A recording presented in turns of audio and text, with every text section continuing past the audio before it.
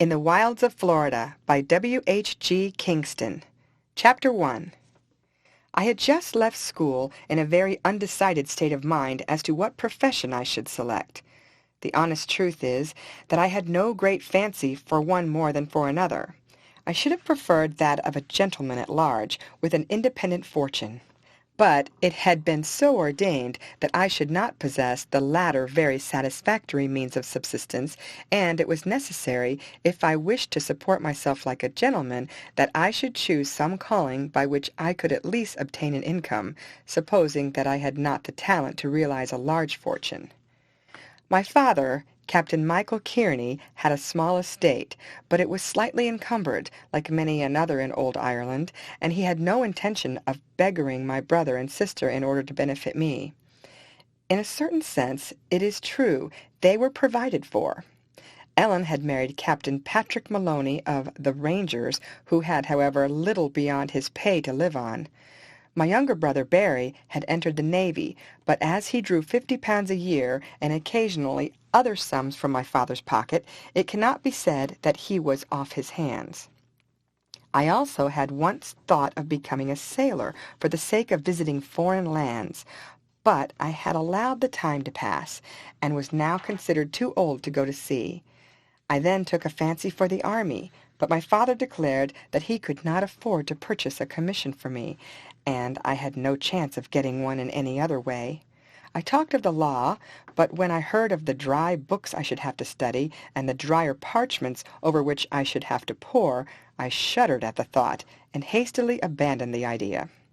My kind aunt, Honor Malloy, the sister of my mother, who had been dead some years, pathetically urged me to enter the church, in the hope, as she said, that that would keep me in the right way.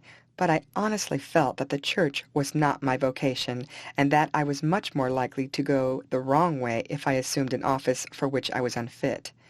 Then she proposed that I should become a doctor, but I declared that I hated physic, and could never bring myself to drug my fellow creatures with stuff which I would not take myself. My father offered to try to get me into a government office, though he acknowledged that he had but slight interest with people in authority, and that I might have a long time to wait before I could obtain a satisfactory appointment. He suggested, in the meantime, that I might become a clerk in a mercantile house, and that I might one day become a partner. But that day seemed so very far off in the perspective that I begged he would not trouble himself about the matter, deciding whether to seek for some government appointment either at home or abroad. "Well, Maurice, my boy, you'll become wiser as you grow older, and you'll be glad to accept the first offer made you," remarked my father. He, however, immediately wrote to Dublin, to the only friend of the family who was likely to render us assistance. This was Councillor Rocharty, who in the course of a few days replied that he would do his best, but that his friend Maurice must put his impatience under lock and key until Ireland had her rights and Irishmen ruled their Green Island home.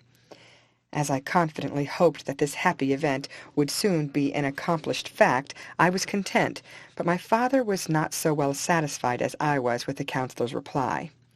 Meantime I shot, fished, hunted, and visited our neighbours, and was rapidly adopting the habits and customs of Irish squireens, when one day, returning home from shooting, just before dinner, I found my father deeply engaged in reading a foreign-looking letter.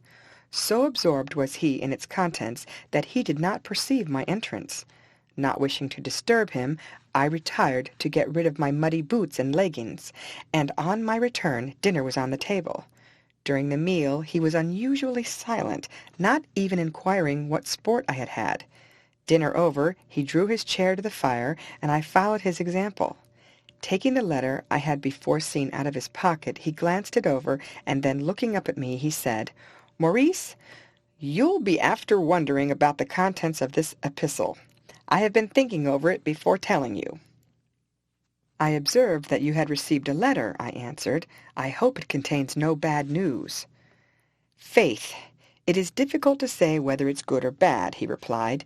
"You have heard me speak about your Uncle Nicholas, who went away many years ago to America, but of whose subsequent adventures, or whether he was alive or dead, I had obtained no certain tidings. This letter is from him. He tells me that after knocking about in various parts of the Union, he found his way to Florida, down south, where he married a Spanish lady, Donna Maria Dulce Gallostra, of ancient family, young and beautiful, and what was of no small consequence, considering his own financial condition, the owner of a fine estate. She had blessed him with 3 children, 2 daughters, Rita and Juanita, and a son, Carlos. The former take after him, and are regular Irish girls, fair and pretty, fond of riding, fishing, and boating, full of life and spirits, while the boy, Carlos, takes after his mother, being a dark-eyed, handsome little chap, but restive as an unbroken colt, and passionate in the extreme when roused, for his mother has humored and spoiled him until she has lost all control over the young rascal, so that he fancies he can rule the roost better than his parents. Your uncle describes the country as being in a somewhat disturbed condition. The Indians are greatly irritated, and even threaten the destruction of the whites, in consequence of the intention of the United States government to drive them out of the country across the Mississippi. His own health has lately been giving way, and he is very anxious as to what would become of his wife and daughters in the event of his death. His wife, Donna Maria, he says, though a charming woman, has very little notion how to manage the estate, and his son is too young to help her, or to take care of himself, while his daughters, delightful young creatures as they are, do not appear to possess the requisite qualifications. Having lately seen my name in an Irish newspaper, and knowing from this that I had come back to the old place, he determined to write to me, to implore me, by the brotherly affection which always existed between us when we were together, to come out and take charge of his daughters, whom he proposes to leave to my care in his will. Carlos will, on the death of his mother, inherit the Florida estate, unless in the meantime the boy succumbs, which my brother fears is not improbable. In that case his daughters would come into possession of the property. But as it is not in a part of the country in which it is desirable that they should live, he has arranged for the sale of the estate on the death of their mother. The girls have had 3 or 4 years' schooling in Philadelphia, and have only lately returned to the South. Although they appear at present to enjoy the untrammeled life they lead, he thinks they will soon grow tired of it, and wish for a more civilized state of existence. He appeals to me so earnestly that I am unwilling to refuse his request, and he urges me to cross the Atlantic immediately, if I desire to be of service to him before he dies. "Sure then, father, what could be easier than to take me with you?" I exclaimed. "I would help you, and look after my cousins, and I dare say Carlos and I would get on together very well. Besides, I should like to see Florida. I have heard something about the country, that there is no end of game and sport of all sorts to be had in it." "Bless my heart, I never thought of that!" exclaimed my father. "Well, as it may be some time before you can possibly obtain employment, perhaps you could not do better than accompany me. There will be the additional expense, but your uncle generously offers to pay the cost of my voyage, and I shall see what funds I can raise. We'll leave old Molly in charge of the place till we return, so that there will not be the expense of housekeeping. As my brother urges me to come without delay, he will forthwith set about our preparations. I have been too long in a marching regiment to require many hours for getting ready." I was delighted that my father had agreed to my proposal, and that he could not think of any other way to dispose of me. We talked the matter over until we settled that we should start for Dublin the next day if possible, and thence, crossing to Liverpool, look out there for a vessel bound for one of the southern ports of the United States, either Charleston or Savannah. As soon as we had finished our talk, I jumped up and set about getting our traps in order. "You're the boy not to let the grass grow under your feet," observed my father, well pleased at my alacrity. Our first care was to look over our guns and sporting gear, the next to put up such clothing as we thought we should require. My father then sent off for his agent, and I, meantime, wrote by his direction several letters of business. While I was thus engaged, Tim Flanagan, an old follower of my father, who had served in his regiment, and on getting his discharge had come to live with us, uniting the offices of butler, groom, and general factotum, made his appearance, I having told him to come in as soon as his work was over. Tim, I'm thinking of running across to America for a few weeks, or months it may be, with Maurice here. I have not quite made up my mind how to find you employment. In the meantime, Molly will look after the house, and Dan Rafferty will mind the farm." "Sure, if your honor's going to foreign lands, you wouldn't be afther leaving me behind," interrupted Tim, "and the young Mather going away, too. Though there might be work enough for me, I had much rather be following you, Captain. Whether it's fightin' or huntin', you'd be afther. It isn't wages I want, so just let it be settled, if you please, that I go with you and the young Mather. I've heard say that there are Indians, rattlesnakes, and panthers, and all sorts of wild beasts out in them parts, and he'll be wantin' a steady man to be at hand to help him. And sure Tim Flanagan's the right person to be followin' his master's son, so just say the word, Captain dear, and I'll be ready to march the moment I get the route." To my infinite satisfaction, my father answered, "If you wish it, Tim, you shall accompany us. In case anything should happen to me, I should be glad to think that Maurice had someone ready to stand by his side, and there's no human being to whom I would so readily entrust him as to you. It's mighty thankful I am to ye, Captain, and we'll be afther seeing about the baggage, and getting all things ready for the march." Molly came in after Tim, and frequently applied her apron to her eyes, as my father went on to describe his plans. She was distressed at hearing of the illness of Master Nicholas, as she called my uncle, and at the thought of our going away. "It's your honor and Mr. Maurice going off that grieves me," she said. "Sure if you must go, you must. I'll not let the house go to ruin for want of dusting and cleaning, and looking after the poultry and the pigs, and Dan Rafferty and the boys." Molly was much comforted when my father assured her that he could entrust the place to her care with perfect confidence. In pretty good spirits, she set to work to overhaul our wardrobe, and prepare everything for packing. There was little sleep for any of us that night, and the next morning, as soon as my father had made certain necessary arrangements with Mr. Nolan the attorney, his agent, we started for Dublin by Biaconi's car, which passed our gate.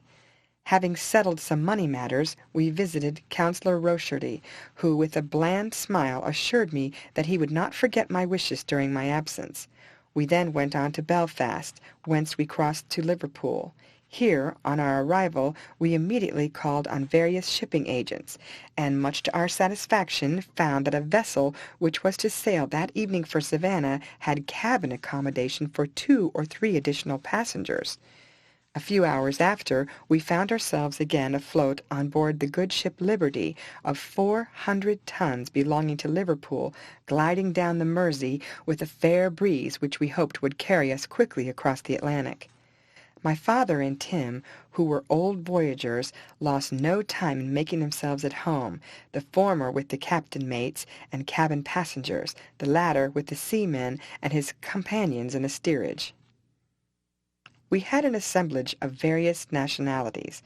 Almost every one on board was interested to some extent in the growth of cotton, the chief produce of Georgia, in the principal port of which we were bound. While we sat round the table at supper, the relative values of sea island cotton and upland cotton, and the best modes of manufacturing sugar and tobacco, were the general subjects of conversation. But as I knew no more about these articles than I did of the cultivation of cloves and nutmegs, I could only sit and listen, though I was able to note the remarks of others, and tried to gain some idea of the character of the speakers. 2 other persons were at first as silent as myself. One of them at length began to ask a few questions, speaking with a strong French accent. He appeared far more interested in what was said than the other. I heard him addressed as Monsieur Le Joly. On inquiring about him from the gentleman who sat next to me, he replied, "What? Don't you know him? If you had seen his luggage coming on board, you would have guessed, cases of all sorts, mostly empty, except a few containing instruments and bottles. He is a great naturalist, and I may add linguist, for I don't know how many languages he speaks. Not equal to our own Audubon, I guess, but a man of wonderful talent notwithstanding. But, to confess the truth, I am not very well versed in the matters in which he excels." This information impressed me with a due respect for Monsieur Le Joly, and I hoped to become better acquainted with him before long. A remark made by the hitherto silent personage on the subject of slavery, which caused many of the party to prick up their ears and cast angry looks at the speaker, showed me that he was a fellow countryman. I heard Monsieur Le Joly say to him in a low voice, "Hush, my young friend.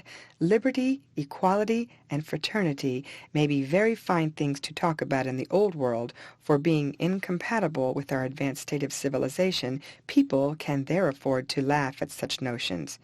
It is quite a different thing in the New World, where hostile races are brought close together, and I would advise you not to give expression to your opinions except among intimate friends, or they may prove inconvenient, if not dangerous to you. My heart burns with indignation when I think of the wrongs inflicted on those noble red men, the rightful inheritors of the soil, and on the downtrodden negroes dragged from their native land to become the helpless slaves of arbitrary tyrants," answered the other. "Hush, hush, my friend," again repeated Monsieur Le Joly. "Such words, just as they may be, are not suited to the atmosphere of the land for which we are bound. I entreat you not to let them pass your lips in mixed society, such as is here assembled."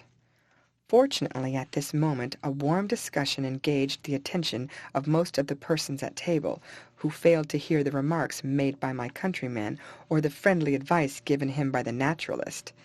I saw that an old gentleman was seated near the former, a young lady only intervening. The old gentleman, who was listening to what was said, cast a look more of pity than of anger at the young man, but did not speak. The lady smiled, and said in a pleasant, sweet voice, "I would counsel you, Mr. Rochford, to follow the advice of Monsieur Le Joly. There are some on board who would resent such remarks as you have made. You must pass some time among us before you can form a correct opinion as to the way the Indians or the slaves are treated. You may discover that the red men are not quite the heroes you suppose, and that the negroes are far better off with us than they would be in their own country." "Faith, I cannot but desire to be guided by so fair an adviser," answered Rochford in a rich Irish brogue, bowing as he spoke. The next day, as we were sailing down the channel, I spoke to my countryman, Mullins Rochford, for such I learned was his name, not letting him understand that I had overheard his remarks on the previous evening. When he found that I was a countryman, he became frank and communicative. He was 2 or 3 years older than myself. His appearance and manner were prepossessing, and we at once became intimate. He had lately, by the death of his parents, come into a small property, but instead of spending his time idly at home in hunting and shooting, as many in his position do, he was anxious to be of use to his fellow creatures. Having but a limited knowledge of the subject, and no one to consult, he had taken it into his head that he might aid the red men in retaining their rights, and the slave population in obtaining theirs. He was warm-hearted and generous, and from his manner I had little doubt as brave as steel. By many he would have been looked upon as a crazy enthusiast, or a dangerous character, for whom the walls of a prison or a madhouse would prove the safest abode. He, however, had the discretion to follow the advice he had received, and did not again in public broach the subject of Indian rights or the iniquity of slavery. They were, however, common subjects of conversation between us, and he almost won me over to his opinions. What he intended to do he did not say. Indeed, I found that he had no very definite plan of proceeding. Had I been by myself, I do not know how I might have acted, but I fortunately did not commit myself by promising to aid him in any of his schemes. I found the old gentleman I have spoken of was Mr. Archelaus Shirtliff, a judge, whose residence was in Florida. The young lady, whom I at first supposed to be his daughter, was his wife.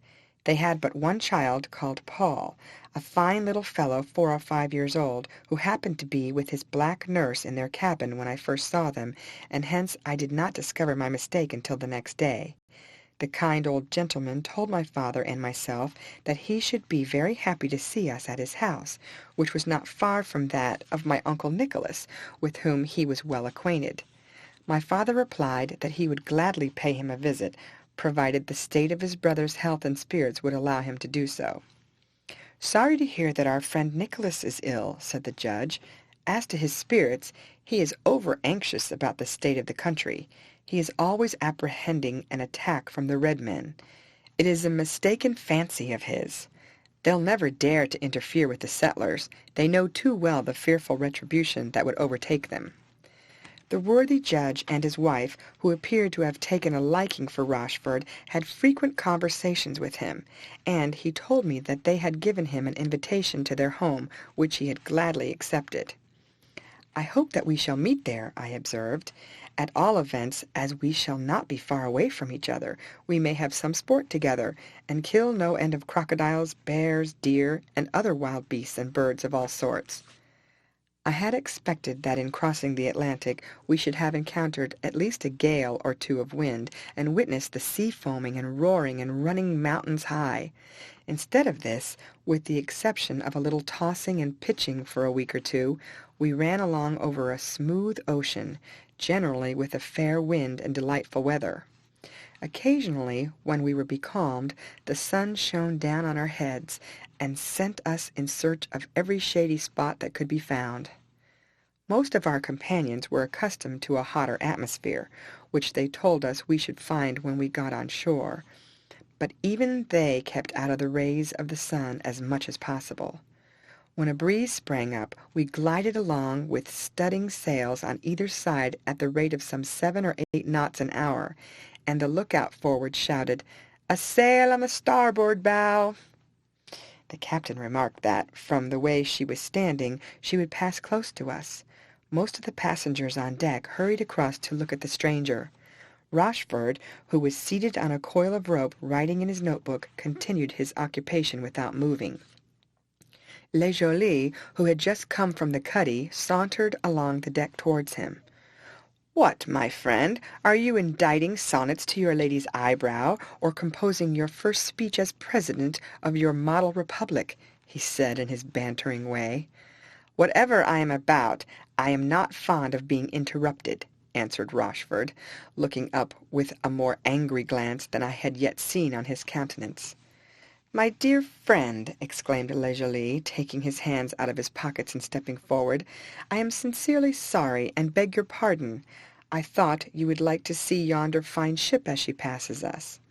Happily the world is at peace, or I should fear she was an enemy, and had some intention of attacking the Liberty. Neither can she be a pirate, as our captain does not endeavour to keep out of her way." Rochford, quickly appeased, rose to look at the stranger. Instead, however, of crossing to where the rest of the passengers were standing, I saw him dart aft towards one of the ports, all of which had been left open to admit of a free current of air. At the same time, little Paul's black nurse, Rosa, uttering a wild shriek, fell to the deck. I guessed what had happened. The child had escaped from her arms, and running heedlessly away, had fallen overboard through the port. Rochford, who had seen the occurrence without stopping for one instant, plunged in after him. I felt inclined to follow, but I distrusted my own powers of swimming. I had, however, what was of far more use, presence of mind to run aft and drop a grating, which was fortunately at hand, over the side, and shout out at the top of my voice, "Man overboard!" While some ladies gathered round the poor mother, who was almost frantic with grief, and others attended to the nurse, who had gone off in a swoon, the captain issued the necessary orders for shortening sail, for, with all the flying kites set, it was impossible until the canvas was taken off the ship to bring her up to the wind. The judge, in the meantime, retained his calmness and presence of mind in a wonderful manner. My father, Le Joly, Tim Flanagan, and 2 or 3 others made preparations under the superintendence of the second mate for lowering a boat, every man of the crew being required to shorten sail. The helm was put down, the yards braced up, and the ship quickly brought to the wind. I was going to assist in lowering the boat when the captain called me aft, and told me to keep an eye on Mr. Rochford and the child. Not having stopped to throw off his clothes, the moment he reached the water he struck out towards the boy, who had just risen after his first plunge. His head, I saw, was above the surface, and he had unconsciously turned on his back, stretching out his little arms for help. In another instant Rochford got up, and holding the child's face well out of the water, was evidently trying to dispel his fears. Then, looking round, he saw the grating towards which he at once swam, and placed the child upon it. All this time the ship was, of course, running away from the spot, and gradually he and his little charge became less and less distinct. I saw, however, that he was holding on to the grating, which, I was thankful to see, perfectly supported the child. A very long time seemed to elapse before I heard the order to put the helm down, and I even fancied that the ship was running away altogether from where little Paul and Rochford were floating. But what was my horror just then to see a black fin come gliding by. On the previous day we had passed several huge monsters of the deep. What if the shark should discover our fellow passenger? I longed to be able to shout out to him to keep his legs moving, but he could not have heard me, even if I had shouted ever so loudly, and by so doing I should have still further alarmed the judge and his poor wife. Had Rochford been seized, there would have been little hope of the child escaping. The moment the ship was hove to, having pointed out to the captain the exact position of those in the water, and being unable to restrain my eagerness, I sprang forward, and just had time to glide down the falls into the boat, which, under the charge of the mate, pulled by her crew, was shoving off. "Glad you have come, sir," said the mate. "You can nurse the child when we get him into the boat." "If we do," I said, and I pointed with a thrill of horror to the fin of the shark as its wicked eye glanced up at us. The fear seized me that it might follow the boat and discover Rochford. "I wish I had a pistol to shoot it," I exclaimed. Without answering, the mate seized the after oar and struck with all his force, the edge of the blade entering the water at the shark's back. The brute disappeared, and I trusted had sunk far down into the depths of the ocean. Away we pulled as hard as the men could lay their backs to the oars, the appearance of the shark making them still more eager to get up to the assistance of the brave young man and the child. To my joy I saw, as I got closer, that little Paul was resting securely on the grating, while Rochford was striking out with his feet, and one of his hands being still at liberty. "Bear a hand, friends," he cried out. "Take the child on board first, and the sooner you help me, I'll be obliged to you. There are some ugly brutes cruising about here who have a mighty fancy for my legs." The boat approached the grating. I leaned over to grasp the little boy as soon as I could reach him, and as I did so I heard the mate tell the men to keep striking the water with their oars. We soon had Paul safe. Not until then would Rochford allow the crew to help him on board. He had a providential escape as it was, for scarcely were his feet well over the gunwale when the brute of a shark shoved its hideous snout above the surface, getting, however, an ugly prick in the nose for his pains from a boat-hook. Rochford was well nigh exhausted, but owing to his courage and presence of mind the child appeared very little the worse for its plunge. What would have been his fate, however, had the monster of a shark we saw been near at hand at the moment he fell overboard? We were speedily alongside, and I had the satisfaction of handing the little boy to his parents. The poor mother was about to thank me, supposing that I had been the means of saving him, but I pointed to Rochford, who stood dripping wet on deck, as the man who had performed the gallant act. The judge wrung his hand. "I thank you, sir, I thank you," he exclaimed. The mother burst into tears as she held the child to her heart, then taking Rochford's hand, she pressed it to her lips. The nurse, seeing the child was saved, quickly recovered, and exhibited her gratitude in even a more demonstrative way than her master and mistress. I came in for a share of their thanks when they were informed that I had thrown the grating overboard, which had contributed so much to save the lives both of the little boy and our friend. Rochford, having assured those who had collected round him to pay compliments that he had really done nothing to deserve all the fine things that were said, dived below to change his wet garments. In a short time afterwards he appeared on deck as if nothing particular had happened. As may be supposed, he became a greater favorite than ever with the judge and his wife, and even some of those who had before looked at him askance acknowledged that he was a very fine fellow. The ship was again put before the wind, and away she stood on her westward course. Among those who looked upon Rochford as a hero was Tim Flanagan, who regarded his fellow countrymen with unbounded admiration, and declared himself ready to go through fire and water to serve him. Les Jolis had also taken a great liking to him, and they frequently walked the deck together, engaged in earnest conversation. Following the Frenchman's advice, Rochford had been very careful not again to express his political opinions in public, though he did not hesitate to talk freely to me, as I have no doubt he did to the naturalist. He was thus generally liked, and with the ladies especially he became a great favorite. No one, indeed, would have considered him a dangerous character if one had seen him whenever he could get little Paul out of the black nurse's arms, carrying the child about and playing with him on deck, but taking very good care that he should not again slip through a port. The weather continued brilliant, and the numerous sea-birds which flitted high in the air or hovered round the ship told us that we were nearing the end of our voyage. End of chapter. Chapter 2. Early one morning I was taking a walk on deck with Rochford when we heard a cry aloft of "Land! Land!"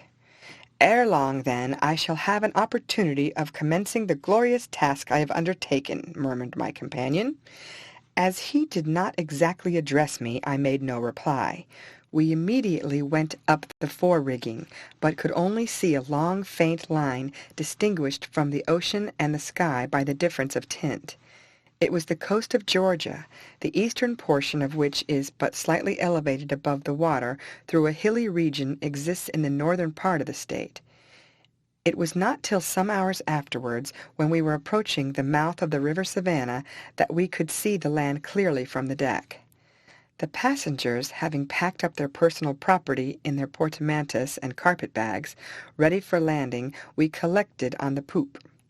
As I stood near the judge and his wife, who were seated on the skylight, their little boy, guarded watchfully by Black Rosa, playing near them, I heard the former say to Rochford that, as he intended to charter a schooner to convey himself and family up the St. John River, he begged to have the pleasure of Rochford's company on board. I propose going on to Florida with Captain Kearney and his son and Monsieur Les Jolis, and as I cannot desert them, I regret that I am unable to take advantage of your kind offer, was the answer. Get them to come with us, then, said the judge. They can, if they wish it, pay a proper proportion of the expenses of the voyage, but I cannot allow you to do so. You must come under my wing, and you can join your friend Les Jolis whenever he starts on his proposed expedition in search of the wonders of our flowery land. When the judge made the offer to my father and Les Jolis, they at once accepted it, both being anxious to reach Florida with as little delay as possible. We ran up the river until we anchored, 17 miles from its mouth, off the city of Savannah, built on a sandy expanse and elevated about 40 feet above the level of the tide. I have little to say about the city, except that it struck me as a fine place, many of the streets being wide and bordered with trees, and that it contains numerous churches, hospitals, stores, and other public buildings. On landing, the judge immediately engaged a schooner known by the high-sounding name of the Great Alexander. Her skipper's name was Ebenezer Crump. The craft was not unlike an Irish hooker. Her great beam showed that she was likely to carry her canvas well. That very evening the judge and his family, my father, Tim, and I, accompanied by Rochford and Les Jolis, went on board, and dropped down the river with the tide, ready to sail the following morning.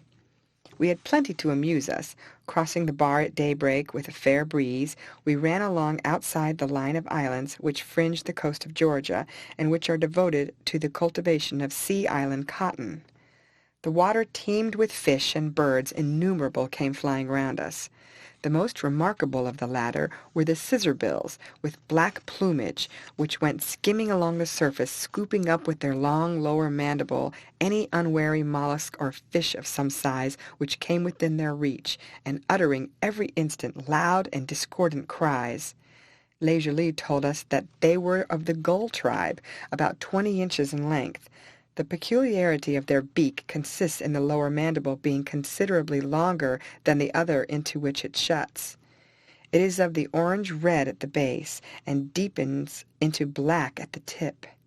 To prevent the water rushing into its throat as it skims the surface with its beak, the bird is provided with a very small gullet.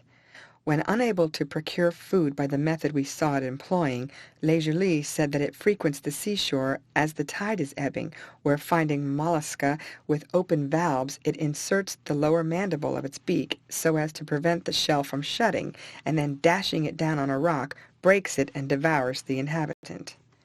We frequently caught sight, too, of the frigate bird, with its long forked tail sweeping behind as it came swooping down on its prey, which its keen eyes enable it to see from afar.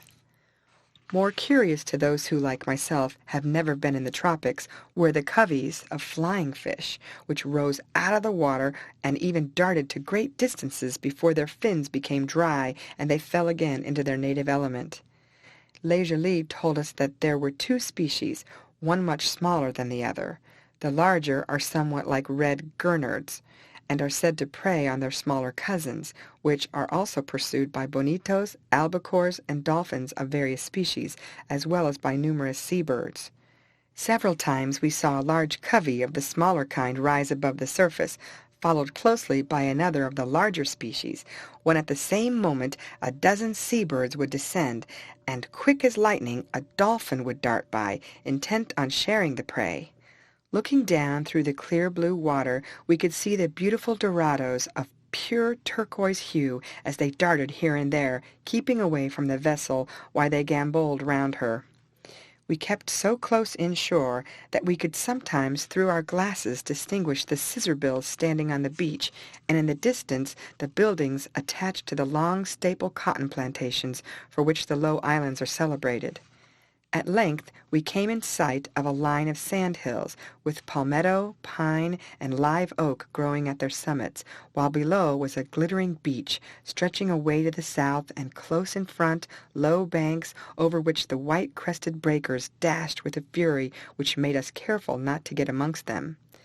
To the south was a headland, which our skipper informed us was the north end of Amelia Island. Close to the island was a river of the same name, which united with another stream, the St. Mary. They together made their way over a bar into the ocean. Crossing the bar, we passed close under the old Spanish fort Fernandina, and shortly after brought up off a modern city called after the fort, consisting of half a dozen huts. We were now actually in Florida. Le Joly shrugged his shoulders. Rochford looked very blank, and I felt not a little disappointed until the judge told us that we had only reached the most northern extremity of the country. The sight of what might some day become a thriving place did not afford us a favorable specimen of the scenery of Florida. Though there was not much to admire in the city itself, we saw several country houses surrounded by trees, but we were told that the sea beach on the eastern side of the island, to the extent of 30 miles, is beautifully level, and so hard as to afford a delightful drive or ride. The schooner having discharged her cargo, we again sailed, steering our course for the mouth of the St. John River, 20 miles off. As many of those who read my journal may be unacquainted with Florida, they may like to have a short description of the country. First, as to how it came to be called Florida. It was so named, it is said, by the Spaniard Ponce de Leon, the first European who landed on its shores on Palm Sunday, 1513, either in honor of the day, Pascua Florida, or because being struck by the number and beauty of the flowers which covered the ground, he denominated it Terra Florida, or the Flowery Land. In shape it somewhat resembles a boot. The northern portion, joined to Georgia, is about 300 miles from east to west, while the rest of the peninsula, which may be likened to the leg, extending from the Atlantic to the Gulf of Mexico, is about 100 miles across. On both shores are numerous islands and sandbanks. There are neither mountains nor hills even, the greater part of the country rising but a few feet above the level of the sea. It contains, however, a great many lakes and a few rivers. The largest of the latter, the St. John River, rises far away in the south, frequently expanding during the early part of its course into broad lakes, and in some places closely approaching the Atlantic coast. The southern point of Florida reaches to within 25 degrees of the equator, so that the vegetation is of a tropical character. Alligators swarm in the streams and pools, flowering shrubs of rare beauty clothe the banks of every river, and birds innumerable inhabit the forests, lakes, islets, sandbanks, and seacoast. At the time I speak of, there were several forts, with small garrisons scattered here and there, and a few huts and stores in their neighborhood.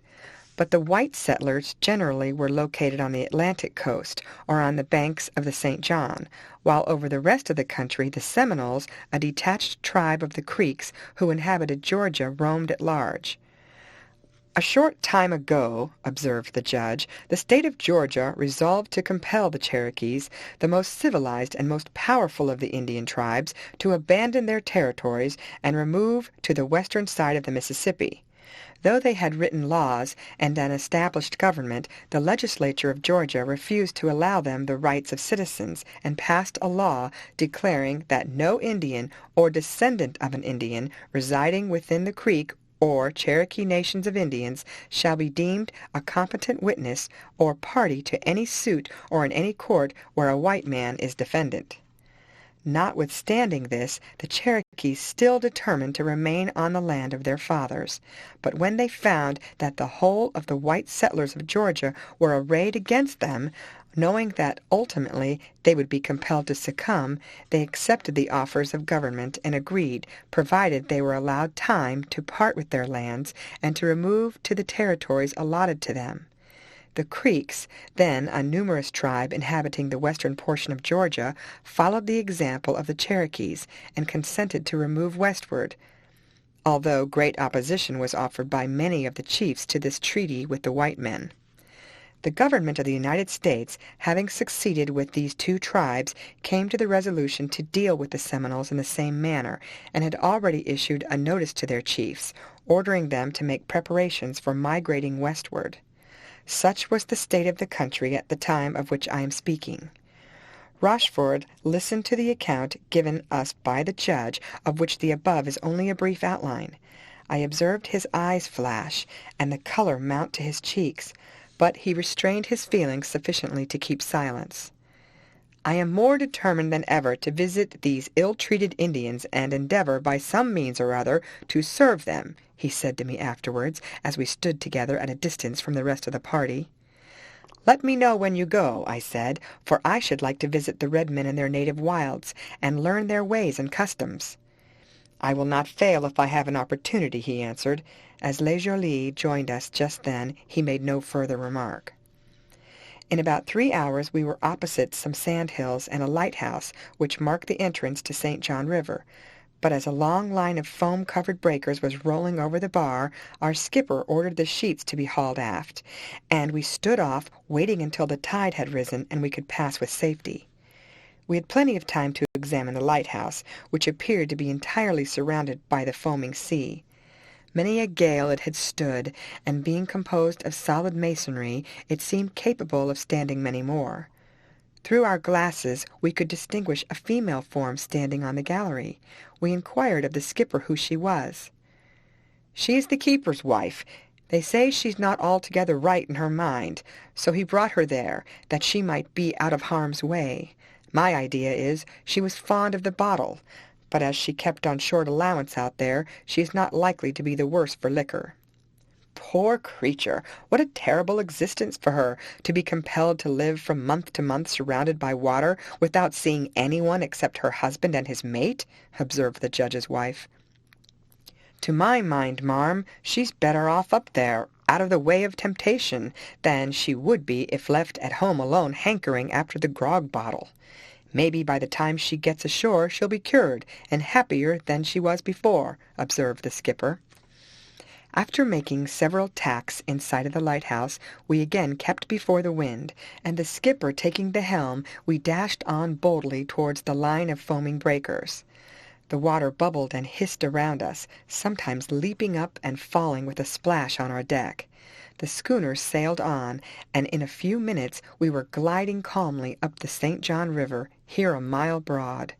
We kept to the south shore for some time, till we came to a cliff some 20 feet in height, covered at the summit with palmetto, pine, and cedar. Le Joly inquired of the skipper the name of the cliff, and was told it was called St. John Bluff, upon which he looked at it with great interest. "Ah, I thought so," he said. "It is the scene of the death of many of my compatriots. Have you not heard the story?" "No," I replied. "I thought the Spaniards were the only Europeans who held possession of the country until it was taken from them by the English, and being afterwards restored was sold to the United States." "Ah, but I speak of some centuries ago, as far back as the year 1562. The brave Admiral Coligny, wishing to found a settlement in the New World, where his co-religionists might be freed from the persecutions to which they were subjected, sent out a stout Breton navigator, Jean Ribaut, to search for a suitable spot.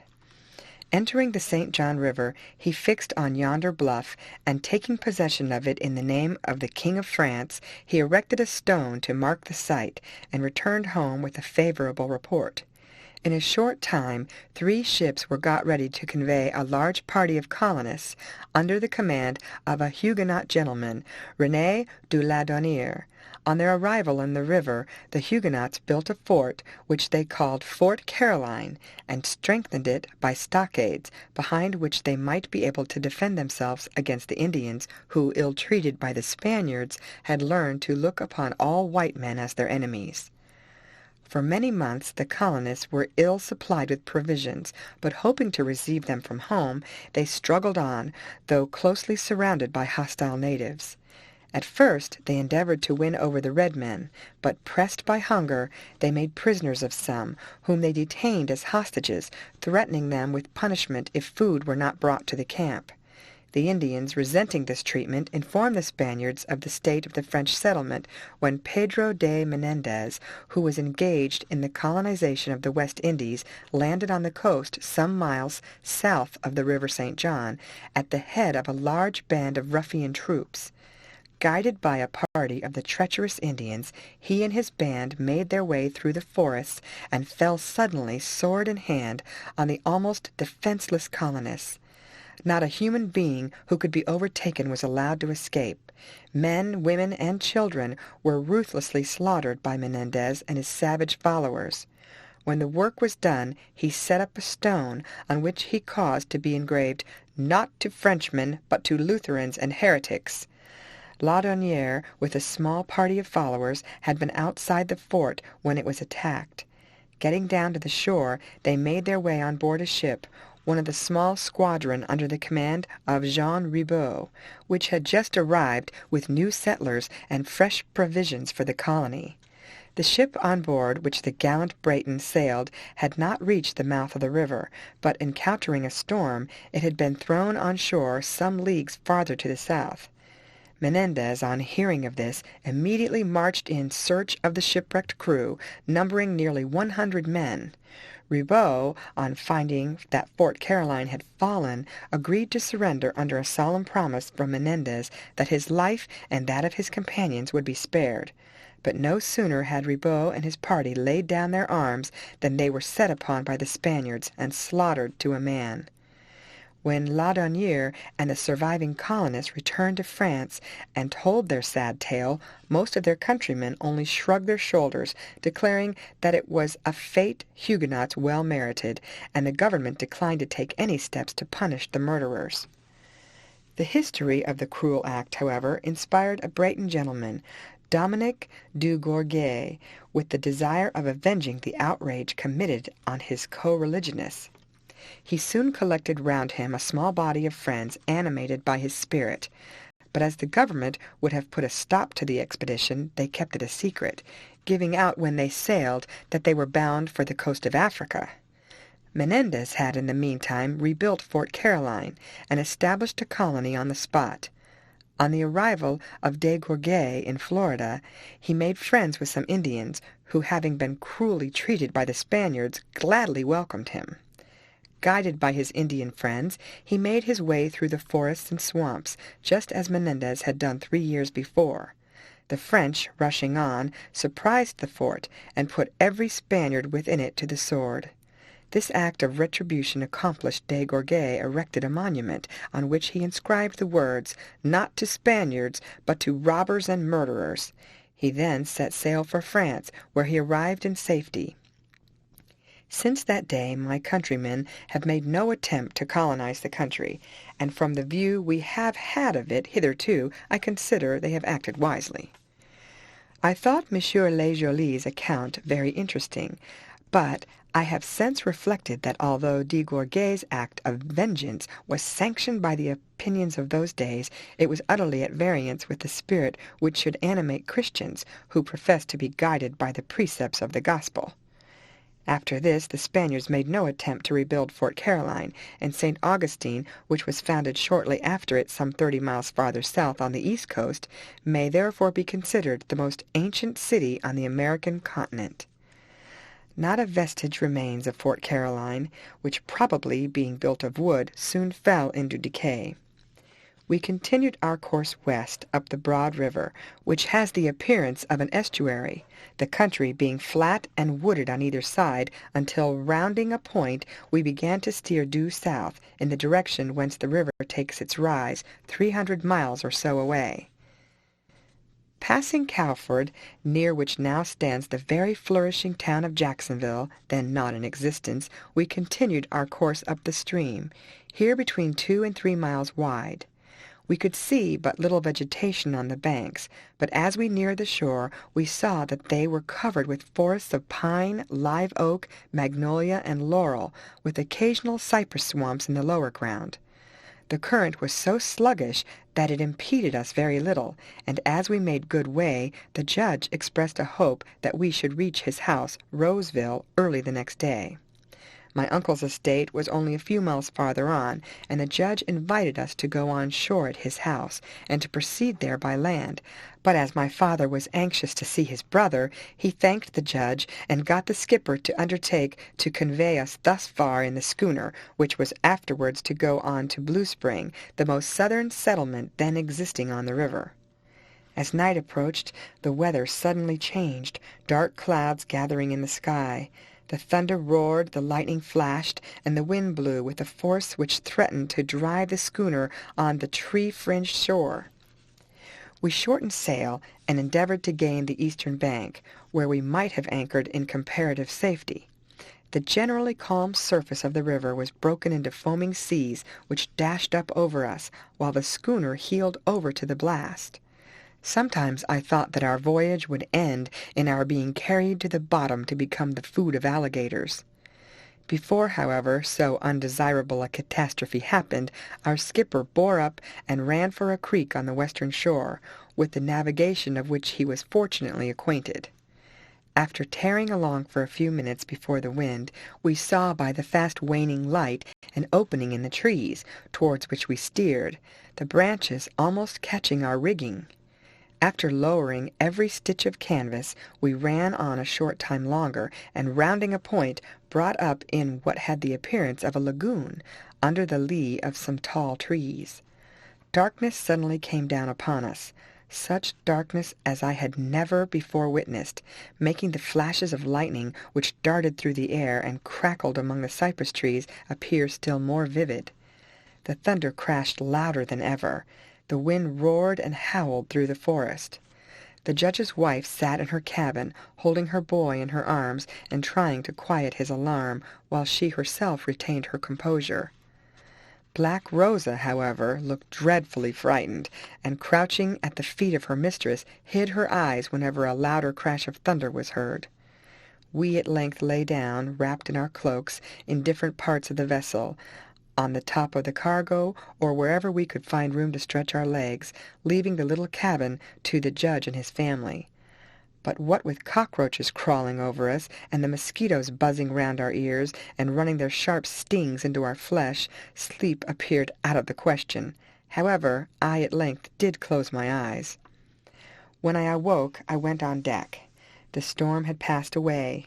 Not a breath of air ruffled the surface of the lagoon or stirred the boughs of the surrounding trees, among which were cypresses, live oak, water oak, the cabbage palm, and many others, festooned with wreaths of the gorgeous trumpet flower of crimson hue, wild vines, and parasites innumerable, while a short way off I could distinguish a meadow of tall grass or reeds a dozen feet in height at least. All nature seemed alive. Numberless birds, many of large size, flew through the air or waded on the banks. Among them were the black and white wood ibis, which appeared in large flocks from among the branches of the trees. There were blue herons, snow herons, pelicans, and cranes. Ever and anon an osprey could be seen darting into the water to rise with a fish in his claws, which he was quickly compelled by the bald-headed eagle to drop. This true pirate of the air, soaring above on the lookout to deprive the weaker bird of its prey, generally seized it before it reached the water. Here and there, among the water-lilies, I caught sight of a happy family of small alligators, waiting for an opportunity to lay hold of the legs of some of the waders, who were, however, too cautious to be so entrapped. While I was watching, a herd of deer, headed by a fine stag with branching horns, came down to the water to drink. The sight excited my sporting propensities, and rousing my father, Le Joly, and Rochefort, I proposed that we should borrow the schooner's boat and try to get a shot at them.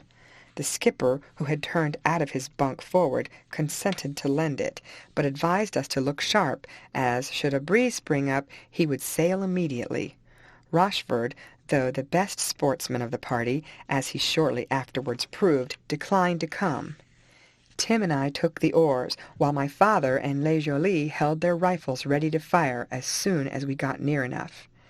On leaving the schooner we kept close to the bank, so that we might approach the deer without being observed. "We should be after keeping to windward, but when there is no wind, sure it's a difficult matter to say which side to pull," whispered Tim to me. We selected the side from which a point projected thickly covered with long grass, and on rounding it we expected to be close to where the deer was standing. We roused numberless waterfowl, many of magnificent plumage, and I saw Le Joly lift his rifle, as if inclined to fire. "If you do, we shall miss the deer to a certainty," observed my father. "The birds will stay for us until we come back, so that we can bag them by and by." I kept my rifle by my side, ready for service. We rode on, now and then knocking a young alligator on the nose as he popped his ugly head out of the water to have a look at us. "Faith, it isn't a place I'd like to be capsized in," observed Tim in a low whisper. At length we got close to the end of the point. "Now give way, boys," said my father, and we pulled round it as quickly as we could. In another instant we were face to face with the deer, not 30 yards away from us. I drew in my oars. The herd gazed at the boat a few minutes, giving us time to take a steady aim. My father hit the buck, and the same instant I shot a doe, which had turned to fly but dropped before she had got many paces. Le Joly wounded another, but notwithstanding the animal went off with the rest of the herd. Tim and I, having resumed our oars, we pulled in to secure our prey. Rushing in among the reeds, we sprang on shore, and quickly put out of suffering the deer which had first fallen. Not to lose time, we carried it to the boat, that it might be cut up on board. We were returning for the other, when a number of figures, bursting out of the forest, rushed towards us, some running to intercept the deer wounded by Le Joly, others bounding along in the direction of the one I had shot. A glance showed us that they were red men, with feathers in their hair, their leathern dresses ornamented with colored beads and cloth. "Shove off!" cried my father. "These fellows don't look very friendly, and it will be as well to be out of their reach until we see what temper they are in." Doing as he directed, we pulled the boat a short distance away from the shore, when the Indians, lifting up the deer, carried it off, casting a look of triumph behind them. "Sure, that's pretty impudent to carry off our game before our very eyes," exclaimed Tim. "You'll be after shooting them, Captain, won't you?" "I should certainly be sorry to shed blood for a deer," answered my father, "but we will show them that they do not escape from our want of the means to punish them. and lifting the rifle he had just reloaded, he sent a shot which struck a tree a considerable distance beyond the Indians. Observing it, they redoubled their speed, and were soon beyond our reach. We had, however, secured one deer, which would afford us more venison than we could use. On our return, W.H.G shot a number of birds of various species, being highly satisfied with his morning's sport.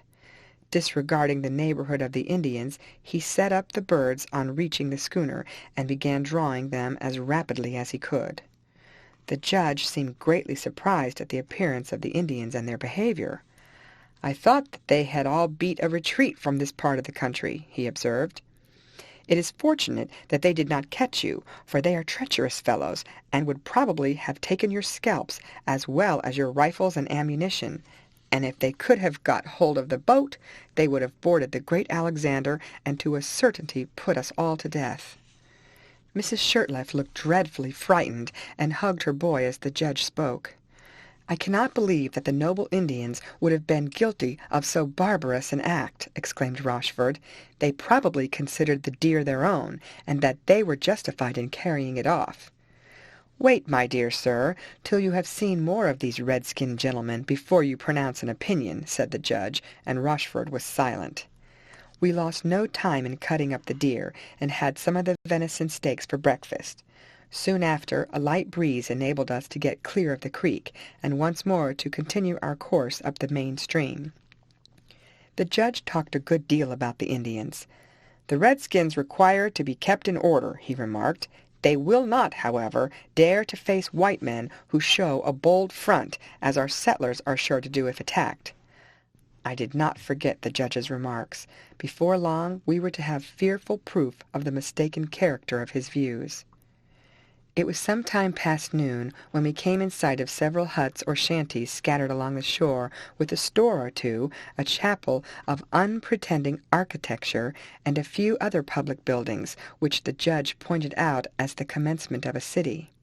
Soon afterwards, running into a small bay, we hove to before a house of superior pretensions, with a veranda round it, packed by an orange grove, a vegetable garden, and orchard on one side, and plantations of various sorts on the other. It was the judge's home. He warmly pressed my father and me to accompany him on shore, Rochford and W.H.G having accepted the invitation he had given them. But my father, eager, as I before remarked, to reach my uncle's house, declined, promising, however, if possible, to visit him on a future day. End of chapter. Chapter 3. "There's where Nicholas Kearney lives," observed the skipper, pointing to a small island off the left bank of the river, towards which we were steering. "I'll send the boat on shore, gentlemen, with you and your traps, and we will heave the schooner to until she returns.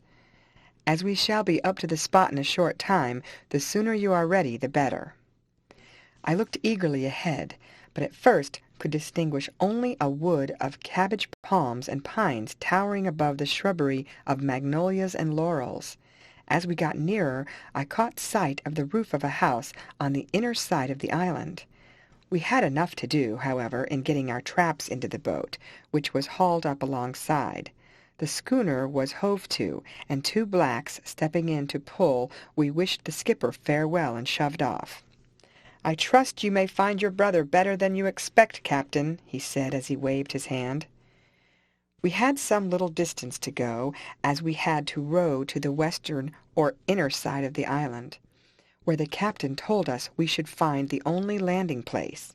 As we approached, our astonishment was considerable on seeing the style of house inhabited by my uncle and his family.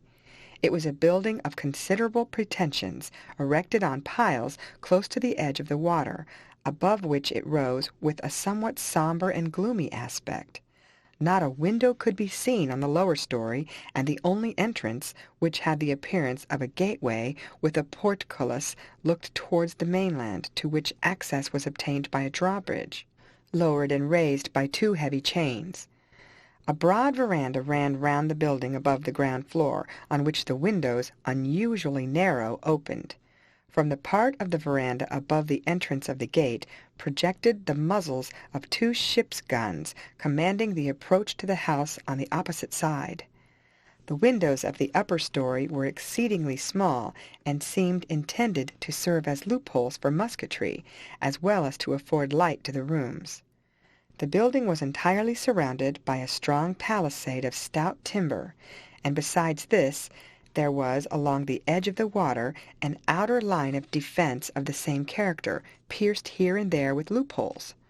Altogether it had the appearance of a regular fortress of the olden days, though if attacked by an enemy possessing cannon, it could not have afforded protection to its garrison for a single hour.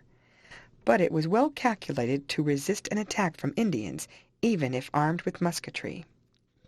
"How are we to get in?" asked my father. "Stop, Massa Captain, me holla," said one of the rowers. "Hi dare, Pedro Manuel, one of you niggers dare. Some gentleman come to see Pedron. Hurry up and let him in." Instead of a black, a youth appeared on the balcony with a rifle in his hand, but seeing us he waved his hand and quickly disappeared. In a short time a small wicket in the palisade, which we had not noticed before, was opened, and the same youth appeared and pointed to some steps by which we could reach it. "Who are you?" he asked, as we got up. "My son and I have come to visit my brother, Nicholas Kearney," said my father. "What? Are you Uncle Michael, to whom my father wrote some time back?" exclaimed the youth. "He'll be very glad to see you, for he has been doubting whether you would come." And the speaker, who was, as I rightly conjectured, my cousin Carlos, turning round, shorted up a passage, when several blacks came rushing down, and forthwith began assisting Tim and me in landing our traps. Dismissing the boat with a present to the crew, we followed Carlos up the dark passage which led into the interior of the building. On reaching the upper floor, we had abundance of light. "I'll tell my father of your arrival," said Carlos. "It might agitate him too much if you walked in without being announced. In the meantime, you will find my mother and sisters in yonder room. As the windows look up the river, they did not perceive your arrival. Go and tell the ladies that Captain Kearney and his son have arrived," said Carlos to one of the blacks, who appeared to be a butler or major domo. By this time I had been able to observe my young cousin. His figure was small but well built, his features regular, his complexion and black hair showing his Spanish descent. He seemed to be wonderfully self-possessed, and his manners were those, as far as I could judge, of a well-bred young gentleman. That Carlos might have time to prepare Uncle Nicholas for our arrival, we have followed the servant into the sitting-room. "What did you say?" asked a voice in Spanish, as the black announced us. The man had time to repeat what he had said before we advanced. On entering the room we saw 3 ladies, the eldest one with a spinning-wheel by her side, the other 2, evidently my young cousins, busy plying their needles. On hearing our names, the 2 girls, jumping from their seats, hurried forward to meet us, exclaiming, "Uncle Michael! Cousin Maurice!" And as they did so, they presented their fair cheeks to be kissed. The elderly lady rose more leisurely, and with stately politeness welcomed us to Castle Kearney. "My husband will indeed rejoice to see you," she said in very good English. "He has been a sad invalid for a long time, and keeps much to his own room. He told us that he had written to you, and was sure that you would come if you were able, so that we had begun to look out for your arrival, though we scarcely expected that you could reach us so soon.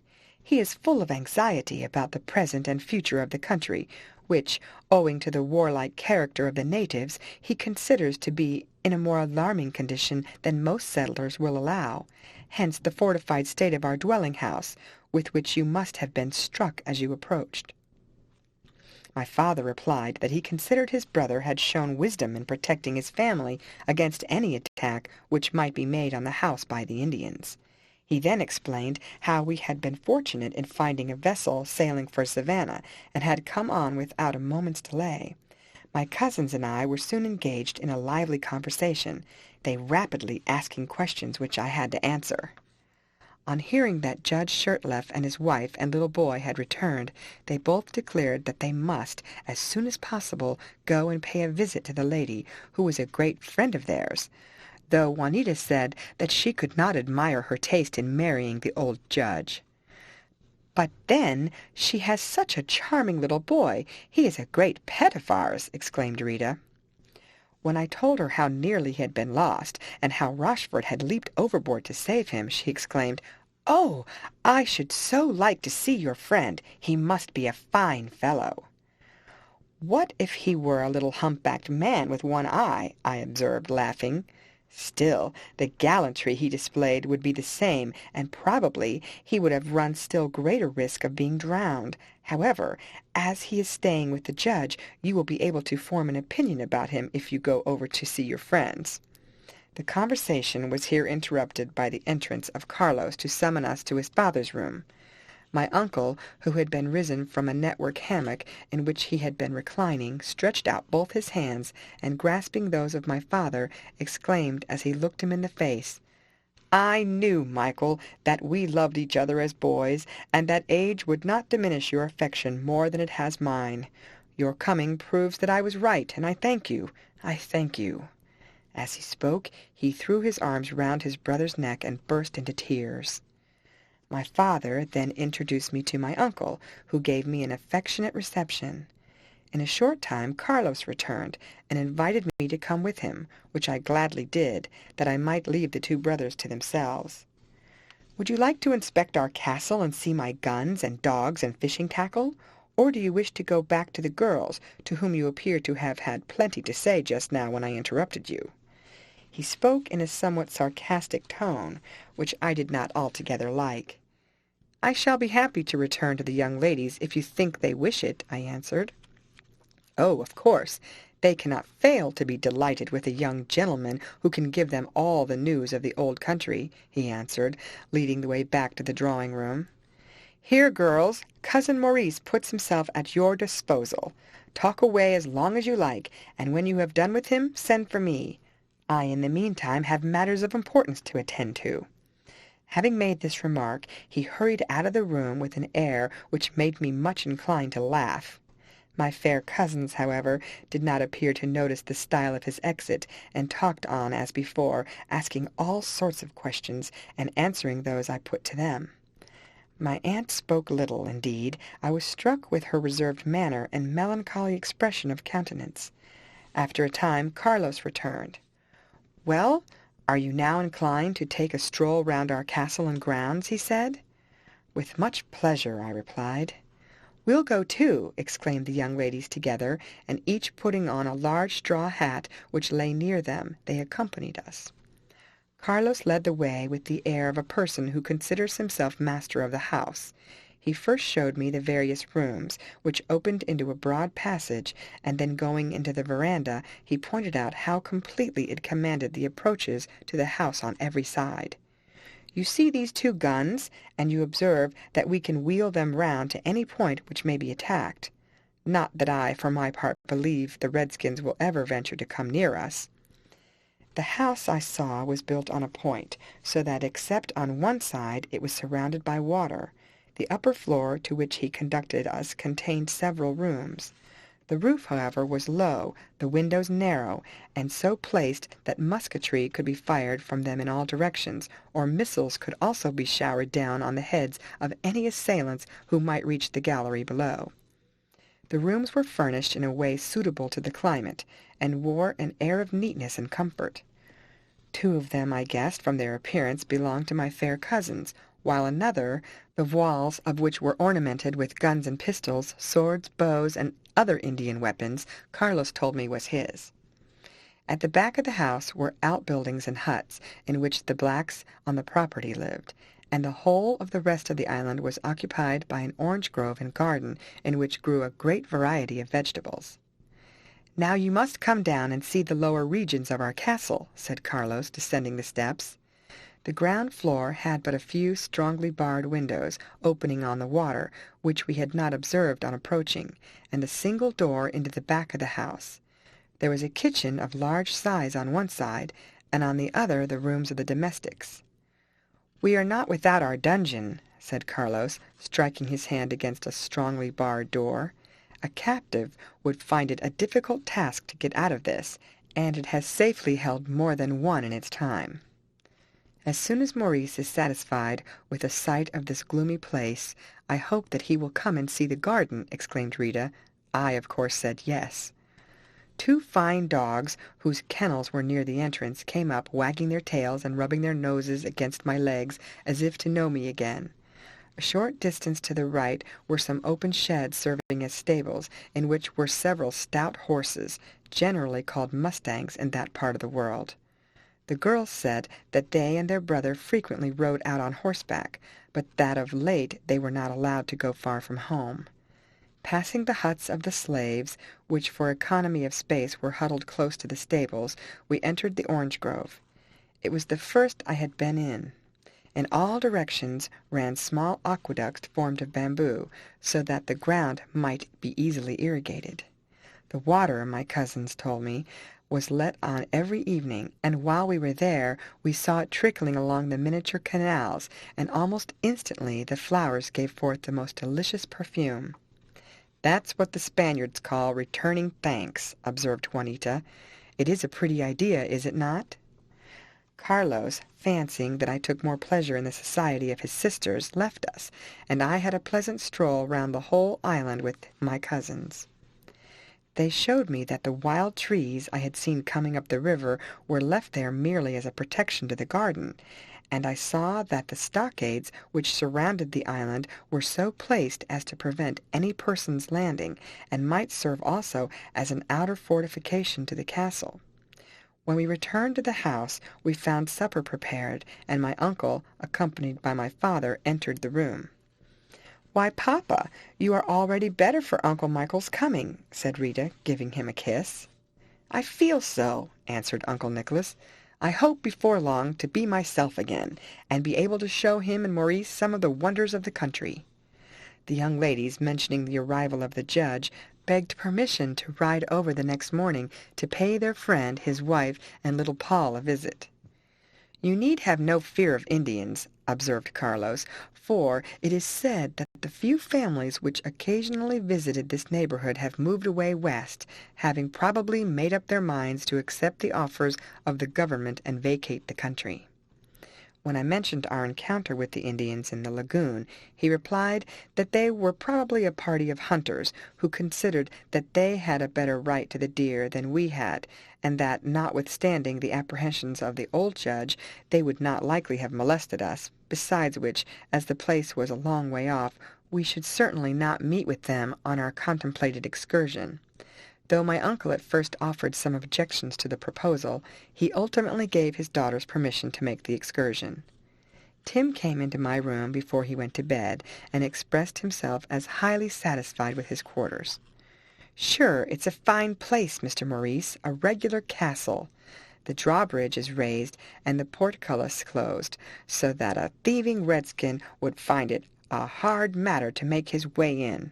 From what I hear, it is not unlikely that before long they'll be trying to drive the whites out of the country." "I heard very differently at supper," I observed. "My uncle is satisfied they are peaceably disposed, and that there will be no more trouble about them." "That's because he gets his knowledge from the whites, Mr. Maurice. The nigger boys know more of what's going on than they do." After breakfast next morning we set out on our expedition. Carlos had provided me with a pony like those he and his sisters rode. We were accompanied by Toby, a black boy, who went to hold the horses and make himself useful in any other way, and by Tim, who carried a rifle. I took mine, and Carlos said that he never went out without a brace of pistols and a fowling piece. The ground in the immediate neighborhood of Castle Kearney was part of my uncle's property, and was well cultivated. But we very soon got into the primeval forests, where the woodman's axe had been employed only in cutting a path along which baggage animals could proceed in single file. The trees were mostly live oak or pine, amid which grew magnolias and laurels. The ground was very uneven, though from the river it looked level. We had to cross what is called a hummock, which was in reality a depression, but not low enough to be swampy. Here grew huge cabbage palms, cotton trees, and scarlet maples, with a dense undergrowth of sumac, hydrangeas, azaleas, and many other shrubs, while from the branches hung in profusion wild vines, convolvuli of many colors, and numerous other parasites. The path was so narrow that although we had previously contrived to ride two abreast, we were now obliged to allow one to go before the other. Rita, with whom I had been riding, whipping on her pony, dashed forward, exclaiming, "I am in my native land. It is my duty to show you the way, Maurice." Several trees had fallen over the path, which was exceedingly rough. Her little mustang leaped them, however, with wonderful activity, and mine followed. She had got some distance ahead, when suddenly I heard her utter a cry. Her pony stopped short. I saw her clasp her hands as if paralyzed with fear. She had cause for alarm. Not 5 paces off, crawling along the top of a bank, was a huge puma, apparently about to spring upon her. In another instant the monster might have seized her in its paws and carried her into the jungle, where none of us could have followed. I shouted to try and frighten the brute, and endeavored in the meantime to unsling my rifle, but my pony, alarmed, endeavored to turn round, and I was compelled to handle my rein to make him go forward. Indeed, it would have been difficult to fire without a fearful risk of injuring my cousin. While I was endeavoring to make my horse move forward, and at the same time to unsling my rifle, expecting every moment to see the puma make its fatal spring, I heard a shot, and the animal, leaping into the air, fell over dead close to the pony's feet. On looking round, I saw that it was a stranger on horseback who had fired the shot. I made my way up to Rita's side, for I thought she would have fallen, but she quickly recovered herself. "I was in a dreadful fright, Maurice," she said, "but you saved me from the creature's claws by your timely shot."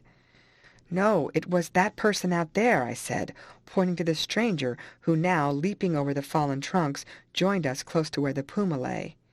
He bowed politely to Rita, and I now saw by his uniform that he was a military officer.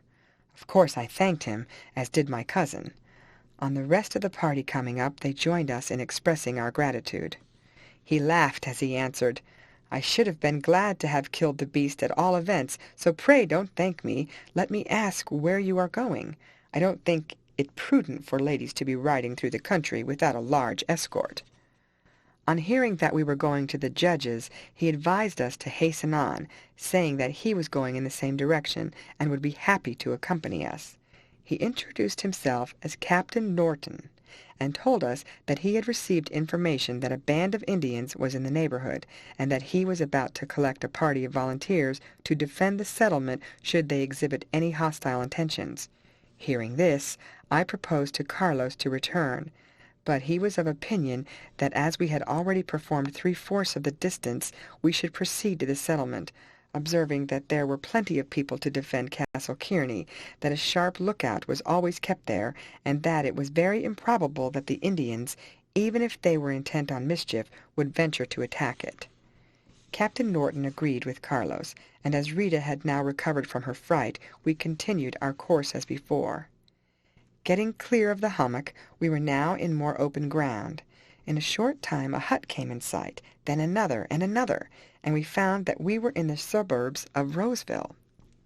The huts varied in character, though most were of the roughest description.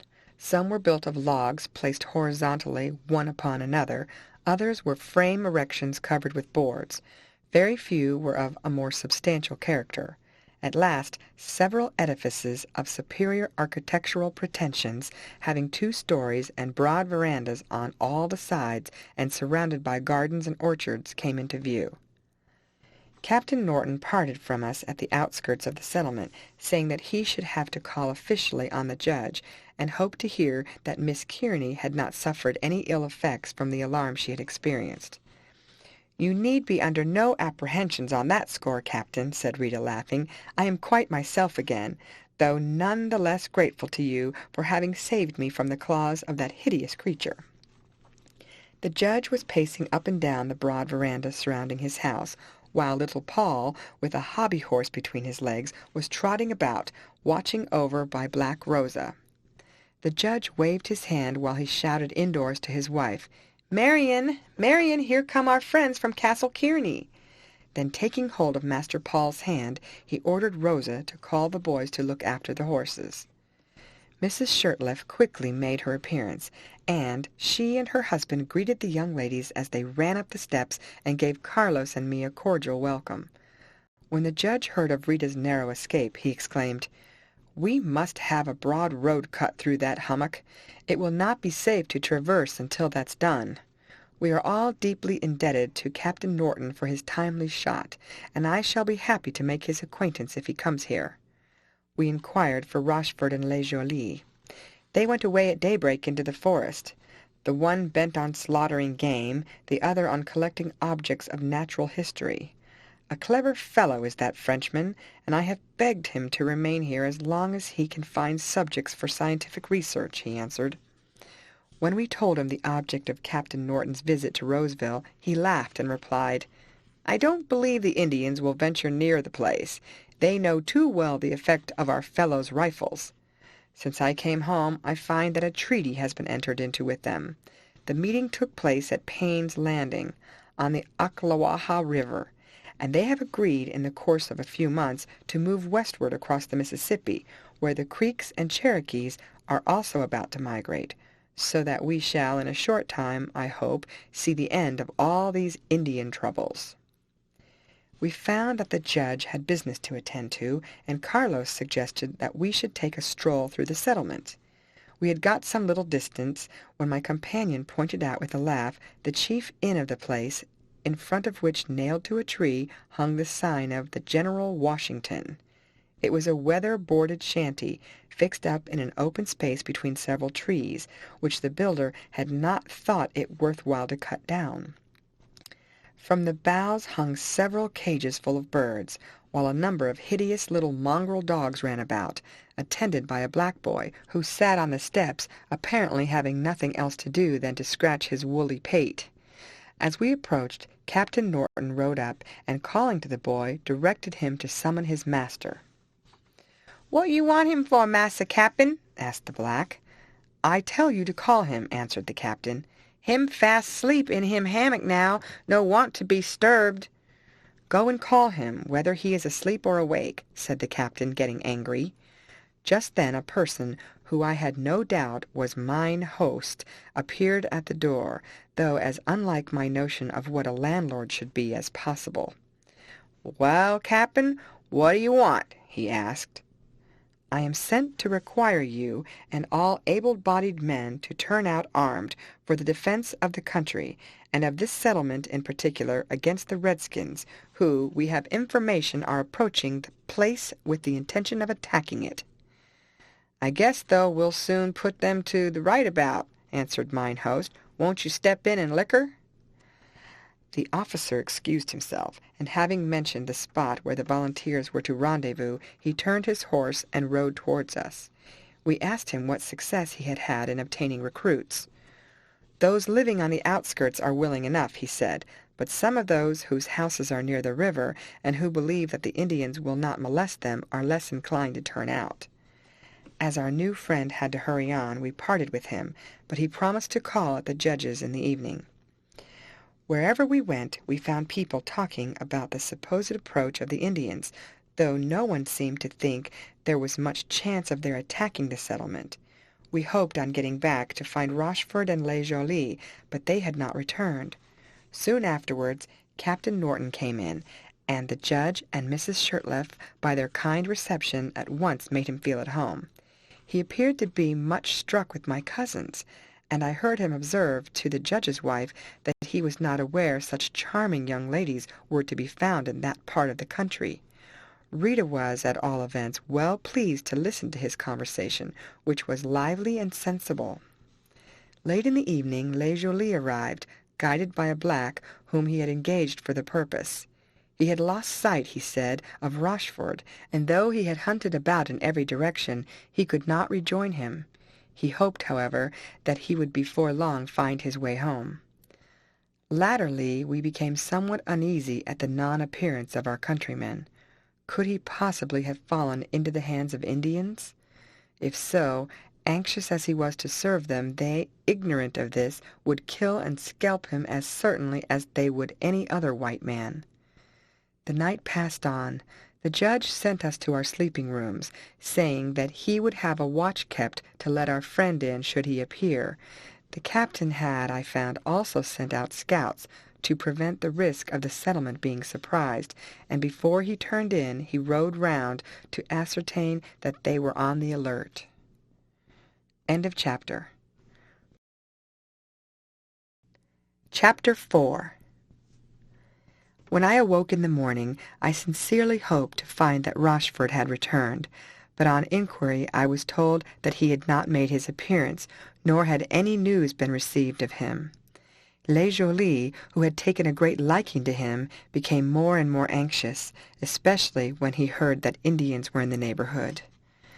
I have no wish to lose my scalp, even for the sake of science, and it will be a great disappointment to me if I am unable to continue my travels through the country, he remarked.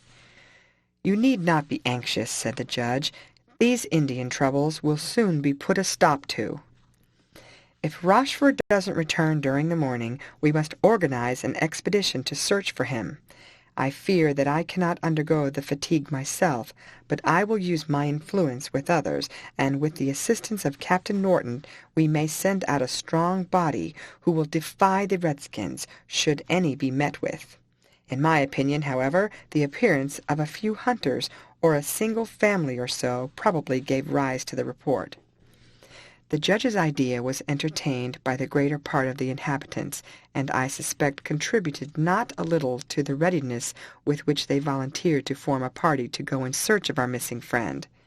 Captain Norton, who was met by an orderly and 4 troopers, had to leave us and push on to carry out his instructions. Before he left, he warned the people not to venture far from the settlement. He especially counseled Carlos not to allow his sisters to return by land, but advised that as soon as possible they should go back by the river, as he considered that Castle Kearney was the safest place in the neighborhood. The remainder of the day was spent in preparations, and it was agreed that the party should set off the next morning, should Rochford in the meantime not have made his appearance. Carlos at first declared that as he had nothing to do with the stranger, he should remain to look after his sisters, but he afterwards consented to join the party. Tim and I, with Le Joly, felt ourselves bound to go. As Rochford did not return, the Roseville volunteers assembled in front of the judge's house at daybreak, the time agreed on. They formed a motley group, in every variety of costume. Some were whites, others brown men and blacks, with 2 or 3 half-caste Indians. The question was, who should take the command? The judge would have been the proper person, but as he could not possibly go, and had he done so, he would have greatly impeded the progress of more active men. Le Joly, though a stranger, was requested to lead the party. For one object I will go, he said. I am not fond of fighting, but I wish to find my friend, and will endeavor to conduct you to the best of my ability. We mustered between 30 and 40 men and boys, with all sorts of arms, and, as I have said, in every variety of costume. Each man had been directed to carry provisions for his own consumption, as we should certainly be out the whole of one day, and perhaps for a night and a second day.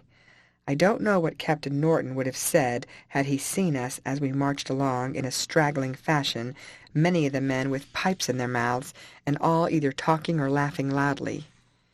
Having left the settlement behind, we crossed a wide extent of prairie land, where the sun beat down on our heads, and we had to force our way among the sharp teeth of the saw palmetto, which scratched our legs and tore our trousers, and sometimes inflicted disagreeable wounds.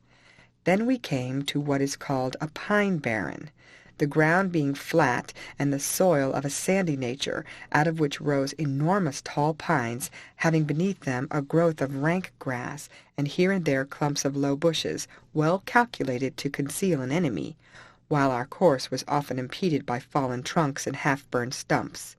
Several times we had to turn aside to avoid the swampy ponds, fringed with tall sawgrass, from amid which rose snipes, plovers, and wild ducks, and occasionally flocks of the beautiful white egret and snowy heron.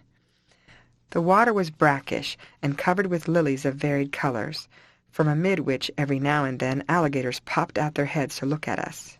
Other birds, among them the great sandhill crane, stalked about until, uttering loud whoops, they took to flight, frightened by our shouts. When we came to spots where the forest was too thick to see far ahead, we sent out scouts, but I observed that few of the men were willing to get out of hearing of the main body. At last we found ourselves in another hummock, a dense jungle of tall cabbage palms, oaks, hickory, and cotton trees, with an undergrowth of shrubs such as an air to be found only in carefully cultivated gardens in England, hydrangeas, azaleas, lobelias, and shrubs and creepers of varied colors and gorgeous hues, while overhead the green leaves of the wild vine and other climbers formed a delicious roof to shelter us from the sun's rays. Out of the wood burst forth a concert of songbirds, amid which the notes of the sweet-toned mockingbird could be especially distinguished.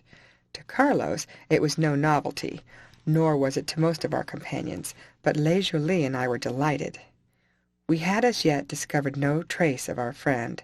The few woodmen we met had seen nothing of him. We had passed the spot where Le Jolie and he had separated, and we felt convinced that unless we took a much wider range we should have little chance of finding him. Several of the party now called out that they were getting hungry, and as we had reached a shady spot we agreed to halt and dine. "Before we do so, gentlemen, we must ascertain that no enemies are lurking in the neighborhood," said Le Jolie. Accordingly he directed 3 of the men, who had proved to be the best scouts, to push forward and examine the ground around us. Many of the party had unstrapped their wallets, some had thrown themselves on the ground, and others had gone to a green and unattractive pool to obtain water. 2 of the scouts had come in and assured us that they could discover no trace of the red men. "We may then venture to recruit our strength, my friends," said Le Jolie. Carlos and I seated ourselves before a fire, kindled by Tim, at which he was cooking some slices of bacon. Our motley party lay about in all directions. Some had thrown aside their coats, as well as their shoes and hats, and others had even taken off their shirts, that they might the more completely enjoy the cool air. We had begun our meal, and Le Jolie was offering Carlos a petit verre from a bottle he carried at his side, when suddenly a shout was raised. "The Redskins! The Redskins are upon us!" "Stand to your arms, men!" cried Le Jolie, leaping up. Carlos and I, following his example, seized our rifles. Tim did the same, but the words produced a terrifying effect on the rest of our companions, who, without waiting to ascertain the number of our enemies or how far off they were, took to their heels and scampered away, leaving their hats, coats, and shoes behind them, many even forgetting their rifles. In vain Carlos, Le Jolie, and I shouted to them to stop. "Halt, ye villains, halt!" cried Tim, "or I'll be after sending a shot among ye that'll make a hole in one of your backs." Tim's threat produced no effect, and away went our brave party, tumbling over each other, and certainly, had the Redskins been close at hand, every one of us would have been scalped. The scout who had given the alarm, and who was a brave fellow, now joined us, and explained that he had seen a large party of Indians in the distance, making, as he supposed, towards the hummock, and that he had shouted out, not supposing that his warning would have produced so terrifying an effect. Le Jolie directed him to hurry on, and tried to induce the men to come back for their clothes and arms, and to point out to them that should their flight be discovered by the Indians, they would certainly follow, believing they would obtain an easy victory, whereas, if we were to halt and show a bold front, they would probably not attempt to molest us. Tim accompanied the scout, and fortunately overtaking the fugitives, gave them Le Jolie's message. Having pointed out that we had remained behind, and that the Indians were still at a distance, they induced them at length to come back and collect their scattered garments. We then retreated at a rapid rate, in somewhat better order than before, as we were anxious to get out of the hummock, where the Indians, had they discovered us, would have taken us at a great disadvantage. In the open prairie, or even in the pine wood, we should have no fear of the Indians, though more numerous than ourselves, as our rifles would tell them with more deadly effect than their inferior arms or bows and arrows. I cannot say that I felt very confident that, should an enemy appear, the Roseville volunteers would not again cut and run. I must say, however, that most of the heroes looked very much ashamed of themselves. The truth was, they had been seized with a panic, such as occurs sometimes even among regular troops. W.H.G, who was acting as their leader, was a stranger to them, and they probably also had very little confidence in each other. Having got to a sufficient distance from the hummock to prevent it affording shelter to an enemy firing at us, a halt was called, and W.H.G advised that scouts should be sent back to ascertain the whereabouts of the Indians. Carlos and I volunteered to undertake the duty. On hearing this, Tim stepped forward. "Sure, Mr. Maurice, dear, it'll be better for me, an old soldier, accustomed to the ways of the savages, to go out and scout than you," he said. "What could I say to the captain if the varmints were to shoot you down and take your scalp?" "I am not afraid of that," I said. "If my cousin and I hang back, we cannot expect the rest of the people to show any courage, though I shall be very glad if you will accompany us." "Then, Mr. Maurice, dear, I'll go with you," said Tim. "And if I say run, just promise me that you will run, and I won't say it unless I see it is the best thing to be done." To this I agreed, knowing that Tim was a staunch old soldier who would not beat a retreat unless we were likely to be overpowered. On seeing us prepared to set out, 2 other men stepped forward who had before acted as scouts. We made our way as rapidly as we could towards the hummock, advancing quickly through the forest, keeping ourselves concealed from anyone in front by stooping down behind bushes or running from one trunk to another. We reached the spot where our party had so ignominiously taken to flight without having seen an enemy. After this, we expected every instant to discover the Indians who had caused the alarm, as, unless they had halted, they could not be far off. We had thus worked our way to the farther side of the hummock, when, looking out from behind a tree I had just reached, I saw 2 persons advancing across the open, neither of whom had much the look of an Indian. "Sure, that's not the band of redskins that set our fellows running so hard!" exclaimed Tim, who had at the same time caught sight of the 2 men. As they drew nearer, to my infinite satisfaction I discovered that one was Rochford. It was difficult to determine whether the other, a tall, fine-looking man in hunter's costume, was an Indian or a white. There being no further need for concealment, I hurried forward, followed by Tim, when Rochford and his companion rapidly advanced to meet us.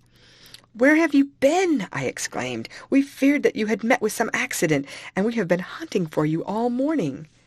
"I am sorry to have caused you and my other friends any anxiety, but I could not help myself," he answered. "While chasing a deer which I had wounded, I was made prisoner by a band of natives, who dragged me off and were about, I feared, to put me to death, supposing that I was a settler, when my companion here, who is a chief of importance among them, made his appearance. On my explaining who I was, and my object in coming to Florida, he at once set me at liberty, and treated me with the greatest kindness. As he appeared anxious to see the settlement, I induced him to accompany me to Roseville, having pledged myself for his safety."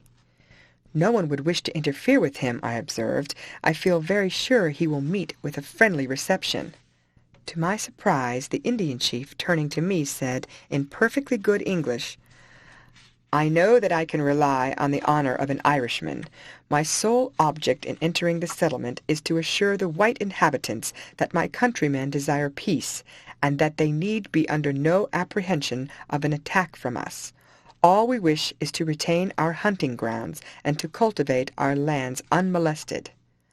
While we were speaking, Carlos and the 2 other men came up, when Rochford's companion, repeating what he had said to me, they invited him to accompany us back to the settlement. On our way I inquired at Rochford what could have caused our scout to suppose that a band of Indians was approaching. "He must have seen my new friend's followers in the distance," he answered. "They set out to accompany him, but returned by his directions to a wood a short distance from this. There are a couple of hundred of them, fine-looking fellows, all well armed, and evidently devoted to him. It proves, I think, his friendly disposition, for were he ill-disposed, they might pounce down on the settlement at any moment and destroy it before the inhabitants could have time to defend themselves. Then he does not altogether rely on your safe conduct, for he knows well that should the inhabitants of Roseville attempt to detain him, he would quickly be rescued by his followers, I remarked. Le showed his delight at recovering Rochford by giving him a warm embrace, and then turning to the chief, he welcomed him cordially. I observed that the latter carefully eyed the countenances of our companions, as if wishing to ascertain if any of them knew him, while at the same time he kept his rifle in his hand, ready for instant use. When we began our march, he came alongside Rochford, Carlos, and me in the rear of the party, who now hurried on, eager to get back to their homes. He addressed himself especially to Carlos, from whom it appeared to me he was endeavoring to obtain information which neither Le Jolie nor I was able to give him. It was late in the evening by the time we reached Roseville. The judge, on seeing Rochford, blamed him for having caused us so much anxiety. "Now we've got you, we'll not let you run away again," he exclaimed, shaking him by the hand. Rochford then introduced his Indian companion. "I have seen many of your people, but I don't know that I have ever before met you," observed the judge, eyeing him narrowly. "I am fonder of the chase than of war or treaty-making with the whites," answered the Indian.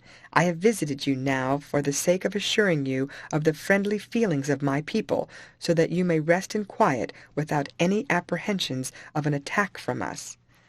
"I said so! I always said that the red men were well disposed," exclaimed the judge. "I expect Captain Norton back tomorrow, and I should be happy if you could remain and give him the same assurances that you have given me." "I would willingly have an interview with Captain Norton, but my stay here must be short. I will leave you to repeat to him the assurances of our pacific intentions," answered the Indian. The judge's wife and my cousins now made their appearance. The Indian chief appeared to regard them with great admiration. They, on their part, declared that he was very agreeable and good-looking, and that he behaved like a polished gentleman, conducting himself at table with thorough propriety. The judge offered him a bed, but he declined, saying that, accustomed as he was to sleeping in the open air, he should prefer to pass the night in the veranda, where a hammock was accordingly slung for him, so that he might occupy it whenever he felt disposed. I forgot to say that Rochford, being introduced to my cousins, at once entered into conversation, and appeared to be winning his way into their good graces. He seemed much pleased when Carlos invited him to Castle Kearney.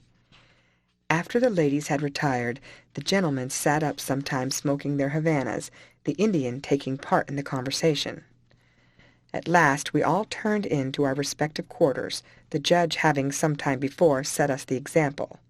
On looking out of the door of the room I occupied, which opened onto the veranda, I saw the Indian throw himself into the hammock.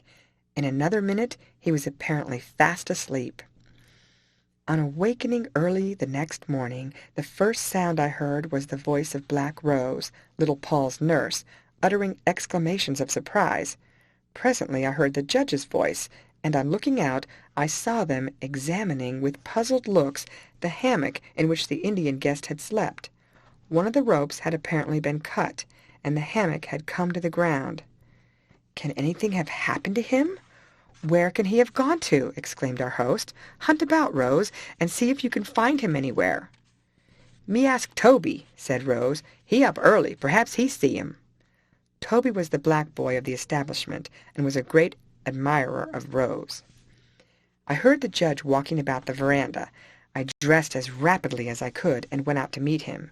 He presented, it must be confessed, a somewhat curious figure habited in his morning costume, a colored dressing-gown with a red nightcap on his head, and spectacles on his nose, while he looked puzzled and annoyed in the extreme. "I trust no one has knocked my guest on the head during the night," he said. "The Indian has gone, vanished, disappeared. I would not have had it happen on my account." "Perhaps he was only gone to stretch his legs, and will return for breakfast," I observed. While we were talking, Rose and Toby appeared together and reported that they could nowhere find the Indian. The judge then sent off Toby and 2 or 3 other black boys to make inquiries through the village. In a short time they returned, declaring that no one had seen him, and that if he had gone, he must have taken himself off during the night. "I fear the worst, then," said our host. "He would not have gone away without at least paying his respects to me. These Indians are as ceremonious as the courtiers of an emperor." We were soon joined by the rest of the party in the veranda, and Rochford seemed more astonished than any one on hearing what had happened. He told us that he had thought of offering to accompany the chief back to his home, that he might have an opportunity of seeing Indian customs and manners. "Any romantic opinions you might have entertained on the subject would quickly have been dispelled," observed the judge. "I would advise you, my friend, to keep out of their way and live among civilized people." Rochford, who made no answer, probably considered the judge prejudiced against the Redskins. Our kind host pressed us so warmly to remain another day that we consented. He promised that he would arrange for our conveyance back by water the following morning, when Le Joly and Rochford agreed to accompany us. In the afternoon Captain Norton returned.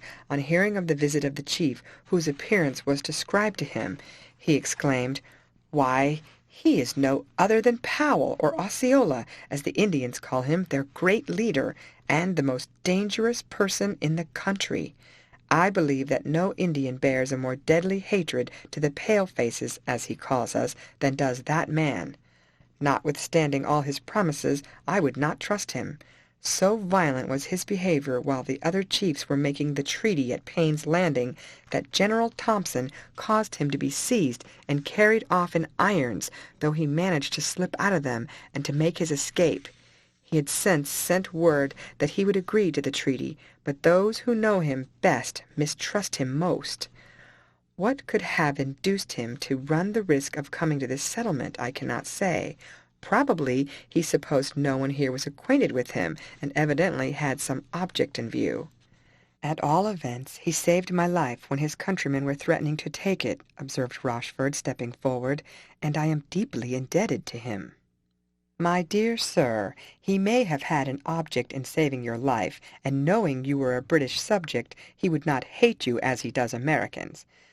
Am I wrong in supposing that you are an Irishman, though I have not the pleasure of knowing your name?" "Mullins Rochford," said my friend, bowing to the captain. "May I ask yours?" "Roger Norton, of the United States Army. I am familiar with your name, having some relatives of the same in the old country. May I ask if you belong to the Rochfords of Kilmollen?" "Mr. Rochford of Kilmollen is my uncle," answered Mullins. "Then we may hail each other as cousins," said Captain Norton, putting out his hand. "We Americans are always glad to meet with relatives from the other side of the Atlantic. I shall be truly glad if, after you have seen something of the country, you make up your mind to remain with us." Rochford, who was warm-hearted in the extreme, cordially shook his cousin's hand. Of course, they each had numerous questions to ask and answer. The remainder of the day was happily spent, in spite of the judge's anxiety as to what had become of his Indian guest. Captain Norton, however, assured him that he was confident the chief had gone off on his own accord some time during the night, fearing that it might be discovered who he was, and that he might again be made prisoner. The young captain would gladly have accompanied us to Castle Kearney, but his duties prevented him from doing so. He undertook, however, to come over in the course of a few days and to bring our ponies, with a sufficient escort. He expressed himself very glad that we had arranged to return by water. Our friend Le Joly had not been idle, but had been constantly employed in searching for objects of natural history, of which he found no lack even in the judge's garden. He had been watching with great attention the nest of a humming-bird, which he had discovered a short distance from the house, and invited me to come and see it. No parents could be more attentive to the wants of their young than were those bright little gems, the smallest of the feathered tribe. They were constantly flying hither and thither, bringing insects too minute even to be seen, which they put into the gaping beaks of their young ones, each scarcely larger than a humble-bee. As we were looking, we saw a spider, one of the largest I had ever seen, crawl up the branch to where the nest was attached. Slowly and cautiously it made its way upward, with the fell intent, I felt sure, of seizing the young birds, and perhaps the parents also in its embrace. "Stay," whispered Leisurely, holding my arm. "It is a question I have long desired to have settled, whether these spiders really do feed on birds." "But there is no doubt about it," I exclaimed, trembling for the fate of the beautiful little creatures. "It is not yet an accomplished fact," answered Leisurely. "The creature may have some other object in view. Overcome your humanity this once for the sake of science," and he held me back. On crawled the horrid monster. The hen bird sat on the nest with open beak, while the cock fluttered with wings expanded just above the creature's claws, endeavoring to attract its attention or to seize one of the claws in its beak, which at times I thought its parental feelings would induce it to do. All its efforts were in vain. The monster, knowing its power, crawled on, and putting in its claws, seized one of the young birds, which in an instant it applied to its mouth. I could bear it no longer. "You are satisfied of the fact," I cried, and rushing forward with a stick, I struck the hideous creature to the ground. "Not that it kills the older birds as well as the young," said Leisurely, somewhat vexed at my proceeding. "It would have done so, depend upon it. Pray enter the fact in your notebook." He did so, fully satisfied, I believe, and really not sorry that I have saved the hummingbirds, or as he called them, the fly-birds, from destruction. The next morning a large boat, having a gay-colored awning, with 6 rowers provided by the jungle, was in readiness to carry us up the river. Captain Norton escorted the ladies on board. It took us very much less time to proceed by water, even though the current was against us, than to have come by land. We found my uncle greatly recovered. He expressed his pleasure at seeing our friends Rochford and Leisurely, and begged that they would remain at Castle Kearney as long as they felt disposed to honor him with their society. They expressed their admiration of the house and everything about it, including my fair cousins, who certainly did their best to entertain them. In consequence of the rumors which had reached my uncle regarding the threatened hostility of the Indians, he would not allow us to engage in any shooting excursions. We contrived, however, to amuse ourselves by making occasional trips in a boat up the river, when Leisurely succeeded in obtaining a number of specimens of birds. In a few days Captain Norton arrived with the ponies, and set my uncle's mind at rest by reporting that the Indians had retired westward, and that it was supposed they would before long finally take their departure according to the treaty they had entered into, and cross the Mississippi. As soon as Carlos heard this, he proposed that we should set off on a shooting expedition. Leisurely at once agreed, hoping thus to find opportunities of adding to his specimens of natural history. But Rochford showed no desire to accompany us. It was very evident that he preferred the society of the ladies, and especially of my cousin Juanita, to whom it appeared to me he was paying devoted attention. Whether or not the elders of the family observed this, I could not make out. The girls were also both so lively and animated that it was difficult to be certain that my young cousin had discovered our guest's feelings towards her, or at all events that she returned them. Her manner was in no way altered. She treated him, as she did Leisurely and Captain Norton, in a frank and easy manner. Carlos showed some annoyance when Rochford made excuses for not going with us. "We are not a large party, and we fully relied on having your company," said my cousin. "You came out here to see the country, and you will know nothing about it if you stop in the house, and only take a short ride occasionally with the girls, or paddle them about on the river. You can return with us and stop here afterwards, as long as you like." Still Rochford would not promise to go. Captain Norton also excused himself. He had, he said, traversed the country and camped out often enough in the course of duty. He was not particularly fond of sport. At all events, it would not recompense him for the life he should have to lead. He could spend but a few days at Castle Kearney, and must then return to St. Augustine, where his regiment was quartered. At this I was not surprised, though I liked him so much that I should have been glad of his society. He, however, I suspected, was paying attention to Rita, and as far as I was able to judge, was making progress in her good graces. My uncle and aunt were of course grateful to him for having preserved her from the puma, and though he claimed no merit for the service he had rendered, it was very natural that it should be in his favor. We had all gone out in the evening to enjoy the cool air in the orangery, in which were seats on raised terraces where views could be obtained up and down the river. I had separated from the rest of the party when, after wandering about by myself for a short time, I passed one of the bowers I have mentioned. On looking in, I saw Juanita and Rochford. I overheard my cousin say, in answer to something her companion had said, "It is impossible. I cannot quit my home, and I tell you frankly that you have not won my heart."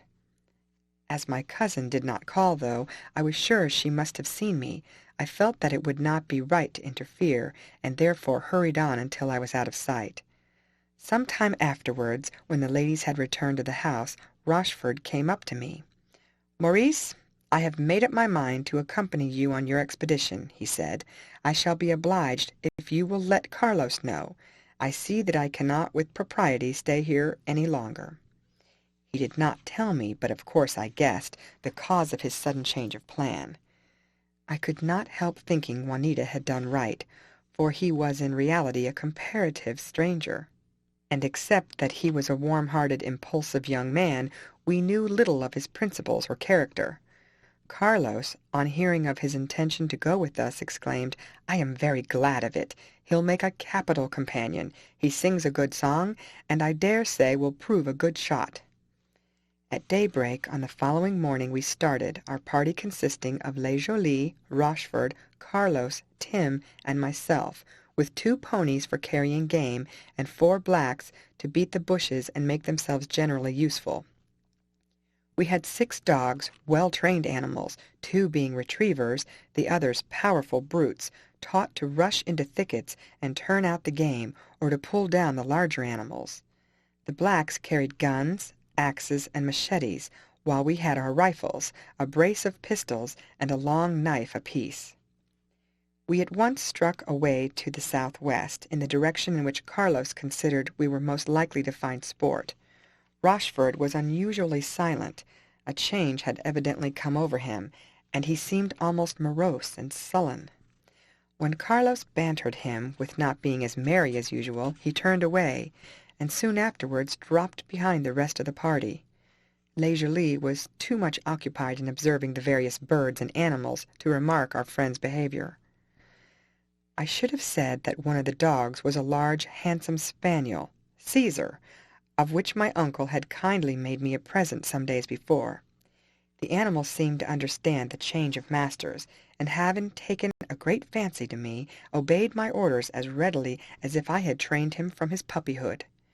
3 other animals, if not perfectly well bred, were closely allied to the Cuban bloodhound, too frequently employed in hunting runaway slaves, although equally useful for driving game out of thick coverts or protecting the camp when committed to their change. They were possessed of great keenness of scent, were fierce, courageous, and very powerful animals, and could endure the intense heat of a tropical sun. They could follow the wily ocelot, making their way noiselessly through the dense palmetto scrub, and could fearlessly tackle panthers or bears. We passed on our course alternate narrow strips of grass and jungle, with cabbage palms and numerous live oaks scattered about in picturesque groups. Sometimes we came to ponds fringed with sawgrass 8 or 10 feet in height, from amid which rose large flocks of the beautiful roseate spoonbill ibis, while the white ibis and ducks of varied colors stalked and swam around the edges, and snipes rose frequently almost from under our feet. From among a flock of turkeys, which flew up from a thick palmetto jungle, we knocked over 4 fat gobblers, sufficient for 2 substantial meals to our whole party. I must not stop to describe the adventures of each day. For the first 3 or 4 we met with less large game than we had expected, Carlos always telling us that farther south we should find much more. We were not altogether unmindful of the reported bad temper of the Indians, and had we not taken precautions against surprise we might possibly have been attacked. but at night 2 of the party were always on watch, accompanied by a bloodhound, to give notice of the approach of a foe. We put up rough tents, which afforded us sufficient protection against the weather, though not against the mosquitoes, which frequently troubled us severely. It was only towards morning that we felt any sensation of cold. We were then glad to draw our blankets tightly around us, though a small amount of exercise soon warmed our blood. Our plan was to breakfast before daylight, so as to get some of the cool hours of the morning for hunting. We had not been long on foot, the 4th day after leaving Castle Kearney, when we saw the hounds running backwards and forwards from one large clump of scrub palmetto to another. "They are after a cat," exclaimed Carlos, "but it will be some time before they catch it." "A cat?" I asked. "We call it cat for shortness' sake. Its common name is a catamount, or more properly an ocelot." The hounds, who well knew where the ocelot had gone to, were chasing it from tree to tree, but still it continued to elude them. All we could do was to stand by with our rifles ready to shoot the creature should it burst forth into the open. Nearly 2 hours must have passed since the dogs first got scent of it, and yet the animal managed to evade them. I was standing in a palmetto scrub almost up to my shoulders, when about a dozen paces off I saw a movement among the leaves, which I suspected was caused by a wild beast of some sort. I stood ready to receive it. In a few seconds, catching a glimpse of a yellow skin, I fired, but my bullet failed to take effect, and the next instant an animal with glaring eyes and outstretched claws sprang towards me as if about to fly at my throat. I was endeavoring to reload when I heard a shot, and the creature fell dead almost at my feet. Turning round, I saw that it was Rochford who had fired. "Thank you," I said, as he came forward to examine the animal. It was, as had been supposed, an ocelot, the most beautiful creature of that region. It measured about 3 feet in length from the nose to the root of the tail. It had a reddish fur marked with black spots, oblong on the back, and round or streaked on the under part and paws. The strongly formed shoulder showed the power which it could exert when seizing its prey. Its handsome fur was soon taken off and placed on the back of one of the ponies. The dogs in a short time hunted out 2 other ocelots, which were speedily shot, and we killed also several raccoons, polecats, opossums, 2 deer, besides turkeys, ducks, snipes, and quails, which I mentioned to show the abundance of game to be found in that part of the country. We encountered several rattlesnakes, but as they gave us notice of their whereabouts, we easily dispatched them, and carried off their rattles as trophies. The one I killed by blowing off its head was upwards of 7 feet in length, and would have proved a disagreeable customer to meet with in a narrow pathway. We fell in also with several herds of wild hogs, but as we had brought no salt for pickling them, we shot only 1 each day, that we might have fresh pork for dinner, for in that climate meat becomes unfit to eat in the course of a very few hours. As may be supposed, we lived very well as far as meat was concerned, and we also occasionally added a cabbage palm and some wild roots and fruits to our bill of fare. At length Carlos and I agreed that we ought to turn our faces homewards, as we had almost come to an end of our ammunition, as well as our flour and other stores. On our return journey we shot merely what we required for food. On the evening of the first day, when we were on our homeward march, Rochford did not make his appearance in camp. "He'll soon be up to us," observed Carlos in an unconcerned tone, "though it may be as well to fire a shot or 2 to show him where we are encamped, should he fail to catch sight of our fire." We soon had 2 fires blazing up, round which we gathered to cook our provisions, and to shield ourselves from the attacks of mosquitoes, which were kept at a distance by the smoke. Supper was over, and we were preparing to lie down. Still Rochford did not appear. I began to grow anxious about him. As it was not likely that he would be discovered should we set off to search for him in the dark, we settled to wait till the following morning, hoping that in the meantime he might come into camp. The night passed away, and he did not appear. At daybreak, leaving 2 of the blacks to look after the animals, we divided into 3 parties, Tim going with me, and Leisurely and Carlos, each having a black with him. We traversed the country in the direction from which we had come, but no trace could we discover of our missing friend. I wished that we had had Indians with us, or more experienced woodmen who might have perceived traces which we failed to observe. Tim and I returned late in the evening to the camp, where Leisure Lee and Carlos had shortly before arrived, as unsuccessful as we had been. If Rochford had met with any accident, we should, we thought, have discovered some traces of him. On inquiring, however, of the blacks what had happened at camp during our absence, one of them presented me with a small piece of paper, saying that an Indian had left it to be delivered to the young white stranger. I eagerly held it to the light of the fire, and I read the words, "Farewell. I have too long neglected my duty. I must endeavor to carry out the object for which I came to this country. I trust that justice will be done to the children of the soil, and peace be maintained. Hoping to meet you again, yours sincerely, M.R." Though this paper showed that our friend had not met with any accident, I regretted that he had not returned, as I feared that he contemplated engaging in some hopeless enterprise which could not benefit the Indians, while he himself would be exposed to considerable danger. Carlos was very indignant at the way he had left us. "Why couldn't he have told us where he was going?" he exclaimed. "If he puts the Indians up to mischief with any of his wild notions, he will be hunted down, and to a certainty will get hung on the nearest tree." The appearance of the Indians showed that some of his people were in the neighborhood, and Carlos thought it prudent to keep a strict watch during the night. Not waiting for daybreak, as the country before us was tolerably level, we struck camp and pushed homewards. Although we occasionally saw Indians in the distance, none came near us. It was, however, pretty evident that our movements were closely watched, but for what object we could not surmise, as we were allowed to proceed without being molested. I missed Rochford greatly, and though I was interested by Leisure Lee's remarks on the natural history of the country, I was very glad when we at length reached Castle Kearney. I watched my cousin Juanita when Carlos was giving her an account of Rochford's disappearance. "I am very sorry," she answered in quite an indifferent tone. "I thought he would have come back again, but as he has chosen to go away, I only hope that the Indians will treat him well. Perhaps he'll return with a red squaw as a proof of his affection for the Indian race." She laughed, but perhaps not quite so heartily as she tried to do. End of chapter. Chapter 5. We had returned but a few days, and Leisure Lee had scarcely had time to arrange the collections he had made during our late trip, when the great Alexander anchored off the island, and Captain Crump came on shore to deliver some goods he had brought for my uncle.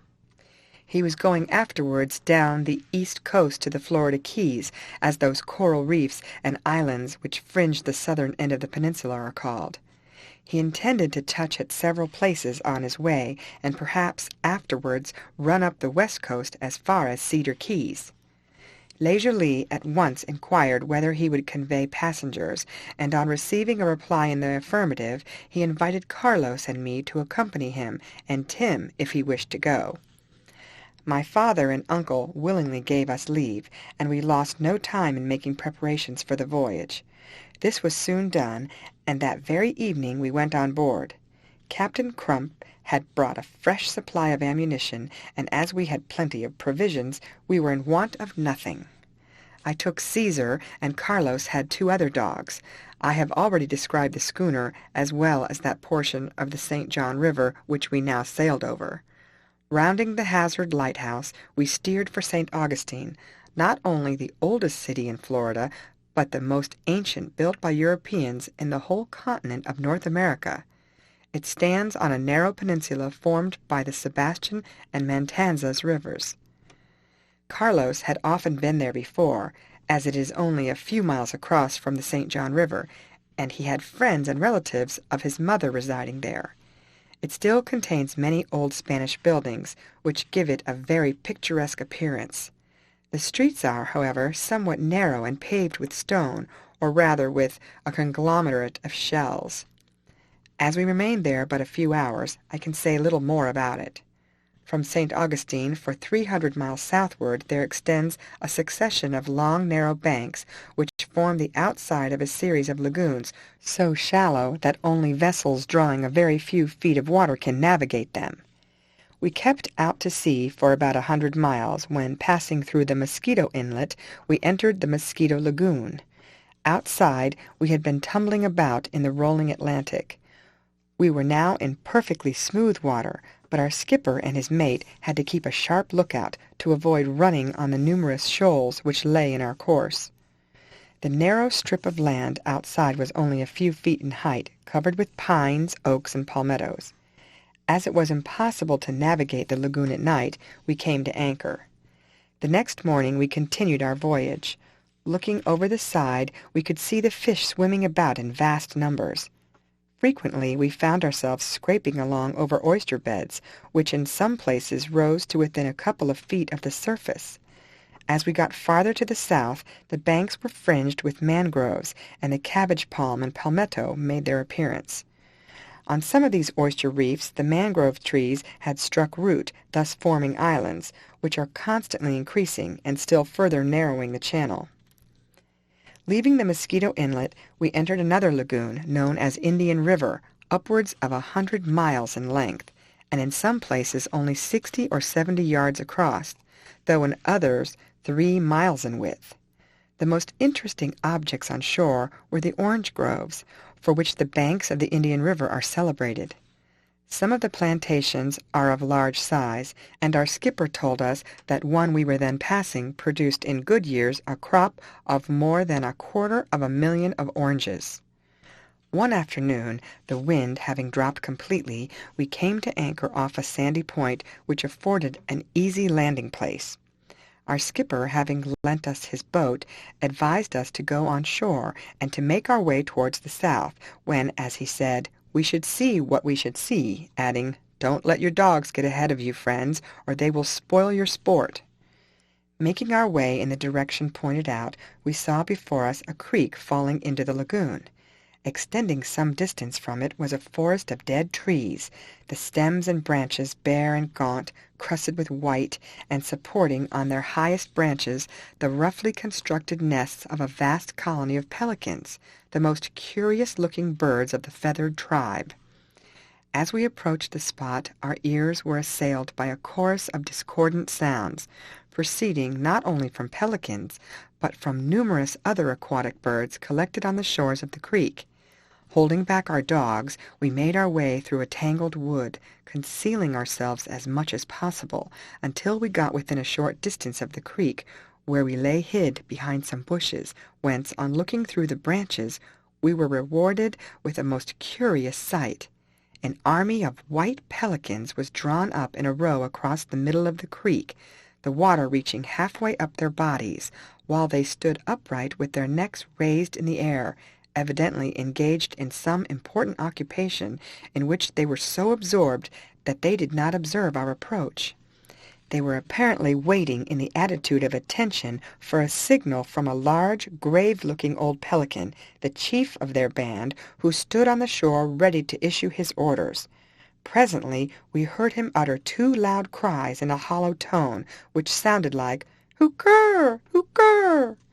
The instant the signal was given, the troops started forward, beating the water with their outstretched wings, and holding their necks far forward, their object being, as we soon afterwards discovered, to drive before them into shallow water the fish swimming in the stream. The 2 ends of the line advanced faster than the center, so that in a short time the birds formed a vast crescent, which stretched across a good-sized bay, and as the distance from one bird to another was measured exactly by the span of their wings, not a single fish could break through the circle of menacing beaks.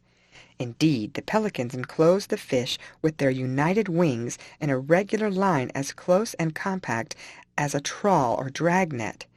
As the circle gradually contracted, the fish began to jump into the air and to dart about in all directions, leaving many a muddy streak to mark their course. Besides the old fugleman, there were several other patriarchs who now advanced into the water to perform the office of fishermen. Standing perfectly motionless, they seized the fish as they passed, and stowed them away methodically in their enormous pouches under their beaks. The whole of this time the rest of the troop continued to beat the water with their wings, and appeared to be fully occupied in preventing their prey from escaping, without attempting to catch any in their own beaks. This curious fishing appeared to have excited immense interest among the feathered tribes of the neighborhood. Birds of every description were collected on the surrounding trees, filling the air with their discordant cries, apparently jealous of the pelicans, and eager to take a part in the feast which they were engaged in providing. Clouds of gulls and sea-mews fluttered over the surface of the water, seizing any small fry they could reach, while robber crows quarreled over scraps of stolen fish, and 3 or 4 bold grebes succeeded in getting into the circle, where they floated and dived at leisure, successfully avoiding the numerous thrusts aimed at them by the formidable beaks of the pelicans.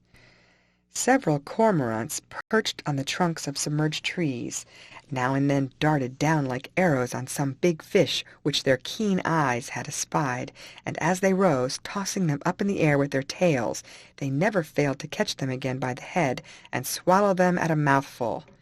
The pelicans did not venture to interfere with these rovers of the deep, being probably well acquainted with the strength of their powerful beaks. Lastly came a mob of egrets, crab-eaters, and little herons, which perched on the surrounding trees, stretched out their necks, rolled their wild eyes, and danced about on the dead branches, uttering their jealous cries, but not daring to interfere with the industrious pelicans. The fishing over, the pelicans arranged themselves in a circle on the sand, when those who had been engaged in fishing proceeded to empty deliberately their pouches, spreading the contents before their grave old chief, each taking care to knock on the head any fish which was still living. Then, at a signal from the chief, a bird advanced, and taking a fish, swallowed it.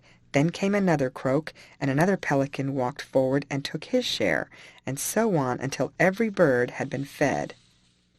The feast over, they began carefully to prune their damp plumage, turning their necks over their backs in a way of which I should not have supposed them capable. Having arranged their plumage, they moved off towards their roosting places, and the rest of the birds, which had been watching their departure, darted down, hoping to pick up some of the fish they might have left. Leisurely all the time, though scarcely able to contain himself for laughter, was holding his gun, ready to obtain specimens for his collection. At length, fixing his eye on the blue crab-eater, he fired, and the bird fell to the ground. At the sound of the shot the pelicans took to flight in good order, followed by the cormorants and crows. The gulls and terns flew off up the creek, but the herons, more courageous or more stupid, remained perched on the higher branches of the neighboring trees. Not to let them all escape, I aimed at a beautiful egret with white plumage, and to my great delight down it fell. It was nearly 3 feet in height, with a long tuft of silken and silvery feathers down the back of its neck. Carlos knocked over a beautiful little bird with a chestnut-colored head, a perfect heron in miniature, but only the size of a thrush. Leisurely was delighted, and would have hugged us both as we brought him the specimens.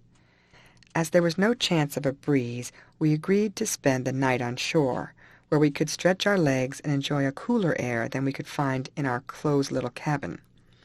We accordingly sent for a sail, rigged a tent, lighted a fire, and did our best to make ourselves at home, while Leisurely skinned his birds and potted his insects, as Carlos used to call the operation. "I wish he'd pot these mosquitoes," exclaimed my cousin, as clouds of what he called blind mosquitoes came round us, dropping into the pot in which our coffee was boiling, and covering all our food. As, however, they did not bite like the galley nippers of other parts, we soon got accustomed to them, and if they added to the strength of our coffee, we did not mind. We were not, however, allowed to finish our night's rest. A breeze unexpectedly getting up, the skipper called us on board, and we continued our course down the lagoon. I never remember seeing the water so phosphorescent in any other part of the world. We could distinguish the jewfish, the sawfish, and many other denizens of those southern waters, which, disturbed by the schooner's keel, darted away in all directions in a blaze of light, every scale on their bodies being clearly defined. Indeed, they looked like meteors, their rapid course marked by trails of light. The next day the wind was so light that we made but slow progress. The appearance of the shore on either hand was monotonous in the extreme. At length, passing the settlement of St. Lucie, the most southern in Florida, we might have got out to the ocean through the Indian River inlet, but the sea was breaking heavily on the bar, and as the weather looked threatening, we continued our course down the lagoon, steering for an opening called Jupiter Inlet. At night we lay to among a number of mangrove islets on the east bank of the Sound, being just able to see our way until we dropped anchor. Scarcely were the sails furled than the storm which had been brewing burst above our heads. The thunder roared, lightning flashed, and down came the rain in torrents, flooding our decks. We had to take refuge in the cabin, which we shared with the troops of cockroaches, centipedes, and numberless other creeping things. At length the rain ceased, and the thunder rolled away, and we were expecting to enjoy some sleep, when clouds of mosquitoes and sandflies came off, literally filling the air and finding their way into the cabin, made a fearful onslaught on our bodies. In vain we endeavored to shield ourselves from their sharp stings. They defied the clouds of tobacco smoke we puffed at them. We had no sulphur, or we would have submitted to inhale its noxious fumes in preference to being bitten by these abominable creatures. "Have patience, my friends," cried Le Joly, when he heard Carlos, Tim, and me crying out as we slapped our hands and faces and tried to drive off our assailants. "Recollect, we are suffering in the cause of science." "All very well for you who get the honor and glory, but for my part I hope never to endure such another night of misery again," cried Carlos. Daylight came at last, when, going upon deck, we found ourselves in the midst of a forest of mangroves, rising some 40 or 50 feet above the water, the lower branches, stems, and spider-like limbs within reach of high tide being completely covered with thick clusters of oysters. "Sure, do them shellfish grow on the trees?" exclaimed Tim. "Though I've been the world round, never did I see such curious fruit." Captain Crump explained that the young oysters seize on every hard object on which to fix themselves, and he pointed out the mud-banks, where they lay 3 or 4 feet in depth. Tim, jumping into the boat, rowed off, and soon brought back several branches of oysters, which he thought would serve us for breakfast. We found them, however, very bitter to our taste. The skipper told us they were called coon oysters, as the raccoons are very fond of them, or perhaps can get at them with greater ease than they can obtain the common oyster. While we were watching the shore, sure enough a raccoon came down, and seizing several oysters which hung just below the surface, picked them off the branch, and shaking them violently backwards and forwards, ran back with his prize to a convenient spot on the beach, where with his teeth and claws he opened the shells, and speedily devoured the contents. Presently we saw him dart into the water and return with a handful of shrimps, which his keen eyes had perceived, and he again immediately sat himself down to devour them, giving each of them a pinch as he placed them by his side.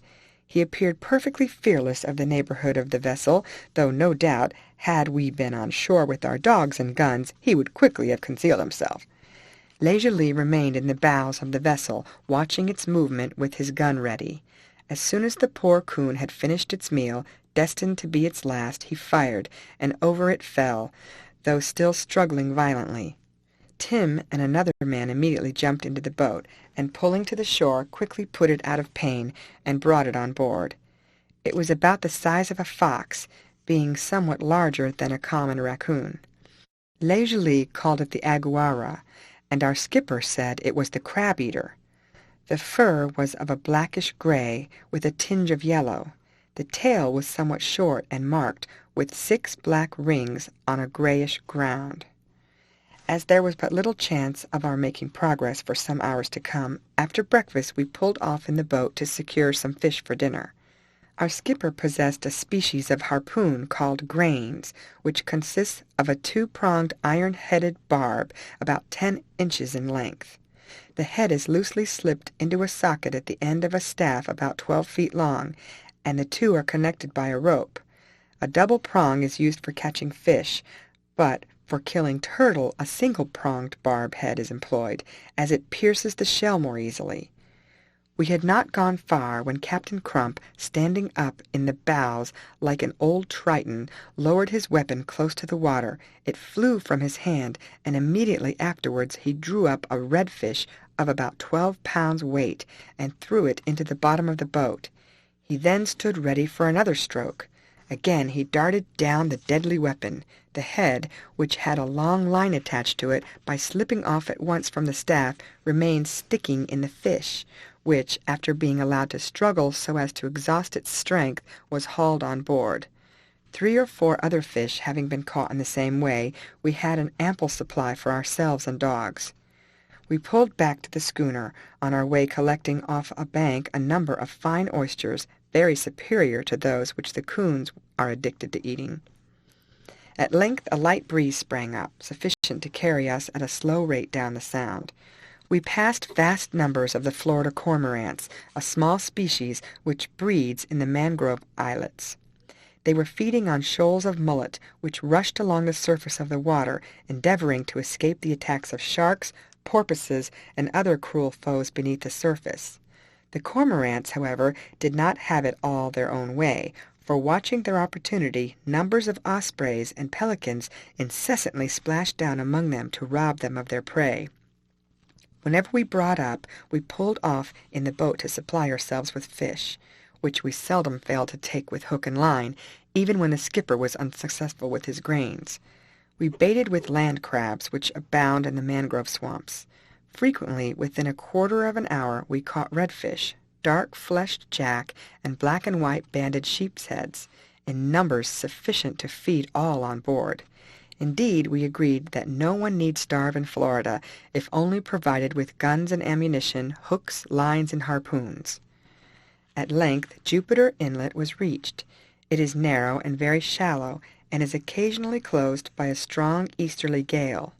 We were now once more in the open sea, steering southward for Key Biscayne, at the north end of a line of keys or islets which sweep round the whole southern coast of Florida. Our skipper kept a sharp lookout for wrecks, numbers of which occur on this dangerous coast. His object was, he said, to assist the crews, and to take possession of the cargoes. There were, he told us, a number of vessels so employed, cutters and schooners constantly cruising about in search of wrecks. Their skippers were honest men, but there were others, beachcombers he called them, who were not only plundered shipwrecked crews, but endeavored to allure to their destruction by means of false lights any vessels approaching the coast. Many a stout ship has thus been lost, their crews miserably perishing. Although our skipper spoke with just indignation of such a mode of proceeding, he had no objection whatever, when a ship was on shore, to get out of her all the booty he could obtain. We passed the skeletons of several wrecks, but they had long before been visited by the ever-vigilant wreckers, and everything of value on board carried away. Le Jolie had a great desire to visit the Everglades, a large tract extending over the greater part of the southern end of Florida. It consists of a vast plain of coarse sawgrass, above which here and there rise well-wooded and fertile islands, composed of coral rock of a crescent form, which they assumed when first forced up by some convulsion of nature above the surface of the ocean. The plain is swampy, and down it narrow channels exist, which drain the water in a great measure towards the west. As our skipper wished to obtain some coconuts which grew abundantly on the shore, and proposed to employ the time of our absence in catching turtle, he consented to bring up for a few hours, advising us to keep a sharp lookout for Indians, and to avoid them, as they would certainly rob us, and perhaps take our lives, should they find us off our guard. He offered to allow one of his crew to accompany us, who, being well acquainted with the country, and a good sportsman, as most wreckers are, would act as our guide. Standing into a small bay, lined on either side with mangroves and cabbage palms, having at the farther end a grove of coconut trees, we came to anchor. At the outer point was a deserted lighthouse, which we agreed would serve as a guide to us should we have any difficulty in finding our way back. We lost no time in going on shore, accompanied by Tim and Bill Dixie, boatswain of the great Alexander, and forthwith made our way west towards the nearest point on the Everglades. We had not gone far before we fell in with a deer which I shot. Knowing how welcome it would be on board, and hoping the schooner had not sailed, we dispatched Bill to request the captain to send for it. In the meantime, leaving Tim to guard the game, we went forward and were fortunate enough to shoot a couple of parrots, which were sent on board with the men who shortly afterwards made their appearance. Having as much game as we required, Le begged that we would at once push forward, as our object was to visit the Everglades, which we had not hitherto reached. The Everglades answered the description I had heard of them. Carlos and I agreed that there was so little attractive in the region that, except for the sake of saying we had been there, we would rather have remained on board and amused ourselves by fishing or spearing turtle with the skipper. However, as we had come and our friend wished to proceed, we went on with him. Though we had shot several birds, Le wanted to reach one of the woody islands I have described, which appeared some way ahead. So on we went. "Keep a lookout for snakes," said Carlos, "or we may very likely step on one before we see it." "It will not be very easy to avoid the creatures in this high grass," I observed. "Don't you think we had better turn back?" "Not until we have attained the object of our visit to this region, my friends," answered the naturalist. "The love of science should make us despise all dangers and difficulties." The next instant Carlos fired. Running forward, we found that he had blown off the head of a huge rattlesnake which his keen eye had detected in the grass, though the rest of us had failed to see it. It proved that his warning was not unnecessary. The creature was over 7 feet long, and a bite from its fangs would quickly have proved fatal. Still, Le insisted on going forward, and we were ashamed of deserting him. At length the island for which we were aiming was reached. It extended for several miles in a crescent form, from north to southwest, rising abruptly 8 or 10 feet above the plain. It was composed entirely of coral, though covered over thickly with creepers of various sorts. On the summit grew enormous trees, mostly of the palm species, such as I have before described. We halted on the top to refresh ourselves with the provender we had brought. Not until then did we discover how large a portion of the day had gone by. We lighted a fire to boil our kettle, and were seated round it, the smoke partially keeping at bay the mosquitoes and other stinging creatures, when Tim, who had gone a short distance from the camp, came running back. "We had better be after putting our best foot foremost, gentlemen," he exclaimed. "As I was looking away to the westward, my eye fell on a number of creatures moving along the grass. I stopped until they came to an open space. Then I saw that they were the redskins, with feathers on their heads and firelocks in their hands. I counted 20 of them at least, and there were more behind. Maybe they have seen the smoke of our fire, and are coming to see who we are and what we are about. They may be friendly, but I'm half a-thinking that if they find they outnumber us, they'll be for taking our scalps if they can get them. I'm an old soldier, and I wouldn't be after saying run from an enemy if there was a chance of driving him back, but still the best we can do is to beat a retreat in time." "I believe that Tim's advice is good," observed Carlos. "I am sure it is," I added. "If we were to stop here and try to defend ourselves, the Indians would starve us out, at all events. What do you say, Le?" "Ma foi, that we had better retreat," exclaimed the naturalist. "Well then, gentlemen, we will throw a few more sticks on the fire to cause plenty of smoke, and that'll make the redskins fancy that we have a large party encamped, so that they will approach more cautiously, and we shall have time to get well ahead," said Tim. The old soldier's advice was therefore acted upon. We gathered up our rifles and the various articles which lay on the grass, and began to retreat, as far as I could judge, by the way we had come. The sky, however, which had hitherto been clear, had unfortunately for us become obscured, and it was difficult to decide which was the right direction. We pushed forward as fast as we could, but the old wrecker, our guide, seemed, as we thought, somewhat uncertain of the path we ought to take. We frequently looked back, and as long as we could see the island, it assisted to guide us. Nothing of the Indians could be discovered, but that was no proof that they were not near, as they would keep concealed in the tall grass and wait until they had a favorable opportunity of pouncing suddenly upon us. I must say that we felt rather ashamed of ourselves for running away from what, after all, might prove an imaginary danger.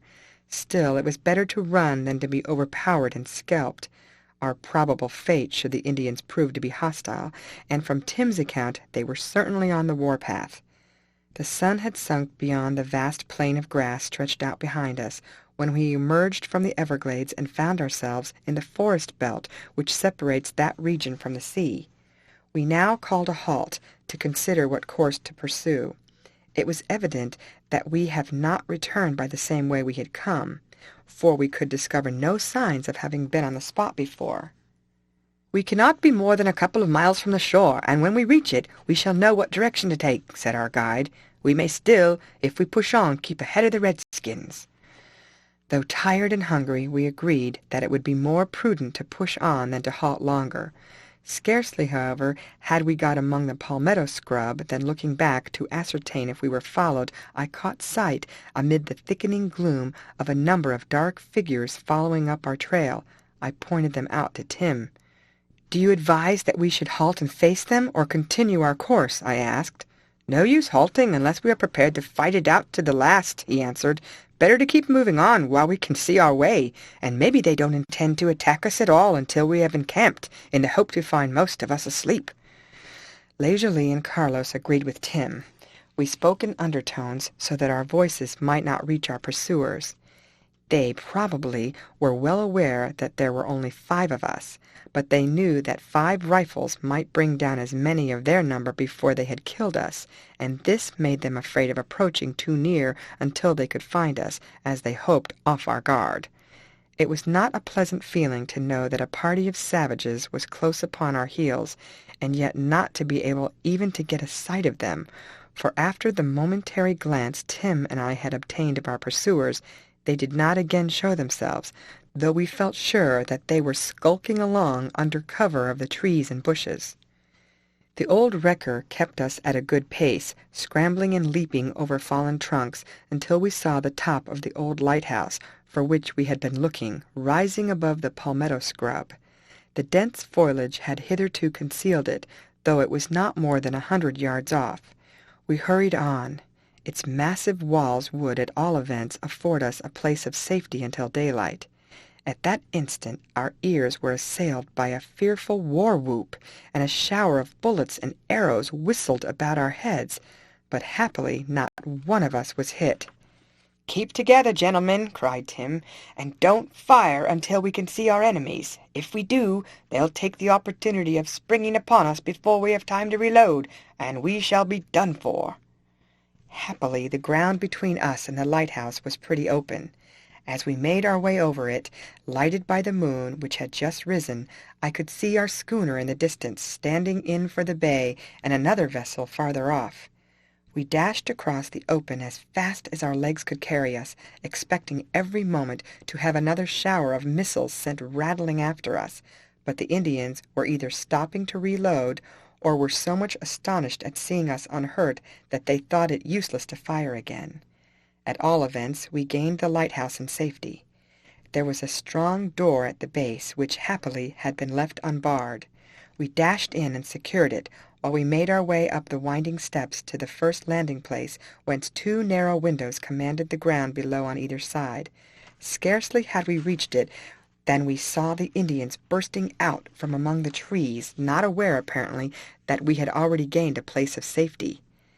As we had not fired, they might possibly have supposed that we were unarmed, for they advanced fearlessly, shouting and shrieking, close up to the walls of the tower.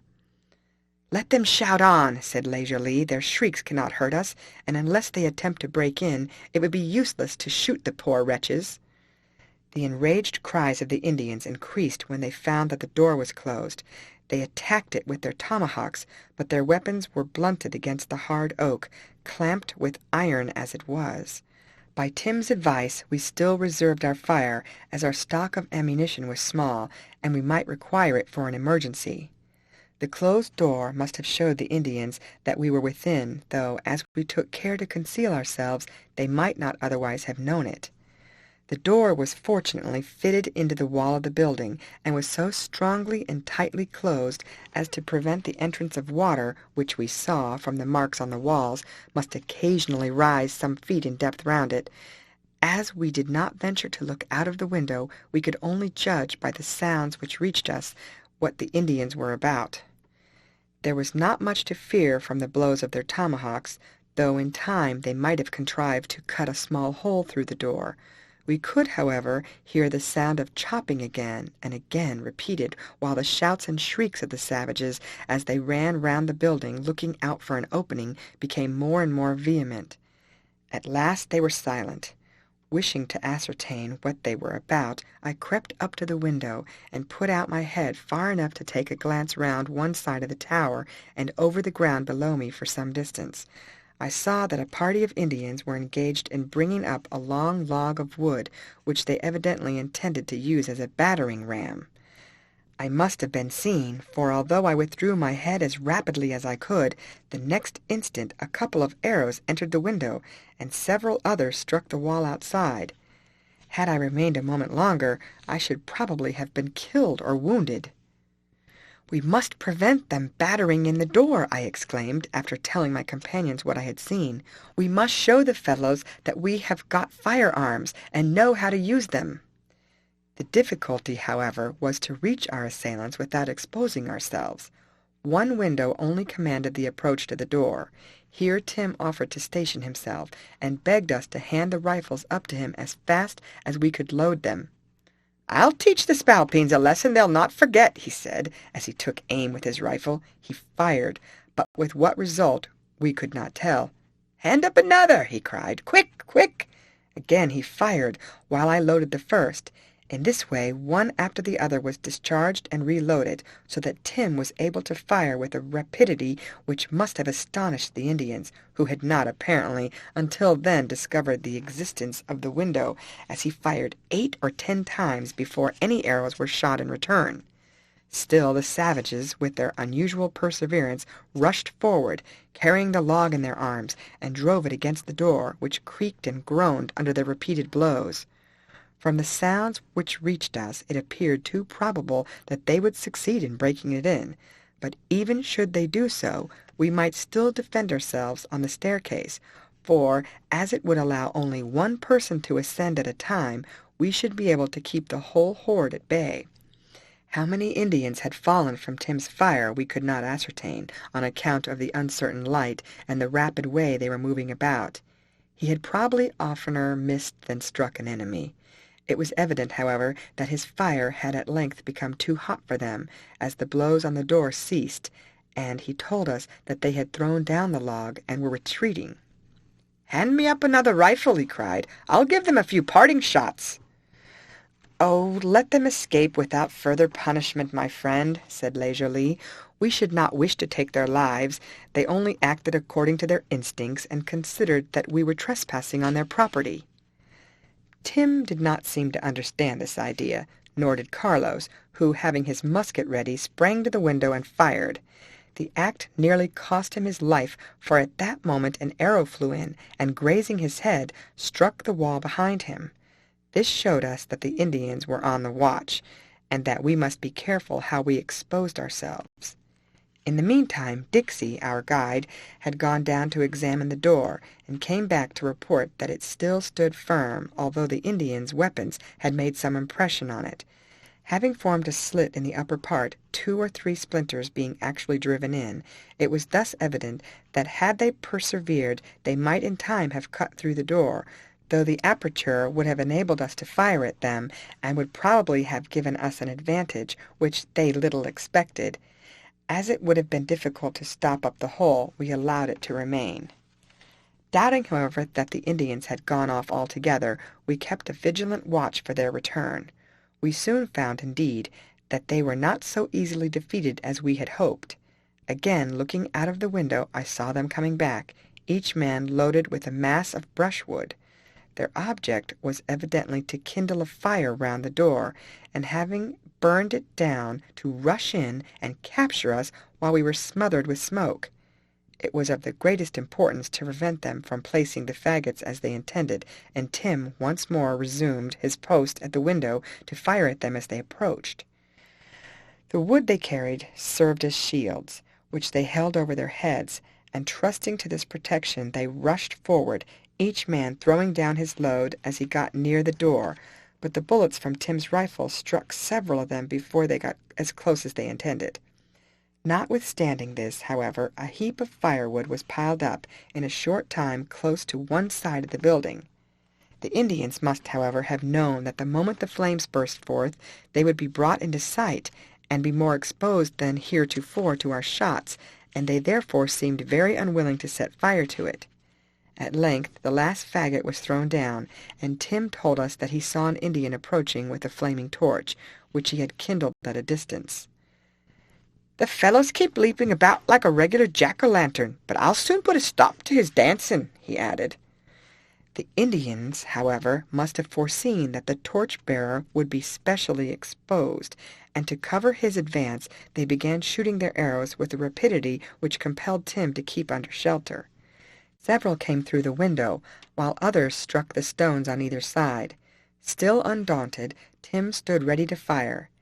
It must be remembered that we were in comparative darkness, the faint light which came through the windows alone enabling us to load our rifles and see our way about the little rooms in which we were stationed.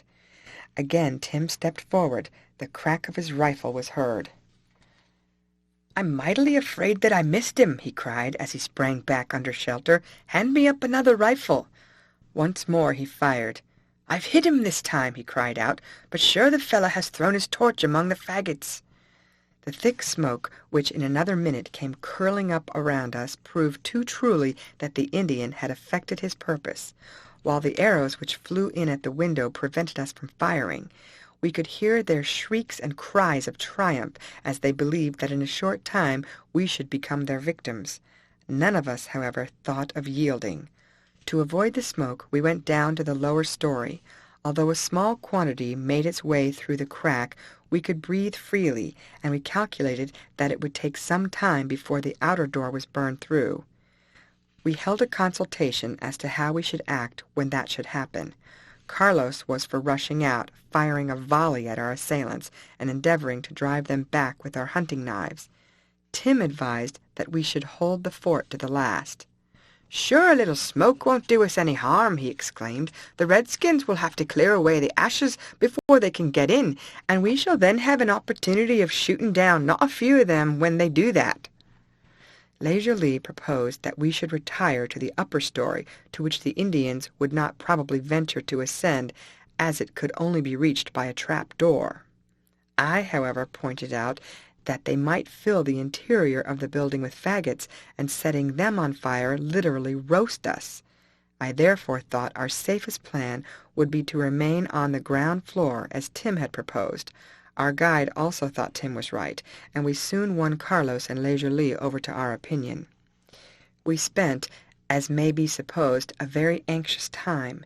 The faggots, being composed chiefly of green wood, though they caused a great smoke outside, did not burn as rapidly as we expected, and as yet the door, when we felt it, was not even hot. This satisfied us that hours might elapse before it was burned through. I again ran upstairs, and in spite of the smoke which came through the window, on looking out as the wreaths were occasionally blown aside, I saw that the Indians were keeping under cover to avoid our bullets, and waiting until the fire had done its work. They, of course, knew that the glare of the flames would expose them to view should they venture into the open. Finding that the top of the tower was tolerably free from smoke, I climbed up to the lantern whence I could obtain a view over the sea. I looked out eagerly for the schooner. She must have come up to the spot where we had left her, but she was nowhere visible. One thing I observed, however, was that the tide, having already risen, was washing round the mangrove trees at the base of the tower, and it appeared to me that in a few minutes it would be surrounded. As our distance from the schooner could not be great, I hoped those on board had heard the firing, and guessing that we were attacked, would come to our rescue. On that point, however, I was uncertain, as the skipper would be unwilling to leave his vessel, and the few hands he could bring with him would, he might think, be insufficient to drive back the Indians. I was, therefore, not very sanguine that we should receive assistance from him. I did not remain long in my exposed position, as should I be seen by the Indians, I thought that some of them might steal up and make me a target for their arrows. I therefore hurried down again, to report my movements to my companions. That I was right in my conjecture as to the rising of the tide we soon had proof, for the water was already bubbling up under the door, loosened somewhat by the blows of the Indians' battering ram, and to avoid wetting our feet we had to retreat from the lower steps of the stair. A hissing sound soon after showed us that the water rushing in was extinguishing the fire burning nearest the ground, though the upper part of the pile of brushwood still crackled and smoked as before. We now hoped that it might be an unusually high tide, so that the tower would be completely surrounded. Our hopes were not disappointed. The hissing sound increased, while the smoke decreased. In a short time the floor of the tower was a foot deep in water, and the smoke ceased to come through the slit in the door. I ran upstairs, though I could see the glare of fire. On looking out, I discovered that it was produced by portions of the burning brushwood, which were being carried away by the water as it swept in a broad sheet round the base of the tower. I uttered a silent prayer of gratitude. We were safe for the present. The attempt of the Indians to burn us out had failed, and after the reception they had met with from our firearms, they were not likely to venture again up to the tower by wading through the water. I called down to my companions, who soon joined me. "We must not trust too much to them, though," observed Carlos. "I know the cunning of the redskins. They'll wait until the tide falls, and then again attack us." As we watched the water, it seemed as if about to cover the whole level ground, leaving only a rock here and there above the surface. "At all events, we shall be safe till daylight, as the tide won't go down for some hours after then," observed Dixie, "and by that time it will be curious if Captain Crump doesn't send to look for us." On hearing this, I proposed that we should fire off our rifles from the summit of the tower, when probably the sound would reach him. Just as we were about to do so, Carlos exclaimed, "Can that be a boat coming round the point there?" I looked in the direction he pointed. I had little doubt about the matter. In a short time we clearly made out a boat pulling towards us. I fired off my rifle, and we all shouted at the top of our voices. She came on quickly, and we now saw her directing her course to the tower. The water was perfectly smooth. She was thus able to get up close to the base. Captain Crump himself was seated in the stern. He hailed to know what had happened. A few words explained this. The difficulty was to get into the boat. Should we open the door, the water, which was of considerable height outside, would rush in and wet us all through, if it did not drown us. There was, fortunately, a long rope in the boat. By means of the straps to our knapsacks, our handkerchiefs, and some pieces of string which we mustered among us, we formed a line of sufficient length to lower down and haul up the rope. The end of this we secured to an iron hinge, to which a shutter had once been fixed. Dixie, as the only sailor amongst us, offered to go first. He very quickly descended into the boat. We followed in succession, when the captain, standing up, cut the rope above his head. "Now, lads, let's make the best of our way back," he said. "The tide will soon be fallen, and I have no fancy to be stranded and have to fight a battle with Indians, or what would be worse, find that they had made their way on board the schooner during our absence." We, of course, were equally anxious to get away from the dangerous neighborhood, and pulling the boat out through the slight surf which broke on the shore, we were soon clear of the land. On hearing our account, our worthy skipper congratulated us on our escape, and blamed himself for having allowed us to go on shore. "I ought to have warned you not to go so far, for the Indians hereabouts are always ready to attack white men if they can find them unprepared for resistance, and they have already cut off several settlers and hunters whom they took by surprise," he observed. It was nearly morning by the time we reached the schooner, and as there was a light wind offshore, the captain immediately got under way. We were then glad enough to wrap ourselves in our blankets and lie down on the deck to obtain the rest we so much needed. End of chapter. Chapter 6. I cannot stop to describe the many adventures we met with on our voyage, or the curious scenes we witnessed. We were now sailing among that group of islands at the southern extremity of Florida, inside the ill-famed Florida Reef, on which so many stout ships have been cast away.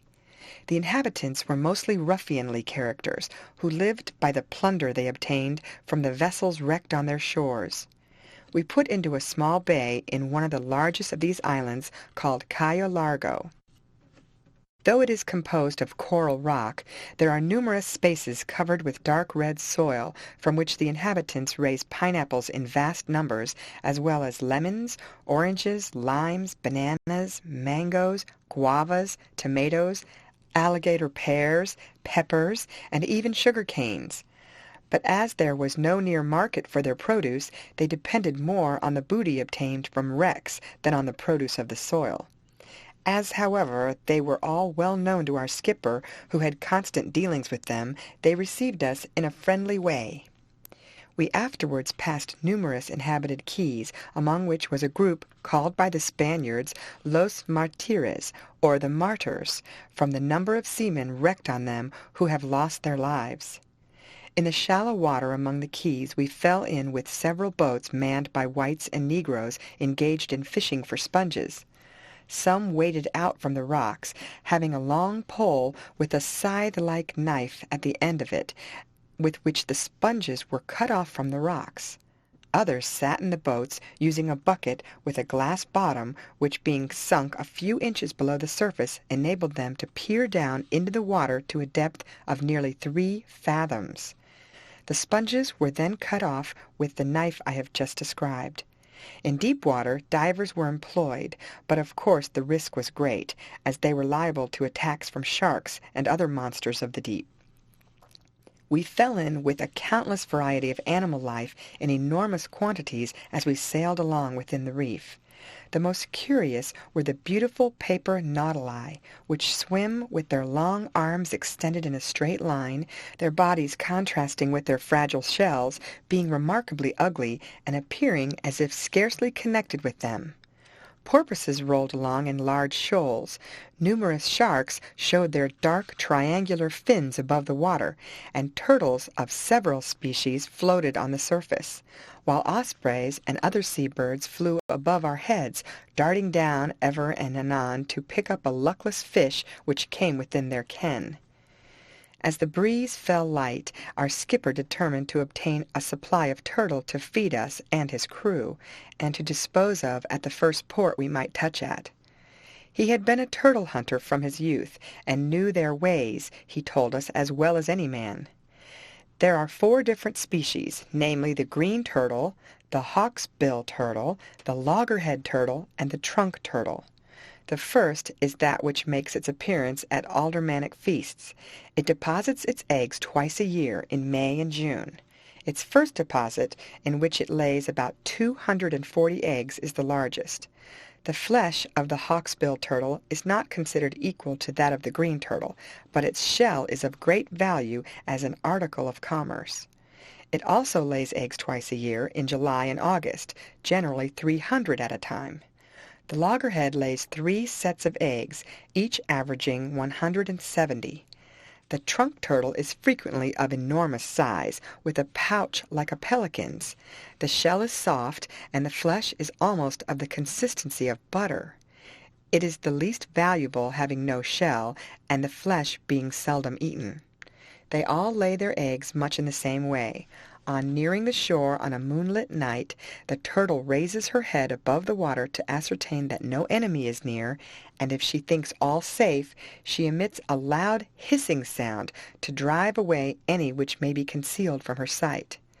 Landing, she slowly crawls over the beach, raising her head until she has found a suitable place for depositing her eggs.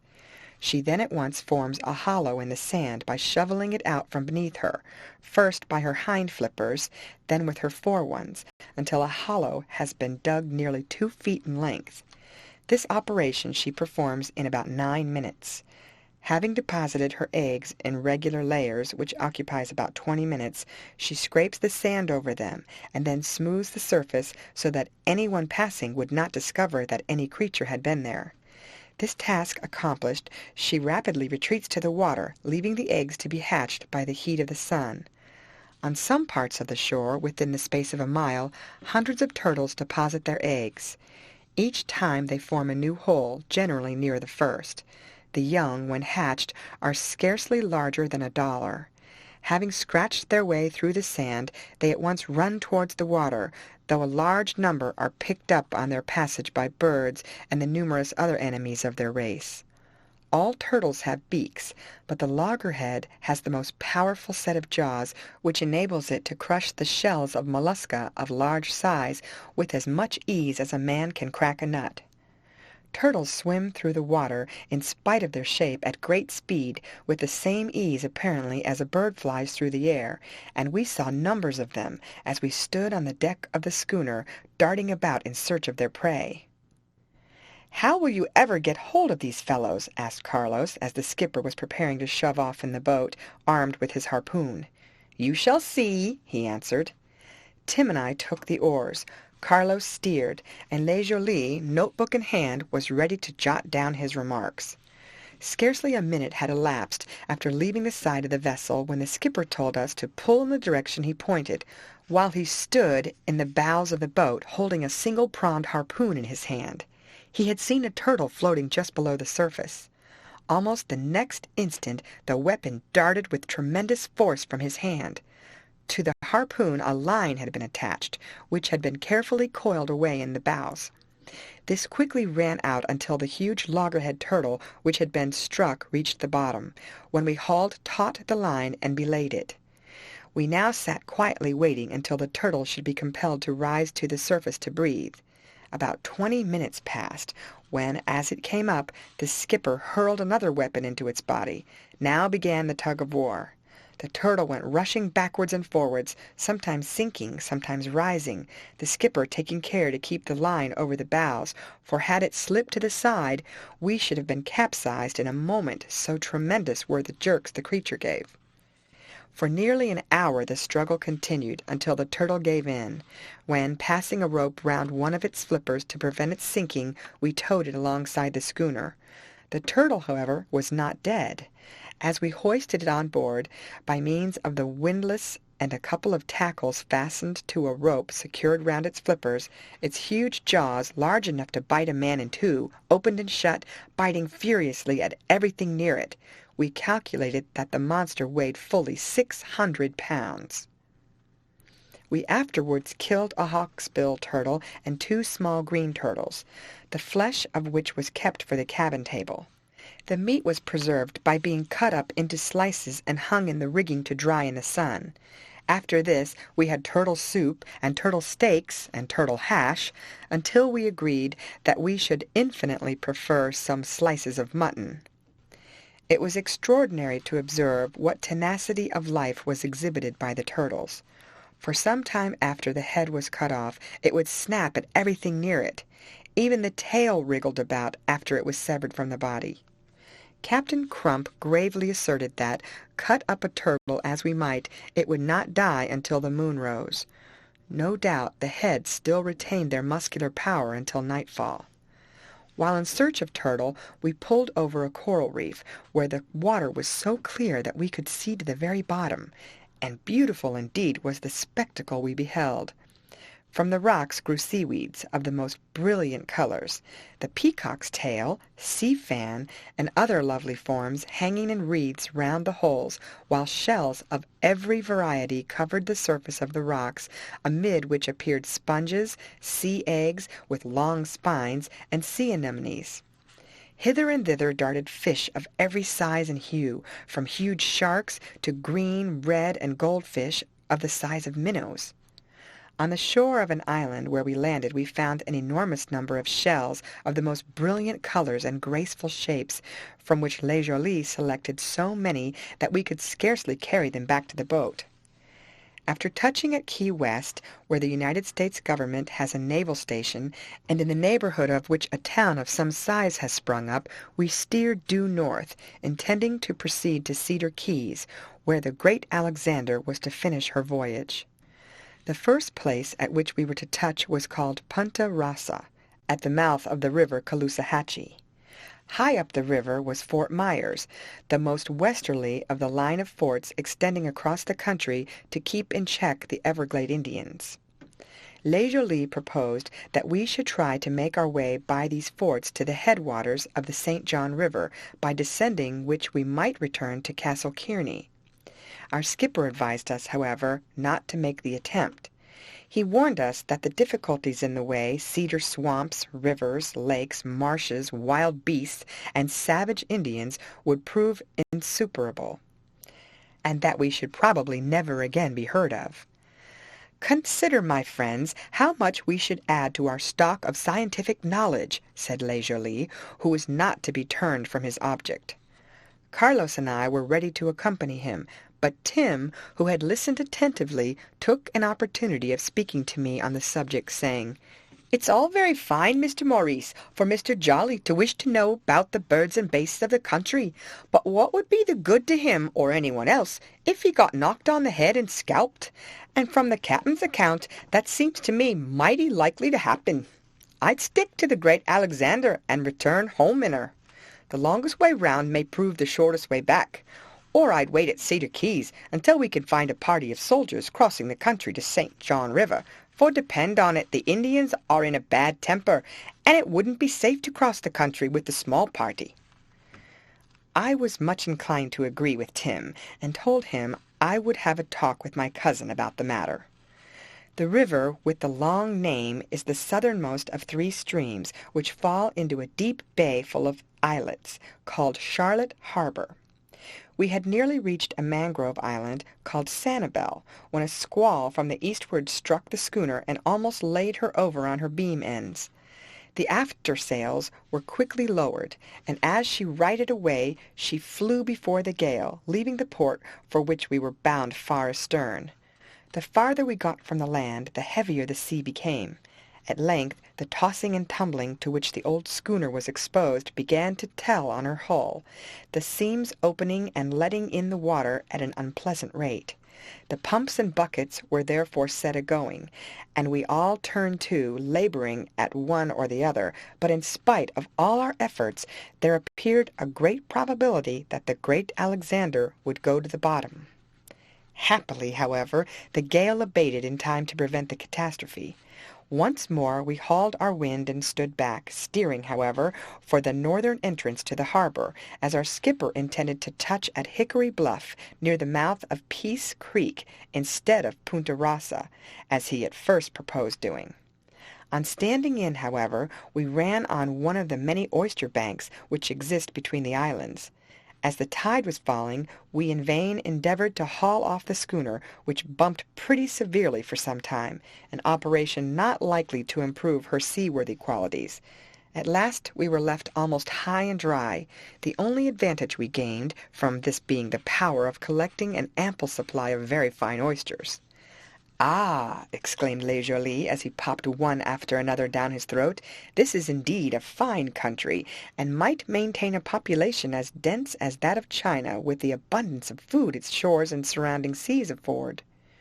"What are we to do next?" asked Carlos, when we had finished our oysters. "Wait till the tide rises, and then, if we can keep the craft afloat, make for Hickory Bluff, where I guess we shall have to put her on shore and try to patch her up," answered the skipper. "And how long will it take to perform that operation?" inquired Le Joly. "Maybe a week, or maybe a month," was the answer. "I guess we shall have to put a new bottom into her, for most of her planks are as rotten as touchwood." This was not pleasant information, as we had still some miles to sail, but we were thankful that we had made the long stretch from Key West without going to the bottom. At last we did get off, and by dint of hard pumping and bailing the great Alexander was kept above water until we reached the neighborhood of Hickory Bluff. on the northern shore of Pease Creek, when the wind being favorable for the purpose, we ran the craft at high water right up on the sandy beach just in time to prevent her sinking. As the tide on ebbing left her dry, we surveyed her bottom, when it seemed doubtful whether she would ever float again, and we had therefore to decide as to our future proceedings. Le, after examining the map, proposed that we should pull up Pease Creek to its headwaters, whence he calculated it was about 100 miles to Lake Washington, through which the upper St. John River flows. We might perform the journey after leaving the canoe, he calculated, in 10 days or a fortnight, or by crossing another large lake in the intermediate space, considerably shorten the distance by land. As we found no vessel sailing northward, Le's plan appeared the best, and we accordingly, the next morning, having engaged a canoe, with 2 blacks to paddle and a white man to act as pilot, put up our goods in compact bundles, and bade farewell to the great Alexander, her mosquitoes, cockroaches, scorpions, tarantulas, fleas, and bugs, as well as to her worthy skipper and his crew.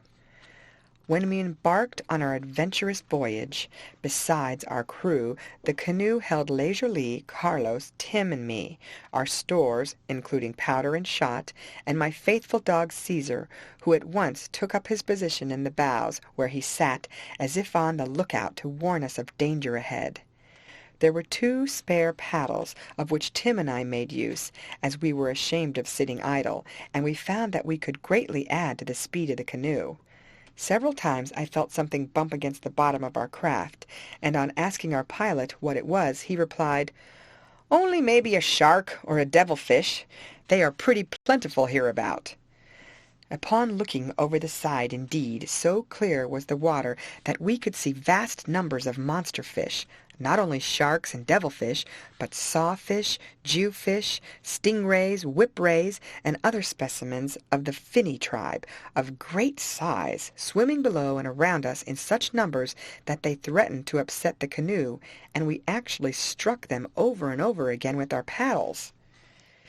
By the time we had gone about a mile, having reached the center of the river, a strong breeze sprang up, and a good deal of sea constantly broke over us, and compelled Carlos and Le to employ themselves in bailing. Our pilot, however, assured us that, in the course of half an hour or so, we should be in smooth water, if we were not upset in the meantime.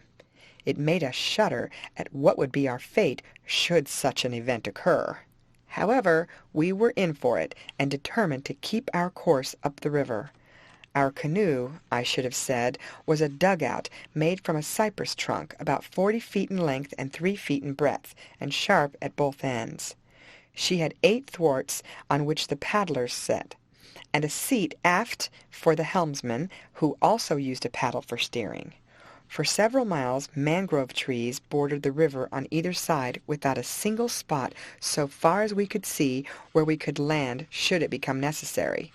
Wind and tide being in our favor, we made good progress, but still the water bubbled over the gunwale, and the canoe leaked considerably.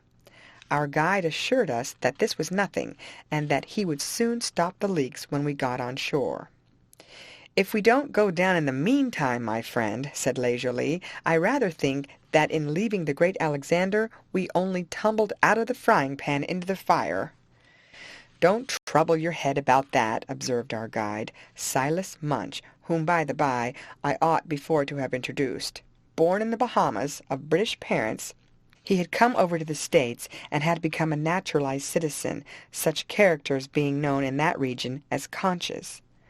Hot sand and sea air had burned his countenance to a mahogany tint. He was small and wiry. His costume consisted of a broad-brimmed hat, a coarse blue cloth jacket worn above a jersey, while his nether man was clothed in leather gaiters reaching to the thighs, and strong boots, so that he was prepared for service either afloat or ashore. He carried a rusty rifle with a powder horn and belt slung over his shoulders, and an axe and long knife stuck in his belt. We had paddled on all day. Still the banks appeared as far off as ever, and the water as rough as at first. Just, however, as the sun was sinking, Munch pointed out a sandbank where he thought that he could land and pass the night. We were very glad to get on shore and haul up the canoe.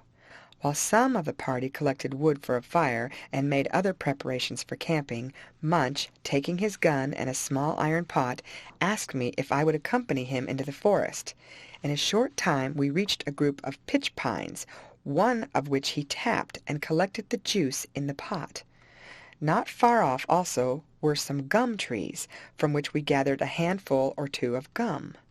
With these we returned to the camp, when mixing the juice of the pitch pine with the gum, he boiled it down in a small tripod. The canoe being by this time dry, he spread the mixture over the leaks, and assured us that she would thus be perfectly watertight. Though we kept up a blazing fire, the sandflies and mosquitoes nearly drove sleep away, and we were all ready at early dawn the next morning to continue our voyage. We had now got beyond the influence of the tide, and had the current against us, but as it ran with no great strength, we made good way. The river was still of considerable width, though the water was perfectly fresh. As we passed along the banks, alligators innumerable were seen. On one occasion a strong blast struck us as we were rounding a point, and almost drove our canoe among the tangled brushwood which lined the banks, where a dozen or more of these enormous reptiles were disporting themselves. They refused to move until we were within a few feet of them, when half of their number plunged into the water right under our canoe, striking her bottom so violently with their scaly backs that we fully expected to be upset. We paddled as hard as we could to get off the shore. Had we been capsized, our fate would have been sealed, for many of them were 20 feet in length, and could have crushed us and our canoe with one snap of their jaws. Happily, the brutes are as cowardly as they are powerful in appearance, and they were probably more frightened at us than we were at them. I rather think that W.H.G, judging by his countenance, heartily wished himself safe on shore. As we paddled on, the scenery changed, and animal life became more abundant. Snake birds, uttering their shrill cries, flew off from every overhanging bough. Kingfishers darted hither and thither, astonished at the appearance of our canoe. Bitterns flew from tree to tree, and terrapins splashed hastily into the water as we approached. Tall lilies, with large white, crimson, or purple blossoms, and beautiful flowers of various descriptions, fringed the water's edge, while the banks were overhung with tangled masses of the densest tropical vegetation, beyond which rose forests of cabbage palm, backed on the higher ground by tall pine trees.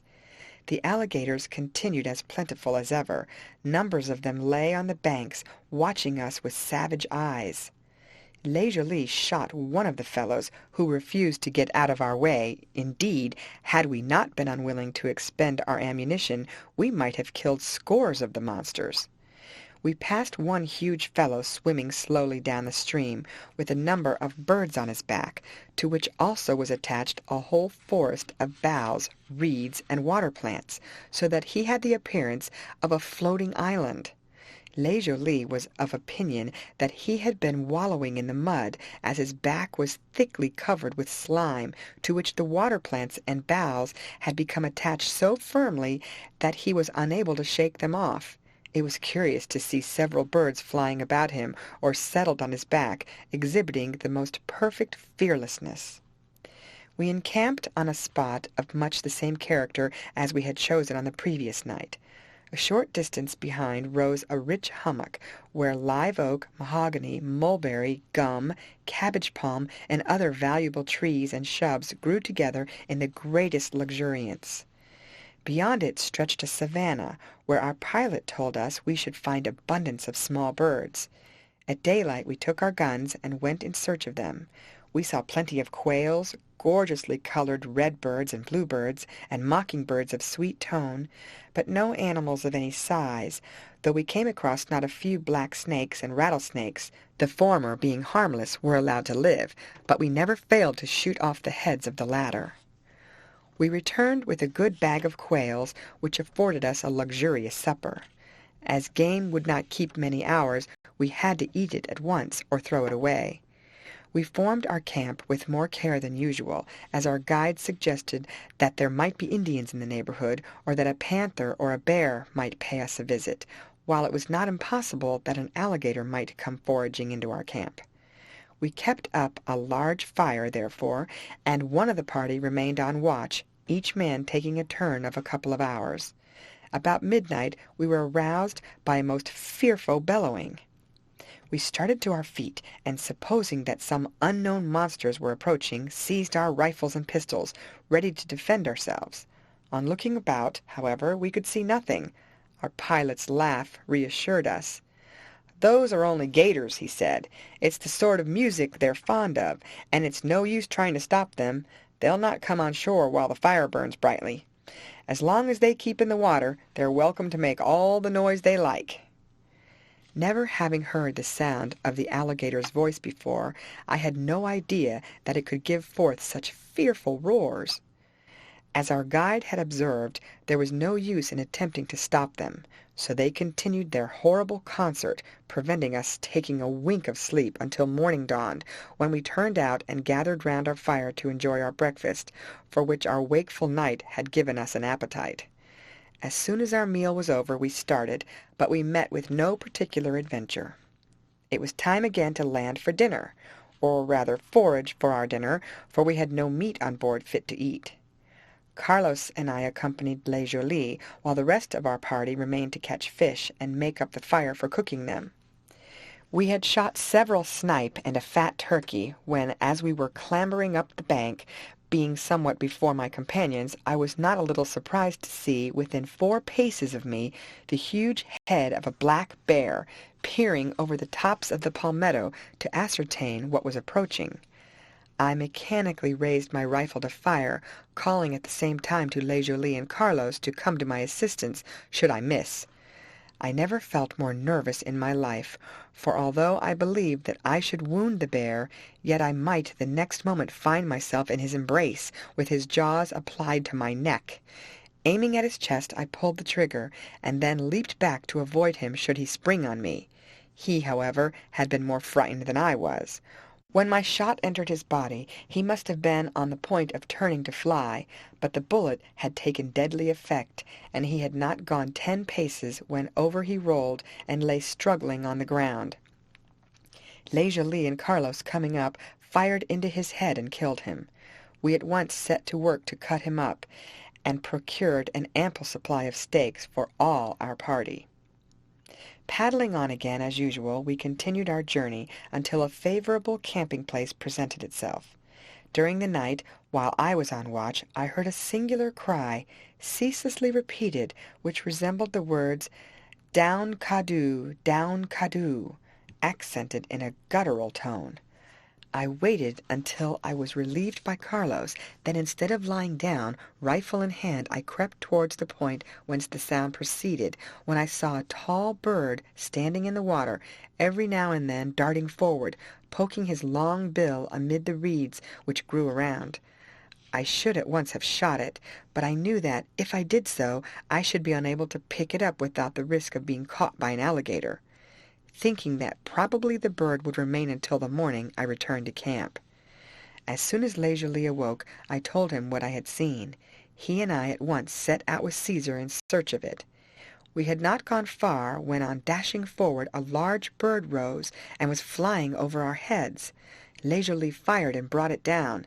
He uttered an exclamation of delight as he ran forward, observing that it was a bittern of a peculiar and rare species, of which he had not a single specimen in his collection. It stood nearly 2 feet high. The plumage was of a rich brown, streaked with black, its breast gray, its beak as sharp as a dagger. The loose plumes on its neck, with its large yellow eyes dilated, like all night birds, gave it a stupid look. Le Jolie hurried back to the camp to skin it. On cutting it open, we discovered that it ate small birds, as a water rail, which it had swallowed whole, was found in its stomach. It took us 10 days to ascend Peace Creek. Though the current ran at no pace very strongly, It was against us, and as we got higher up, our course was obstructed by the trunks and branches of trees blown down by a tempest, through which we had to cut our way. At length we reached a small, shallow lake, from which the eastern branch of the river takes its rise. We had come to the termination of our voyage. "I have brought you thus far in safety, gentlemen," said Munch, as we paid him the stipulated price for his services and the hire of the canoe. "I wish that I could accompany you farther, and that I could be certain you will get through without misadventure. I have little doubt about your finding the food you require, but I am not quite satisfied that you will escape the redskins. Keep out of their way if you can, or if you fall in with any, show them that you are not to be trifled with." "I have a favor to ask, my friend," said Leisurely. "Will you allow your black Jupiter to accompany us? I have spoken to him, and he is willing to go if you will give him leave. I'll pay for his journey back to Hickory Bluff when we reach Castle Kearney. We should not wish to part with him until then." Munch hesitated. "Toby and I will find it a hard matter to paddle the canoe back without him. Still, as we shall have the current with us, I won't prevent him if he wishes to go. What do you say, Jupe?" "Me like to go with Massa Jolly and Tim and young gentlemen. Maybe dey not find de way without me," answered the black. "In that case you may go, if they pay your wages from the time we left Hickory Bluff," answered Munch, who had an eye to business, and would thus save several dollars. To this Leisurely at once agreed, and it was settled that Jupiter, or Jupe, as he was more familiarly called, should join our party. We were very glad to have him, for he was an active, intelligent fellow, born of free parents in the country, and well acquainted with every part of it. He had frequently joined hunting expeditions into the interior, and knew the habits of the Indians as well as he did those of the animals we were likely to meet with. The lagoon was filled with alligators, who shoved their noses up among the lilies and other water plants, looking at us with hungry eyes, as if they would very much like to feast on our bodies. We managed, not without difficulty, to reach the shore, and carrying our traps to a pine ridge elevated 3 or 4 feet above the lake, we encamped. The next morning, having strapped on our knapsacks, we commenced our march eastwards, while Munch and his companion set off on their return voyage down Peace Creek. End of chapter. Chapter 7. We 5 travelers had been for some time making our way eastward in as direct a course as we could steer by compass across a pine barren. The ground was as level as a floor. Now and then a rivulet appeared, from which we quenched our thirst, while the magnolias and other flowering plants on its banks relieved the dull uniformity of the woods. The sun, however, beat down on our heads with intense force, and our legs were torn by the sharp teeth of the saw palmetto which covered the ground. Here and there rose distant islands of pine, which give the name to the region. Not a human being could we see, the only animal life visible being some lean wild cattle which found a scanty subsistence in the natural grasses which had sprung up where the palmetto scrub had been burned. Frequently we had to turn aside to avoid the swampy ponds fringed with sawgrass. The surface of these ponds was covered with water lilies of various hues, amid which alligators large and small popped up their heads, warning us not to approach too near. Tall sand-hill cranes stalked about uttering loud whoops until, disturbed by a shot from one of our rifles, they flew off to a distance. Turkey buzzards, useful but disgusting-looking birds, were feeding on the carcasses of some of the cattle which had died from disease or been bitten by rattlesnakes. Near the edges of the ponds we observed the tracks of numbers of these snakes. Probably the cattle going down to drink had trodden on some of the creatures and been bitten in return. We killed several which lay in our path. We had been unable to get near any of the wild cattle, nor had we come across any deer, so that, with the exception of a duck, 2 snipes, and a plover, we had shot nothing that would serve for our supper. At last a hummock appeared in the distance ahead, and towards it we directed our course, intending to camp near its borders at an early hour, so that we might have time to obtain a supply of large game. As we approached the hummock, we found it to be of considerable size and apparently denser than usual. Still, we hoped to be able to make our way into it in search of deer. I have already described the various trees which grow on these hummocks: enormous cabbage palms and cotton trees, scarlet maples and cedars, black and white gum trees, magnolias, and many others, the whole festooned with creepers and hung with air plants of gorgeous hues. The spot we chose for our camp was a high sandy ridge on which grew a group of pines, affording shelter and firewood, while a stream flowed near into the bottom where it was lost to view. Carlos, who was tired and somewhat out of sorts, remained with Tim and Jupe to form the camp, while Leisurely and I set out with our guns in search of game. We had not gone far from where my companion fired at a duck of peculiar and beautiful plumage, with a black body and white tuft on his head. We hurried forward in pursuit between the thick trees, eager to secure the prize. The duck, however, again rose just as we had got up to it, but fell once more in a still thicker part of the hummock, where we could see through the trees the glitter of water. In spite of the numerous impediments in our way, we pushed forward until we found ourselves well nigh in darkness, though the sun was still high above the horizon, the tree-tops which joined overhead being interlaced by numberless creepers of various descriptions, forming a roof impenetrable by the light of day. An almost insupportable mouldy odor, like the effluvium arising from a dead body, pervaded the atmosphere. But eager to obtain the bird, Leisurely pushed on, and I followed. The pool into which the duck had fallen was covered with a green scum, and on throwing a piece of wood into it, the green changed into violet, as if some chemical product had been mixed with it.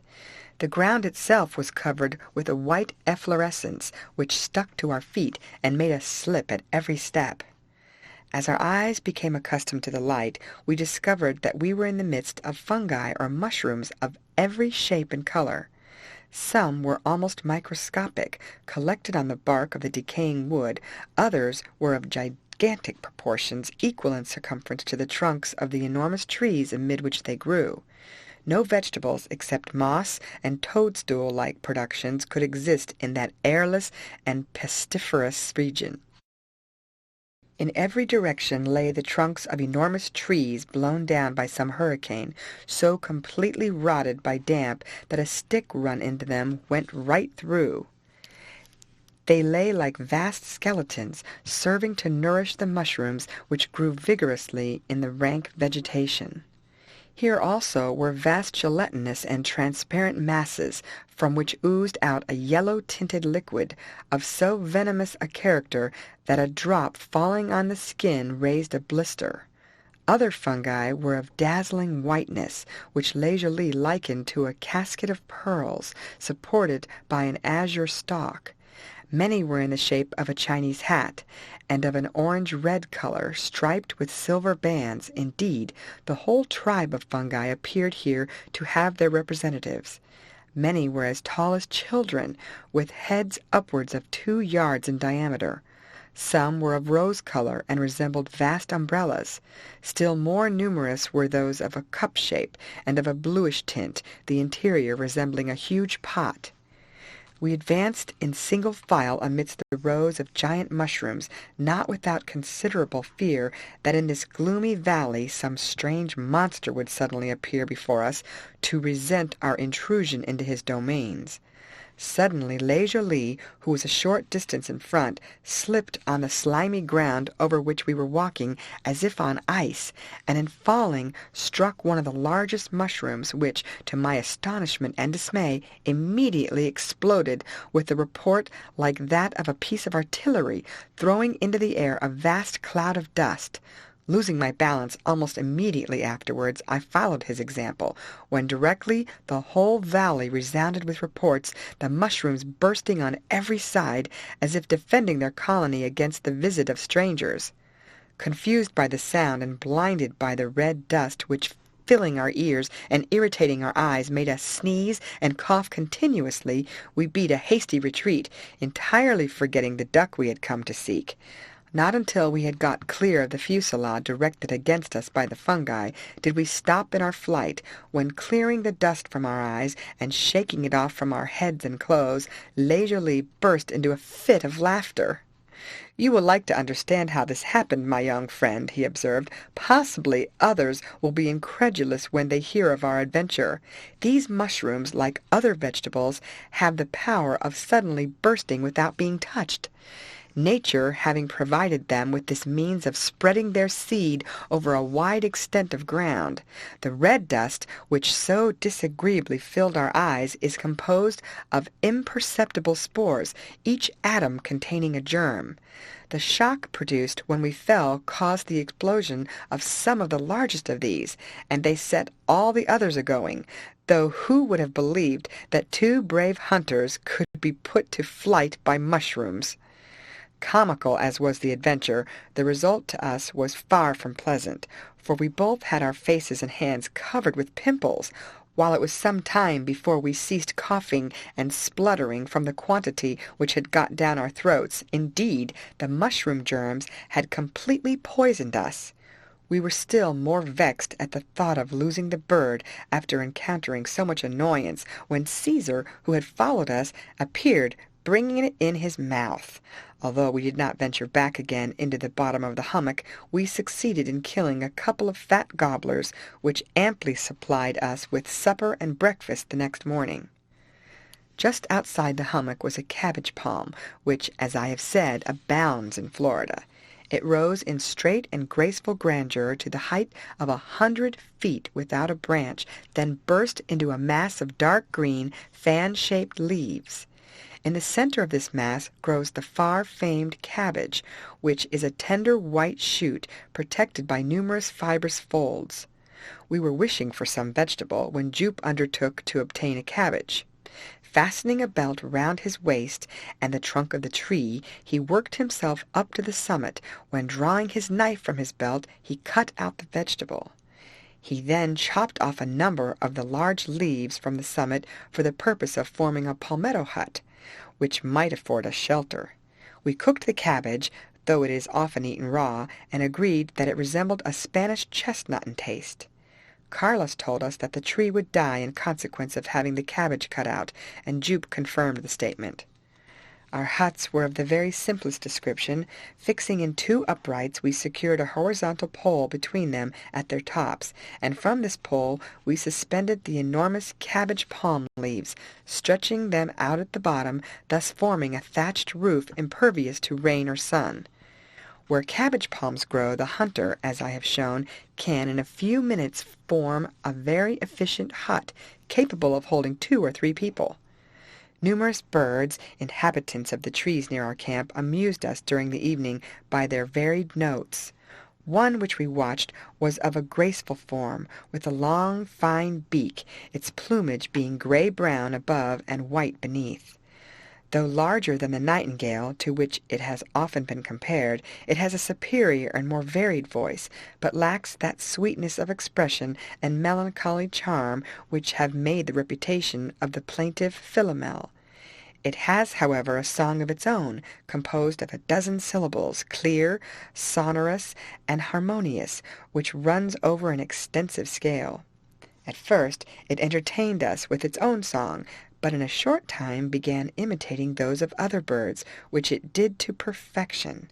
Indeed, Jup told us, and Carlos corroborated the statement, that it can imitate the human voice as well as the hissing of serpents, the roar of alligators, the gobbling of turkeys, and the cry of all other birds. Leisurely tried it by whistling a tune, when the bird imitated him, introducing a number of variations. The mocking-bird, for such it was, afforded us infinite amusement during the evening. Another bird also made its appearance, called the red Orpheus. It had a reddish-brown plumage, with a fawn-colored breast spotted with black. It was about the same size as the mocking-bird, its note being very similar to that of the European blackbird, but more sonorous and melodious, and superior in some respects to that of the mocking-bird. It is of an equally graceful form, and has the same long, fine beak. We found numbers of them in the forest among the cedars and myrtles, whose fruit they eat, and where also they chase various winged insects. Both these birds build their nests 6 or 7 feet above the ground, on thorny bushes or in wild orange trees. The nests are composed of the downy mosses of plants fastened together with the fibers of flax. The eggs of the mockingbird are blue with brown spots. Those of the orpheus are of a beautiful azure tint.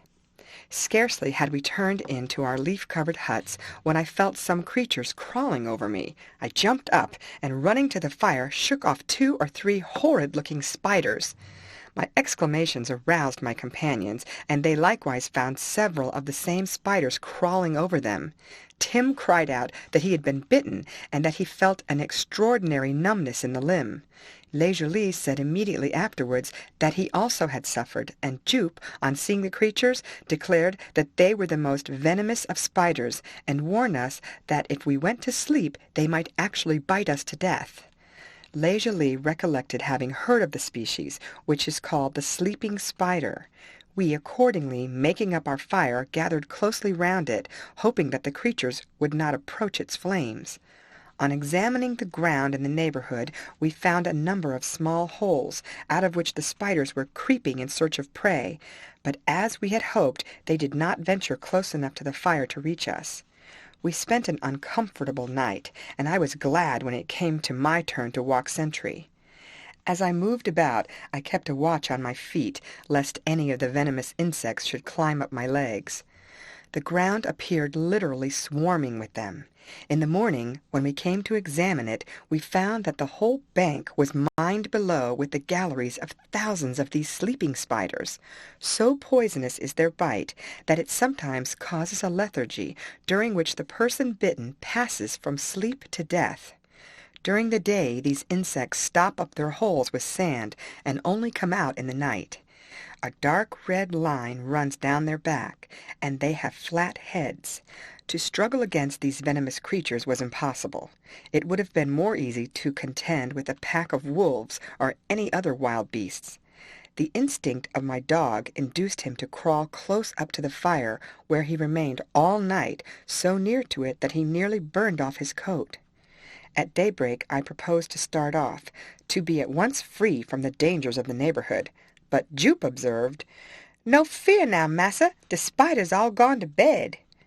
Such was found to be the case, as they are strictly nocturnal hunters, and keep their holes closely shut during the daytime. We had therefore no longer any fear of being bitten, and were able to take our breakfast at our leisure. As soon as possible, however, after breakfast, we were again on the move. We had much the same description of country to pass through as on the previous day, mostly open prairie, with pine barrens and occasional hummocks. I cannot describe each day of our journey. In the early morning we were aroused half an hour before sunrise by a wonderful chorus of birds and insects, the mockingbird and catbird making the greatest noise. At that time the inhabitants of the woods seemed to awaken to active life as suddenly as day succeeds the night and night the day in those southern latitudes. The deep-sounding whoops of the sandhill cranes, the cries of herons, bitterns, and ibis, the gobbles of turkeys, the confused quacking of flocks of ducks, the chattering of pelicans, the melodious voices of thousands of songbirds, the hum of millions of insects, all combined to create a volume of sound which effectually banished sleep. As the sun rose above the summits of the trees, the various sounds gradually decreased, and during the heat of midday all seemed hushed in the stillness of death. As evening approached, once more the feathered songsters suddenly burst forth. Then for a short time there would be silence, when again, towards midnight, the hootings and shrieks of numerous night-birds, and the more savage cries and hideous voices of alligators, wolves, and ocelots would break our slumbers. One evening we were nearly losing our black attendant, who not only had proved himself an intelligent guide, but was ready to serve us in every way he could. We had just encamped, when a short distance off an enormous eagle rose from a stunted tree on the borders of a neighboring hummock.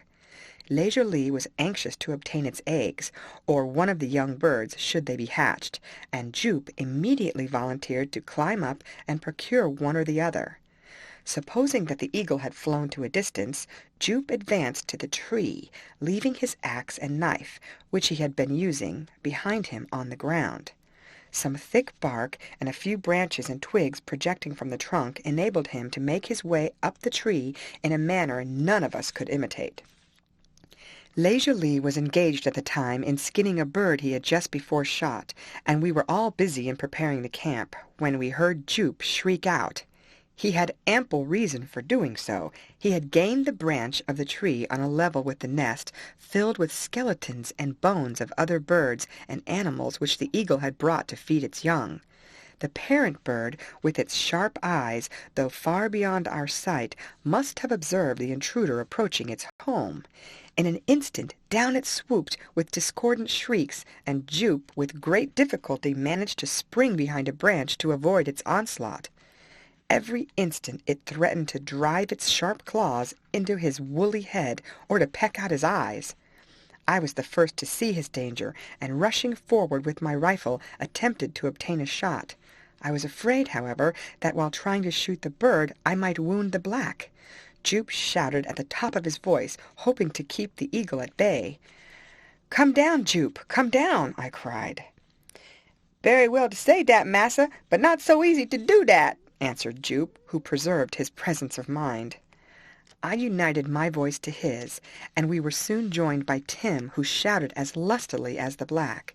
This prevented the eagle from striking down at Jupe, who now began to descend, and as there was sufficient distance between his head and the eagle's beak, I fired.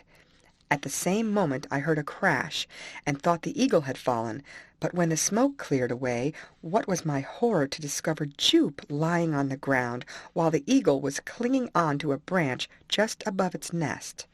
Regardless of the bird, Tim and I ran to pick up the fallen black. Great was our satisfaction to find, on seeing him quickly get up, that no bones had been broken. "Me go 'gain and get the eggs," he said. "Never fear." "We must dispose of the eagle first," I answered, and Tim and I, both firing, the huge bird, fluttering wildly, fell to the ground. As we approached, it endeavored fiercely to defend itself with its talons and beak, but Tim, clubbing his rifle, dealt it a blow on the head, which put an end to its struggles. Its mate not making its appearance, Jupe again ascended and returned with a couple of eggs, greatly to Leisure's satisfaction.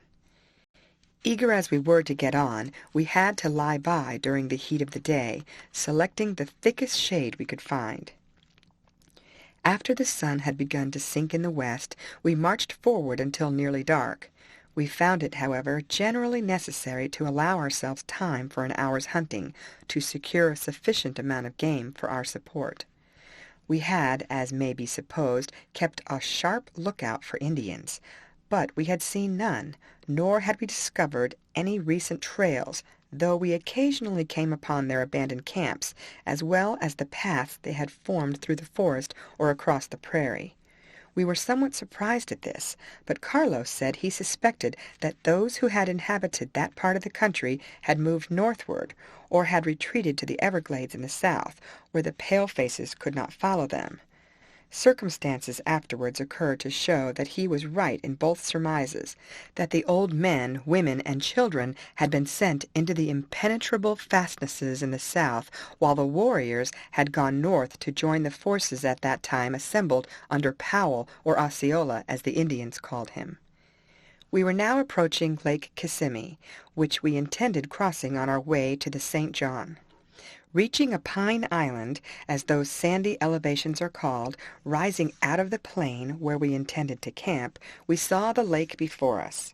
It was a question now whether we should march round its northern shore, or save ourselves a journey of 20 or 30 miles by crossing in a canoe, or on a raft, which we proposed to construct. We held a consultation on the subject. Should a storm arise, we should be exposed to no small danger, while alligators, from the experience we had had before, might, we thought it possible, strike the bottom of the canoe or raft and upset it. For the sake of obtaining a variety of food, Tim and I set off with our fishing tackle, of course, carrying our guns, towards a large stream, which we discovered running into the lake. We saw plenty of birds on our way, among them the white ibis, the white heron, the snake-bird, and vulture.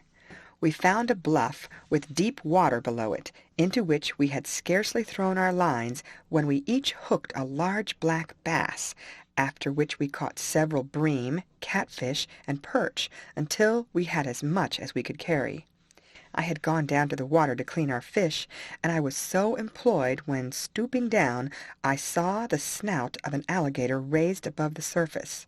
Without moving, I imitated the grunt of a pig. The monster saurian, expecting to have a porker for supper, swam on, with jaws open, its wicked eye turned towards me. I had taken up my rifle, and when it was about 8 paces off, suddenly rising, I fired directly down its throat.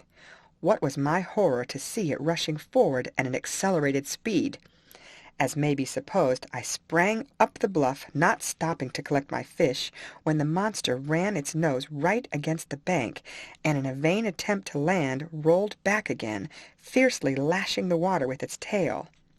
Having made its way to the opposite side, after several convulsive struggles, it turned over and died.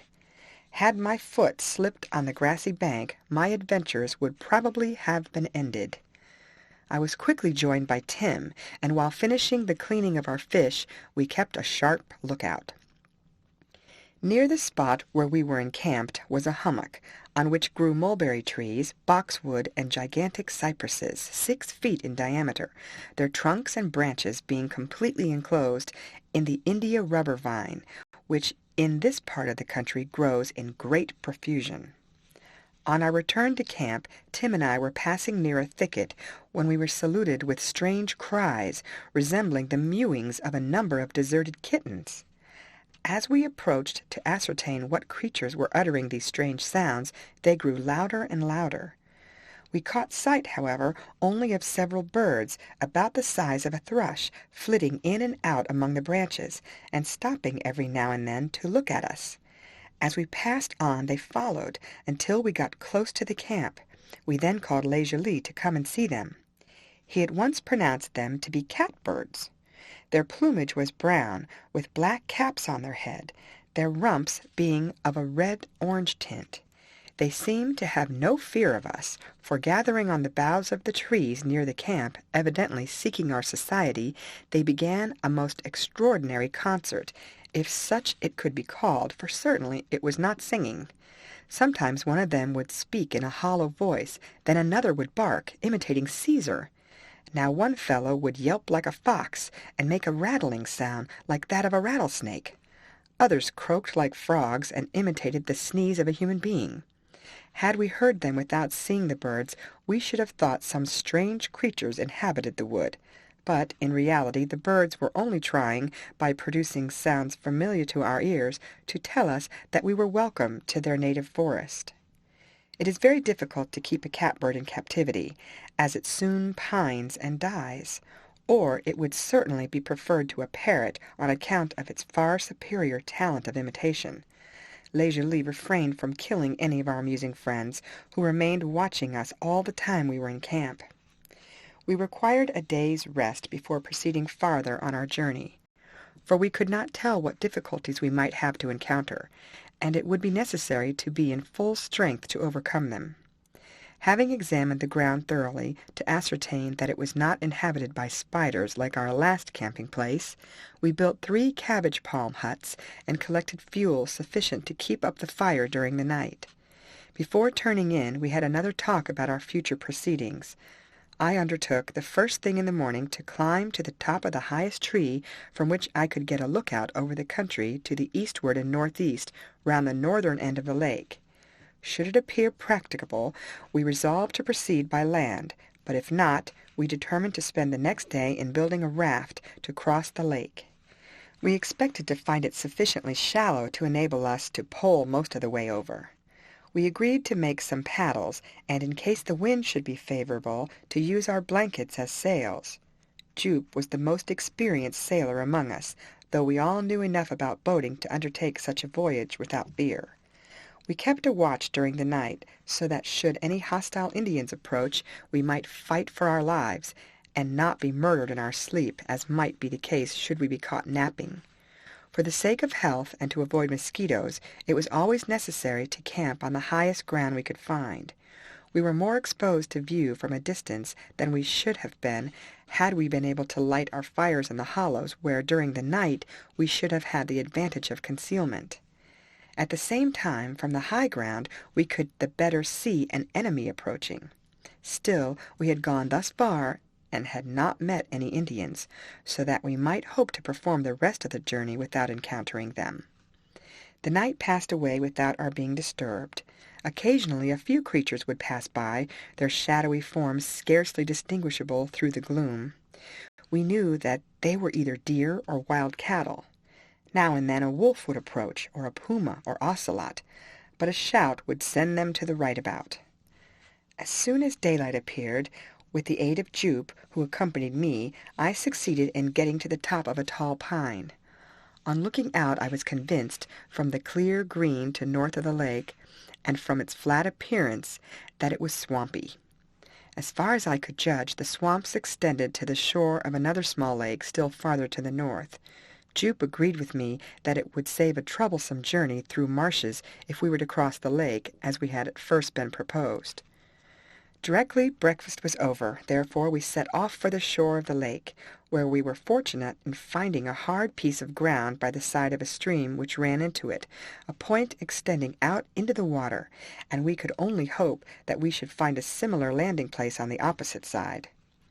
On the hard ground, a couple of feet above the water, grew a number of pines. Several of the smaller as well as larger trees had been blown down by a hurricane, and were sufficiently dry, and yet not rotten, for our purpose. Lopping off the roots and branches, we collected 6 trees, each about 30 feet long, which one by one we managed to roll into the water. The cross pieces were more easily obtained. The whole were fastened together with what the Spaniards called cipos, or creepers, which make a very tolerable rope for such a purpose. On the top of this framework we placed a sort of platform of reeds, which would, we hoped, keep us free from the water. We had still to cut some long poles, a couple of spars for masts, and 2 more for yards, a paddle to steer by, and 1 for each of us. Night was approaching by the time we had quite finished. Altogether we were well content with our performance, though perhaps a more experienced sailor would have hesitated to trust himself on such a structure. As the mosquitoes would have allowed us but little sleep had we attempted to remain near the lake at night, we returned to our camping ground on the ridge, having previously dragged the raft up on shore. On our way I saw Le Joli eagerly eyeing the branches of a tree producing a sweet gum. "Stop, stop!" he examined, "in case you may alarm it." And he began opening his butterfly net, which lay in a case he always carried in his pocket. I looked in the direction towards which his eyes were turned, and saw a magnificent moth sucking gum exuding from a branch. It was more beautiful than any I had seen. The body was of a flesh color, the wings broad, and of a tender green with blue, crimson, and orange spots. I stopped while he advanced, trembling lest the specimen might escape him. With what eagerness he closed the net over it, and I felt almost as rejoiced as he seemed to be that he had captured the treasure.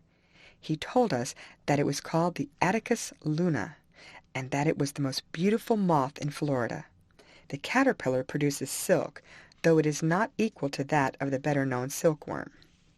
The naturalist appeared as delighted to have secured the moth uninjured as most people would have been to pick up a nugget of gold. By degree we had expended a portion of our ammunition and provisions, but as leisurely added to his collection our loads were not much lightened, though his bird-skins, moths, and insects were not very weighty articles.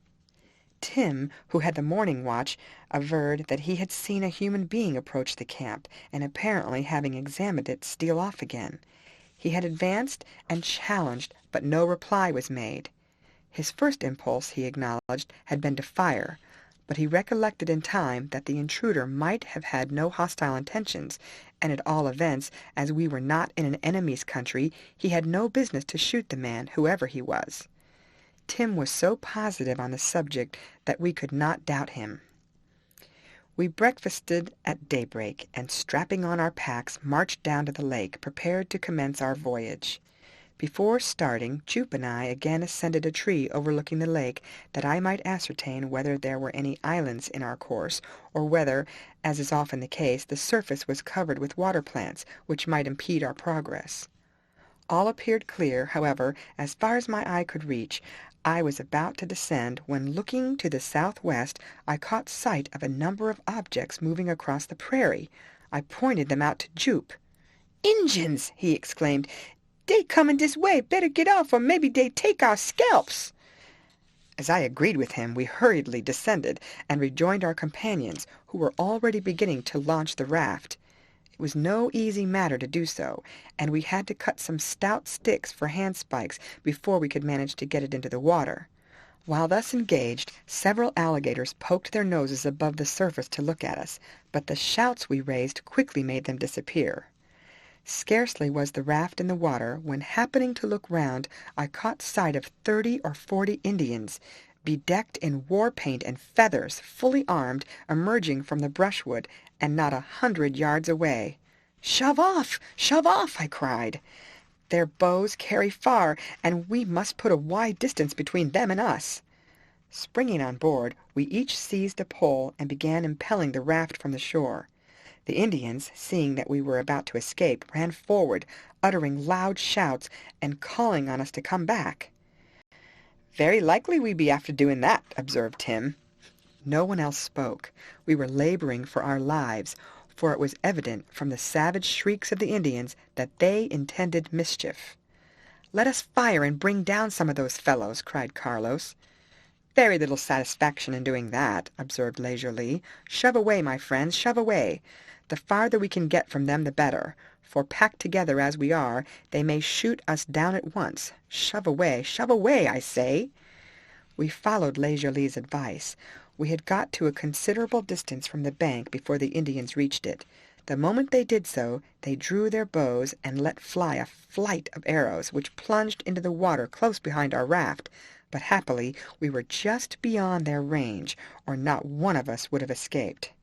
The water by this time was deepening, and we had to take to our paddles and endeavor still farther to increase our distance, for the savages, intent on capturing us, had begun to wade off, with fresh arrows in their bows, ready to send another flight, at the same time uttering loud cries and shouting out to us to return. They were possibly not aware that we had provided ourselves with paddles, and had already got into deep water. Rushing forward until the water was up to their waists, they again sent their arrows whistling towards us, several actually striking the raft, though not with sufficient force to stick into it. When they saw that we were really beyond their reach, they vented their disappointment in fearful yells. "Shriek away, you red-skinned savages!" cried Tim. "Your noise doesn't hurt us. If you don't look out for yourselves, you'll have some of the gators snapping off your legs presently." The cries of the Indians, however, had the effect of keeping the creatures at a distance, and several swam past us, evidently alarmed at the unusual sounds. We were now all paddling away with might and main, 2 on each side, the black steering and sculling with his paddle at the same time. Fortunately, the weather remained fine, and the wind, which was light, was in our favor. What we had to dread most was a strong wind springing up from the eastward, which might have driven us back and placed us at the mercy of the savages. We were still uncertain whether we should altogether escape them. They might build a raft and pursue us, or might be acquainted with some path leading along the northern end of the lake, by which, light-footed as they were, they might get round to meet us when we landed, or to follow up our trail. We found paddling a raft harder work than we had expected, and our arms soon began to ache. Stopping for an instant, I tried the depth of water. It was still too great to enable us to use our poles with advantage. At length, however, the breeze increased, and I proposed that the masts should be stepped, as they were all ready, and that we should hoist our blankets for sails. This we at once did, But they did not hold enough wind to help us as much as we expected, and we still had to keep the paddles going. Looking back, we could see the Indians on the shore, which was satisfactory, as it made us hope that they did not intend to follow us by land. "It will take them some time to build a raft," observed Carlos. "If they do, we shall then encounter them on equal terms, for we could pick them off with our rifles before they could get near enough to shoot their arrows at us." We continued our course to the opposite shore, which appeared as far off as ever. We had, however, reason to be satisfied that we had decided on crossing the lake on a raft, for had we attempted to go round by land, we should inevitably have been overtaken by the Indians. End of chapter. Chapter 8. We had been paddling on for some time, not making more than 2 miles an hour. At length the eastern shore of the lake began to grow nearer. It was low, with no trees of any size growing on its bank.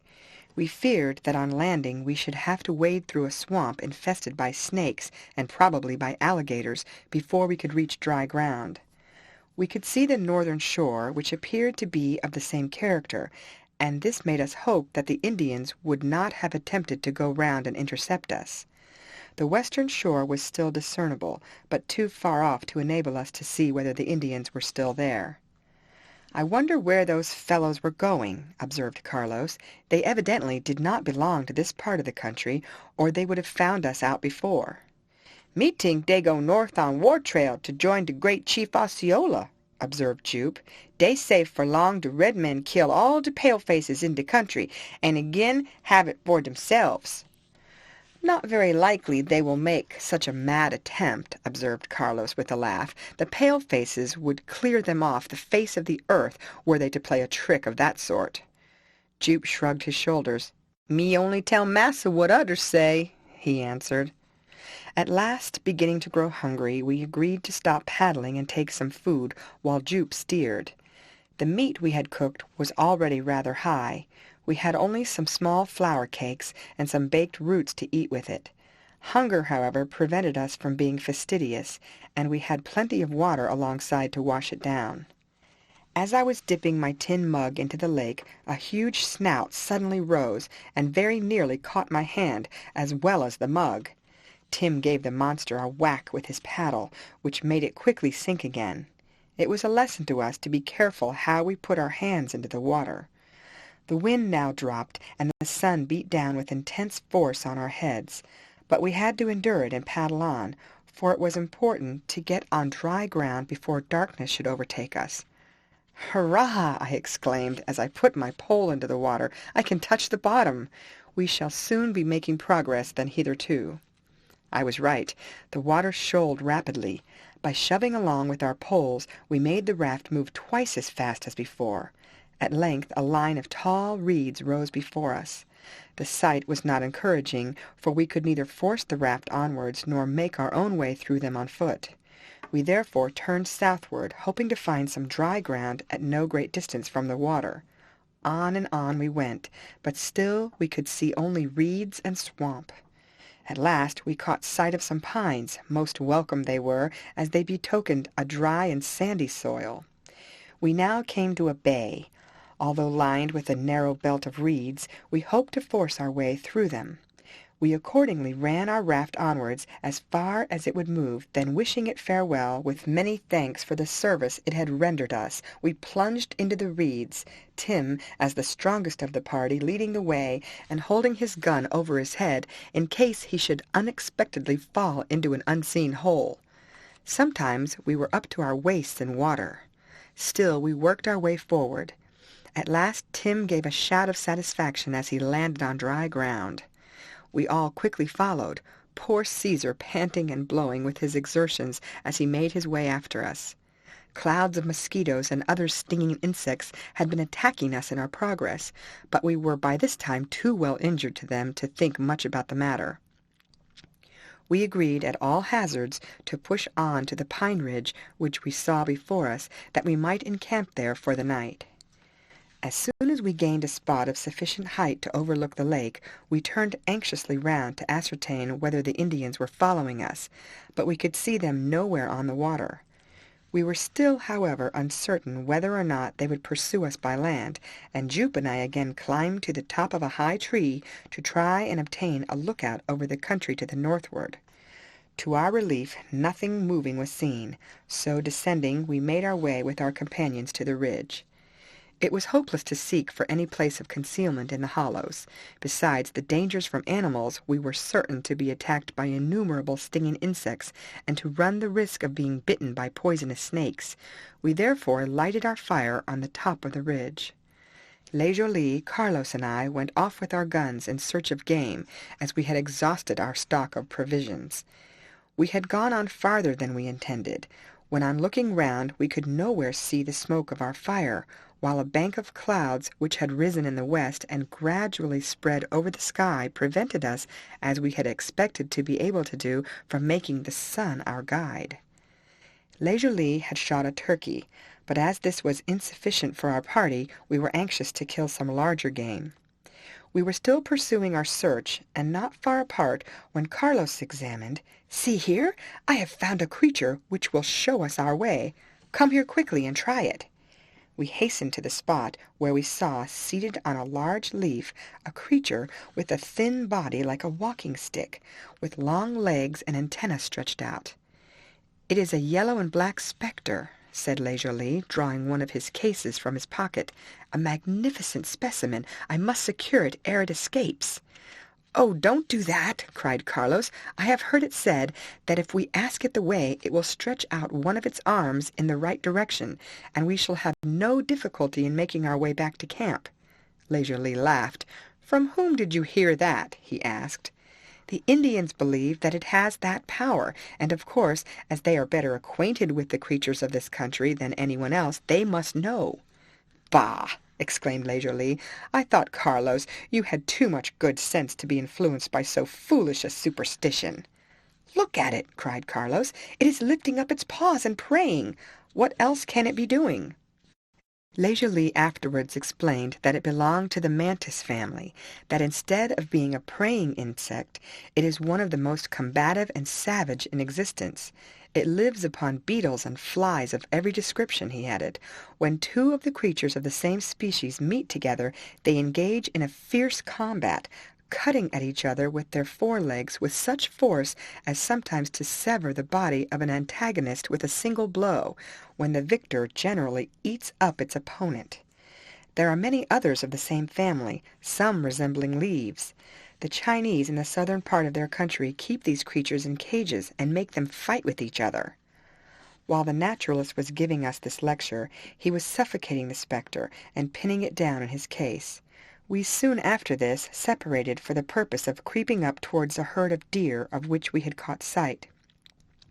I had got some way to the right of Leisurely and Carlos, when I caught sight of a buck feeding near a clump of trees.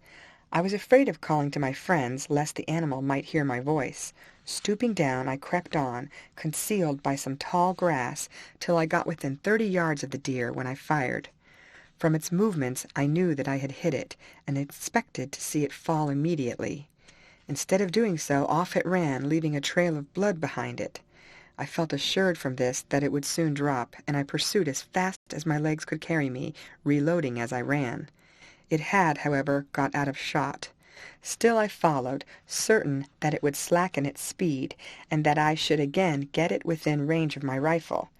On and on I went, not having time to look behind me to ascertain if my companions were following, as I supposed they were doing. After some time the deer began to slacken its pace, and I felt more confident than ever that I should overtake it before dark. I had scarcely observed, however, that the gloom of evening had already commenced. The form of the deer became more and more shadowy, but still keeping it in sight, I followed until it suddenly disappeared. It must have fallen to the ground, I thought, which accounted for my not seeing it, and so on I went. I was not mistaken. Before long I stumbled over the body of the animal, still living, but fast bleeding to death. With my hunting knife I at once put an end to its sufferings. It was too large an animal to carry back whole to the camp, so I began as well as I could in the gloom of the evening to skin it and cut off the best portions of the meat, an unpleasant operation, and one in which I had had but little experience, though I had frequently seen deer cut up by others. I prepared as much as I could carry, with part of the skin, when considering in which direction I should turn my steps to reach the camp, I felt myself utterly at a loss to decide. I had several times turned the deer about, so that I could not ascertain the position in which it had fallen. To attract the attention of my friends, I fired off my gun. I listened for a reply, but could hear none. Still, I hoped, by proceeding across the pine barren, that I should in time see the light of their fire. I accordingly, shouldering my load of meat, set off. The night became unusually dark, and it was with difficulty that I avoided stumbling over falling trunks or running against the stumps of trees. I occasionally shouted and several times fired off my rifle. I should have fired oftener, but was unwilling to expend more of my powder. I thought I was going straight forward, and had gone on for about 2 hours or more, when I found my feet strike against an object on the ground. I felt it was part of an animal. A further examination convinced me it was the body of the deer I had killed, and I found to my annoyance that I had been going in a circle and had reached the very spot whence I had set out. It would be useless, I felt, to make another attempt to reach the camp, and I made up my mind to remain where I was. I had my flint and steel, and so I searched about for broken branches to make up a fire. I had not forgotten the risk I ran of being bitten by a snake. I searched and searched for some time, but in the dark I could only find a few sticks, though very likely I passed by many which would have served my purpose. I was thus employed when I heard a howl at no great distance off. It was the voice of a wolf. It was repeated by another and another. The sounds grew nearer and nearer until it appeared to me that a whole pack must be collecting around me.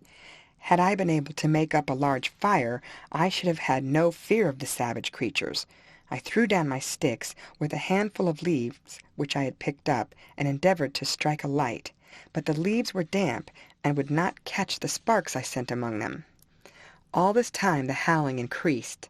The wolves were attracted, I had no doubt, by the carcass of the deer, and they might be content with that instead of attacking me, but when they had finished it, and it could not last long, I thought it probable that I should become their victim. I tried again and again to light the fire, but in vain. The wolves now broke into loud cries and howls, and I could not distinguish their form as they approached the spot.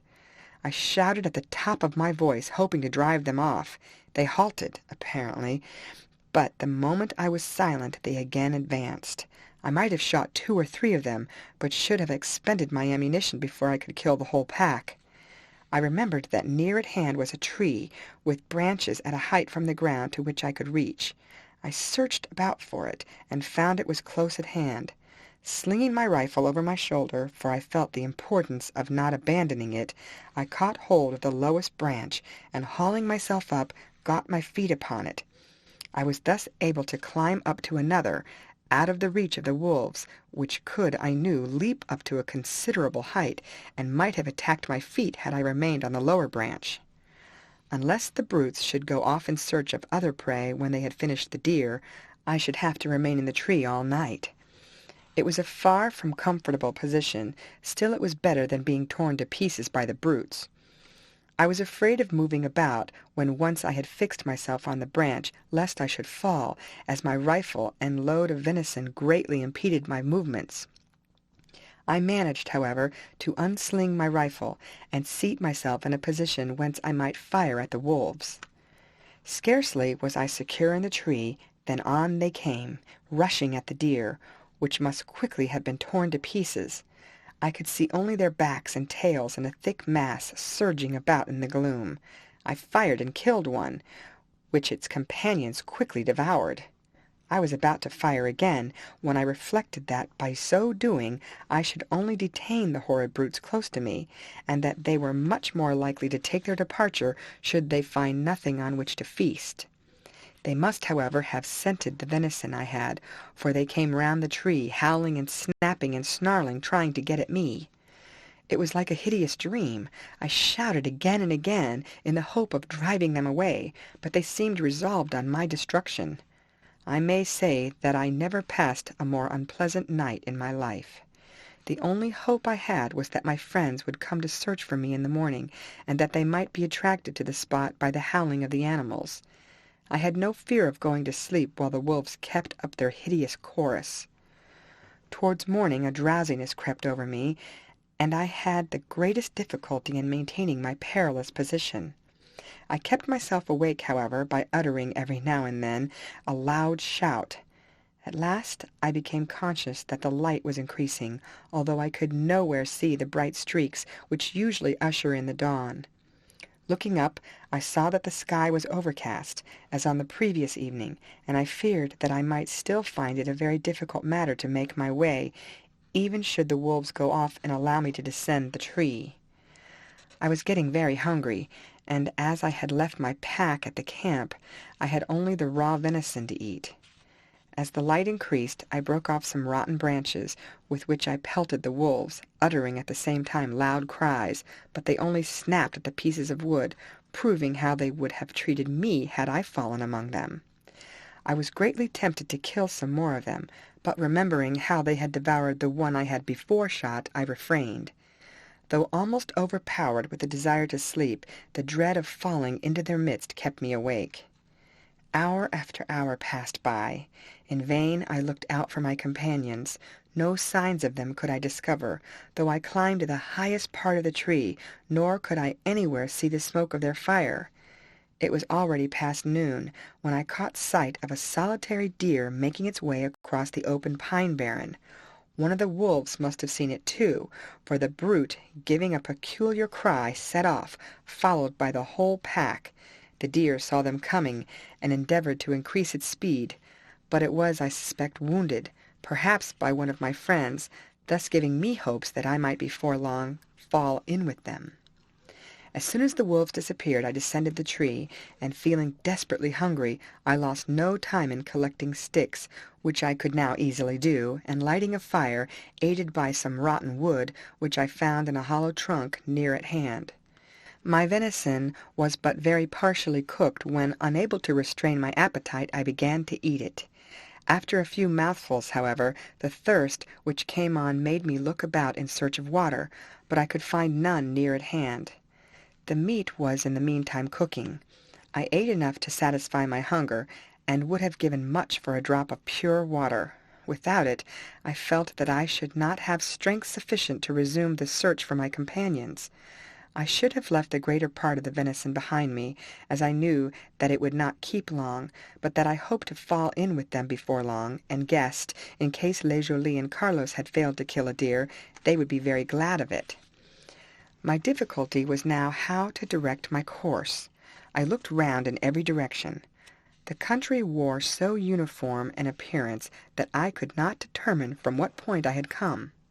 Had there been water near at hand, I should have remained where I was, the wisest thing to do under such circumstances, but water I must have, or I should perish. I accordingly set off, intending to keep a straight line, and hoping to fall in with my companions, or to discover their trail should I strike the lake. I should then obtain the necessary water, and know afterwards how to direct my course. Praying that I might be successful, I took my rifle in my hand, ready for use, and marched forward. On and on I went, keeping along the pine barrens, and avoiding 2 hummocks I met with.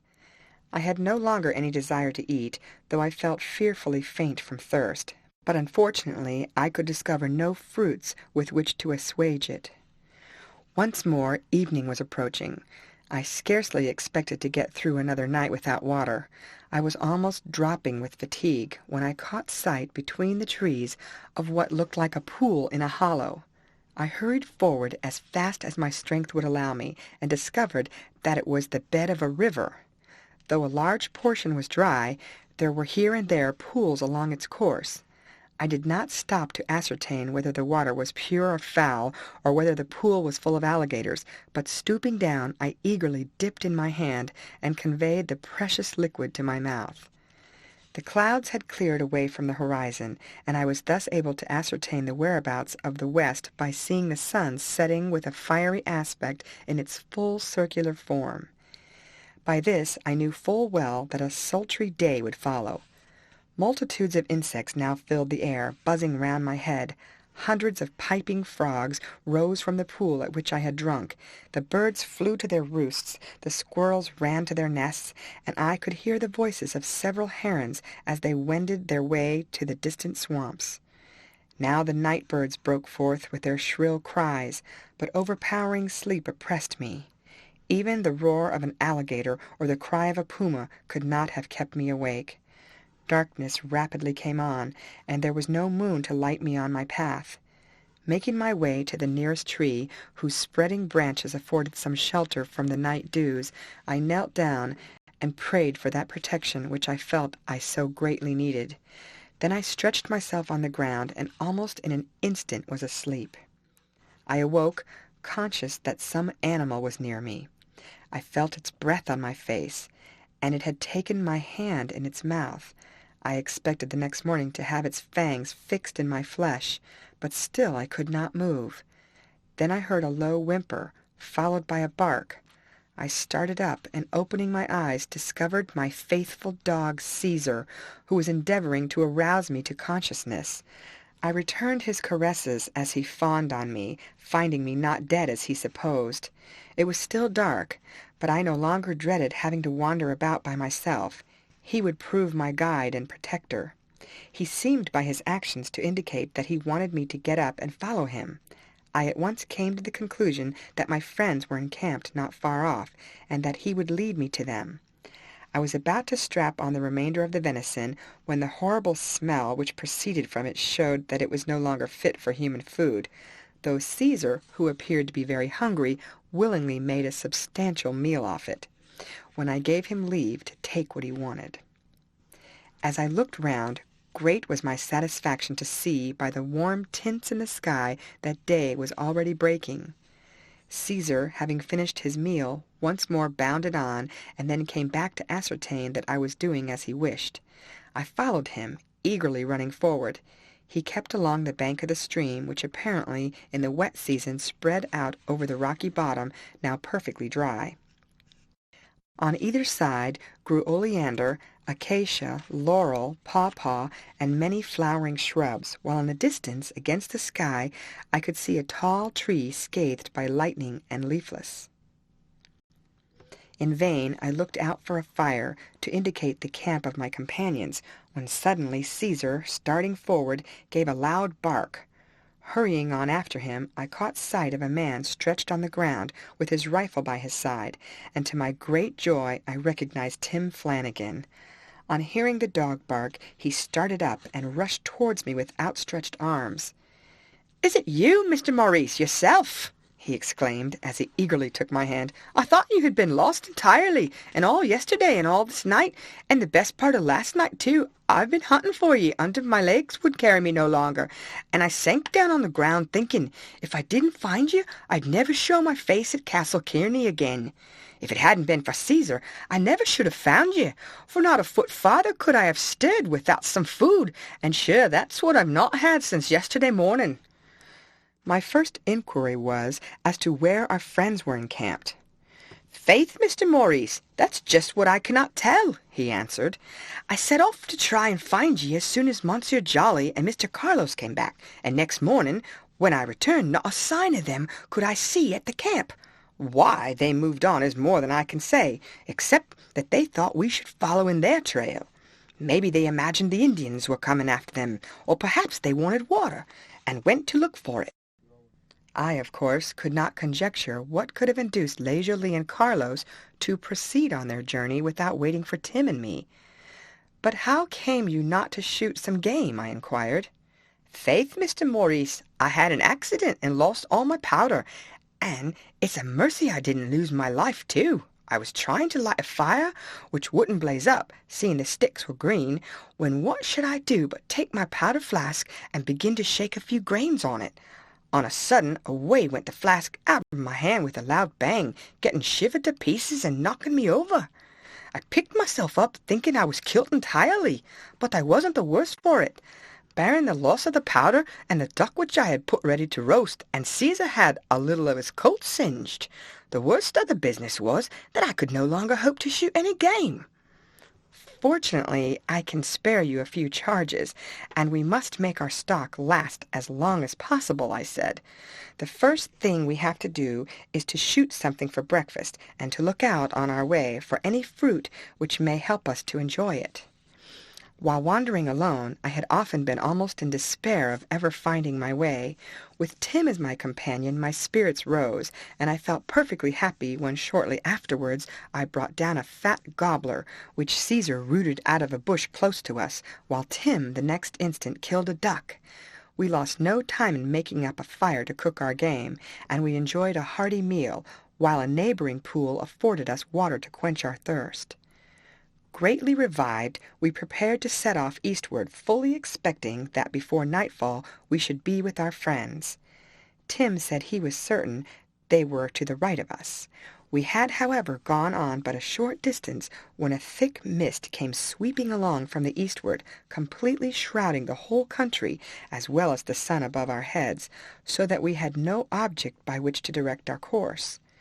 In a country like Florida, where there are no mountains, and the taller trees grow in hollows, it is most difficult to find one's way, except by compass, when the sun is obscured. Still, we thought we knew the direction of the east, and continued on, every now and then uttering a loud shout, hoping that our friends might be within hearing. We agreed at last that although they might not hear our voices, they might hear the report of our guns. But that we might expend our powder with some benefit to ourselves, we agreed to wait until we saw an object to fire at. We were passing soon afterwards near some ponds, when we shot 3 or 4 birds, and coming near a hummock we killed several others, which we thought would be welcome to our friends, or would at all events supply us and Caesar with food for the next day. We still fancied that we were going right. Shortly afterwards we entered a pine barren, or rather I might call it a pine forest, through which we struck on a well-defined track, the grass on either side being so tall that we could scarcely see over it. We had been going on for several hours when we suddenly found ourselves in a more open space.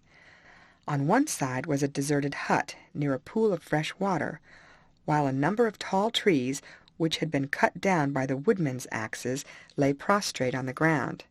We examined the hut. There were bed places for 3 or 4 men, and just outside was a circle of blackened stones with ashes in the center, which had evidently formed a fireplace, but everything else had disappeared. While searching about, Tim exclaimed that there were marks of blood in one of the bed places, and on examining the spots I agreed with him that the stains were those of blood. His opinion was that one of the party had been surprised asleep in the hut by the Indians, but that the rest, being out at the time, had made their escape, and were afraid to venture back. On leaving the hut, Caesar ran to a little distance from it and barked. We followed him, when great was our horror to see the body of a man stretched on the ground. The poor fellow had been scalped, clearly showing by whom he had met his death.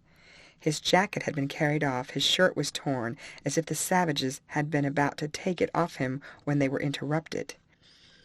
From the appearance of the body, he had, we conjectured, been dead 2 or 3 days, perhaps longer, for as it lay in the shade, it was not so decomposed as it might otherwise have been.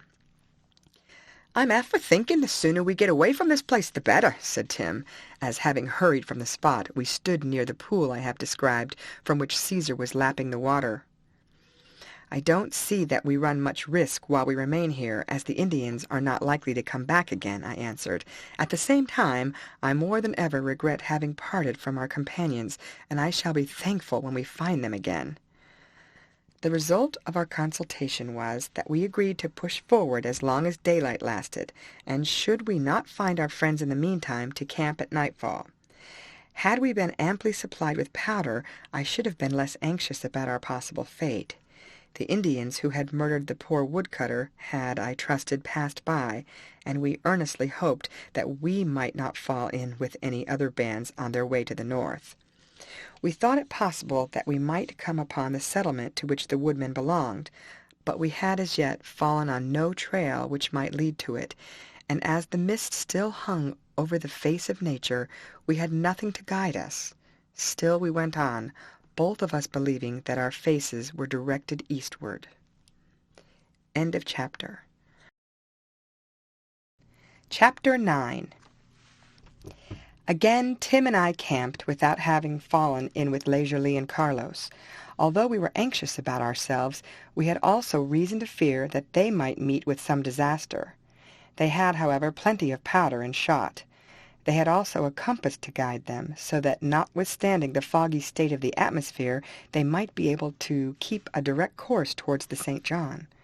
The birds we had shot afforded us ample meal, and by cooking them at night, we had sufficient for breakfast the next day. Notwithstanding the heat during the daytime, at night, owing to the thick fog, we felt it chilly in the extreme. The trees dripped with moisture, and it was with difficulty we could find a dry place to camp on. Tim insisted on watching while I slept, but as soon as I awoke, I made him lie down and sat up by our fire with my rifle by my side, trying to keep my eyes open by throwing on sticks so as to maintain a bright blaze which would keep wolves or pumas at a distance. My faithful Caesar crouched by my side, every now and then opening his eyes and looking about to ascertain that no foe was near. Perhaps trusting to his vigilance, I made less strenuous efforts to keep myself from dozing. Certain it is that after a time I sank down on the ground. When I awoke, the fire had almost gone out, and my blanket was nearly wet through. I jumped to my feet and endeavored to make the fire burn up again, puffing and blowing with all my might. I was unwilling to call Tim to my assistance.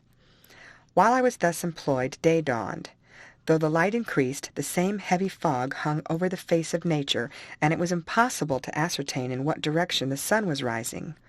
We wrung out our wet blankets and hung them on some sticks close to the fire to dry, while we breakfasted off some of the game we had cooked on the previous evening.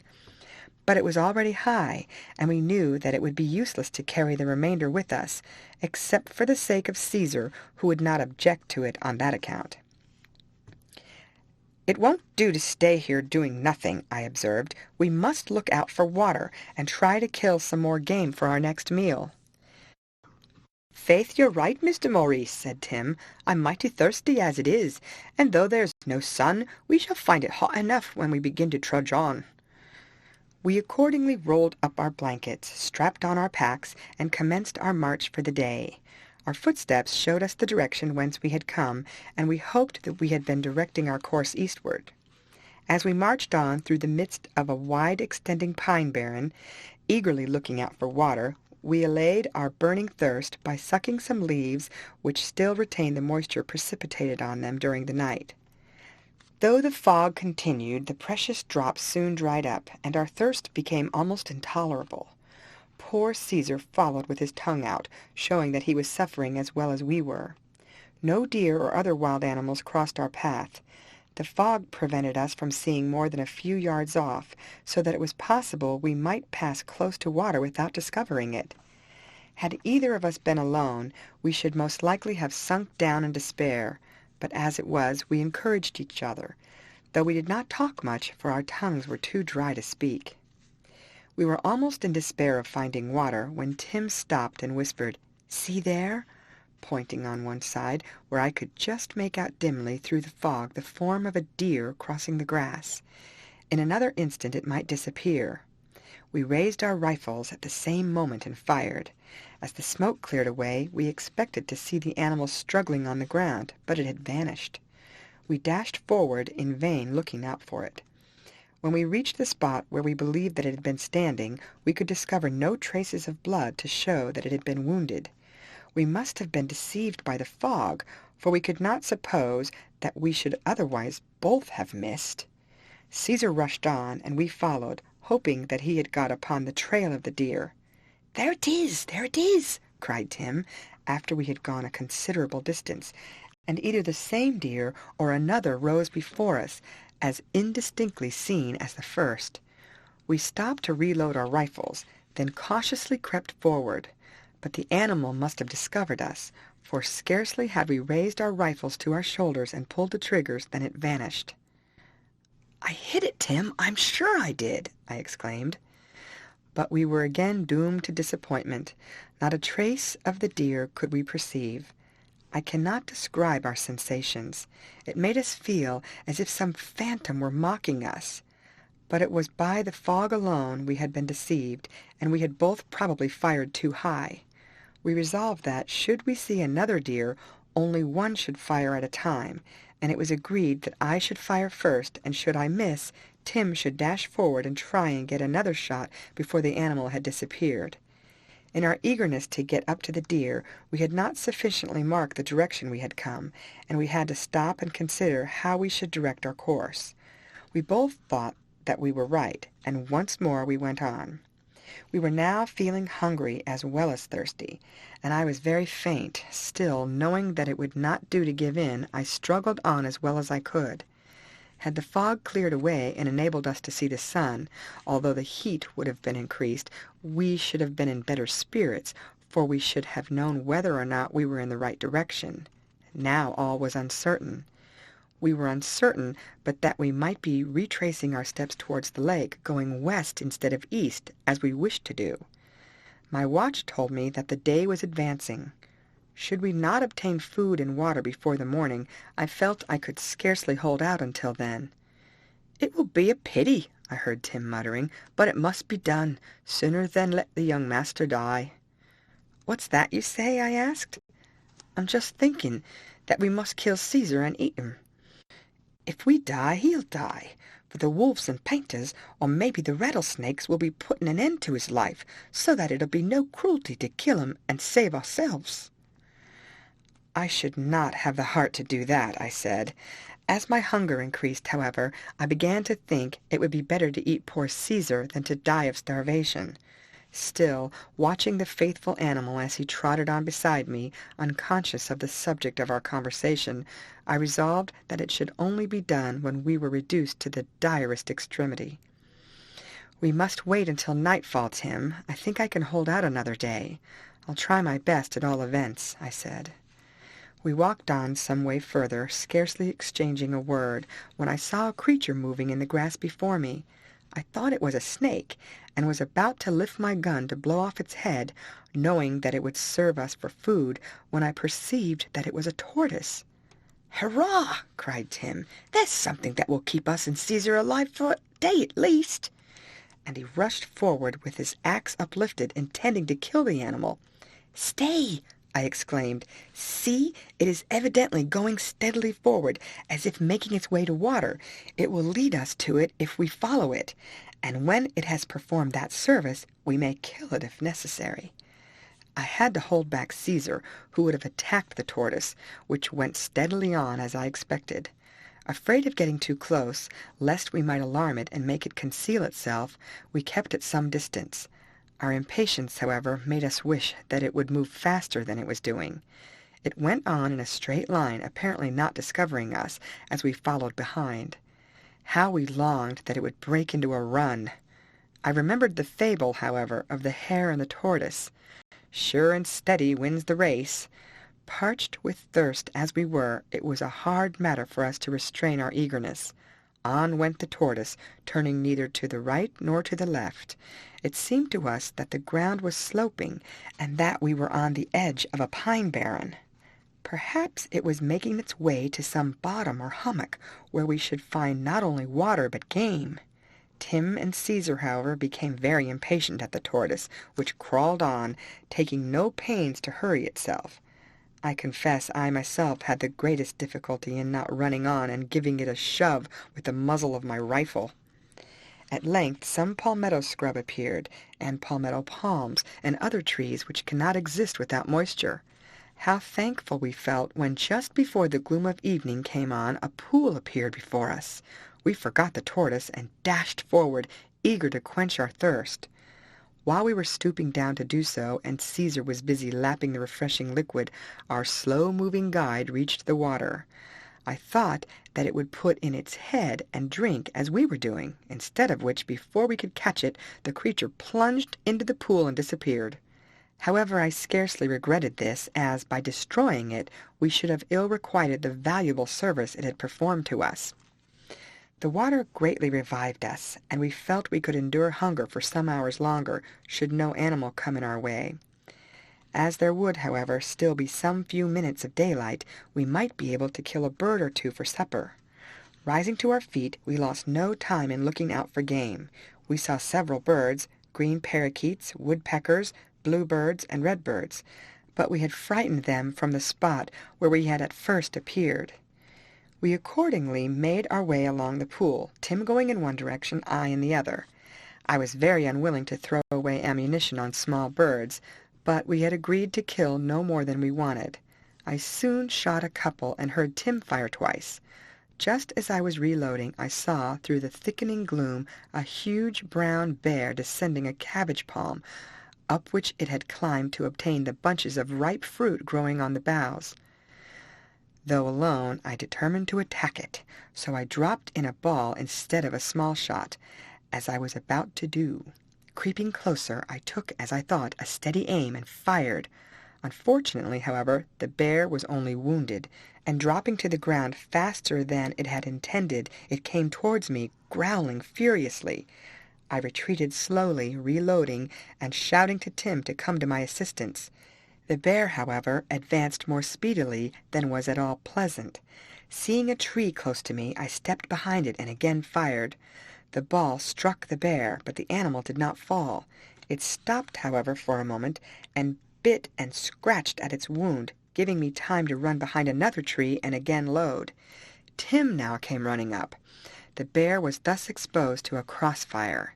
Tim, supposing that the next instant the bear would be upon me, fired, forgetting that his gun was only loaded with small shot.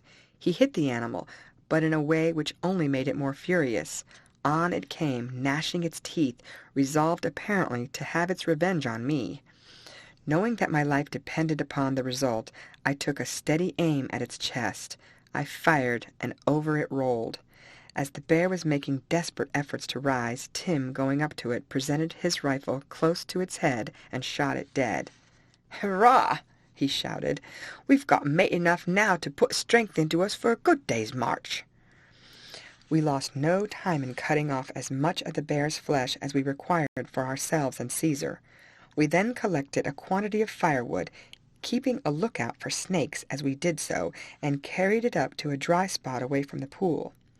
Losing no time in making a fire, we put on some of the meat to cook. I confess, however, that to satisfy the cravings of our hunger, we chewed a portion of it without waiting till it was roasted. By the light of the fire, we then constructed a hut of palmetto leaves, placing Caesar in front to give us warning should danger approach, for neither Tim nor I was able to watch. After we had supped, before lying down, I gave my powder horn a shake. A very small quantity of powder remained. Tim imitated my example, and I guessed by the blank look of his countenance that his stock was equally reduced. "It's to be hoped that we'll not be after wanting it much, for I am mightily afraid that I've only got another charge or two remaining. We may have a strike the St. John tomorrow, and it won't be long before we fall in with the settlers," he observed. "We have reason to be thankful that we killed the bear, then," I answered. "Do not let us anticipate misfortune until it overtakes us." We made as large a fire as the fuel we had collected would allow, and hung up our bear's meat inside our hut for security. In spite of the howling of wolves and other noises which came across the pool, we fell asleep, and the hut sheltering us from the dews, we were far more comfortable than on previous nights. I heard Caesar give a bark 2 or 3 times, but that did not arouse me fully. The night passed away without disturbance. At daybreak we packed up some of our bear's flesh, which we hoped would keep good until dinner-time. Then, having taken a draught of water, we continued our march, as we believed, to the east, but the fog still hung over the country, and we were left in as much doubt as before. We soon found ourselves again on the pine barren. Indeed, in spite of the prickly shrubs here and there, it afforded us better walking than any other part of the country. On and on we went, suffering almost as much as on the previous day from want of water. We halted about 1 o'clock to dine. Our bear's flesh, even though roasted, was already high, and we feared that we should be unable to eat it for supper. We were able, however, to procure several wild fruits and nuts, which from the birds eating them we knew to be wholesome, and these somewhat allayed our thirst. The fog continued all day, there not being a breath of wind to blow it off. It made walking very fatiguing. Another night was approaching. We caught sight of some deer, but were afraid of expending our last charges of powder without being certain of bagging our game. We did not actually go supperless to bed, for by recooking the bear's meat we managed to eat it, but we did not partake of a morsel more than was necessary to satisfy our hunger, though Caesar enjoyed a good meal. The wind got up during the night, and the next morning the sun rose in a clear sky, just as we unrolled ourselves from our blankets. "Now we shall melt our way," cried Tim, as he sprang to his feet. I looked round to examine our trail of the previous evening. We had been tramping west instead of east, or very probably had been going round in a circle. At all events, we had gone away from the St. John River. We had now to retrace our steps. Steering in the direction whence the sun was rising, the bright beams dazzled our eyes. We had nothing to eat, but we hoped that before long we should be able to kill a deer or some large bird which would afford us sufficient food. We now guessed that our friends must be ahead. Probably while they had been searching for us, we had been going away from them. All we had now to do was to press steadily onwards. We were getting desperately hungry when I saw something move in the grass a little in front of us. Hoping that it might be another tortoise, I ran forward and found that it was a large black snake. I might have shot it, but not wishing to throw away a charge of powder, I drew my axe, and as it turned hissing towards me, with a single stroke I cut off its head. It was of a non-venomous species, but, oppressed by hunger, even had it been a rattlesnake, I would have proposed to eat it. "Here is food, and we must not be particular," I said. Tim hesitated. "Sure, Mr. Maurice, you'll not be after eating a snake," he said. "I could eat a toad or a pot full of caterpillars," I answered, and having cut off a portion for Caesar, I slung the remainder over my shoulder.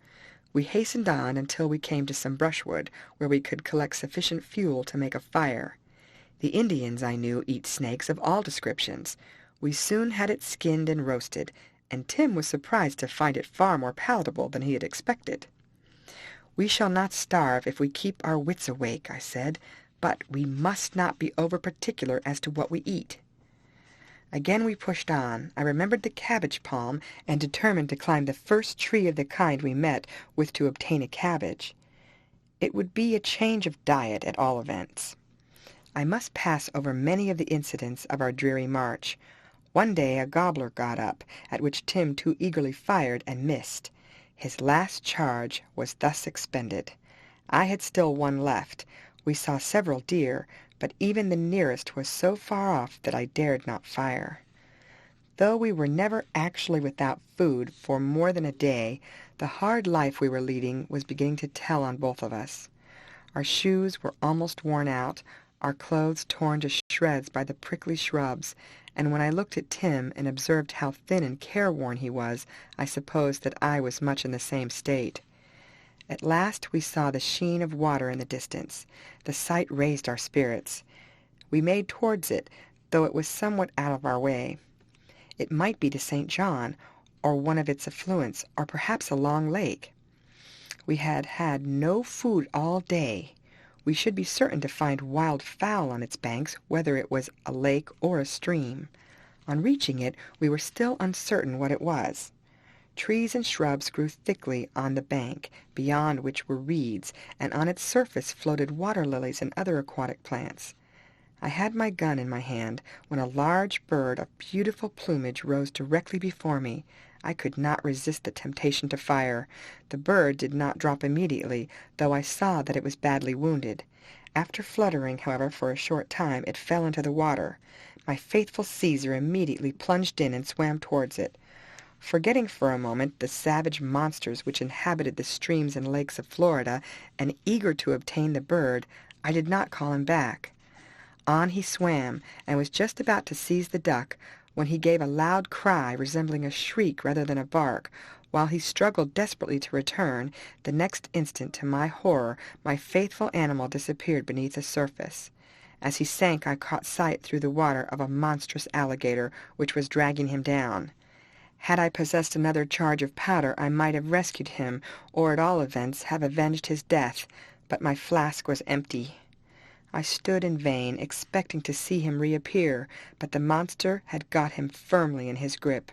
I watched and watched, and I am not ashamed to say it, when all hope was gone, I burst into tears. "We'll never see him again," said Tim, who now came up. "Those brutes keep their prey down at the bottom of the water until they become rotten enough to suit their taste. It's no use looking after him any longer. If we only had a store of powder and the bullets, we'd pay the villain off. Come along now, master dear, it's time to be looking out for some other food." "But we must try and get the duck," I said, recovering myself. "Sure you'd not be after venturing into the water," observed Tim. "No, but perhaps the bird may float near the bank, and we may draw it in with a large stick."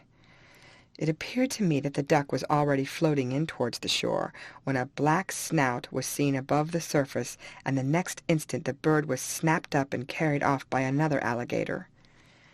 Whether the water was a stream or pool we could not ascertain. There was no perceptible current, but still we hoped that by keeping along its bank it might lead down to the main river. We therefore got clear of the underwood and proceeded in the direction we had before been following. Great was our disappointment to find, after going about a mile, that it came to a termination, and that it was only one of the many lakelets which are scattered over the face of the country. We saw several deer, and birds innumerable flew among the trees or rose from the bank of the lake, but none of them could we reach.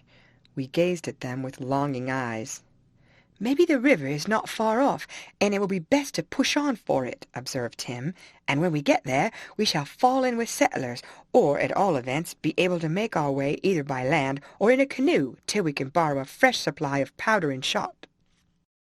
I was not so sanguine as Tim on these points, for I knew that few, if any, settlers were to be found so high up the river, and that days, if not weeks, might pass before we could reach the habitations of civilized men. We now entered another pine barren, stretching away to the eastward, which must be crossed before we could reach the river. Of its size I had no notion. It might extend for miles. Not a particle of food had we eaten during the day, and I was becoming so faint that I could scarcely drag one leg after the other. We talked of making traps to catch birds, but neither of us had much experience in the art of trap-making, and unless well acquainted with the habits of the birds frequenting the ground on which we might set our traps, we might starve long before one was caught. We could only therefore trudge forward, looking out for any living creature or any vegetable which might afford us food. Nothing could we see. Even the snakes seemed to avoid us. We would have eaten frogs could we have found them, but not a pool in which any lived did we come across. Another night was approaching. We should have to lie down without food or water, but to proceed during the darkness was impossible. Tim kept up his spirits. "Sure we'll be after finding something or other to eat," he exclaimed. "Sit down under this tree, Mr. Maurice dear. I'll not go far from you, so don't be afraid of losing me." I followed his advice, for I felt myself utterly incapable of going further. Scarcely had we gone 20 yards when I saw him hurl his axe towards the root of a tree, then running forward with a shout of satisfaction, he lifted up an animal which I saw was a young raccoon. His weapon had almost cut it in two. We were not long, it may be supposed, in lighting a fire and cooking the flesh, almost the whole of which we devoured between us. I sighed as I thought of poor Caesar, and wished that he had been alive to eat a portion of my share. Our hunger satisfied, we rolled ourselves in our blankets, and quickly dropped off to sleep, with our fire burning at our feet. Had a puma wandered that way, we might easily have become its prey. It was daylight when we awoke, but another of those heavy fogs which had before bewildered us covered the face of nature. We felt much inclined to remain where we were until the fog should lift, and we might see how to direct our course. We ate the remainder of the raccoon, but soon afterwards began to suffer from thirst, so Tim advised that we should move on in the hopes of coming to a pool, if not to the river itself. He was sure that he could steer a right course. I was doubtful about that, but as my thirst increased, I was ready to run every risk for the sake of finding water. On and on we went. Noon had long passed before we reached a small water-hole in a bottom fringed with reeds. We eagerly quenched our thirst in spite of the nauseous taste of the water. Then Tim, thinking the pool too small to contain alligators, plunged in and began catching frogs. "Get a fire lighted, Mr. Maurice. We'll soon have some of these cooked," he shouted out to me while thus employed. Without much hesitation, after they had been a short time cooking, I plucked off the legs of the creatures, and eagerly ate them. They served to satisfy our hunger, if they did not do much to maintain our strength. We should have been more content had we been certain that we were approaching the river. Without the sun by day and the stars by night to guide us, we might have been going, for all we could tell, to the right or left of our course, or perhaps even back again. I regretted not having more carefully studied the map. I knew that St. John River in many places consists of a chain of small lakelets connected by a narrow stream, but of their position or extent I was very uncertain. The next day found us wandering on across the pine barren, as did the following, while the mist hung heavily over the country. During this time Tim killed a snake, and we fell in with another tortoise, which hunger compelled us at once to kill. Then again the mist cleared off, and we were able once more to proceed with certainty. I felt sure that during the previous days we had made but little forward progress, having gone rather towards the south or north than on the course we wished to follow. Had either of us been alone, we should, I again felt, have sunk down and given up the struggle for life. At last we fell in with another hummock, in which were several cabbage palm trees. Weak as I was, I managed to climb up and cut out the head of one of them, which afforded each of us a meal, though we suffered somewhat from eating it. I'm afraid to say how many snakes we killed and ate. We certainly devoured between us 6 lizards, and at last learned to make frogs an ordinary article of diet. In spite of the food I have mentioned, which though varied was insufficient, we felt conscious that we were getting weaker and weaker. As I looked at Tim, I knew that he could not hold out much longer, and though he did not say what he thought of me, I believed that I was in a worse state. Often I detected him turning his eyes towards me with a sad expression. He insisted on carrying my gun and blanket, the weight of which greatly oppressed me. At last, when we had been wandering about for nearly 2 weeks, a sudden faintness came over me, and I sank to the ground. Tim threw himself by my side. "Ochahone, Ochahone! What will I be afther doing, Mr. Maurice dear?" he exclaimed. "Cheer up, cheer up! Sure we'll be getting to the river before very long, and finding some food, which will give you strength." As, however, I still felt unable to proceed, I proposed that he should push forward alone, as I was sure we could not be very far from the river. He might thus, at all events, have a chance of saving his own life, although I might not recover. I urged him not to lose time, but to try and find some food, hoping that a good meal would give me strength to proceed. As I insisted on his doing this, he begged that he might first carry me to a tree, at the foot of which he made up a bed with our blankets, and leaving our guns by my side, he hurried across the hummock. It appeared to me, however, that he was a long time absent.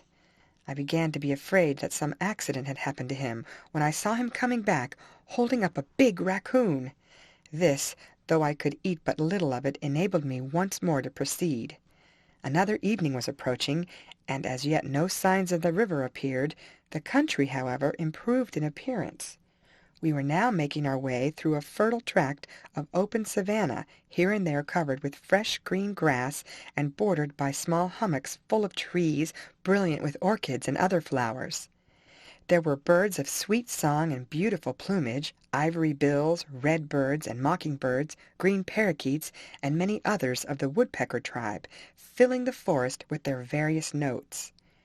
We now felt sure that we were approaching the river, but again a faintness came over me, and I doubted very much whether I should reach it. Suddenly Tim exclaimed, "Hurrah! I see a hut, and people moving about it. Even the redskins would not refuse to help us. But I'm half a-thinking they're either white men or blacks." Mustering my failing strength, I hurried on, helped by Tim. As we drew nearer, we saw 2 black men and a woman seated on the ground with a child near her. One of the blacks advanced, while the other stood gazing at us with no very friendly expression. I suspected that they were runaways, and that they fancied we had come in search of them. When, however, they saw our forlorn and tattered condition, and heard Tim exclaim, stretching out his hand, "I'm sure you'll be after giving assistance to your white brothers in distress," the expression on their countenances changed. "Who are you? Where you come from?" asked the man who had approached us. Tim explained that we were English travelers who had lost our companions, and that we were making our way across the country to the St. John River. They seemed perfectly satisfied with the account we gave of ourselves, as we judged by their changed manner. The black woman, getting up at once, made preparations for cooking some food, and afterwards suggested that Tim and I should lie down in the shade of the hut and rest. We gladly followed her advice. Even Tim, poor fellow, now that his chief anxiety about me was over, appeared scarcely able to support himself on his feet. After we had thrown ourselves on the ground, the black woman, who had gone out, brought us each a bowl of goat's milk, with which I felt wonderfully refreshed.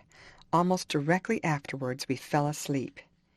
It was already evening when the blacks awoke us, and placed before us a mess of rice, pork, and bananas. We slept soundly all night, and next morning when I awoke, I felt quite a different creature to what I had been the day before. We thought it best not to inquire too minutely who our good hosts were, though we had little doubt that they were, as we at first supposed, runaway slaves. The first question we put was whether they had seen anything of our friends, to which they replied in the negative, and told us that we were still nearly a day's journey from the river. One of them undertook to guide us to a part where he thought we might possibly find a canoe. If not, he advised that we should descend the stream on a raft until we reached some settlers' huts, which he told us we should come to in a few hours. He begged us, however, not to mention on any account having met with him and his companions. This we willingly promised. The blacks, unfortunately, could not supply us with powder and shot, the small quantity they possessed being barely sufficient for their own wants, but they offered to give us enough of food to last us for a couple of days. As we found ourselves utterly unable to travel, we were thankful to accept of their invitation to remain with them until we had recovered our strength. End of chapter. Chapter 10. I had fortunately a few dollars, with which I was able to recompense our Negro hosts, who seemed, however, to expect no reward. With the one who had undertaken to be our guide, we set off at daybreak, in the hope of reaching the river St. John before dark. Though we were both, as Tim said, as thin as whipping posts, we felt sufficiently strong to undertake the journey and the fatigues we were likely to encounter until we could fall in with some craft to convey us down the river to Castle Kearney. The forest through which we passed consisted chiefly of cabbage palms and pines on the higher ground, but we saw marshes extending on either side, which our guide told us reached to the river. Had we possessed ammunition, we could have shot deer, for numerous herds crossed our path. We saw also a few wild fowl. Our guide said that in the winter the marshes were full of them, and that any quantity might be shot in an hour. We caught sight also of a number of wild cattle, but they kept at a distance, as did the deer, both being equally afraid of man. Vegetation became more dense as towards evening we approached the long-looked-for river, so that we had some difficulty in making our way through the thickly growing cabbage palms, live oak, and water oak, hung with crimson and white air plants, trumpet flowers, wild vines, and innumerable other parasites. Our guide, however, soon discovered a narrow path, by which he led us, or otherwise our progress would have been altogether stopped, and we should have had to turn back and make our way by a longer route. At length we saw an expanse of water glittering brightly between the trees. "Dere's de river, sir!" exclaimed our guide. "Now we see if we find canoe. Him here not long ago." We hurried eagerly forward until we stood on the margin of the river, as near to the water as the tall grass would allow us to get. Our guide searched up and down the stream, looking amid the grass and under every thick bush as a dog hunts for game. At length he shouted out, "Hurrah! Me thought to find canoe!" We made towards him. There, sure enough, carefully concealed among the brushwood, was a canoe capable of holding 3 or 4 persons, with several paddles inside it. "But it may belong to others," I observed, "and it may be of serious consequence to them on returning not to find it." "Sure we have a right to it now it's deserted by its owners," observed Tim. "Maybe they'll never come back." "What do you say?" I asked of our guide. "Take 'em, massa," he answered. "Me tink those who come up in 'em never go back." "Why?" I asked. "Because the redskins take dem scalps, and dey all dead." "That settles the question," said I. "But now let's look at the canoe." On examining it, we found several ugly-looking cracks, which, had we launched it, would have admitted the water in an inconvenient manner. With other articles in the canoe, we discovered a small iron pot, which had evidently been used for boiling pitch. We were not long in tapping a pine tree and obtaining as much pitch as we required, with some gum the black collected. We made up a fire on a mud bank, left dry by the falling waters, from which we disturbed 6 alligators who had been taking their siesta on it. It required our united strength to get the canoe up to the spot. When turning it up, we stopped the leaks in the best way we could. Having done so, we launched it, and found that it floated very well. The black suggested that we should supply ourselves with a quantity of pitch pine torches, which we would find useful should we wish to proceed by night, or to assist in keeping alligators and wild beasts at a distance. He and Tim soon procured an ample supply. As it was by this time almost dark, and too late to start, we agreed to sleep in the canoe alongside the bank.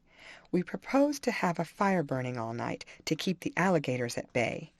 The black declared there was no risk, but Tim and I, not being so confident on that point, resolved to keep watch, rather than trust to our black friend. As soon as supper was served, he threw himself down in the bottom of the canoe, and was soon fast asleep. It was providential that we did keep watch, for scarcely an hour had passed when a gator, as Tim called it, swimming down the stream, was attracted by the smell of the remains of our supper, and in spite of the fire landed on the opposite side of the bank to which we were secured. Had we been all asleep, he would very likely have snapped up one of us. We shouted at the top of our voices and threw firebrands at his ugly face, which compelled him to retreat to his native element. He and his relatives kept up a horrible roar for several hours. We could hear their jaws clashing together as they snapped at their prey. Our shouts awoke the black, who, jumping up, very nearly tumbled overboard before he knew where he was. "De gators no come here," he said, when we told him what had made us cry out. "Don't they, my boy?" exclaimed Tim. "See, what's that?" At this moment a huge alligator shoved his snout above the surface, eyeing the canoe, as if he should like to snap up it, and us together. The black after this did not sleep as soundly as before, and Tim and I agreed that if the monsters abounded all down the river as they did near its headwaters, we should have a wakeful time of it. Morning, however, came at last. Our guide was as anxious to return home as we were to proceed on our voyage. He again charged us before parting not to mention having met with him and his companions, thus convincing us of what we had before suspected, that they were runaway slaves. We should have been very ungrateful had we not given him the required assurances, agreeing that we would merely state the fact that we had found the canoe on the bank of the river, and that as from the time it had been there its owners were not likely to return, we had appropriated it. The black, having wished us good-bye, commenced his journey through the forest, while we, shoving off from the bank, began to paddle down the sluggish stream. We kept in the center, where the current appeared strongest, resolving to paddle all day so as to lose no time. Often our progress was stopped by immense quantities of water lilies and other aquatic plants which spread over the stream, and in many places it was so shallow that we could touch the bottom with our paddles. Here the water was of a rich brown color, in many places with a green scum on it, which so completely concealed the alligators moving beneath the surface that we ran against several of the monsters, the whisk of whose tails sent the water flying over us, and very nearly, on more than one occasion, upset the canoe. How we longed for ammunition to kill some of the waterfowl which rose from the sedgy shores!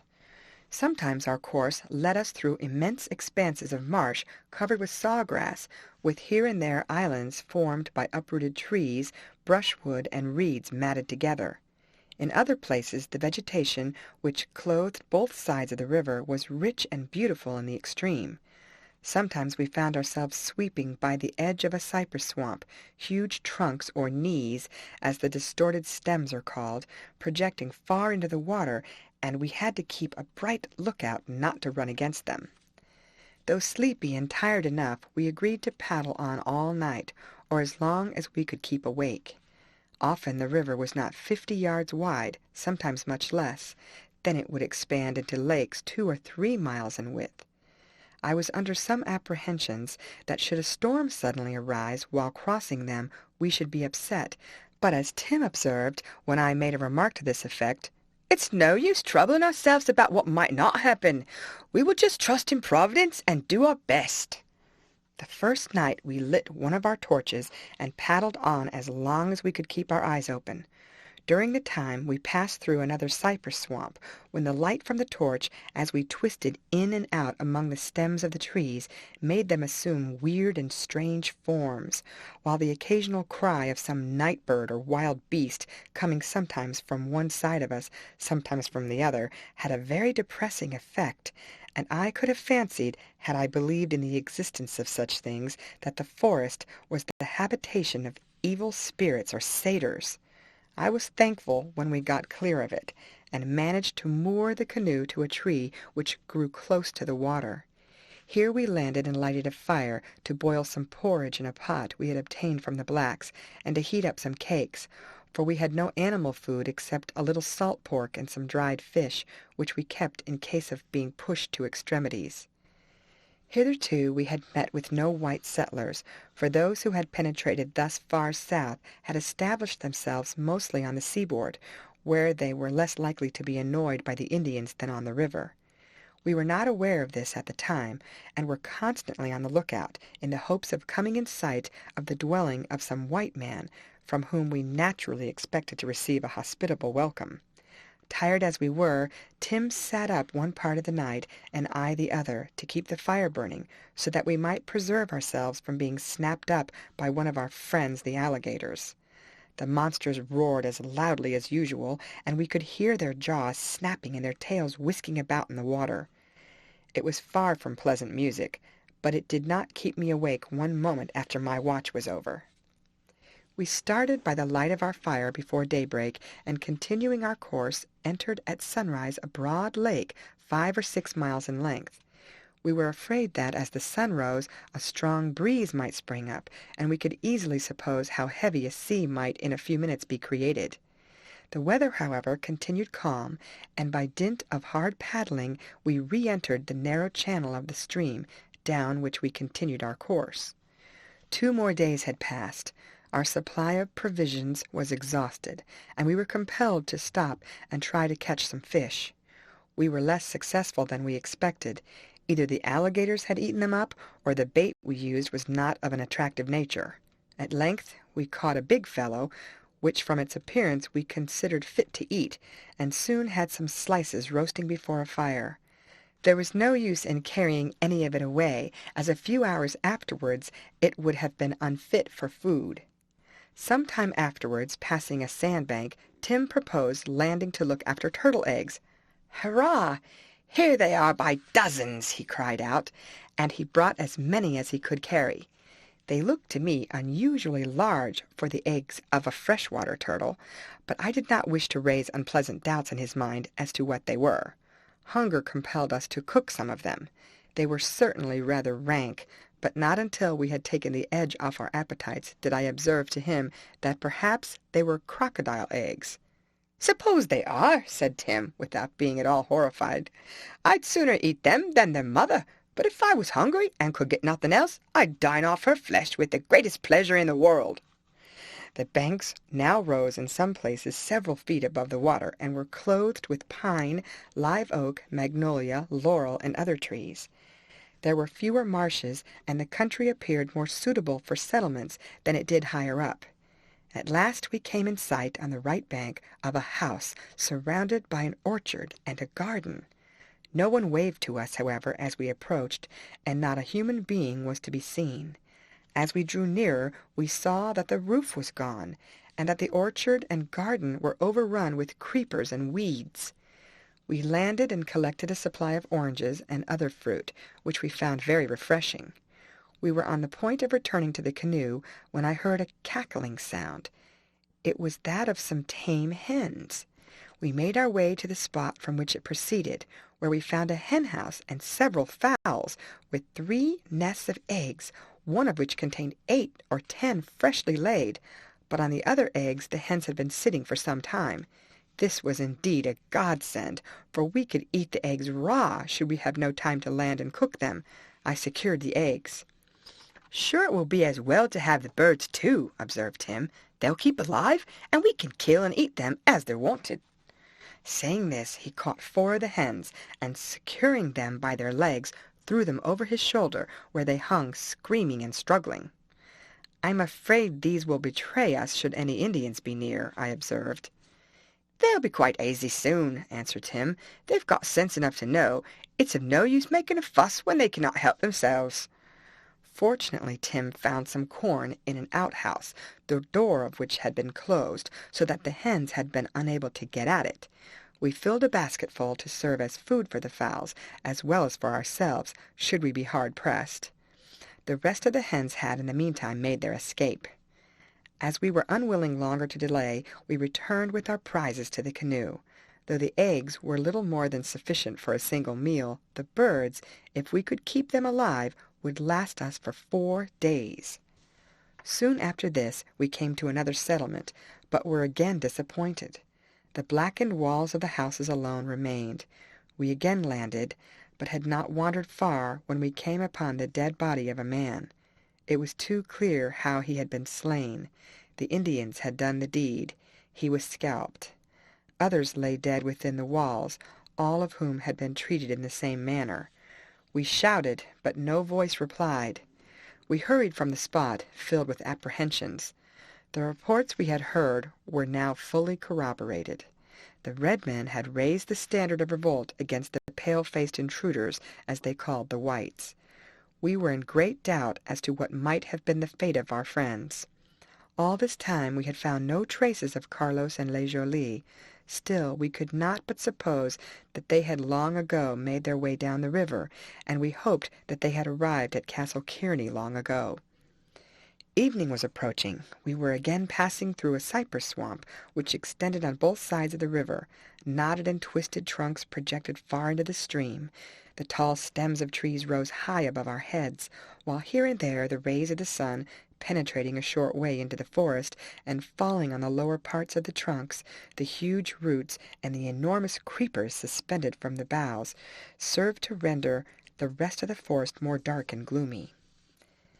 Now and then a vulture croaked at us as we passed, and we could see huge snakes twisting and wriggling among the trunks in search of prey. We were approaching the right bank to cut off a bend of the river when Tim exclaimed, "Look there, Mr. Maurice! I saw someone moving! Yes, sure enough, there's a redskin, and he has a rifle in his hand." I looked in the direction to which Tim pointed. There indeed was an Indian, in war paint and feathers, cautiously making his way amid the tangled roots. "Better show him our rifles, Mr. Maurice," observed Tim. "He won't be after suspecting that they're not loaded, and it will prevent him playing us a scurvy trick, which he'll do if he can." I lifted up my rifle, as Tim also did his, while with a turn of my paddle I steered the canoe away from the shore. Whether he had been on the watch for us or not we could not tell. Fast as we paddled, he made his way almost as rapidly through the swamp, and it soon became evident that his object was to keep up with us. Replacing our rifles at the bottom of the canoe, we took the paddles in both hands, and thus increasing our speed, had hopes of distancing him. Should he, however, reach level ground, he might soon overtake us. Ere long we were convinced that his object was hostile, for a bullet whistled close to my head. Night was approaching, and perhaps he thought we should escape him in the darkness, and so he endeavored to put a stop to our progress. If so, he was mistaken, for we managed to keep down the center of the stream, paddling with might and main. We incurred the danger, we knew, of running against a floating log or a snag, or sticking fast on a hollow, but it was better to run these risks than be shot by Indians, for although we had only seen one, there might be dozens of them. It became more and more evident that the red men had revolted against the whites. Perhaps the man who was following us was one of those who had murdered the settlers in the houses we had stopped at, and had seen us at a distance. When morning broke, we found that the river had greatly widened, and we had every reason to believe that we had distanced our pursuer. Still, it would probably narrow again, and should any Indians possessed of canoes perceive us, they might put off in chase. After our long paddle during the night, we both required sleep, but thought it imprudent to land, lest we should be surprised. We therefore agreed that one should lie down at a time, while the other guided the canoe. The eggs and fruit we had brought supplied us with food, so that we had not to land to obtain any. Tim insisted on my lying down first, and just before I closed my eyes, I saw him sitting bolt upright, and as grave as a judge, with deliberate strokes moving his paddle from one side to the other. I was surprised to find, when I awoke, how low the sun had sunk. The faithful fellow declared that he had not the heart to awake me, that I wanted sleep more than he did. He then lay down, but insisted that I should call him at sunset, as 2 pair of eyes would then be required. I waited until the last moment, when I could no longer see my way, and then I roused Tim. He instantly jumped up, and seizing his paddle, began to work away with all his might, as if he thought we had a fleet of Indian canoes astern of us. At last, feeling very hungry, I begged him to stop. Having eaten the last of our eggs and a few oranges, we paddled on, intending to continue our course throughout the night. End of chapter. Chapter 11. I had been paddling on for some time in a half-dreamy state, for fatigue was beginning to tell on me more than on Tim, and I could with difficulty at times keep my eyes open. Though I managed to move my paddle mechanically, I was more asleep than awake. All sorts of strange fancies flitted across my mind, and often I saw objects before me which had no existence in reality. Now a party of Indians, in their war paint and feathers, would appear on the bank, a bright light making them stand out in bold relief against the forest. Now, in imagination, I saw a huge snake wriggling across the water, or a puma would show itself among the trees, ready to spring upon us as we passed. Often I heard strange cries and the sound of human voices. Then I fancied that I saw a canoe stealing out from a dark creek, about to intercept us. I tried to exert myself, but my arms refused to obey my will. "Arrah now, Mr. Maurice, dear, you'd better lie down in the bottom of the boat and take a quiet sleep for an hour or two," exclaimed Tim, who discovered the condition I was in just in time to prevent me letting go of my paddle, which the next instant would probably have fallen from my grasp. His voice aroused me. "I can still paddle on," I answered, "though my arms ache a little, to be sure." "No, no, just lie down, and I'll keep the canoe moving," said Tim. "I've been more accustomed to work than you have, Mr. Maurice, and I can stand it better. You'll be after knocking yourself up altogether, and we have many a mile to go yet before we reach Castle Kearney." I felt, however, that it was food more than rest which I just then wanted. The pangs of hunger I was enduring convinced me of this. We had, however, only our live fowls remaining, with a few oranges and some grain. But the fowls could not be eaten raw, and the grain required to be pounded and made into cakes before we could swallow it. I therefore proposed that we should land on the first spot we could find clear of trees and brushwood, and cook one of the fowls and make some cakes. To this Tim agreed. Before long, projecting from below the trunk of a large tree, we discovered a bank composed of roots and driftwood, with mud washed over them. There was space enough to light a fire, so we at once landed. While I was engaged in collecting sticks for the fire, Tim wrung the neck of one of our fowls and quickly plucked it. He then cut the bird in two and stuck it up before the fire as the quickest way of cooking it. We could not afford to be particular. Instead of making cakes, we put on some of the grain to boil in our pot, for we could not stop to bruise and bake it. We were aware that it was imprudent even to light a fire, lest it might attract the notice of any enemies prowling in the neighborhood. But our hunger overcame all other considerations, and we hoped that as we should soon again be moving on, there would be no great risk in what we were doing. I own that I ravenously ate up my share of the fowl even before it was cooked through, but having been put on while still warm, it was less tough than might have been expected. The boiled grain was far from palatable. "Sure it will do to fill up any holes which the old hen has left in our stomachs, and I have a notion that there are not a few of them," observed Tim, as he began to bolt down the hot porridge. We were thus employed when Tim exclaimed, "Hist, Mr. Maurice, did you hear a sound?" I listened. Yes, I should fancy that an alligator had popped his head above the surface, or a tortoise or wild fowl had jumped into the river to take a bath. Sure, I thought it was paddles I heard. Listen again," said Tim. "Yes, it is paddles, no doubt about the matter," he exclaimed directly afterwards, and stepping into the canoe, he cast off the painter, while he held her fast to some roots with one hand, adding, "Get in, Mr. Maurice, get in. The sooner we are away from this, the better. The redskins, for sure, it must be them, will make towards the fire, and if they haven't yet seen us, they'll be puzzled to know where we have gone to." Seizing my gun, which lay on the ground by my side, for from force of habit I had carried it with me when I had landed, I stepped carefully back into the canoe.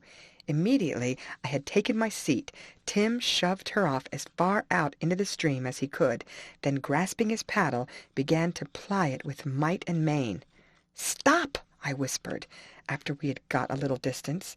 "In what direction did you fancy you heard the sounds? It appears to me that they are coming up the river instead of down." "Sure, you're right, Mr. Maurice," answered Tim, who had ceased paddling. "I see the canoe, too, and a big one she is. She's full of savages. We may get over to the shadow of the opposite bank, and they'll not perceive us. Use the paddle gently, though, so as to make as little noise as possible." While working away as he advised, I kept my eye down the stream, looking out for the canoe, which Tim fancied he had seen. Before long I also perceived it. Indeed, it looked so high out of the water that I was convinced it was of much larger size than the ordinary Indian canoes.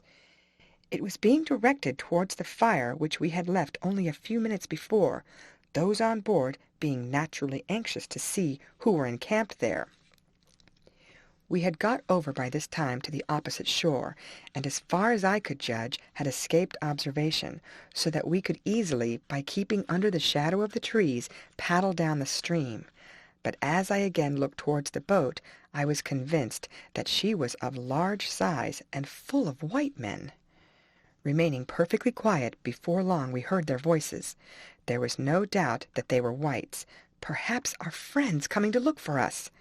Tim was at length satisfied that I was right. We forthwith paddled back.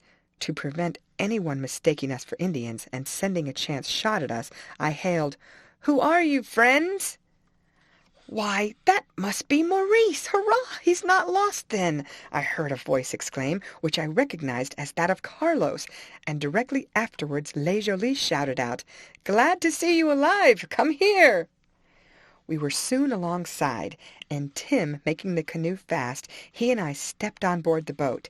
We found that she was a long, large craft pulling 10 oars, and holding between 30 and 40 men, all well armed. Among them were 3 blacks, 2 of whom I had seen at the judge's, and I remembered the intense admiration they had shown for Rochefort. when in their presence he had expressed his liberal opinions, such as they were very unlikely ever before to have heard. The first person who grasped my hand was my father.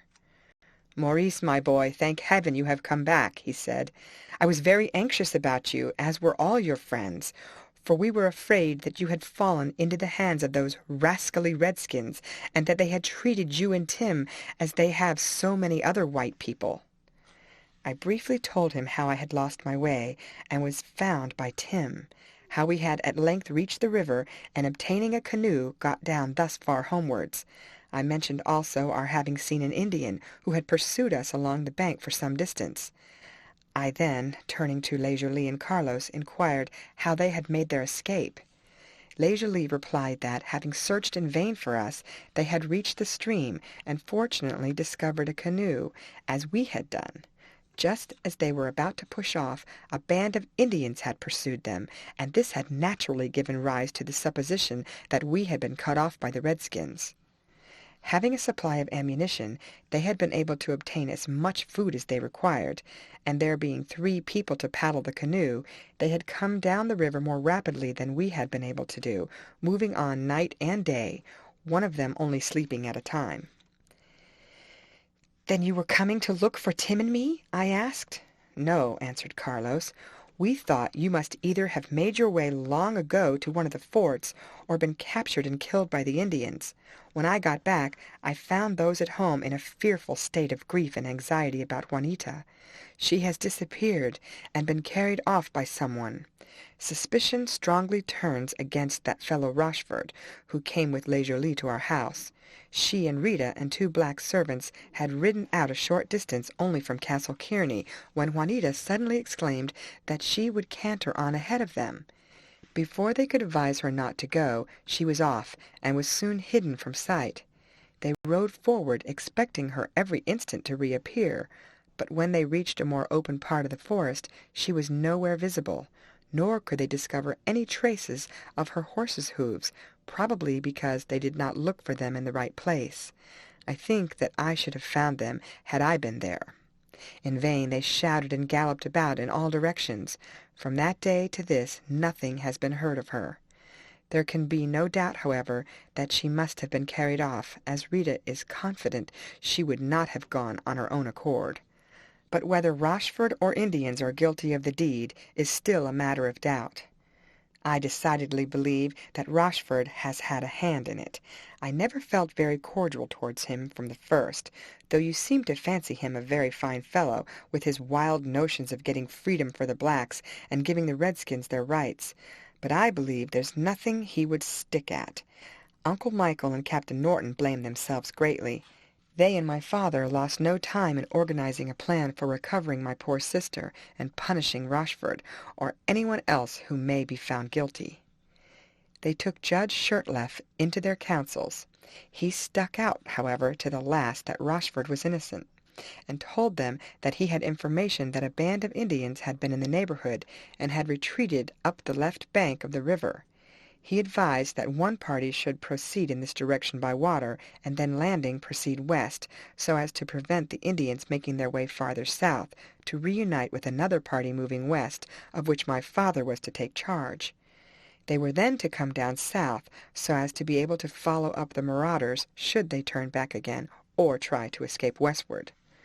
Carlos gave further explanations of the proposed plan of proceedings. I at once became as eager as anyone to carry them out, though a short time before I had felt so wearied that I could scarcely use my paddle. I now declared that I was ready to begin the march as soon as it was settled we should land. I found that the point fixed upon was only a mile or 2 farther up the river. Had we been a little later, we should probably have missed our friends altogether. The boat did not stop at the place where we had lighted our fire, which was allowed to continue burning, to assist in deceiving any Indians who might be in the neighborhood. From the reports we had heard, we were well aware that those we were likely to meet with would prove unfriendly, if not open enemies, and that we should have to be cautious in our proceedings. For some time I was kept awake by having to talk and listen to my friends, but at length my head began to nod.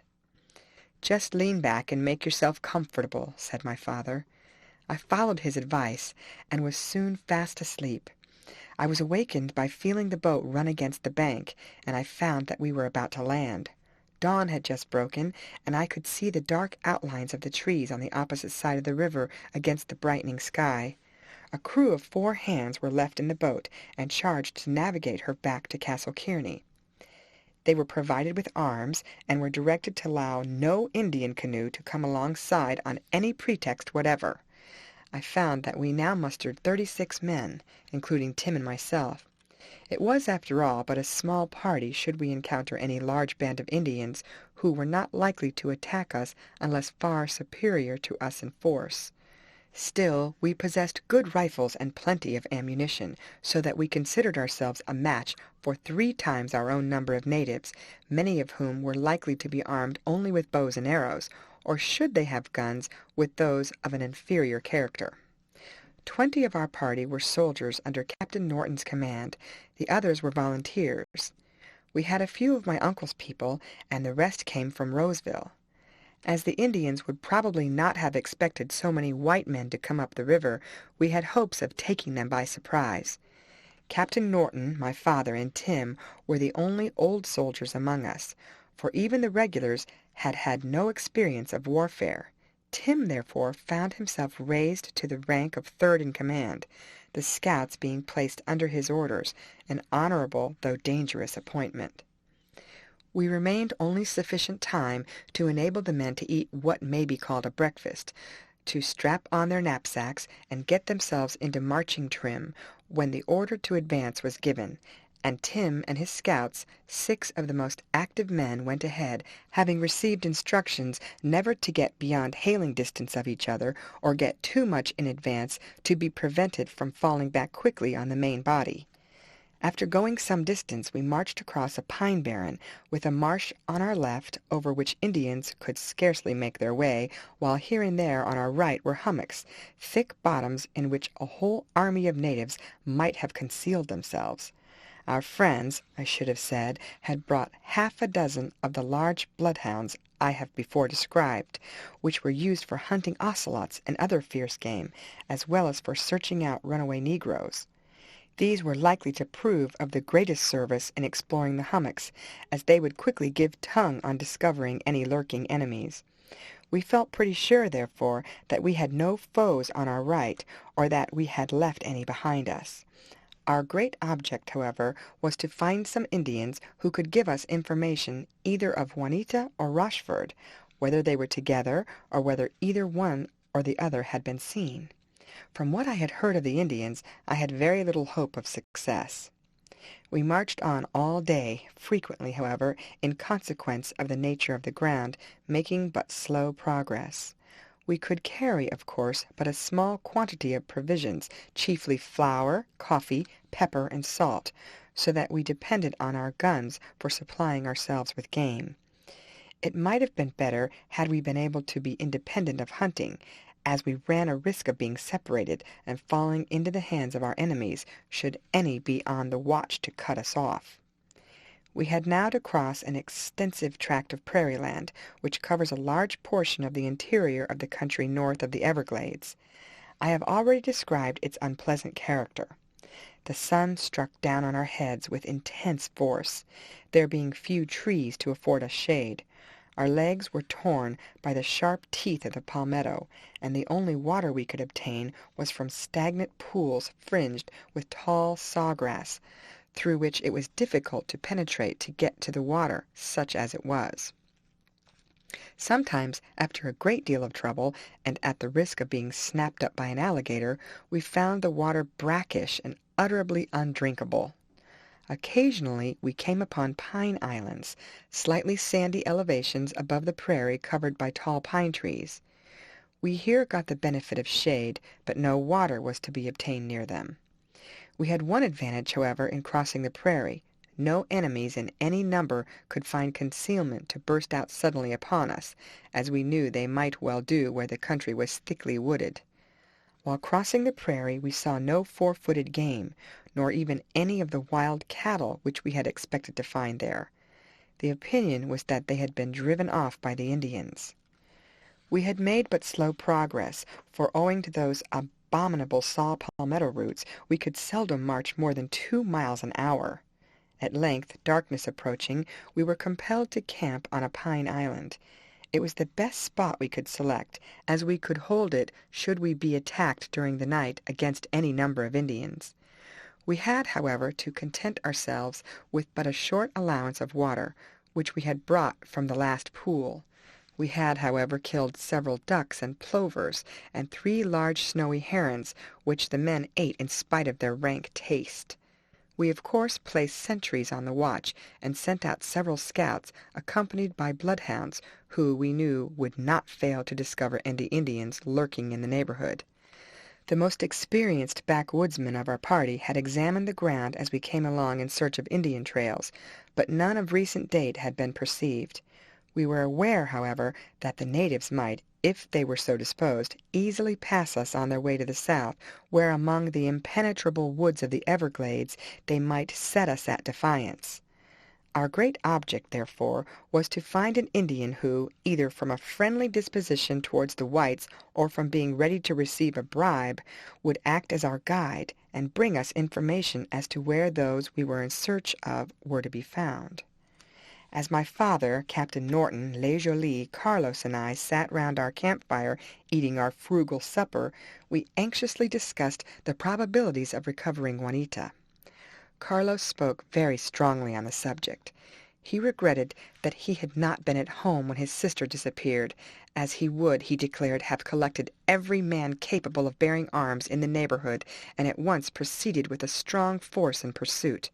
He still adhered to the belief that Rochford had carried her off, aided by a strong band of Indians. "We shall hear of him before long acting as Powell's lieutenant, or perhaps raised to the chief command himself," he exclaimed. "I do not think that," observed Le Jolie. "He is very enthusiastic, and considers that the Indians have been ill-treated. But I do not believe that he would wish them to resort to force to enable them to obtain their rights.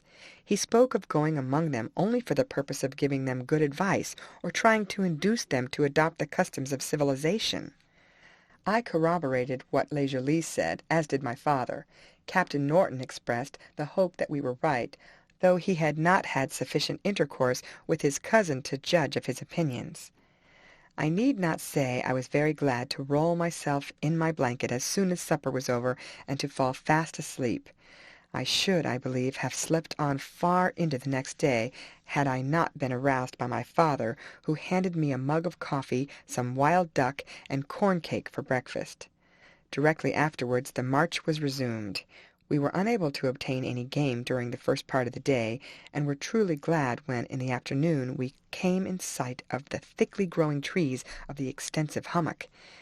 As it was important to obtain food, the men were halted at some distance from its border, while my father, Le Jolie, and I, with Tim and 3 or 4 of the best shots in the party, made our way as best as we could amid the dense brushwood, in the hopes of getting a shot at some deer or any other game which might be taking shelter there.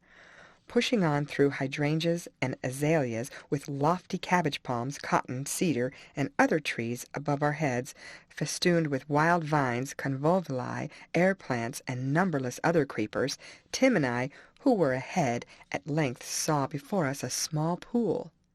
"Hist, Mr. Maurice," he whispered. "I just caught sight of something moving. We must creep up carefully. Maybe it's a painter or an ocelot, or what would be better, a deer, and if we could escape the creature winding us, we may get up near enough to have a fair shot, for it won't be you or I that'll be after missing." I followed his advice, eager to obtain the game, and trusting none of our party would approach incautiously. In the meantime, by creeping slowly on, we at length came close to the pool, which was almost filled up with grass and water-lilies. Lifting up our heads, to our infinite satisfaction, we saw a doe and her young ones standing in the water, into which they had evidently gone to drink. At the same moment a heron, with a loud cry, rose from the sedgy banks, and the deer, as if its note had been one of warning, turned her head towards where we were. "Fire at the mother," I whispered to Tim. "I'll take the fawn." We pulled our triggers, and almost at the same moment a third shot was heard at a distance. a bullet splashing the water close to where the deer stood, but hitting neither of the animals. Both deer fell, however, struggling in the water. We rushed forward to secure our prey. Having put them out of suffering, I carried the fawn to a dry spot, and Tim followed with the deer, which was as much as he could well stagger under. While we were looking about for a long pole by which we might suspend the animals so as to carry them with greater ease to the camp, we heard a rustling sound made by some person or animal approaching. We, of course, had both reloaded our rifles, but fully expected to see one of our party, attracted to the spot by our shots. Our surprise, therefore, was great to see instead standing close to us an Indian in the usual light hunting costume worn by his people, composed of skins embroidered in the ordinary fashion. His face, however, was painted in a way which gave him a far from prepossessing expression. "Who are you, Mr. Redface?" asked Tim, instinctively handling his rifle ready for action. "A friend," answered the Indian. "You come kill my deer. What you want here?" "Arrah, sure, do you call it your deer?" asked Tim. "A deer in this country belongs to the man who kills it. I've a notion, and it was not your bullet which brought either of the animals to the ground. Mr. Maurice here killed one, and I the other, and your bit of lead tumbled into the water, a foot away at least from either of them. Sure, if you be after looking for it, you'll find it in the mud." "Ugh!" ejaculated the Indian, who saw that he was not likely to get much charge out of Tim, and knew from the distance he had fired that his aim was uncertain. "Where are your people?" "Come along and you shall see," said Tim. "They'll be glad to have a talk with you about some matters, and you'll find it to your advantage to tell them what you know." The Indian understood probably only a part of what Tim said, but nodding, he said, "Spotted Wolf will go with you." "Oh, is that your name? Come along then, Mr. Spotted Wolf, and we'll take care no harm happens to you." The Indian laughed scornfully, as if he considered that he could take very good care of himself, and as by this time we had hung the deer to the pole, Tim told him we were ready to move. "I'll trouble ye, however, Mr. Spotted Wolf, to lead on ahead. You know the way out of this hummock maybe better than we do, and see that you lead us right, if you please." He then turned to me, and in a lower voice said, "It's as well to keep this sort of gentleman in front, or maybe he'll be after shooting one of us and sticking his scalping knife into the other." The Indian, no ways displeased by the evident want of confidence placed in him, led the way, and managed to pick out a path with fewer obstructions than the one by which we had entered the hummock. As we came in sight of the camp, he hesitated for a moment, perhaps surprised at seeing many more people than he might have expected. It is possible that he would have been welcomed by half a dozen rifle shots had we not appeared close behind him. Our friends were highly pleased at seeing the game which we brought. Just then Leisurely arrived, bringing 3 fat gobblers, some smaller birds, and a raccoon, which he and the men attending him had shot. My father, who had only one companion, had not yet returned. I could not help fearing that he might have fallen in with some other Indians, who might not have behaved in so pacific a manner as Spotted Wolf. I at once took the Indian up to Captain Norton, who rose to receive him, and being well accustomed to the habits of the redskins, desired him to be seated on the ground near the campfire. The fact that Spotted Wolf spoke English showed that he had had frequent intercourse with white men. Captain Norton at once began questioning him as to whether he was alone, or had few or many companions. He declared that he was alone, that he had separated from his countrymen, as he did not approve of their making war on the pale-faces, who he knew must conquer at last. At the same time, while making this acknowledgment, he described the army of Osceola as very large, consisting of numerous warriors, well armed, and with abundance of ammunition. Captain Norton inquired if he knew where they were. He replied that they were now some distance away to the west, waiting for reinforcements from the Cherokees and Creeks. Whether Spotted Wolf was giving a true account or not, it was impossible to ascertain. He was consistent in all he said, and maintained a calm and unembarrassed manner. I was little accustomed to the countenances of Indians, who looked to me very nearly all alike, but I certainly did not admire the expression of that of Spotted Wolf, and I found that Carlos had formed a bad opinion of him. He sat on in the ordinary inelegant position which Indians maintain round a council fire, deliberately smoking a pipe of tobacco which the captain had presented to him. Captain Norton had hitherto said nothing about Juanita or Rochford. He hoped apparently that, should the Indian know anything of them, he would himself introduce the subject. At last he was obliged to ask Spotted Wolf whether he had seen a pale-faced girl and a young man in company with the Indians, either together or separately, or had heard of them. "I have not seen any pale-faces such as you describe, nor have I heard of them," answered Spotted Wolf positively, or at all events he gave us to understand as much, for I cannot exactly describe the language in which he spoke. "Can you, however, serve us by learning whether such persons as I mention are in this part of the country?" asked Captain Norton. "Though you may not have heard of them, your friends may, and you can bring us the information we require." The Indian, resting his chin on his hand, appeared to consider what had been said. He then replied that he would, if it were the wish of his pale-faced brother, endeavor to gain tidings of the girl, although, as there were many of his people who looked upon him as an enemy, he might have great difficulty in accomplishing his object. "Spotted Wolf will do his best, and look for his reward," answered Captain Norton. "We can expect no more."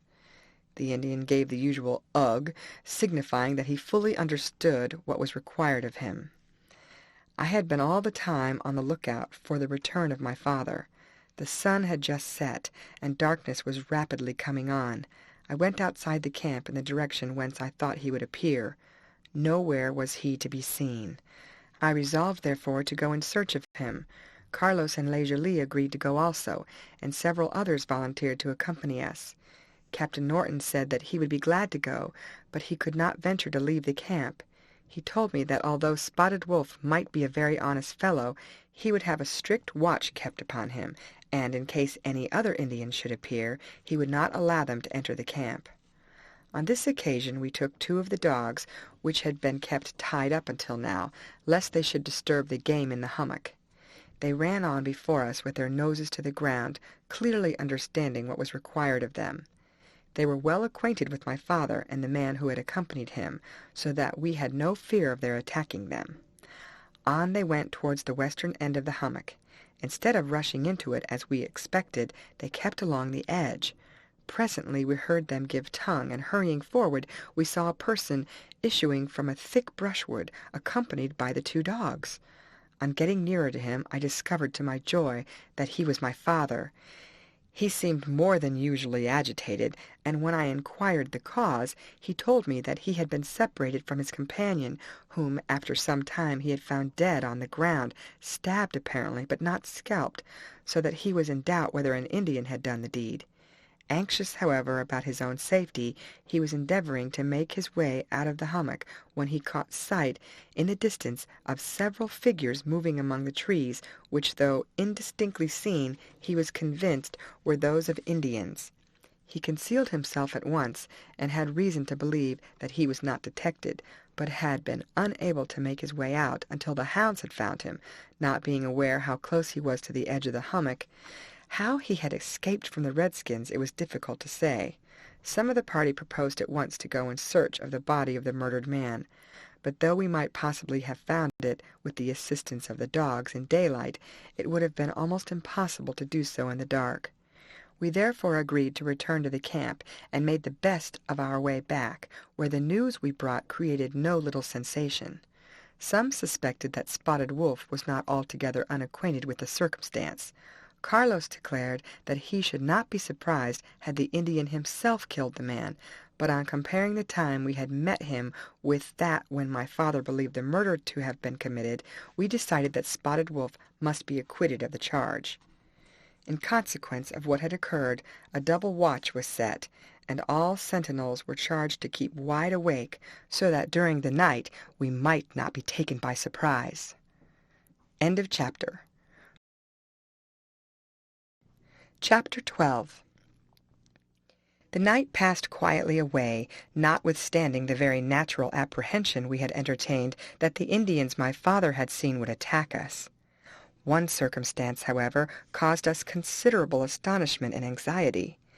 In spite of the vigilant watch supposed to have been kept, 2 of our black companions had disappeared, and we could find no trail to indicate in what direction they had gone, nor how they could have managed to get out of the camp without being observed. No one, however, recollected exactly when they were last seen, and it was generally believed that they had gone off in the evening when the party had set out to search for my father. Could they have had any communication with the redskins hovering about our camp? This was not considered probable.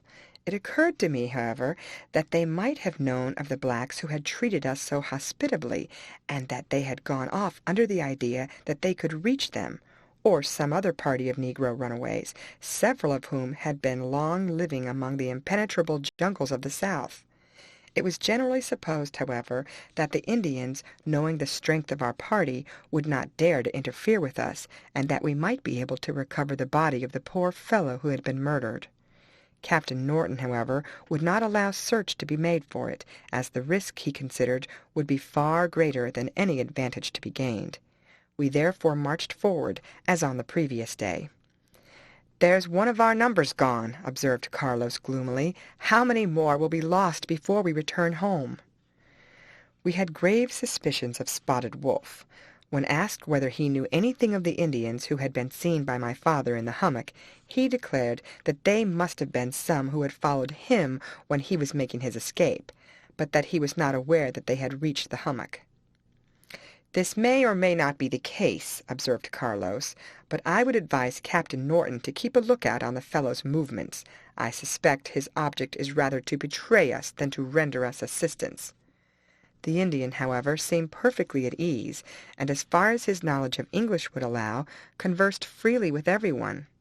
He was asked if he knew whereabouts Osceola was to be found. He replied that he was ignorant of that chief's movements, but he acknowledged that he might possibly not be far off. Though our scouts ranged on every side as well as ahead, and sometimes dropped behind, they failed to catch sight of the Indians, who, however, we knew, would in all probability keep near us, waiting for an opportunity to attack us, should they find us off our guard. It was not altogether a pleasant feeling to know that at any moment we might be assailed by a band of savages eager to take our scalps. But by degrees we got accustomed to the feeling, and there was nothing we were so much desired as to catch sight of our supposed enemies, being certain that we should beat them off, however numerous they might be. I have already so fully described the country that I need not draw any further pictures of it. Our course led us sometimes over the prairie, covered with low saw palmetto and grass, sometimes over the pine lands, by the side of ponds, occasionally along the edges of the belts of forest, chiefly composed of pines and cabbage palms, and then near hummocks, which, as they were mostly impenetrable jungles, we carefully avoided, except when it became necessary to halt to obtain food for our party. We then sent in the dogs to ascertain if any enemy were concealed in the jungle. Spotted Wolf, who invariably marched ahead with the captain, kept his eyes ranging over the ground in search of any trail which might serve to point out in what direction parties of his countrymen had gone. But though he did this, I saw how easily he might deceive us, for though he might see trails, he might not communicate his discovery. We again halted for the night among a clump of pine trees, with a stream near us, a pond on one side, and a hummock at a little distance. The hummock might conceal a foe, but as the Indians could not possibly know that we should halt in this neighborhood, it was not likely that they would have laid an ambush there. We had run short of provisions, and were anxious to shoot some deer. Indeed, it was absolutely necessary to obtain food at all risks. We waited, therefore, until dark, when the main body being encamped, with sentries on the watch, my father, Tim, and I, with 4 of our best shots, proceeded to the edge of the hummock. We were, each of us, supplied with pine torches secured to sticks which could be run into the ground. We advanced cautiously to the spots we had selected, some 100 feet apart, when having stuck our torches in the ground and lit them, we lay down just in front, concealed either by a low bush or by some grass. Thus we remained perfectly invisible while the light passed over our heads. Tim and I were near enough to see each other's torches. While I lay crouched down, the thought occurred to me that should by chance any Indians be hidden in the hummock, they would know exactly where to find each of us, and creeping cautiously up, would try to kill and scalp us separately. I therefore kept my ears well open and my senses fully awake, to be ready for any emergency. I had not long, however, to endure these unpleasant apprehensions when I heard a slight rustling, and presently caught sight of two faint lights just before me. They were large and round, and I knew that they were the eyes of a deer, in which the blaze from the pine torch was reflected. The animal stood quite still, and I had time to raise my rifle and to aim between the lights. I fired, and a large deer bounded into the air and fell close to me with scarcely a struggle. Almost at the same time I heard Tim fire. I at once reloaded, and jumping up extinguished the torch and began dragging my prize into the open. While thus employed, two other shots from the farther extremities of the hummock reached my ears, and I hoped that our party had bagged 3 more deer at least. The animal I had shot was too heavy to carry, but I managed, notwithstanding, to drag it over the rough ground. I had not gone far when I was joined by Tim, who exclaimed, "Arrah, sure, I thought I had killed a deer, but it's only a beast of a grey wolf. However, it will serve to feed the dogs, and I hope your father and the rest will each have knocked over a deer." I asked Tim to leave the wolf and assist me in carrying the deer into camp. This he did, and we got on very well. He was so vexed, however, that he declared he must have another trial, as in a short time the deer, which had been startled by our shots, would recover from their alarm, and very likely return to the spot. Telling one of the men whereabouts the wolf lay, he set off with a fresh pine torch. In the meantime my father and his companions returned with a couple of deer. So hungry had the party become that no time was lost in kindling fires, which had not before been done, and putting on the venison to roast. The deer we had killed were not more than sufficient for a couple of meals to each man, and Tim was hailed with considerable satisfaction when later in the night he returned with a 4th one. We had no longer any fears as to the hummock-concealing Indians, as they would certainly have shown themselves long before this. A careful watch, however, was kept during the night. Some of the party proposed scouring the hummock to obtain a larger supply of venison or any other game we could shoot, but Captain Norton would not consent to this. Next morning, having breakfasted on venison, with some wild duck which the keenest of our sportsmen had killed at sunrise, we recommenced our march. Spotted Wolf shortly afterwards intimated that if we would proceed farther west, he might probably obtain information regarding those of whom we were in search. There were a few lodges of his people, connected to him by ties of blood, who, being peaceably disposed, had declined to join Osceola and the other rebel chiefs. They, of necessity, he said, keep themselves well informed of what is going forward in other parts of the country, that they may make their escape should the rebels attempt to compel them to join their party. Carlos doubted the truth of this statement, but Captain Norton appeared to believe it, or at all events allowed Spotted Wolf to think so. If Osceola had really carried off Juanita, his object, no doubt, would be to place her somewhere in safety under the charge of the female members of his family, so that she would be unable to escape herself or obtain the assistance of her friends. He would scarcely have expected that a force like ours would so soon have been dispatched in pursuit. Carlos, however, persisted in declaring that the Indian chief had had nothing to do with the matter, and that Rochford alone had somehow or other obtained the means of carrying her off. We had been marching on for some hours across a pine barren, with the sun beating down on our heads, and were anxiously looking out for a stream or pool at which we could quench our thirst. Carlos and I being together, when an object was seen moving across the plain towards us. It was soon made out to be a horse. "It is riderless," observed Carlos. "Can it be a wild one?" I asked. "Not from its movements, I am nearly sure, and see, it has a saddle on its back," he replied. Presently another and another appeared, coming from the same direction. Carlos and I, with several of the men, rushed forward to catch the animals. 2 of those which brought up the rear came on at a slower pace than the rest. They were wounded, and as we got nearer we perceived an arrow sticking in the side of one of them. A bullet had gone through the neck of another, which had also had a spear thrust into its shoulder, while 3 of the others had blood on their saddles, and 2 had their bridles cut. What had become of their riders? Captain Norton at once recognized the animals as belonging to the United States Cavalry.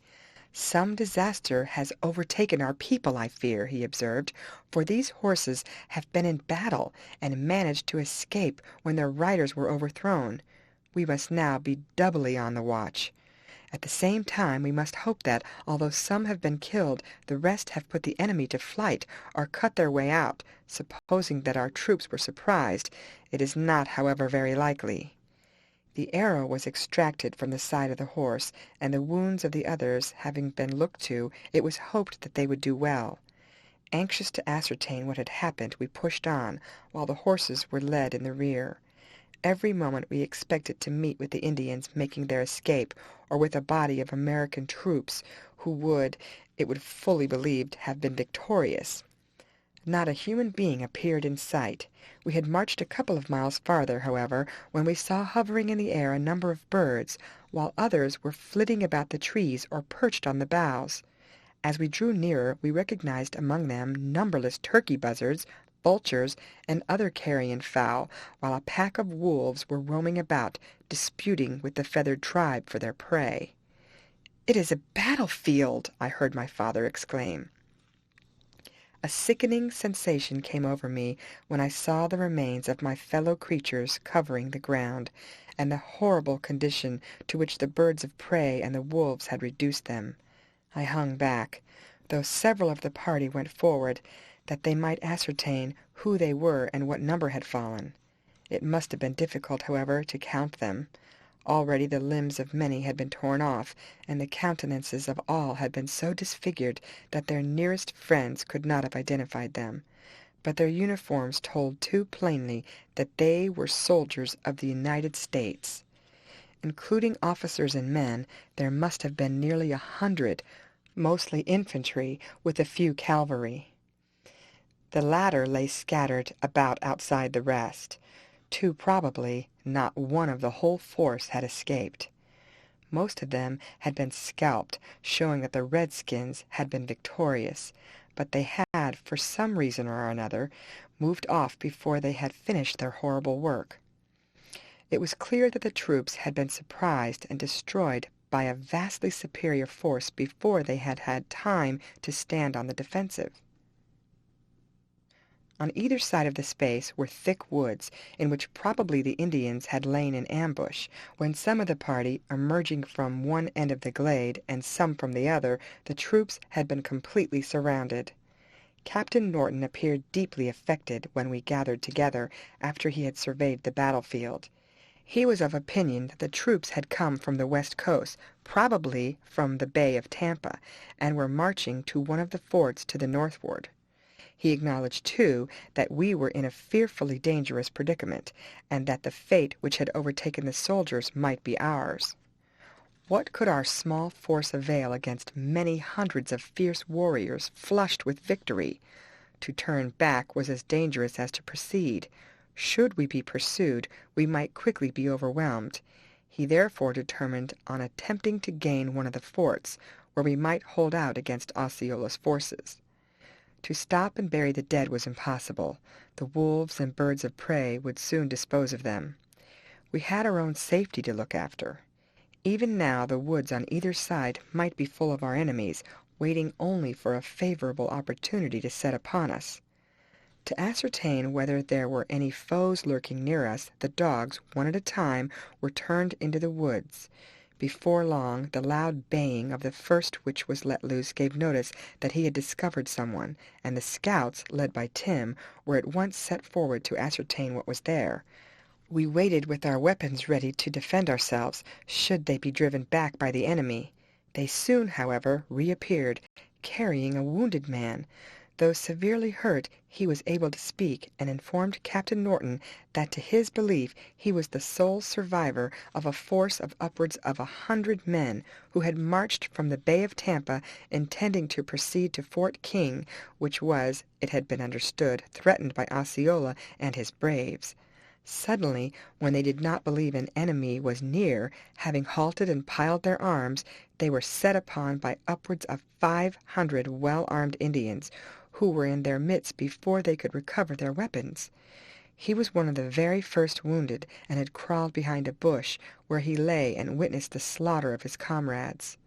As evening approached, favored by the darkness, he crawled farther into the wood to die in peace. He heard the shouts and shrieks of the redskins, triumphing over their victims, when suddenly they had hurried off, as he supposed, to the northward. While we were listening to the poor fellow's account, the dogs had been sent in to the other side of the forest, where they discovered 3 more soldiers, almost at the point of death. 2 indeed died before they could give any account of what had happened, but the other corroborated the statement of the first in all particulars, adding that he had seen the savages dance round the slain, and that while thus engaged the horses had escaped, with the exception of 2 or 3, which they had succeeded in carrying off with them. Several indeed lay dead on the battlefield, almost torn to pieces by the wolves. My father, who had had some experience in gunshot wounds, did his best to attend to the poor men, but the last discovered died in the course of a few minutes, and we had now only one, the sole survivor of the massacre, to carry with us. A rough litter was at once formed, as he could not bear the jolting of a horse, and he was carried forward on the shoulders of some of our people, who willingly undertook the task. As it was dangerous to remain in the exposed position in which we were, we now advanced as fast as possible, fearing that at any moment we might be attacked by a vastly superior force. Every man of the party, however, was resolved to fight to the last, and to sell his life dearly. Spotted Wolf had appeared as much astonished as any of us at the discovery of the massacred troops. Carlos observed to me that he thought the fellow was looking out for an opportunity to escape. "If he tries to do so, I'll shoot him," he added. "I have mistrusted him from the first. I suspect that, in advising us to take this route, he expected to lead us up to the ambush into which our troops have fallen, and I believe that he wants to get off for the purpose of letting Osceola know how small a party we are. Probably the enemy were deceived, and getting information of our approach, supposed that we were a large force coming to the assistance of our friends." I thought that Carlos was right in his conjectures, as did my father when I told him of them. Carlos also spoke to Captain Norton on the subject in a way which induced him, at all events, to be cautious in further trusting Spotted Wolf. He also issued an order to all the men to keep an eye on Spotted Wolf, and to shoot him without ceremony should he attempt to escape. Before long we came upon a well-defined trail made by wheeled vehicles, as also by the feet of horses and men, and we had no doubt that it led directly to the fort which we desired to reach. We pushed forward, therefore, with revived confidence, hoping before long to get within strong walls where, with the assistance of its present garrison, we might bid defiance to all foes likely to attack us. As we approached, however, we saw that it was little more than a blockhouse, and that no flag waved above the stockade. Advancing nearer, we expected to be hailed. No friendly voice, however, reached our ears. "Can it be deserted? Or have the redskins got possession of it?" I heard my father exclaim. "We must not be taken by surprise," observed Captain Norton. He called for 2 volunteers to go forward and ascertain the condition of the fort. Tim, who was always ready for anything, sprang to the front. I begged my father to let me accompany him. He hesitated, but he considered that it would be setting a bad example to the men if he refused, and he gave his consent. Tim and I immediately advanced, looking out for any hole or opening through which the muzzle of a rifle or the point of an arrow might appear. The building had lately suffered either from fire or assault. Many of the palisades had been broken down, and the buildings inside were roofless. No one was to be seen, and the gate was open. We entered, still, however, keeping our rifles ready for instant use. Not a voice was heard. We soon discovered what had taken place. The small garrison had been overpowered and slaughtered to a man. The larger number lay inside the house, into which they had evidently retreated to defend themselves. The remainder were found close under the stockade. Nearly all had been killed in a hand-to-hand fight, and few, if any, had been shot down from the outside. "Depend upon it," said Tim, "there was treachery here, and the gate was opened at night to let the enemy in. A place like this might be defended against any number of redskins, unless the garrison ran short of ammunition." "That's just what I suspect they did," I answered, examining the pouches of two of the men who lay nearest me. They were both empty. We had, however, no time to discuss the matter, as it was our duty to hurry back and report what we had discovered. On hearing it, Captain Norton resolved to occupy the fort. Our first business on entering was to carry out the bodies of the late garrison. It was a mournful task, as we had no means of burying them, or at all events no time to devote to this object. As soon as this duty was performed, we set to work to repair the fort.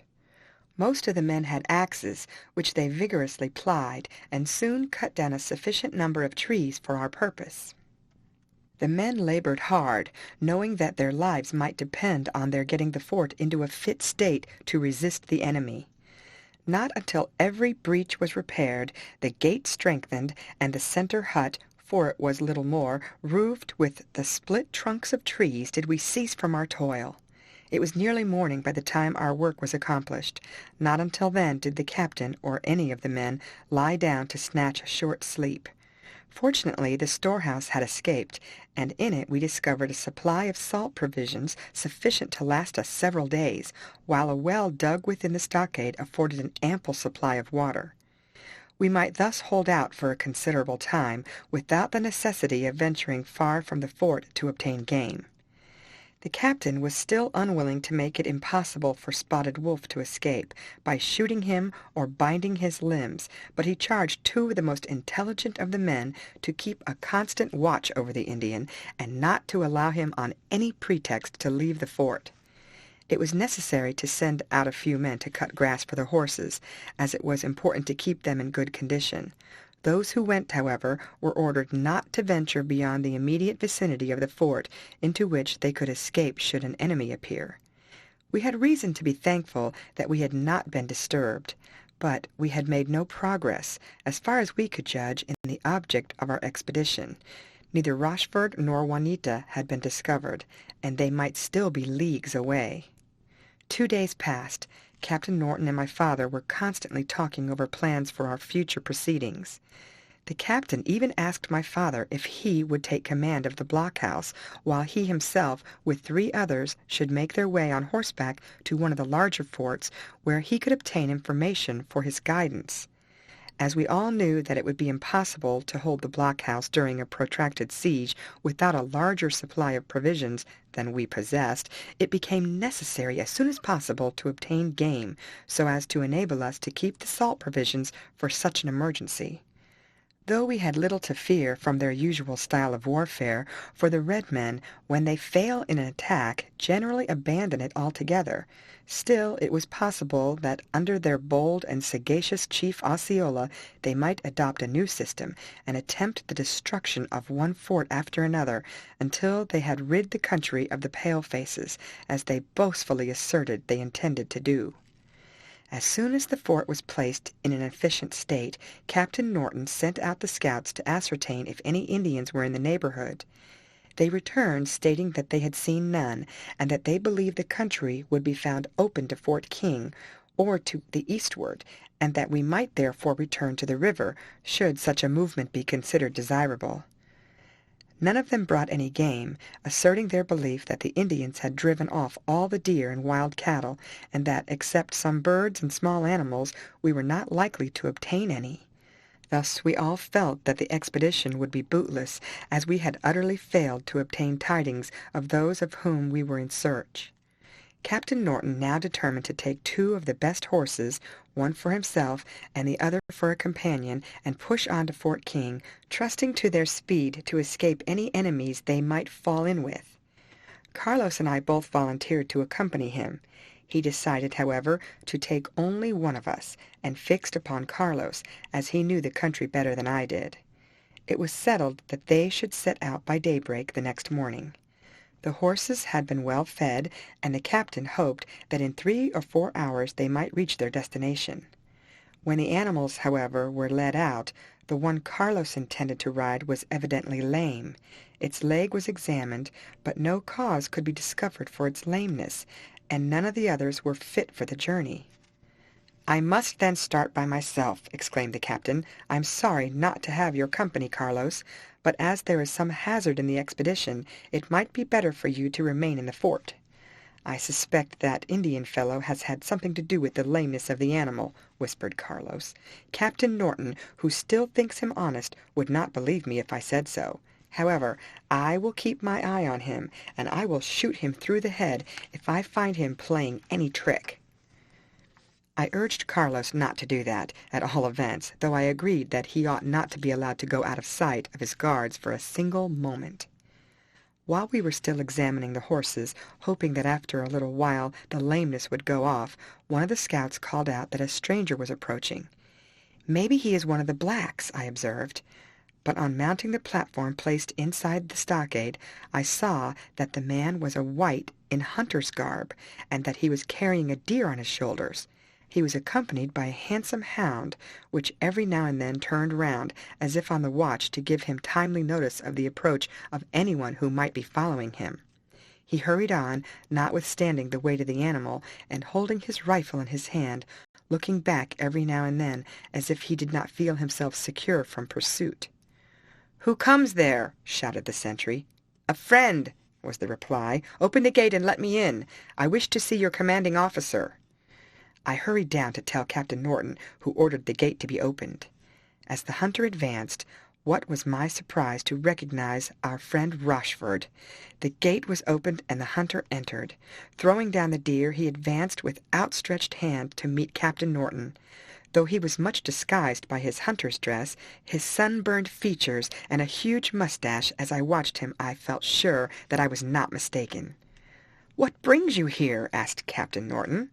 "I come to give you warning that you may at any moment be attacked by a strong body of Indians."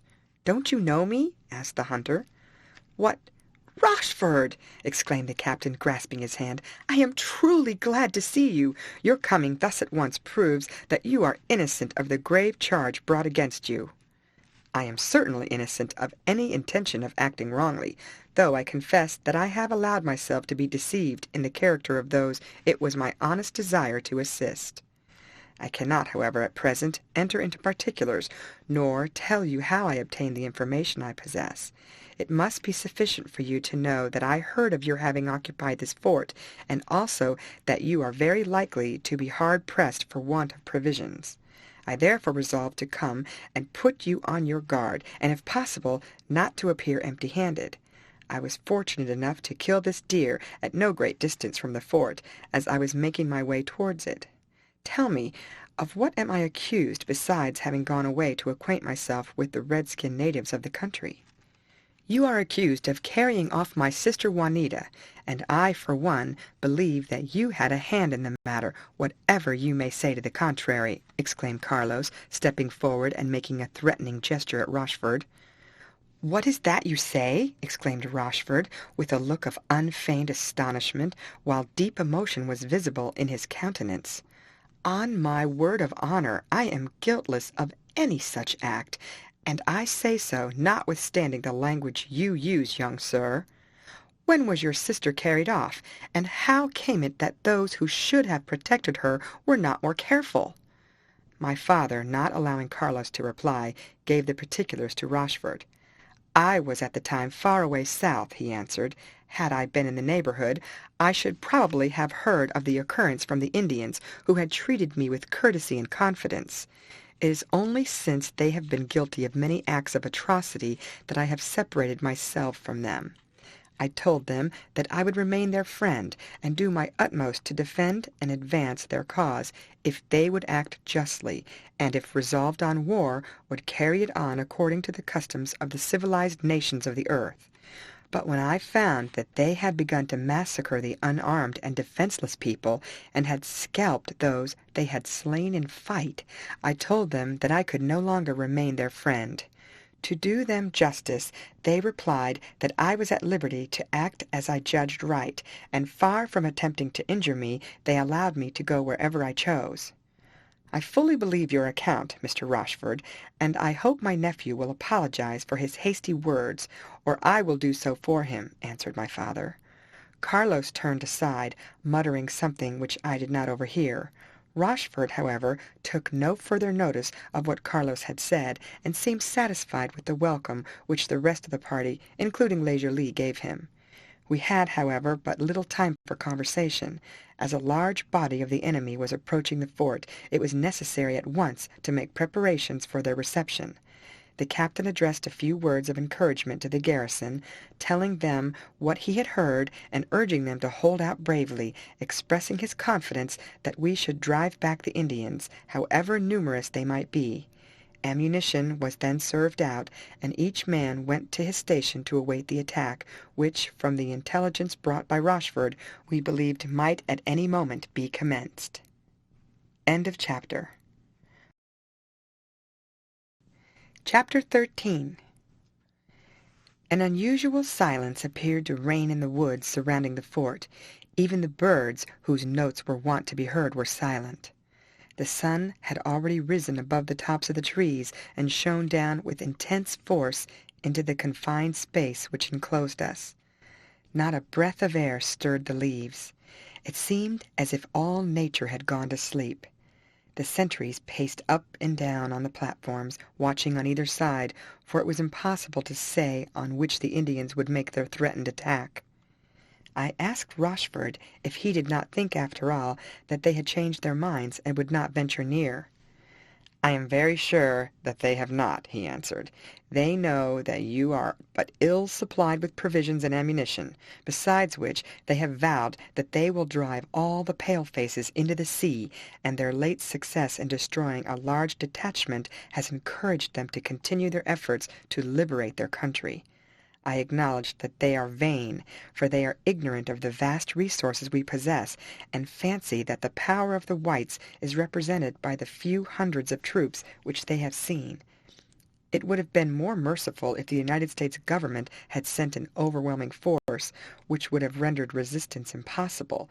But even had 10 times as many troops as are at present in Florida been employed, they could have proceeded but slowly in a country covered in all directions with impenetrable thickets and swamps, and unless good roads are cut, the war will not be brought to a close for many a year to come. Meantime, both white men and natives will suffer cruelly. The great object should be to show the Indians that the whites must conquer at last, and that is what I have endeavored to do. But the redskins declare that the country is their own, that they have right on their side, and that the pale-faces will be the first to get tired." While we were speaking, one of the men on guard shouted, "Here they come!" On springing onto the platform, we could see a large body of men, some on foot, others on horseback, besides which we could make out many more emerging from a wood to the northwest. They halted, apparently surprised at our numbers, as they saw the heads of our men appearing above the stockade, for, with the exception of the sentries, all had hurried over to the side towards which they were approaching. The enemy were deceived in another way by supposing that we should only fire down upon them over the stockade, whereas the lower portion under the platform was well loopholed. After holding a short consultation, during which not a sound reached our ears, they again advanced, led on by their chiefs, uttering the most fearful yells and shrieks. I had often heard of the Indian war-whoop, but I little knew, until now, the extraordinary power of which the human voice is capable when excited by rage, and the desire to inspire terror into the hearts of enemies. I confess that I should have been not a little alarmed had I not known what effect our bullets would soon produce on the advancing foe. "Shout as you like, you yelping savages!" cried Tim, who was standing near me. "It won't make one of us wink an eye, and we'll soon send you to the right about when you get within range of our rifles." A few of the chiefs now dashed forward, flourishing their spears, but quickly retreated behind the warriors on foot, who advanced rapidly towards the fort. Captain Norton, as they approached, ordered us all to jump down from the platform and take our posts at the loopholes, whence we could pour a deadly fire on the ranks of the Indians, while we ourselves would be under cover. No sooner was the order given to fire than we began blazing away. The enemy, little expecting the reception they met with, had fancied they could get close up to the foot of the stockade and climb over without opposition. Our men had been ordered not to throw a shot away. They fully carried out their instructions. At the very first discharge fully a dozen Indians were either killed or wounded. Staggered by this warm reception, they halted, when again their chiefs cried out to them to advance, which they did after discharging a shower of bullets and arrows. The former came pinging against the thick posts which formed the stockade. The latter flew over our heads and fell into the fort, without, however, injuring anyone. Half of the garrison only had fired. The remainder at once took their places, while the first party reloaded. We were thus able to keep up a successive fusillade, which evidently greatly astonished our foes. Still they continued to assail us with their missiles, both from firearms and bows, and with remarkable courage they again rushed on to the assault. We let them approach until they were close up to the stockade, when we once more opened so withering a fire that few made the attempt to climb up, and those who did quickly dropped down, either with cloven heads or hands well nigh chopped off. The whole force, apparently seeing that they had no chance of getting into the fort, hurriedly retreated, dragging away as they did so the bodies of the slain. Our men cheered under the belief that we had won the victory, but the Indians, though they had abandoned the assault for the moment, did not consider themselves defeated, and halting as soon as they had got beyond the range of our rifles, once more faced about. From their costumes and wild appearance, Captain Norton declared that they were not Seminoles, but probably some of the allies who had, it was said, lately joined the rebels from the north. Such certainly were the chiefs on horseback, who now, having again arranged their men and encouraged them to renewed exertions, dashed on towards us at full speed, waving their lances and shrieking at the top of their voices. "Let them play that trick as long as they like," cried the captain. "Wait until some of them get near enough, then bring down their horses. It will require a good shot to kill the riders, but if their steeds fall, we can easily capture them, and they would be of the greatest use to us. However, do not throw a shot away, and wait patiently until they come near. Perhaps they think our ammunition is exhausted, and if they find we don't fire, they may come close up to the stockade." The captain's orders were strictly obeyed. The warriors continued wheeling round and round, now advancing, now retreating, but still keeping at a respectful distance from the fort. At length they got so near, it seemed to me that we might have knocked over the whole of them. Captain Norton, however, did not allow us to fire. This, as may be expected, made them still bolder, and at length they came sweeping on at full speed, shaking their spears and shouting defiance, till they got within 50 yards of us. "Now give it them, lads!" exclaimed Captain Norton. As we had but a limited supply of ammunition, only such men as were looked upon as the best shots had been told off to fire. Among these was Tim, near whom I was standing. He was the first to draw trigger, and so sure was his aim that he shot the horse of one of the chiefs through the head. Down came the animal on its rider, over whom it rolled, crushing his leg and preventing him from rising. The rest of the chiefs, however, throwing themselves over the sides of their horses so as to be completely concealed, galloped off like the wind, and as far as I could see, not a man or horse was hit. "Now, lads, let's get hold of that fellow before he gets on his feet," cried Tim, and jumping over the stockade, followed by 3 other men, he ran towards the prostrate chief, who in vain, flourishing his spear, called on his companions to rescue him. Finding that none of them returned, he made a desperate lunge with his spear at Tim, who, however, leaping on one side, warded it off with the butt of his rifle, and dealt the Indian a blow on the head which rendered him incapable of further resistance.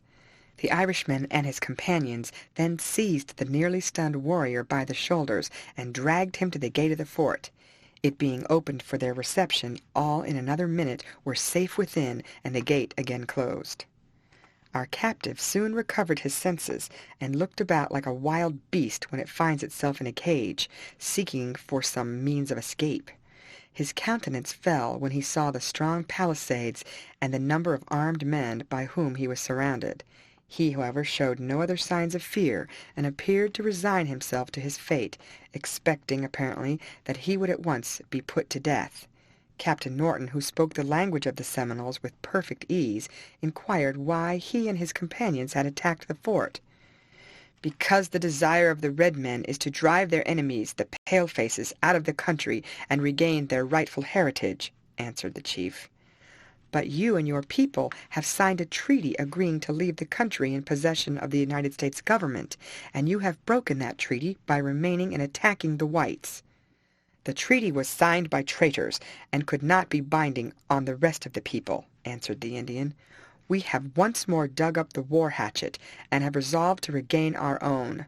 I have spoken. You have me in your power. My life is in your hands. Do as you list." "Do you wish to live or die?"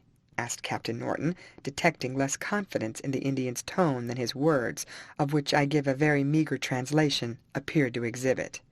"Black Hawk has no desire to die. He has many in his lodges who would mourn his loss," was the answer. "Your life is in your own hands, then," answered Captain Norton.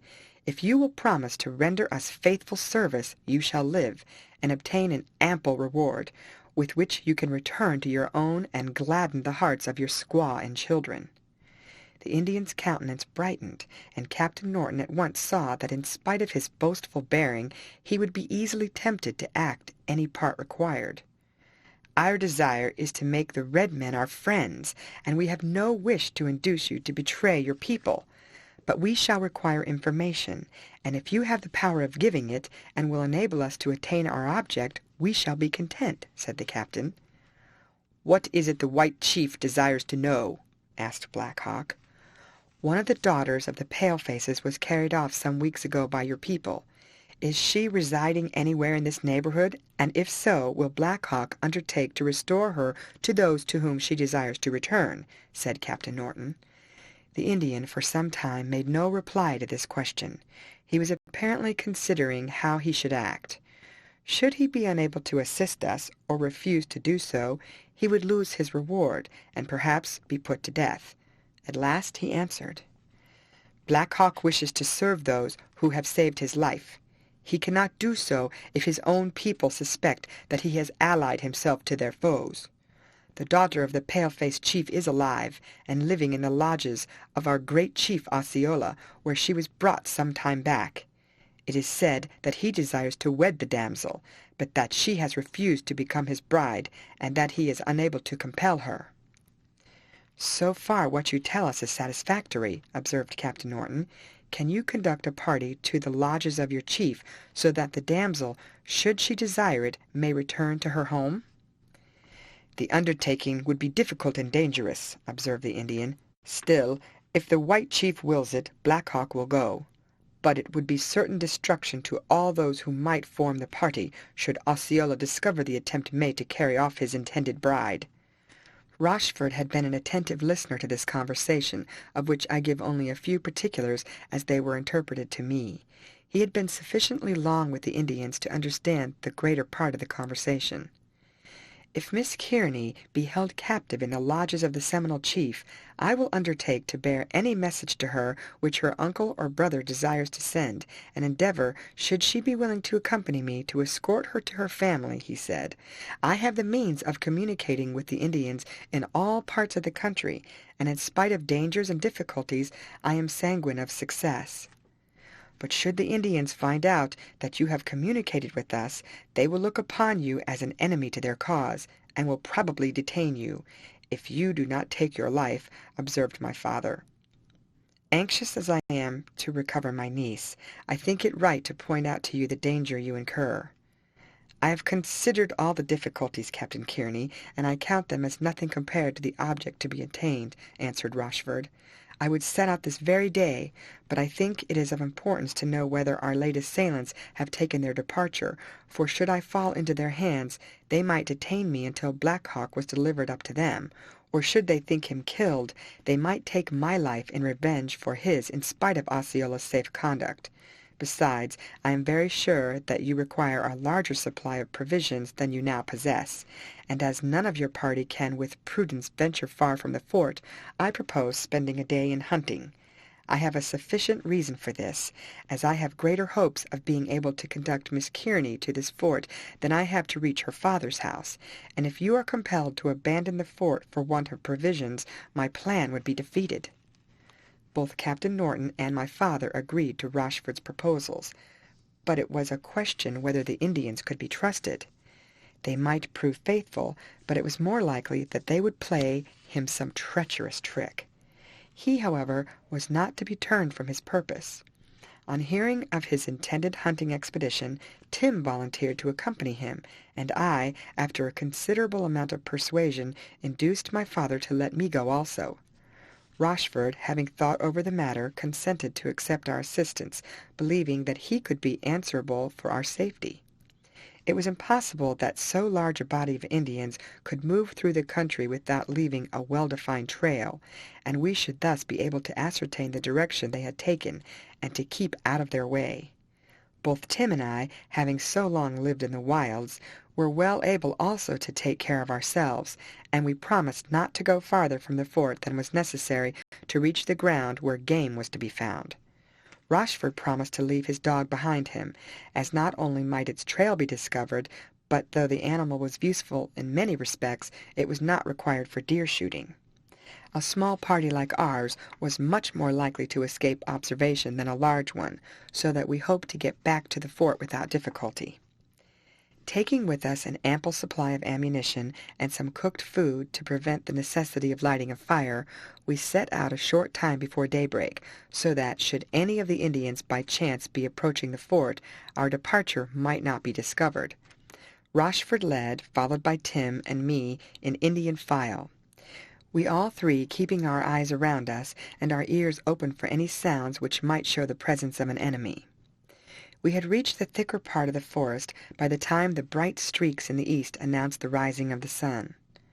We soon discovered a track made by the deer on their passage to a neighboring pool. Rochford stationed Tim and me behind some thick bushes where we could lie concealed and have a good chance of shooting a couple of the animals on their passage to or from the water, while he carefully explored the country farther to the north to ascertain whether the Indians, as he supposed was the case, had really gone in that direction. It was truly hunting under difficulties. Should any Indians be near, the sound of our shots would reach them, and it would be no easy matter to conceal ourselves from their keen eyes, which would discover the trail we could not avoid making. However, we had not waited long when a fine stag, followed by 2 does, came walking leisurely along, little suspecting the fate awaiting them. Tim fired and knocked over the stag, while I killed one of the does. The other was bounding off when Tim brought her down with his second barrel. Delighted at our success, we rushed out, eager to secure our prey, forgetting altogether the possibility that enemies might be in the neighborhood. We were busily employed in clearing out the inside of the deer, so that we might the more easily carry them, when I heard a sound among the trees a little distance off. Both Tim and I, having reloaded our rifles, retreated behind the bushes from which we had emerged, and knelt down, ready to defend ourselves against any enemy who might appear. Our minds were soon relieved, however, as we saw Rochford step out from the brushwood. He looked somewhat astonished at seeing the 3 deer on the ground, and greeted us heartily as we presented ourselves on our success. He was satisfied, he told us, that we might continue our hunting, as he had discovered the Indian trail leading due north, and had no doubt that the party had been summoned by Osceola to proceed in that direction. Having packed up the venison so that we might carry it, we secured it to the boughs of a tree, and continued our search for more deer. We were fortunate enough to kill 3 or 4 others in the course of the morning. As it was necessary to convey the venison to the fort without delay, we set off, each loaded with as much as we could carry, intending to return with a horse and a couple of men for the remainder. Our arrival was hailed with infinite satisfaction by our friends, and Leisure Lee and another man volunteered at once to accompany us. Spotted Wolf, seeing us about to set off, begged that he might also go. As he had come into our camp voluntarily, it was difficult to refuse him without showing that we suspected his honesty. On perceiving that Captain Norton hesitated, he declared that he was as willing to remain as to go, but he thought that he might be of service in assisting to obtain game, and that he had another reason for offering to join the party. Notwithstanding the suspicions which had been entertained of him, somewhat to my surprise, Captain Norton consented. "We shall have to repent it, depend on that," said Carlos. "I should like to go too, for the sake of keeping my eye on him. But Uncle Michael says he won't allow me. He has the right to permit you to run any risk, but he has to answer for my safety to my father. Still, I advise you to watch him narrowly, and do not scruple to shoot the fellow should he show any inclination to play you a treacherous trick." I replied that I could not undertake to shoot the man, but should watch him as far as I had the power. After Rochford, Tim, and I had taken some food and rested, we set out with our fresh companions. We were again successful. In the evening we agreed to camp out, hoping to kill the next morning as much deer as we and the horse could carry together. Leisure Lee was in high spirits, his volubility contrasting with Rochford's taciturnity. We camped in the center of a wood, so that the flames of our fire might be concealed, and we took good care to examine the neighborhood to ascertain that no one was concealed there. We had, of course, an abundance of venison for supper.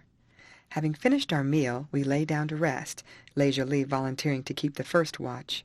I was to have the second, and Rochford and Tim the third and fourth, for we did not invite the Indian and the other men to keep guard.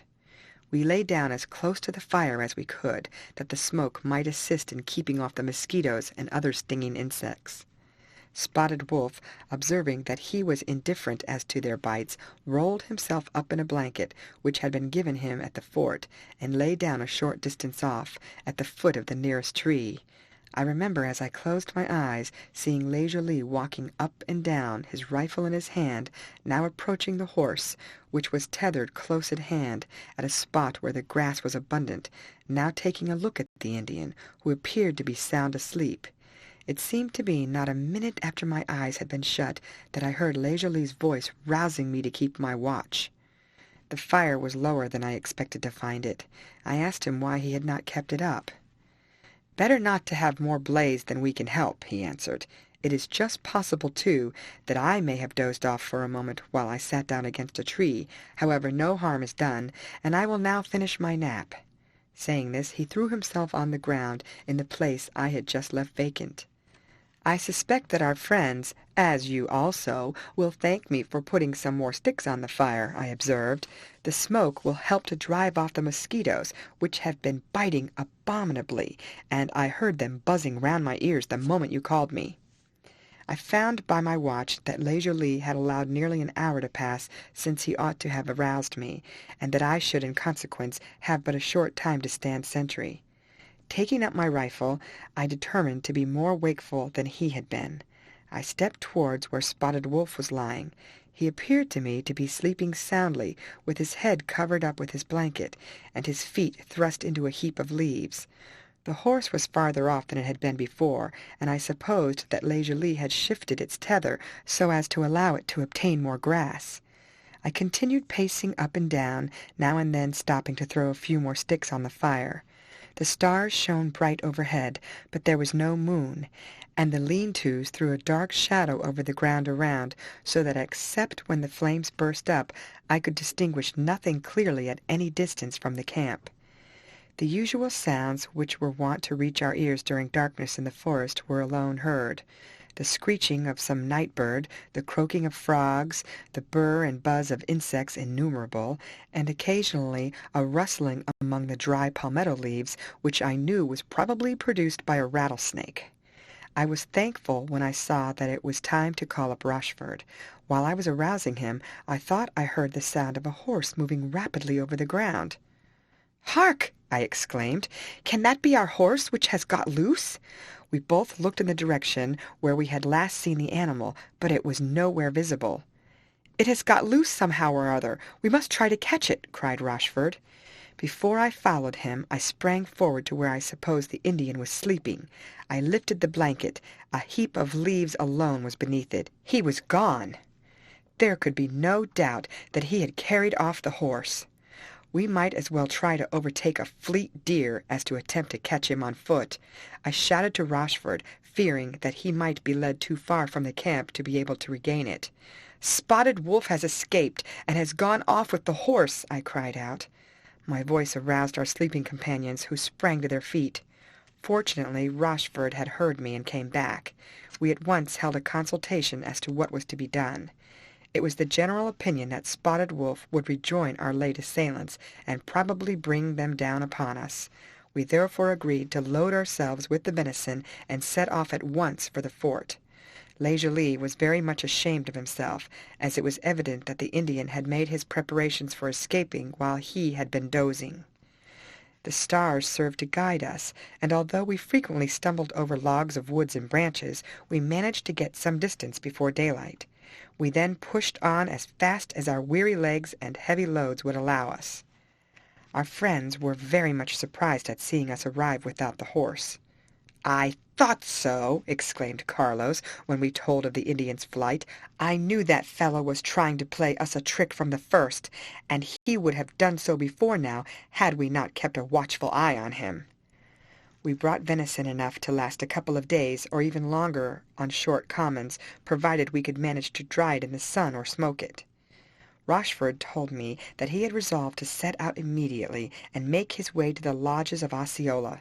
Captain Norton, on hearing of his determination, though anxious to recover my cousin, saw clearly the danger our friend would run, especially since the spy had made his escape, and coming into the hut where we were standing, spoke earnestly to him on the subject. "Spotted Wolf will tell the redskins that you have been with us," he said. "They, of course, considering that we are the enemies, will treat you very differently to what they might previously have done." "I am fully prepared for every danger I may have to encounter," answered Rochford, as he took the captain's hand, "but I have resolved, at the risk of my life, to restore Juanita to her family, if she be willing to entrust herself to my care.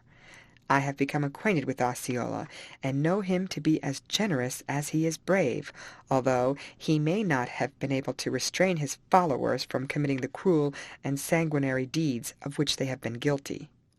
We shall meet again, I trust, ere long, and if not, those here will know that I have fallen in a righteous cause." Captain Norton, on receiving this reply, no longer endeavored to dissuade Rochford from his enterprise. "I believe that your plan, from its boldness, is more likely to succeed than any I can devise," he answered. "Go, and may success crown your efforts." Rochford's dog, which stood by, looked up into its master's face, as if asking leave to accompany him.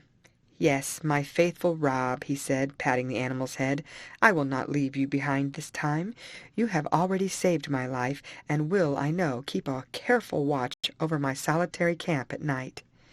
Having bade us all farewell, and wrung his cousin's hand for the last time, Rochford, followed by Rob, hastened from the fort, and was soon lost to sight among the trees. We remained for the next 2 days, in the hope of receiving information from the commandant of Fort King, but neither of the 2 trusty scouts who had been dispatched thither returned. At last our provisions had come so nearly to an end that Captain Norton considered, unless we could obtain a fresh supply, it would be necessary to proceed there at once. Had Spotted Wolf not deserted us, we might have sent out a hunting party in the neighborhood, but as it was thought that he would to certainty give information to our enemies, and that they would in all probability return and cut off any small party outside the fort, arrangements were made for recommencing the march. Our chief difficulty in a forced march, such as we intended to make, was to convey the wounded man, the sole survival of the massacred party we had discovered. A strong litter had been prepared, and several men had volunteered to carry him. He had, however, made no progress toward recovery, and the evening before we were to start he was evidently worse. Tim, who had assisted my father in doctoring him, entered the little room appropriated to the officers. "I'm afraid, sir, that Mike Dillon is going to slip through our fingers after all," he said. "He has asked to see you and the captain, but I fear by the time you get to him he'll have little power to say anything." On receiving this summons, we hastened to the hut, where, on a rough pallet, lay the wounded trooper, his eyes turned towards us as we entered. "The Indians have done for me, gentlemen, and I want to thank you for the care you have taken of a poor fellow," he gasped out. "If any of you get back, and ever visit Philadelphia, I would ask you as a favor to visit my poor mother, Widow Dillon, and tell her how I came to my end. Give her my love, and say I died in the hope that she would forgive me for the trouble I had caused her." His words grew fainter as he spoke.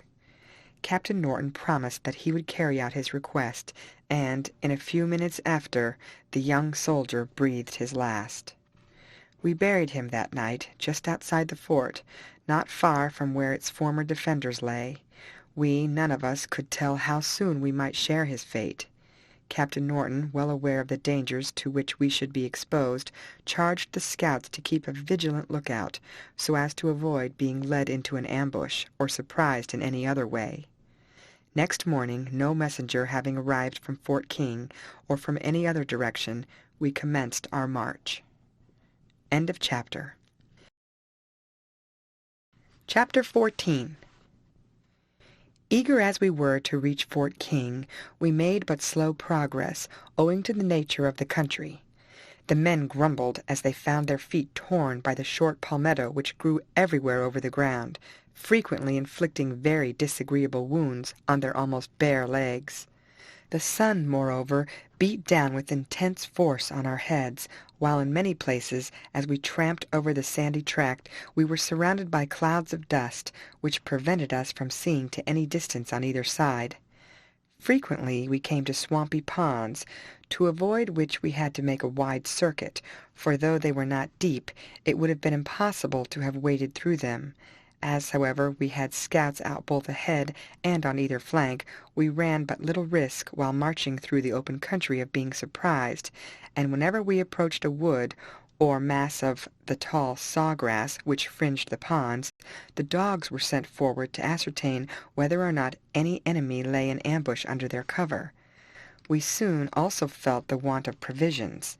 The very scanty stock we had brought with us from the blockhouse was rapidly exhausted, and no large game of any description was to be met with on the prairie, the Indians having driven off or killed all the wild cattle, while the deer had retreated to the cover of the woods.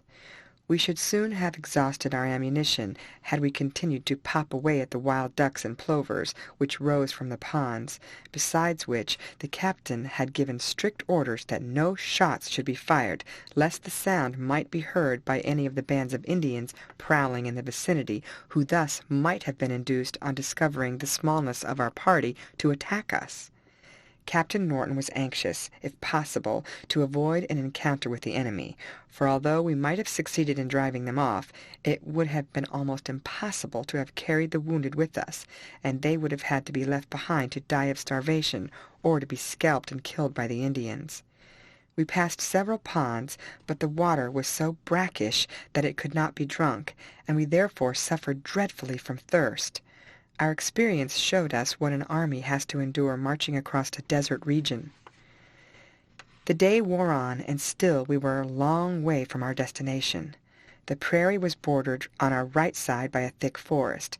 Besides the short palmetto, the ground in many places was covered with pawpaw or custard apple, on which grew a profusion of party-colored blossoms, while in other places numerous flowers of various hues appeared among the grass. At first I had scarcely noticed the countless bees which were feeding on them, but Black Hawk, who was marching in front, with a guard on either side keeping a strict watch over him, pointed towards an enormous pine tree which grew somewhat in advance of a line of timber, and I saw that the bees, as they rose laden with honey, directed their course towards it. He addressed a few words to the captain, who observed, "Our Indian friend tells me that we shall find an abundance of honey in yonder tree, if we will take the trouble to gather it. We must, however, be careful, while we are so employed, that he does not give us the slip, and that no enemies are concealed within the wood who might rush out and surprise us." We, eager to satisfy our hunger, at once directed our course towards the tree. As we approached, we observed countless bees swarming around the lower branches, which were thickly studded with honeycombs. A halt was ordered, and a strict search being made in the wood to ascertain if any Indians were concealed within, we piled arms. The men were then directed to gather wood for fires, while some of the best climbers prepared to ascend the tree and gather the coveted honey. The fires being lit under the branches, the smoke rising either suffocated the bees or drove them off to a distance. When wedges being driven into the trunk, steps were formed to enable the climbers to reach the combs. They took the precaution of covering their heads with handkerchiefs, leaving only 2 small holes through which they could see. No one was inclined to be longer about the task than was absolutely necessary, as, in spite of their precautions, they did not escape without several stings. In a short time they descended, each man laden with combs of various sizes. Other combs were found on the branches of trees in the immediate neighborhood, and altogether honey enough was found to feed the whole party. The comb and the honey were eaten together. While it stopped the pangs of hunger, it seemed also wonderfully nutritious. Alone, the honey might not have afforded us sufficient nourishment, but our guide told us that at a short distance off we would come upon an opening in which grew an enormous quantity of cabbage palms. A party was sent to procure them, and before dark they returned with a sufficient supply for all hands. As the bees were likely to revenge themselves should we remain in their neighborhood, we advanced a short distance, and encamped in a small clump of pines, from which we could see the approach of an enemy and defend ourselves should we be attacked. No Indians, however, came near us, nor was any trail discovered in the neighborhood, and the next day, weary and footsore, with our trousers well nigh torn off our legs, we came in sight of Fort King. On our right were several buildings. As we got up to them, we found that the houses were roofless, shattered, and blackened, while near them were the remains of what was once a large store. It was pretty evident that the work of destruction had been performed by Indians. We were advancing in full expectation of a hearty welcome, when a bullet whistled past the captain's ear. "Can the redskins have captured the fort?" he exclaimed, ordering a halt. "It looks like it," observed my father. "We had better ascertain how matters stand before we go nearer. We are not prepared to assault the place if the enemy hold it in force. But if you will follow the advice of an old soldier, we will beat a retreat before we lose any of our number. I will go forward with a flag of truce. I don't know whether the Indians will respect me, but if I see anything suspicious, I will be careful not to allow them to take a steady aim at me." On hearing this, I begged my father to allow me to go instead, but this he refused. Tim then offered to go, but my father firmly persisted in keeping to his resolution. Mounting one of the horses, which had hitherto been led in the rear to keep them fresh for necessary work, he fastened a flag at the end of a ramrod, and while we halted, rode rapidly forwards, waving it over his head in a way which would distract the aim of anyone firing at him. I anxiously watched his progress, expecting to see him wheel round and gallop back to us. But presently, to our great satisfaction, the gate of the fort opened, and an officer, followed by several men, came out. "It's all right," cried Captain Norton, giving the word to advance, and in a few minutes we were shaking hands with the commandant of the fort. On the captain asking why we had been fired at, he was told that the musket had been discharged by one of the sentries, of course an Irishman, who had mistaken us for a band of Red Indians. "I am glad my worthy countryman was not a better shot," said my father, "or one of the best officers in the service would have been lost to his country." "We have no best officers among us. We are all excellent," observed Captain Norton, laughing, "and I hope our friend Pat won't be punished for being a bad shot." The commandant had a sad account to give us. A few days before, the general commanding the forces in Florida, with several officers, had been incautiously dining at the settlement we had just passed. Not an enemy was supposed to be in the neighborhood. The evening had been spent pleasantly, and the guests were preparing to retire to their homes, either in the settlement or in the fort, when a loud war-whoop was heard, and a shower of bullets came rattling into their midst. Nearly the whole were shot down at once. 2 or 3 managed to escape to the fort, aided by the darkness of night, but the Indians, springing on the remainder of the survivors, struck them to the ground and carried off their scalps. The garrison had been afraid to fire for fear of wounding friends as well as foes. The Indians did not lose a man.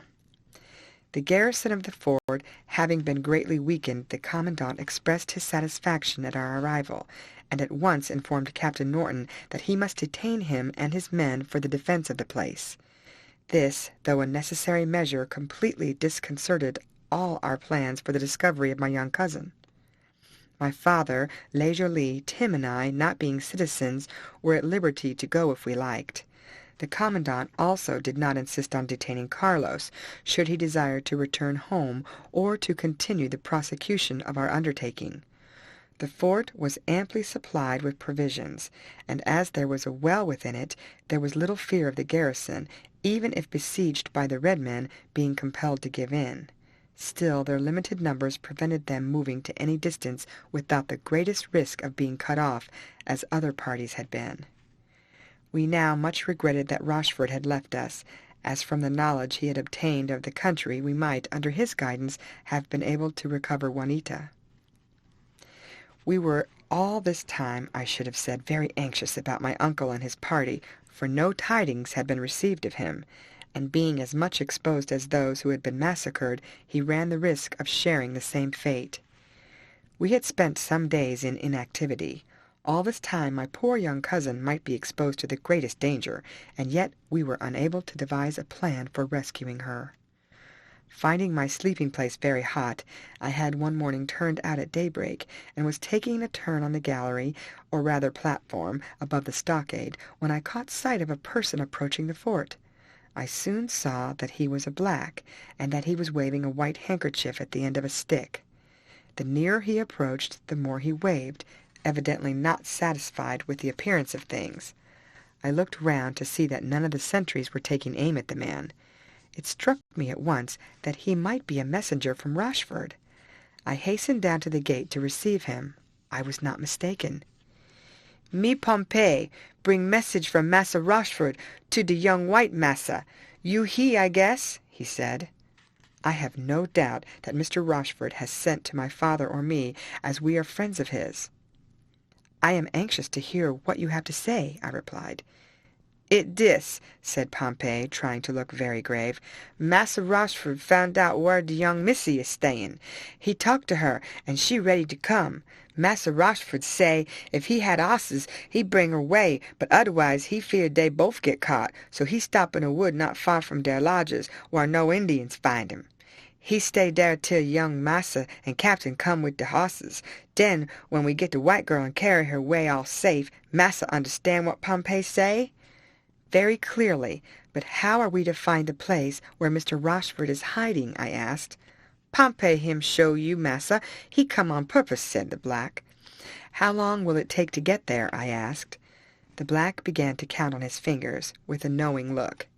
"Maybe 2 days, maybe 3, according to circumstances, maybe only 1, if osses go quick, but den Pompey not keep up and show the way." "Come in, Pompey, and you shall explain what you have told me to Captain Norton and my father, and I have no doubt that they will agree to Mr. Rochefort's proposal." Neither of them had turned out, but I roused them up, as there was no time to be lost. On hearing the information Pompey had brought, they at once went to the commandant and laid the matter before him.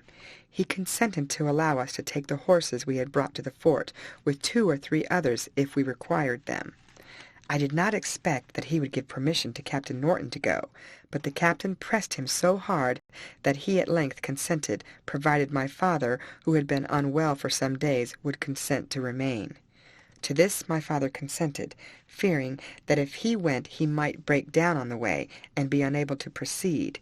It was finally arranged that Captain Norton, Carlos, Tim, and I, under the guidance of Pompey, should set out on our 4 best horses, with 2 led ones for Juanita and Rochefort. The black declined mounting, declaring that he had never ridden a horse, but that he would keep the lead on foot. As soon as he had taken some food and a short rest, we set out. He showed by his activity that he was well able to perform his promise.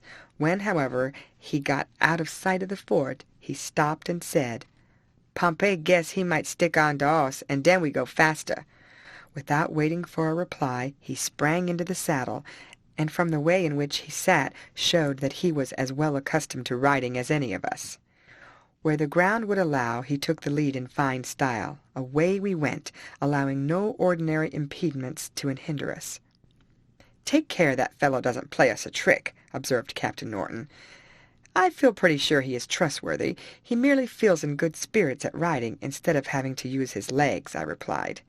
We were obliged to stop to water the horses at a pool we had come to, for fear that there would be no water farther on. Soon after this we reached the borders of a wood, when darkness coming on, we were compelled to halt for the night. We kept a double watch, 2 of us guarding the horses, while the other 2 slept. We allowed Pompey to sleep the whole time, as he required rest, and we thought it as well not to put implicit trust in him. Next day our progress was slower, as we were unwilling to tire our horses, in the belief that they would be required before long to gallop as fast as their legs could carry them, besides which the country was much more difficult to traverse than on the previous part of the journey, there being swamps and woods and sandy tracks, besides occasionally large pools in our course. Pompey, who evidently knew the country well, assured us that we should reach Rocheford's hiding-place by dark. Trusting to his assertion that there were no Indians in the neighborhood, we ventured to dismount near a pool to kill a sufficient number of ducks to serve us for food. We had brought a supply of crackers with us, and a few other articles, so that we were not badly off. We had, however, once more to camp. "Why, Pompey," I said, when we had unsaddled our horses, "I thought that we should have seen Mr. Rochford before this." "Yea, massa, he no far off dough," he answered. "Me think you better stop here while Pompey go on and tell him dat you come." "Well, then, the sooner you let him know the better, as he will not wish to lose time," I replied. I told Captain Norton what the black had said. "Let him go at once, but it will be as well for one of us to follow him and see what he is about," he said. "I am not quite satisfied with his manner, and yet I dare say he is honest enough." Captain Norton did not object to my proposal to follow the black. As soon as he set off, I started close behind him, but at such a distance that he did not hear my footsteps. After making my way through the forest, not without considerable fear of losing him, I saw a bright light some way ahead, which I knew must proceed from a fire, and observed he was directing his course towards it. I therefore followed more leisurely, and at length caught sight of the fire, with several blacks near it, some apparently collecting wood, others cutting up a deer. I looked round for Rochford, but he was nowhere to be seen. Just then Pompey made his appearance among the people, and at once asked for the white massa. "Him gone," answered one of the blacks. "Him not come back since yesterday. Very likely Redskin got him." "Redskin got him! Oh, dat bad news!" exclaimed Pompey in a truly sorrowful voice. He then, in the particular jargon of the blacks, informed his companions that a party had arrived from Fort King, who would be bitterly disappointed at not finding Massa Rochford. They now held a consultation as to what should be done. Pompey finally announced his intention of returning to tell us of Rochford's absence, and to say that, should we wish it, he would accompany us farther, and though at the risk of his life, try to find our white friend. From what I heard him say, I was now convinced of his honesty, and also of his affection for Rochford. His unwillingness to take us at once to the camp was fully accounted for. The people before me, I saw, were evidently a party of runaway blacks, 2, indeed, I recognized as though who had deserted from us, and I had little doubt that Rochford had persuaded them that he would obtain their freedom. I felt very doubtful whether I should find my way back. As I had been guided by Pompey in going towards the negro camp, I had forgotten the difficulties I should experience in returning to our own. My anxiety also as to what had become of Rochford made me at first forget the risk I ran of losing my way. I might tread on a snake, or encounter a panther, or tumble into a hole, or get smothered in the trunk of a rotten tree, or some black pool full of noxious creatures. As long, however, as I could see the light of the blacks' fire, by occasionally looking back, I managed to make my way in the direction leading to our camp, but after that I could only guess whether I was going the right way by the momentary glimpse of a star overhead. At last, however, when trying to pass through a thick part of the forest, I was fairly bewildered. Still, as I could not contentedly remain where I was, I pushed forward.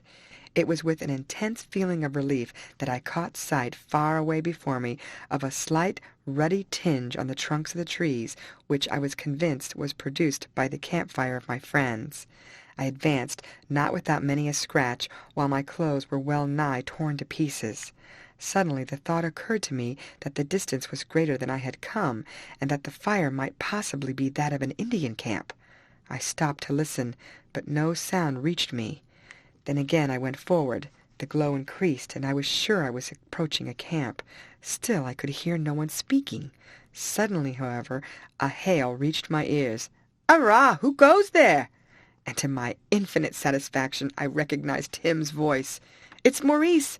Don't be after shooting me!" I cried out, and I was soon in the midst of my friends.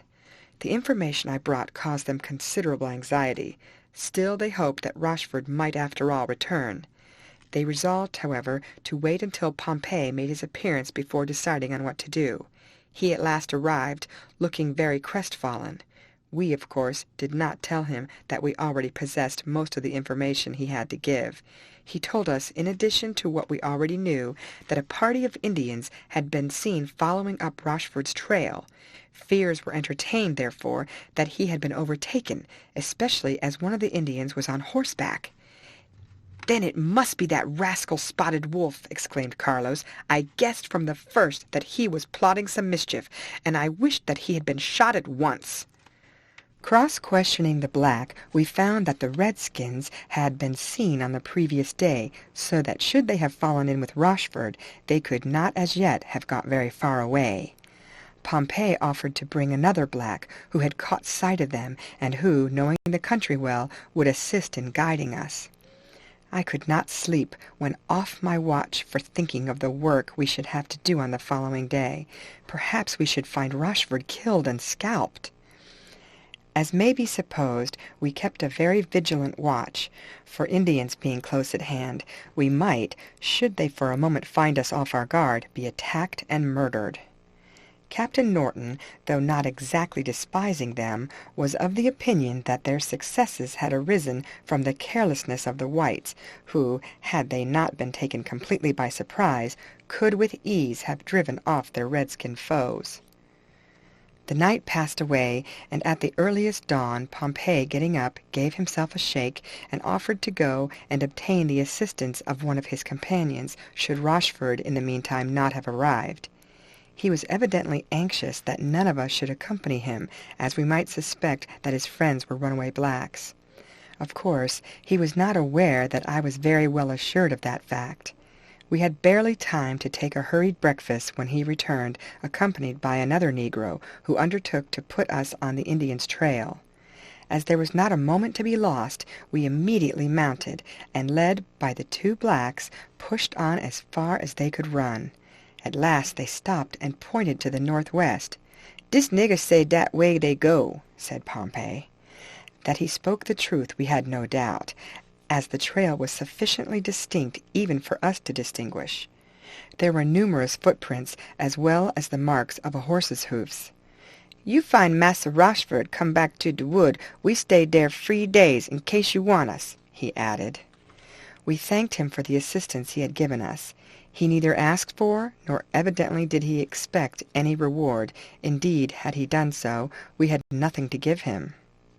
He and his companion hurried away, anxious to escape the risk of encountering any of the Indians, although the blacks were generally treated kindly by the natives, and we pushed on at a much faster rate than before. At length we came to a spot where it was evident from a still smoldering fire that the Indians had encamped during the previous night, and had probably only lately left. The trail, which led off to the right, showed that there were not more men than we could easily cope with. We pushed on, therefore, in the hope of soon coming up with them, and ascertaining whether Rochford was among them, and if so, whether he was a prisoner or at liberty. In a shorter time than we expected, we caught sight of a party of redskins. There might have been about a dozen, with a man on horseback in their midst. They did not appear to have discovered us, as the turf over which we were galloping was soft, and prevented the sound of our horses' hoofs being heard. As we got nearer, to my surprise, I saw that there were 2 men instead of 1 on the horse. The hindermost looked round for a moment and caught a glimpse of us. His dress showed that he was not an Indian, though he was at too great a distance to enable me to distinguish his countenance.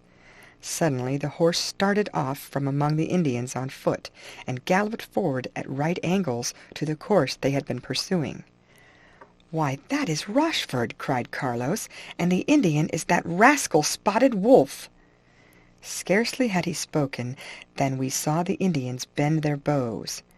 But they apparently dared not shoot for fear of killing Spotted Wolf as well as Rochford, thus enabling the horse to carry both the Indian and his prisoner to a considerable distance from them. We immediately pursued them, regardless of the party on foot, but Tim having charge of one of the led horses and I of the other, we dropped somewhat behind Captain Norton and Carlos. I could see that Rochford was struggling violently with the Indian, when presently he managed to free his arms from the rope which bound them behind his back, and pressing those of the Indian close to his side, he seized the reins, and endeavored to check the horse's course. The captain and Carlos, urging on their steeds, were in a short time almost up alongside them. I saw Rochford turn to one side, as if speaking to Captain Norton, and while he was doing so, what was my horror to see Carlos, making his horse spring forward, plunge his long knife into the Indian's breast, exclaiming, as I afterwards learned, "Take that, you wretched spy! You'll no longer play us any of your tricks!" He had driven his weapon right home, and as he withdrew it, the blood, which flowed in a full stream, showed the fatal nature of the wound. Tim and I now came up. Carlos, with the greatest unconcern, handed his knife to Rochford, saying, "Here, Rochford, take this, and cut the thongs which bind you to the Indian, and tumble the body out of the saddle." "What have you done, Carlos?" cried Rochford. "We might have kept the man as a hostage, and have made him useful." "It is too late to think of that now. See, he is already dying," replied Carlos. Rochford took the knife, and cutting the cords, allowed the Indian's body to fall from the horse. I was horrified and grieved at what my young cousin had done, but he, apparently considering that he had done nothing unusual, exclaimed, "Let the savage lie where he has fallen. We must push on if we wish to save our lives." That he was right in this respect was very certain. Rochford, who was a first-rate rider, without stopping the horse, seated himself in the saddle and galloped on alongside Captain Norton. I made up to them, eager to learn what had happened. Rochford, in a few words, told us that he had arranged everything for Juanita's escape, and would have carried her off the previous night had he not been captured by Spotted Wolf and his followers, who were conveying him to Osceola's camp to accuse him of treachery when we fell in with them. He added that he had still hopes of success, as Juanita would be on the watch for him, and that, if we could manage to distance the Indians, who were not likely to hurry themselves without their leader, we might reach the Indian village, place Juanita on horseback, and reach either Fort King or some other place of safety before any pursuers could overtake us. Wrong as it was in Carlos to kill the Indian, who was at the time virtually a prisoner, yet we gained an advantage by the act, for his followers would probably abandon the pursuit of us, as they could not carry him along with them, and they would not venture to leave him unprotected behind. We, at all events, on looking back, could see nothing of them, and therefore stopped to breathe our horses, and thus enable them to put on fresh speed should it become necessary. End of chapter. Chapter 15. Once more we were galloping in the direction of Osceola's lodges. The warriors of the various tribes throughout the country had been summoned round the standard of their chief, so that the district through which we passed appeared perfectly destitute of inhabitants. Not a red man did we meet to interfere with us. We thus hoped that, having distanced the followers of Spotted Wolf, we might get Juanita off without having to encounter an enemy. Rochford knew the country perfectly, having frequently hunted over the whole of it for several months together, and he was able unerringly to guide us in the direction we wished to go. At last Rochford pulled up on the borders of a hummock. "Remain here with the horses, ready to start at any moment," he said. "Miss Kearney will, I trust, be on the lookout for me, and if we can but elude the vigilance of the old squaws, we shall be with you very soon." Having mounted the horse we had brought for him, he set off and was soon lost to sight. We remained under shelter of the trees, so that unless any one approached close to the wood, we ran but little risk of being discovered. I was very anxious to accompany Rochford, but he considered that my appearance would excite suspicion, and that it would be safer to go alone. Though he had not spoken to me of the danger he incurred, I knew that it was very great, for should he be captured in his attempt to carry off the young lady, it would be looked upon by Osceola as an act of treachery, and he would to a certainty be put to death. His intention was to enter the village as if he had just come from a hunting expedition, and offer to supply the squaws with venison, or should he be fortunate enough to shoot a deer on his way, he would carry it with him, as it would greatly facilitate his proceedings. That he would do this appeared very unlikely, as the distance was but short. Still a deer might be seen in the hummock, and he was too good a shot, should he discover one, to let it escape him. Directly he had gone, we dismounted to allow our horses to feed, and to drink from a pool which we found close inside the hummock. The time dragged slowly on. I had to look at my watch several times to satisfy myself that our friend had not been very much longer absent than we had expected. Waiting, indeed, is far more trying than when a person is actively engaged. "Rochford ought to be here by this time," observed Captain Norton. "I fear that some accident has happened to him, or that he finds it impossible to get the young lady away. We shall have the Indians down upon us if we have to wait much longer." "What do you say to making a dash on the village, and carrying off my sister in spite of the squaws or old men?" exclaimed Carlos. "Sure, that would be the finest thing to do after all," cried Tim. "We'll just keep the old redskins employed while Mr. Rochford or Mr. Maurice lifts her on her horse and gallops off with her. They're not likely to have any firearms in the place, except maybe a few old muskets without flints in them, as the warriors will have carried off all they own to fight the whites." I thought Tim's proposal worthy of consideration, but Captain Norton was of opinion that the risk to the young lady would be too great, for though the Indians in the village might very possibly have no firearms, they had bows and arrows, and a chance arrow might strike her as well as any of us. "We will wait another half-hour," he said, "and if Rochford does not then appear with Miss Kearney, we will, as Carlos proposes, gallop into the village, and making directly for the chief's lodge, which we shall know by its superior size and decoration, we will carry away the lady if she be within it. We may possibly also rescue our friend, should we find that he has been made a prisoner." Captain Norton's plan exactly suited the ideas of the party, and I regretted that we had not attempted it at first. We should have gained much time and run less risk than we were now likely to do. That last half-hour appeared longer than any of its predecessors. Rochford did not arrive. We tightened our saddle girths, saw that our bits were well fitted, and threw ourselves on horseback. There were but 4 of us to oppose some scores of squaws, and we could not tell how many old warriors who, although unable to fight on the battlefield, might prove no inconsiderable foes when defending their lodges. We at first advanced slowly, that we might put our horses to full speed when the time came for action. As may be supposed, we kept our swords loose in their scabbards, and our rifles ready, with fresh ammunition for reloading. We had as yet encountered no one. It was evident that the inhabitants, for some reason or other, must be all in the village. At length the tops of the lodges appeared in sight. Our hearts beat quickly. The sooner after we were seen we could reach the village the better. "Forward!" cried Captain Norton. "Yonder is the point for which we must aim." We struck our spurs into our horses' flanks. Scarcely had we done so than a chorus of yells and shrieks in the shrillest of tones broke on our ears, and the next instant we saw a horse burst forth from amidst the lodges with Rochford on its back, carrying Juanita before him. Close at its heels came a whole herd of women, or rather furies they appeared from their fearful cries and wild gestures, while just over their heads we could see several of the old warriors coming from various directions, endeavoring as they moved along to fix their arrows in their bows. "Come with me, Carlos," cried Captain Norton.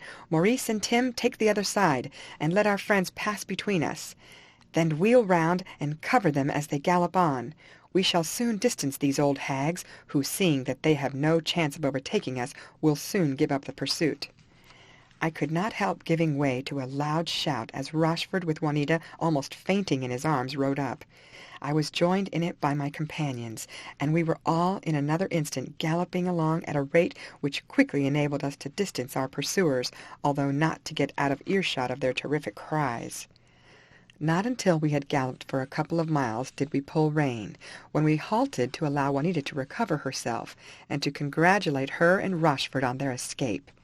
Captain Norton inquired whether Juanita felt able to mount the horse we had brought. She replied that she would do as Rochford advised, but was ready to do so if necessary. "Jump on its back, then," said Carlos. "We shall go all the faster. You can manage a steed as well as any of us." Juanita looked at Rochford, and then allowed him and her brother to help her on her horse. When once she was seated in the saddle, she appeared herself again. There was no time to make inquiries as to how Rochford had contrived to carry her off. We had not only to escape from the people in the village who might come in pursuit of us, but also to avoid Spotted Wolf's party, who would be certain, should they discover our trail, to follow us up and try to avenge his death. In a way we had little expected. We had thus far accomplished the object of our expedition. Still, many dangers lay before us. Had it not been necessary to return to Fort King to rejoin my father, we should have felt inclined to push across the Ocklawaha for the banks of the St. John River, and so make our way to Castle Kearney. The distance, however, was great, and unless we could find a boat, our ammunition might fail before we could reach it, and Juanita might be exposed to more fatigue than she would be able to bear. Towards Fort King, therefore, we directed our course. Juanita declared that she could gallop the whole distance if the horses could continue going. But we had great reason to fear that they could not accomplish this task, for although they had had a long noonday rest, they had already been galloping for several hours. Still we determined to push forward during daylight, and to continue on at night should the nature of the ground permit us. We kept a lookout over our left shoulders in the direction in which it was possible the Indians might appear.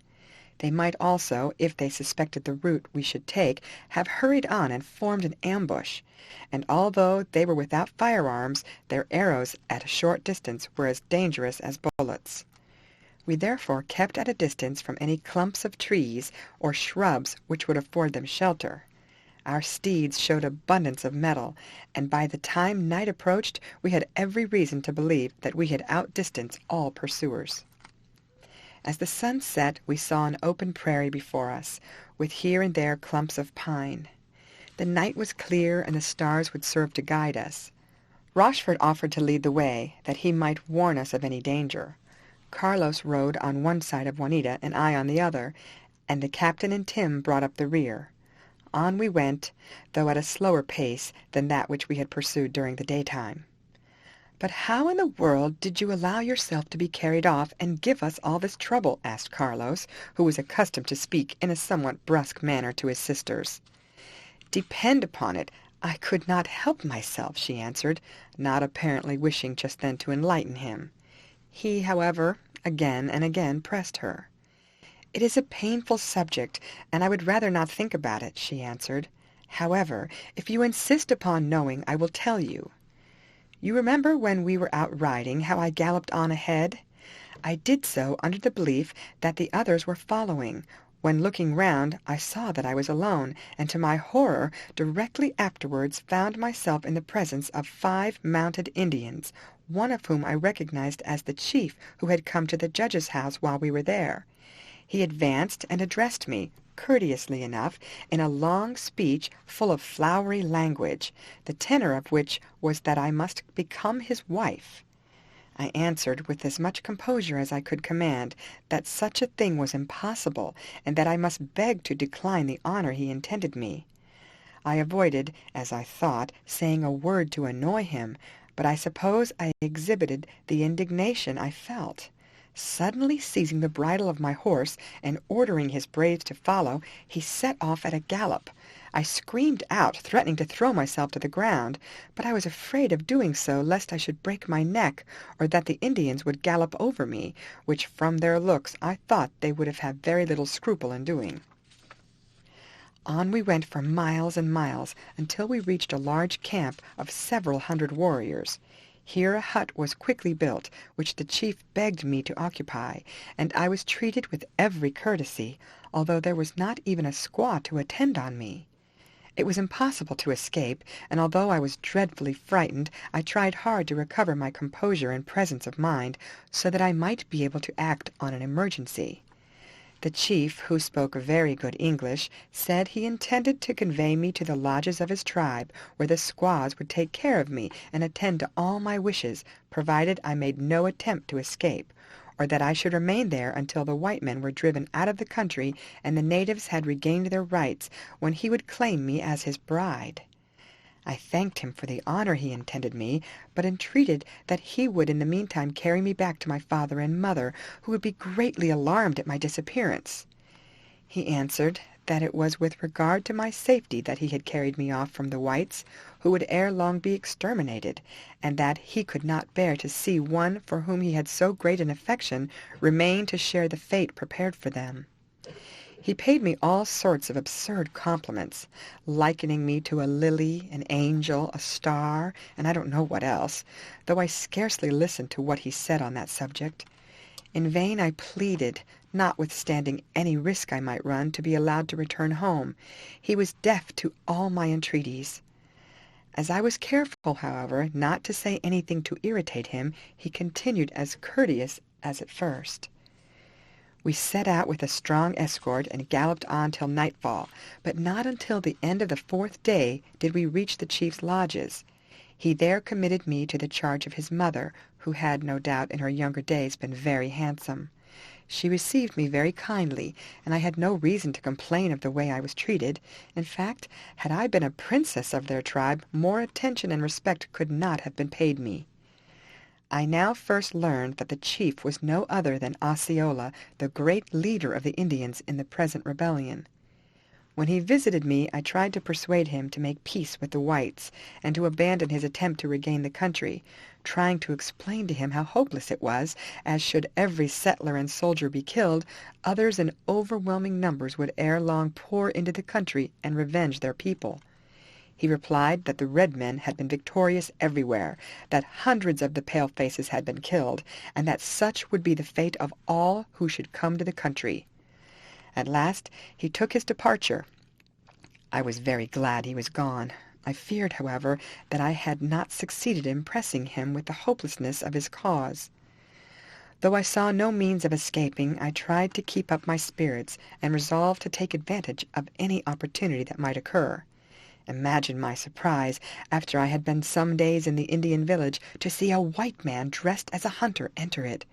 I felt sure that he was your friend Rochford. Though I pretended not to notice his arrival, I resolved as soon as possible to communicate with him.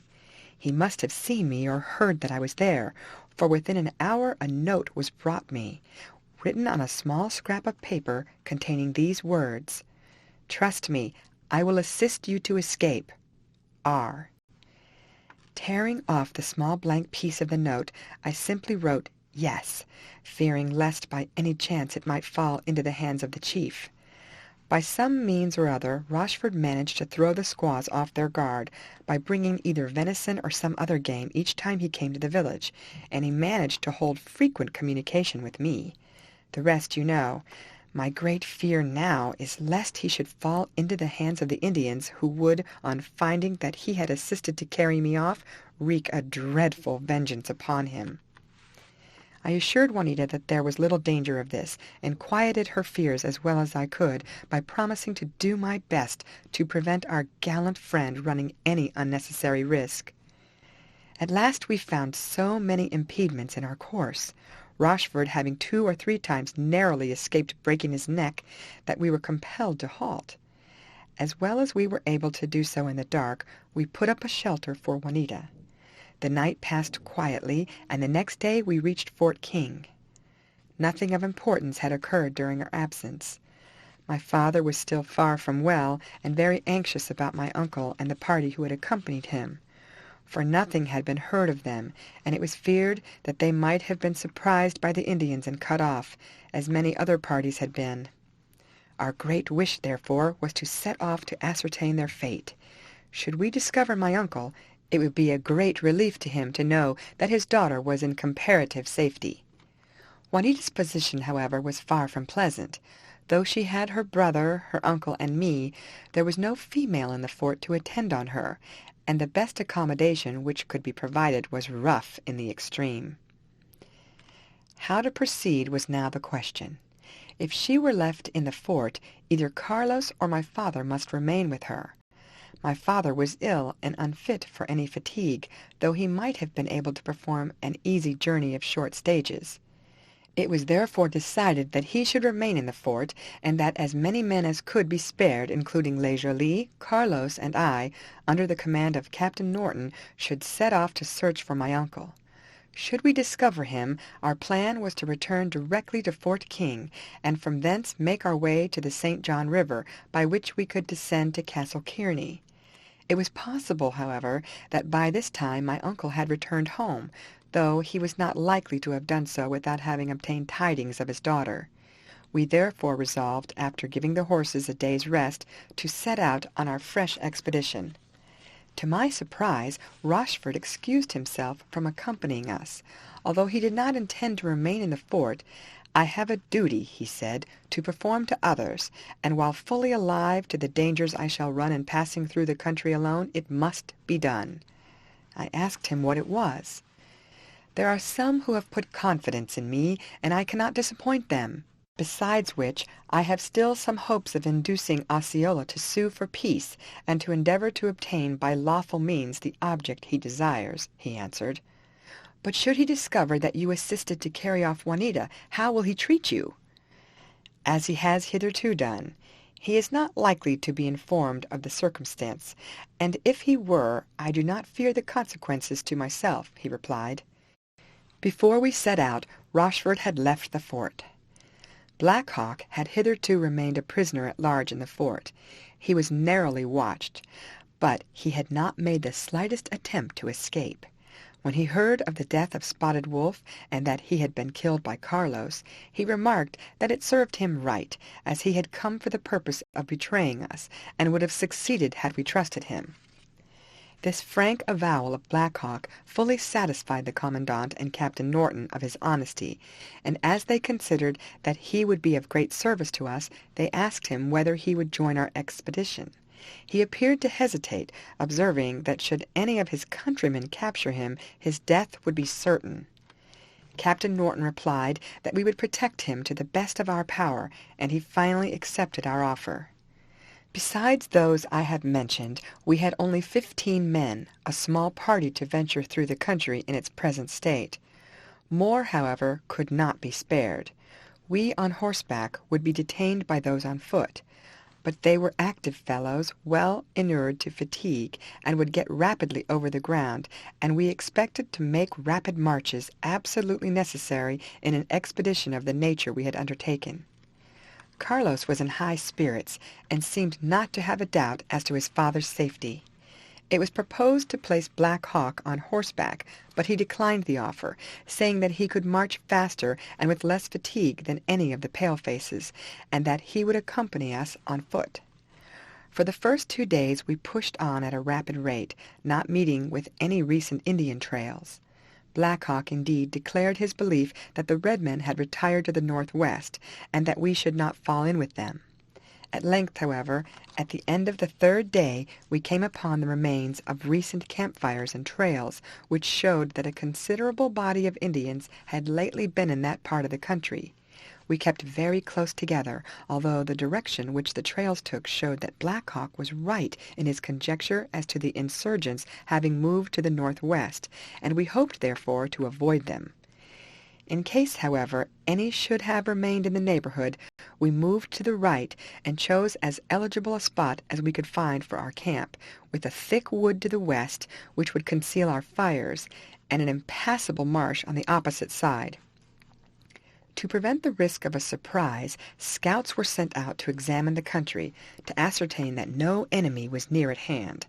Carlos and 2 men, accompanied by Black Hawk, went in one direction, Tim and I in another, intending to separate, while Le Jolie remained with Captain Norton in the camp.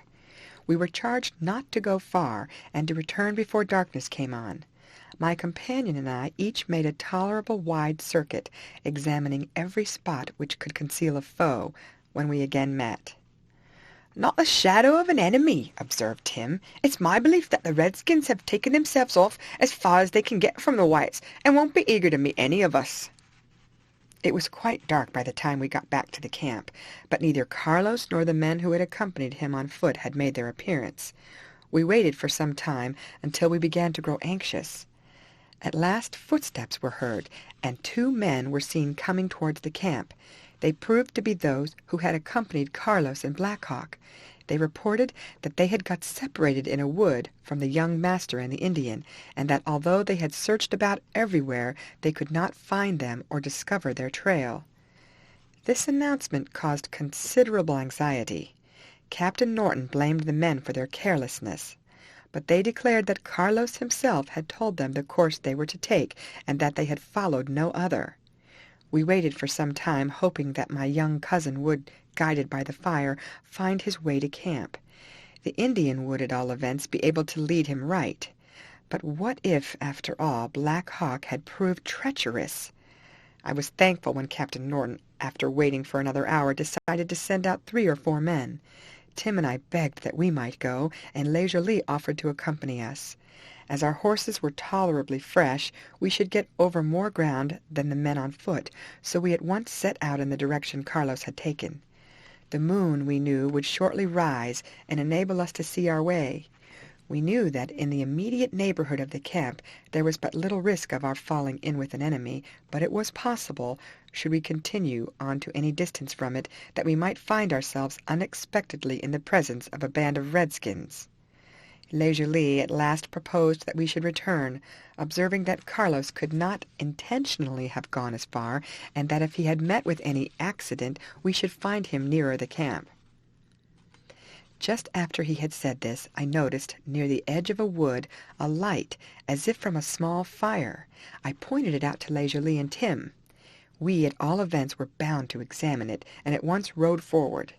As we drew nearer, we could hear the howling and yelping of wolves. Presently the moon rose beyond the far-extending prairie, and showed us a wood on one side, with a number of large birds flitting to and fro, or hovering about the fire. "Someone lies there, depend upon it," said Le Jolie. "Those birds, like wolves, gather only to feed on the dead." We galloped forward. On the ground before the fire lay the body of a man, with an arrow sticking in his breast. If dead, he was only just so, for the savage brutes had not yet commenced their banquet. As we approached they retreated, still howling, to a distance. I threw myself from my horse, oppressed by a terrible dread that the body was that of my cousin. A glance at the features, on which the light of the fire fell, convinced me of the sad fact. It seemed as if only just then the breath had left his body, for it was still warm. I was joined by Le Jolie, while Tim held the horses. "We can do nothing for him, I fear," said my friend, feeling his pulse. "Even had there been life in him, the moment we withdrew the arrow he would have died. Let me warn you, it is no safe place. The fellow who killed him might be watching to shoot us. We must be away from this, and it will be time enough to consider as we go along how he came here and met with his death. We will carry him with us to the camp, poor boy, and prevent him being torn to pieces by the wolves." Tim was inclined to give way to a howl of sorrow in honor of the young master, but I stopped him. He insisted, however, on carrying the body, as the last mark of respect he could show to my uncle's son. "It would have broken my heart entirely, Mr. Maurice, if it had been you. It's bad enough, sure, as it is," he exclaimed, as he placed the inanimate form across his saddle. We galloped on, feeling that it was more than likely that we should have a flight of arrows whistling after us. "Sure as I'm a living man, it's that villain Black Hawk did the deed!" exclaimed Tim. "I saw the look he gave when he heard that Mr. Carlos had killed Spotted Wolf. He had planned a black deed for many a day." Leisurely and I agreed with Tim, though how Carlos came to have been led so far away it was at first difficult to say. Perhaps Black Hawk had induced him to dismount, and then, taking his gun, had galloped off with his horse. Carlos, not being able to find his way back to the camp, had probably lighted a fire to keep off the wolves, and while seated before it, either Black Hawk or some other Indian had shot him. Such was the only way we could account for the position in which we had found him. Captain Norton was much grieved, and blamed himself greatly for having allowed Black Hawk to accompany Carlos. We dug his grave close to our camp, and spent a portion of the night in piling up logs over it to mark the spot. Though I had before been looking forward to the satisfaction of falling in with my uncle, I now dreaded the meeting and the task I should have to perform of telling him of the death of my cousin. As no more was seen of Black Hawk, we had no doubt that he had committed the deed. We had now reached as far north as there would be any use in going, as my uncle and his party must have come by this time fully as far south as we then were, if they had not already passed us. Though the country was almost in as wild a state as in the southern parts, there were a few long huts and other primitive buildings scattered about, but the inhabitants had fled for fear of the Indians. Both we and our horses being pretty well tired by a long day's journey, we took up our quarters in one of these huts. The men were encamped outside, with the usual sentries placed at equal distances, and we had thrown ourselves on the rough tables and benches, the only remaining furniture, when the sound of a distant firing reached our ears. "Sure there's fighting going on!" cried Tim. We started to our feet. The horses were saddled, the men fell in, and we hastened on, hoping to arrive in time to assist any whites who might be engaged, whether my uncle's party or others. We had still light enough to see our way, though the sun was near setting. At last we came within sight of another hut of some size, near which the fighting had been taking place, of which we had sad proof by seeing the bodies of 3 white men stretched on the ground. But their comrades were advancing, driving the enemy before them. "They will be led into an ambush," cried Captain Norton, and ordering Tim to halt the men a little in advance of where they then were, he dashed forward to prevent the catastrophe he feared. I was about to follow, when a black, whom I recognized as one of my uncle's servants, rushed out of the hut. "Is dat you, Massa Maurice?" he exclaimed. "Where Massa Carlos? We 'fraid dat his fader die, and he want very much to see him. Come in, he in here. Come in." Giving the reins of my horse to one of the men, I threw myself from the saddle and hurried into the hut. My uncle lay on a low bedstead covered with straw, while one of his followers stood near him with his rifle in his hand. The black, taking a lamp, led the way to the bed. As the light fell on my uncle's countenance, I saw that his features were set, and his eyes had lost their expression. I knelt by his side and took his hand. Though warm, it failed to return my pressure. Speak to me, uncle," I exclaimed, but no reply came. The black shook his head. "Him gone, massa," he said. "No 'gain speak." I turned to the other man for an explanation. "He was shot, sir, leading us on against the redskins. We brought him in here at once to look to his hut, and when he saw you coming, we hoped that you might have a doctor with you, but the bullet had done its work, and he was dead before you entered the hut." I was deeply grieved, for I knew how my father would feel the loss of my uncle, who was, however, thus saved the pain of hearing of his son's death. I had no time to give way to sorrow, for the rattle of musketry showed me that the fight was still continuing. The shouts and shrieks of the Indians, which came from no greater distance than before, proving that they had held their ground. It was not a time for any one with a rifle in his hand to be idle, and bidding the black remain by his master's body, I called to the other men to accompany me, and hurried out to join my companions. There was barely sufficient light to enable me to distinguish them, but the cracks from their rifles showed where they were posted. Just as I joined them, Captain Norton appeared, and ordered us to charge the enemy, who, as we advanced, broke and fled. We fired, pouring in a couple of volleys, which brought down several of the Indians and hastened the flight of the rest. The captain then ordered us to retire to the neighborhood of the hut, where we could better defend ourselves should the enemy rally. Had we not arrived, the whole of my uncle's party would probably have been destroyed. As it was, several had fallen, and we lost 2 besides 3 wounded. We could not ascertain how many of the Indians had been killed, as their friends had carried off most of them. 2 or 3 bodies, however, were still in the open, but at such a distance from our camp that it would have been dangerous to have approached them, for some of the redskins might be lurking in the wood. As it was more probable that we should be attacked during the night, 1/2 of our party remained under arms, while the rest slept with their rifles by their sides, ready for action at a moment's notice. I was patrolling with Tim, the moon high above the trees casting a bright light over the ground where the fighting had taken place, when Tim exclaimed, "Hurrah! Sure thin, one of them redskins is moving!" I looked in the direction he pointed to, and directly after saw one of the apparently dead Indians rise to his feet and make towards the wood. At the same instant Tim fired. The Indian dropped, and before I could stop my companion he had rushed forward, supposing, I believed, that the man was feigning to be shot, and might still make his escape. He quickly came back, dragging the body after him. "Sure he's dead enough now, anyhow, but I thought I'd bring him along to show you who he is. See, it's Black Hawk, who killed Mr. Carlos. He's got what he deserves for his treacherous murder." I at once recognized the features of Black Hawk. That he could not do us further harm was certain, and as no attempt had been made to rescue him, we were satisfied that the enemy had retreated to a distance.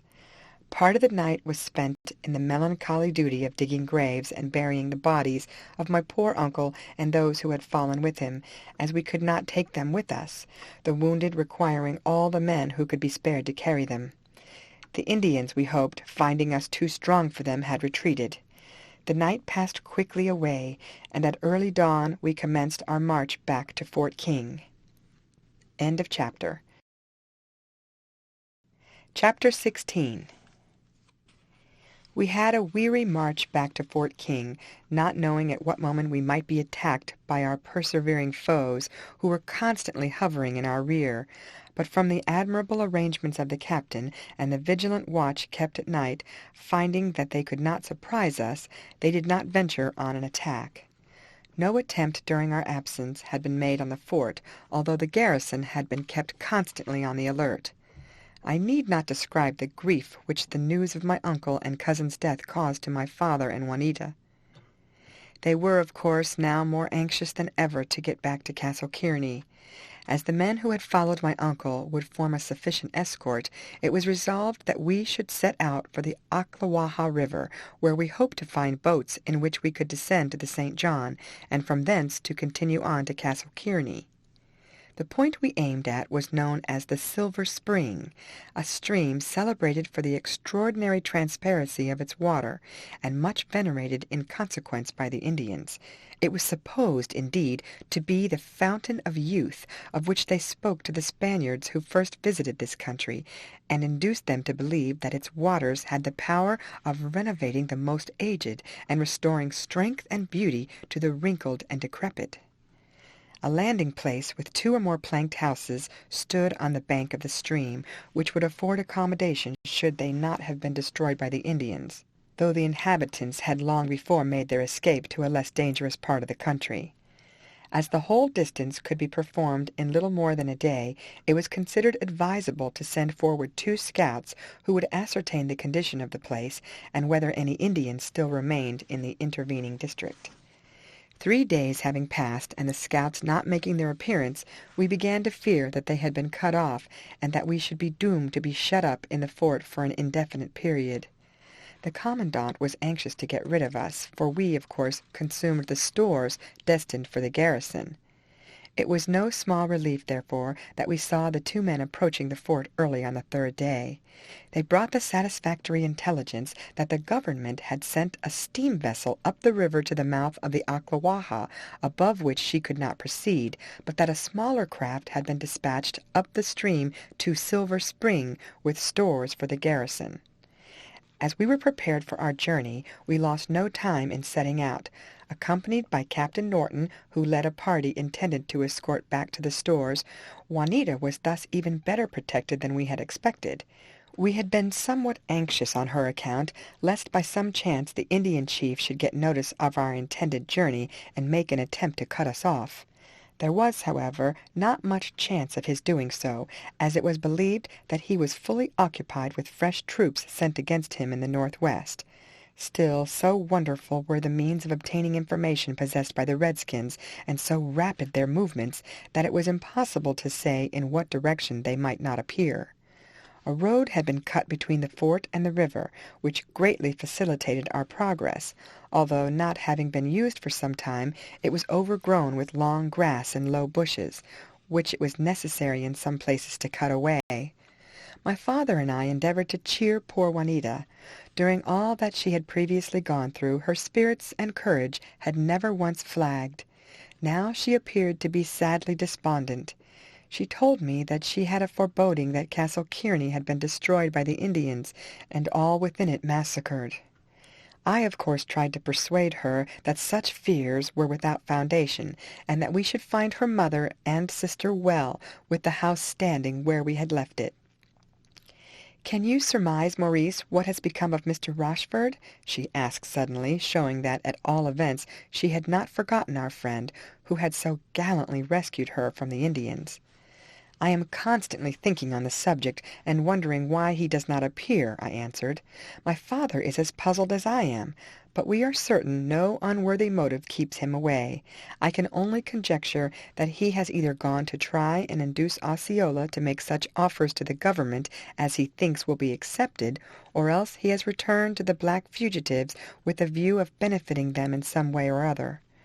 Whatever he may be doing, I have no doubt that he is influenced by good motives, although his plans may not be so feasible as he supposes." "Of that I am very sure," exclaimed Juanita warmly. "I did not understand your friend when he was at Castle Kearney, and I thought him very presumptuous, but I have since learned to appreciate him as he deserves." I thought it better to make no answer to this remark of my fair cousin. I could only say that I hoped Rochford would escape the dangers to which he was exposed, and reappear some day or other. We camped at night in a secure position, fully 1/3 of our force being under arms, so that should any savages attempt to surprise us, they would be kept in check until we were ready to repel them. It was not until nearly the end of the next day that we saw the bright waters of the Silver Spring glittering through the trees. On reaching the buildings, we found that, although empty, they were uninjured. The Indians, if they had visited them, had perhaps looked upon them as temples built in honor of the spirit presiding over their sacred spring. No boats, however, were there, and unless some should arrive, we should be obliged to construct rafts or canoes to carry us down the river. To stay where we were without provisions was impossible. Although we might shoot birds and perhaps deer in the neighborhood, yet we dared not exhaust our ammunition. The scouts told us that they had received the information they had brought from a canoe which had been sent up to ascertain if any Indians were in the neighborhood, and that it had afterwards returned down the river.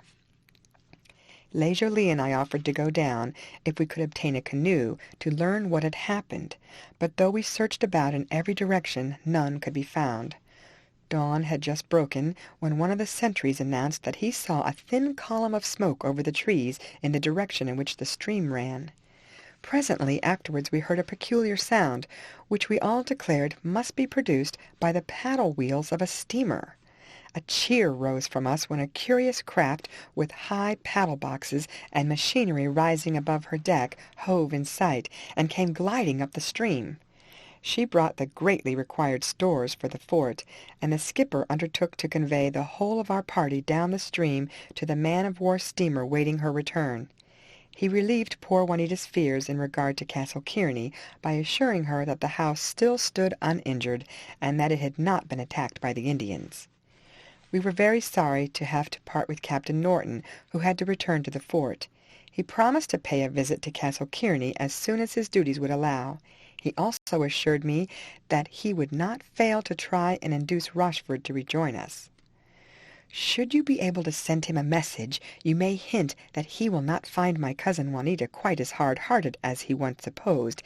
Indeed, I suspect that she would break her heart should any harm befall him," I whispered.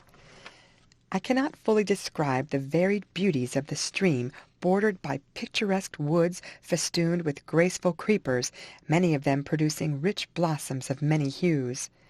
At night we proceeded, lighted by pitch-pine torches stuck in the bows of the vessel, which cast a lurid glare on either bank, scaring the numberless alligators which ever and anon put their heads above the surface of the water. At times I fancied that I could see the figures of Indian warriors brandishing their spears and handling their bows ready to shoot at us, but the next moment they changed into bushes or the distorted trunks of trees. After a voyage of some miles, with the current in our favor, we found ourselves alongside the government steamer which waited the return of the boat. As I stepped on her deck, I enjoyed a sense of security which I had not enjoyed for many months. We heard sad news, however. Fearful atrocities had been committed by the Indians in different parts of the country, farm-houses attacked, their inhabitants massacred, and whole villages destroyed. The romantic admiration with which I had been inclined to regard the red men was completely dissipated, though I was compelled to acknowledge that, barbarous as was their conduct, they had been cruelly treated and had bitter wrongs to avenge. The distance which had taken us so long a time when we came up the river was quickly got over, although we had to stop at several places to take persons on board who had escaped from the Indian massacres. Our party, with the remainder of my uncle's followers, were landed at Castle Kearney. My aunt and Rita had bravely held out, notwithstanding the advice they had received to abandon the house. My father broke to them, as gently as possible, the sad intelligence we brought, as poor Juanita was utterly unable to do so. Donna Maria, it seemed to me, would never get over it. For many days and nights her daughters, overcoming their own anxieties, were in constant attendance on her. The poor girls, though they mourned for their father and brother, were, I knew, troubled about Rochford and Captain Norton. Leisure-Lee had gone on, as he said, to finish his visit to Judge Shirtlift at Roseville, that settlement being one of the very few which had escaped an attack from the Indians, owing to the due precautions taken by the inhabitants. Several weeks passed away. Donna Maria appeared to be slowly recovering, but it was evident that she still remained in a very precarious condition. The judge and Mrs. Shirtliff kindly set up to invite one or both of my cousins and me to pay them a visit. They, however, declined the invitation, being unwilling to leave their mother. My father, guessing that I was getting somewhat weary of being shut up within the narrow boundary of the little island, advised me to return in the boat which brought the messenger, but desiring me to come back again in a few days, lest he should require my services. He had not expected to remain so long in the country, but while Donna Maria continued so ill, he was unwilling to speak about their arrangements for the future. I accordingly set off, and arriving at Roseville, was received very kindly by the judge and his wife, who had heard as much of our adventures as Leisure-Lee was able to give them. They spoke in great admiration of the gallant way in which Rochford had rescued Juanita. "Brave fellow! Noble fellow!" exclaimed the judge. "I only wish that he had got over his somewhat wild notions of helping the Indians and negroes. He can do them no good, and will only run a great risk of getting into trouble himself." He would not have gained that influence over them which enabled him to rescue my cousin, if he had not attempted to help the Indians, I observed. Probably no other white man in the country could have done so. I only wish that he was safe back again here or at Castle Kearney. I found Leisure-Lee very busy in obtaining specimens of natural history, but he ran a great risk in his excursions of being caught and scalped by any Indians who might be prowling about. The Roseville militia were, however, always on the alert. I had nearly stayed out my time at the judge's when a hunter belonging to the place, who, notwithstanding the unsettled state of the country, continued the pursuit of game, often at long distances from the settlement, brought word that he had come upon the lately deserted camp of a considerable body of Indians or blacks. He suspected, he said, from the numerous bones of deer and fowl scattered about, that they were provided with firearms, and might have some evil intentions towards the settlement. He had followed up the trail, and found them again encamped, but had not ventured near enough to ascertain their numbers and character. He advised, therefore, that a party should be sent out to surprise and disperse them, which he was of opinion could easily be done by surrounding their camp at night. When I heard this account, I was almost convinced that the party were those blacks who had placed themselves under Rochford, and that he, of course, would not permit them to injure the settlers. I did not, however, feel sufficiently certain that Rochford was with them to allow me to express this opinion, but I begged permission to accompany the expedition, which was willingly granted me. It was not expected to last many days, and I hoped still to get back before I was wanted by my father. The Roseville Rifles, commanded by Captain Seth Nokolis, to whom I was introduced by the judge, wore as uniform broad-brimmed straw hats and shooting jackets, with belts round their waists, in which they stuck their bowie knives and pistols, while they carried their long rifles slung across their backs. We took with us several powerful bloodhounds, such as I have before described. I have already given so many accounts of marches through the country that I must not fill up my journal with a description either of the scenery or the adventures we met with. At this time a strong force of regular troops had compelled the Indians to evacuate the eastern part of the country, and had, it was supposed, driven the larger number westward, so that we did not expect to meet the enemy in any considerable force. We therefore advanced with confidence, though we sent out scouts as usual to avoid the risk of being surprised. We had thus pushed on for 4 or 5 days, when one of the scouts brought word that he saw the smoke of a fire ascending apparently from the midst of a thick wood, which was in his opinion very likely to shelter an enemy. It was considered advisable, therefore, to enter cautiously, feeling our way as we advanced. As we got to the borders, the dogs were loosened and sent in, and we followed, knowing that they would give us timely notice should they come upon an enemy. We had not got far when we heard several shots, but no bullets came near us. The dogs must have shown themselves, and depend upon it, those shots were aimed at them, observed our leader. Come on, lads, or the rebels will be making their escape by the other side of the wood, and we shall have no chance of meeting them. We accordingly pushed on through the dense foliage, Captain Nokolis, a hardy backwoodsman, leading. Soon I caught sight of a couple of blacks, and a white man with a pistol in his hand standing before them, while 2 of the bloodhounds lay dead at his feet. The blacks held their rifles ready for action. On seeing the white man, our captain, refraining from firing as I thought he would do, shouted out, "Who are you?" "A friend," answered the stranger, stepping forward, when what was my surprise to recognize Rochford, though no longer in hunter's guise, but dressed as he was when staying at Roseville. The blacks had in the meantime lowered their weapons, but showed no inclination to follow their leader. "What brought you here, my fine fellow?" exclaimed the militia captain, looking hard at Rochford.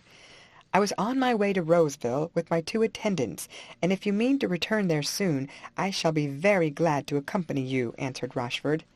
"You cannot expect us to believe that story," cried the captain, "but whether you do or do not, you and your black fellows must go back with us to Roseville, and we shall then find out who you and they are. My idea is that they are runaway slaves, and that you are the Britisher who, it is said, has been encouraging them." As he said this, he turned round and ordered some of his men to arrest the blacks, who suddenly sprung back and disappeared behind a thicket. "Tell those fellows to stop," cried the captain to Rochford. "They are free agents, and I cannot interfere with their movements," answered the latter. "What should you say if we were to hang you on the next tree for refusing?" exclaimed the captain. "Call them back, I say, or take the consequences." "Even though I wished to do so, I have no right to exercise any influence over them. If you hang me, you will be guilty of murder. I am perfectly ready to go with you, and will give you my word of honor that I will do so without attempting to escape," replied our friend calmly. The captain, notwithstanding what Rochford had said, became more violent, and fearing that he would proceed to extremities, I thought it time to interfere, so stepping forward, I said, "I know this gentleman, and I am very sure that he has no intention of committing any illegal act. Judge Shirtliff is also well acquainted with him, as is Captain Norton, to whom he is related." "All very fine, Mr. Kearney, but people don't go about the country with a troop of blacks at their heels without intending mischief. If he won't order those negroes to give themselves up, we must try and catch them. If we can't do so, it will have a very ugly look for him." But the blacks were active and cunning and knew the country, which was more than their pursuers did. The latter, after a long chase, came back declaring that not a nigger could they find, and swearing at the trouble which had been given them. So angry were they with Rochford that had I not energetically interfered, it would have gone hard with him. I at length, however, persuaded the captain to carry him before Judge Shirtliff. The party, indeed, were anxious to get out of the wood as soon as possible, for we had already gone further in pursuit of the supposed rebels than was intended, and as no other camp could be found in the neighborhood besides the small one lately formed by Rochford and his attendants, our leader was pretty well satisfied that it would be useless to continue the search. In spite of my representations, he treated Rochford as a prisoner, making him march between two armed men, who were ordered to shoot him should he attempt to run away. When we halted at night, greatly to my indignation, they lashed his arms behind him, so that he could neither sit nor lie down with any comfort. Rochford bore this ill treatment without complaint. "Thus end all my schemes for the amelioration of the red and black races of this hapless country," he said to me as I was sitting near him, which I was allowed to do. I found them very different, I confess, to what I expected. With some noble qualities, the Indians are savage in the extreme, and the blacks must be educated before they are fit to take care of themselves. I have, however, more hope of them than I have of the Indians. I was not sorry to hear Rochford say this, as I trusted that he would now be induced to abandon his wild schemes and turn his attention to a more profitable employment of his time. Captain Nautilus, who was exceedingly vexed at the escape of the blacks, refused, notwithstanding my representations, to set my friend at liberty. I undertook to be answerable for his making no attempt to escape, but all I could say had no effect, and Rochford was kept with his arms pinioned, unless when two men were standing by him with loaded rifles in their hands. Our journey was therefore a far from pleasant one. Rochford found it very disagreeable, and I felt greatly annoyed at the way he was treated, but as I should have been accused of mutiny had I made any further attempt to get him released, I was obliged, as he was, to submit. He begged me not to make myself unhappy about him. "It will be over in a few days," he remarked, "and I trust I shall be able to exonerate myself from the absurd charges which may be brought against me. The very fact that I had assumed a civilized costume proves that I was about to return to the settlement. Had I been captured dressed as a hunter at the head of a party of blacks or Indians, my conduct might have been open to suspicion." I was very glad when at last the buildings of Roseville appeared in sight, though somewhat annoyed when Captain Nautilus ordered me to remain with the main body while he took his prisoner under charge of a guard before George Shirtliff. I begged to go likewise, urging that there was no possible reason why I should remain behind, when I had not even a command in the regiment. At last, not having the face longer to refuse me, he consented, and I followed the party which had gone on before. Our old friend was seated in his judicial chair at a small table, with pen, ink, and paper before him. I arrived just in time to hear him say, "A rebel caught in the very act! Bring him in! Bring him in!" And Rochford, with Captain Nautilus on one side and a guard armed with a brace of pistols on the other, advanced towards the table. "What! A white man having the audacity to induce blacks to rebel against the authority of the state?" examined the judge, not recognizing him. "What have you to say to this accusation?" Rochford seemed to have an idea that the judge intended to ignore any former acquaintance with him, and replied, "It has not been proved that I am a rebel, and I certainly had no intention of committing any act contrary to the laws of the United States." "Bless my heart! Are you my friend Rochford?" exclaimed the judge, jumping up, almost overturning the table in his eagerness to shake hands. Gentlemen, there is some mistake here. Mr. Rochford came out with me from England, and I know him to be a thoroughly honest and excellent young man. He cannot possibly be guilty of the crime of which you charge him.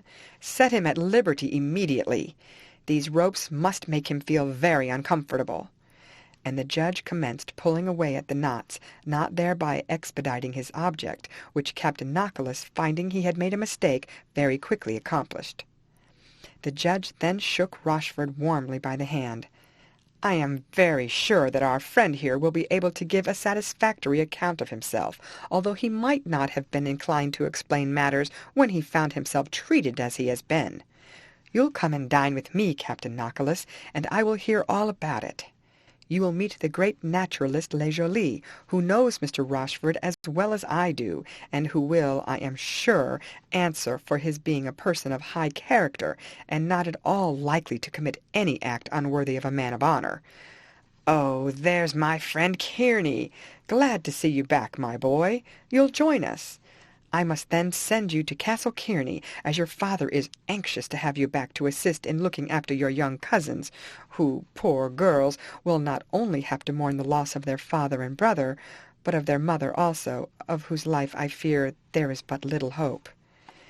I was very sorry to receive this latter piece of information, though it did not prevent me joining the party at the judge's dinner-table, where Rochford was seated as an honored guest, instead of being, as his captors expected, sent off to the state prison.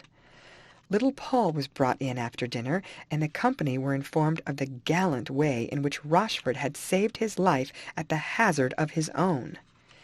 My friend gave us an account of his adventures among the Indians and blacks, which fully satisfied the patriotic militia captain that he had no hostile intentions towards the government of the United States.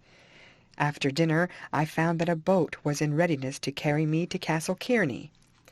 "Our friend Rochford will, I suspect, be happy to accompany you," said the judge.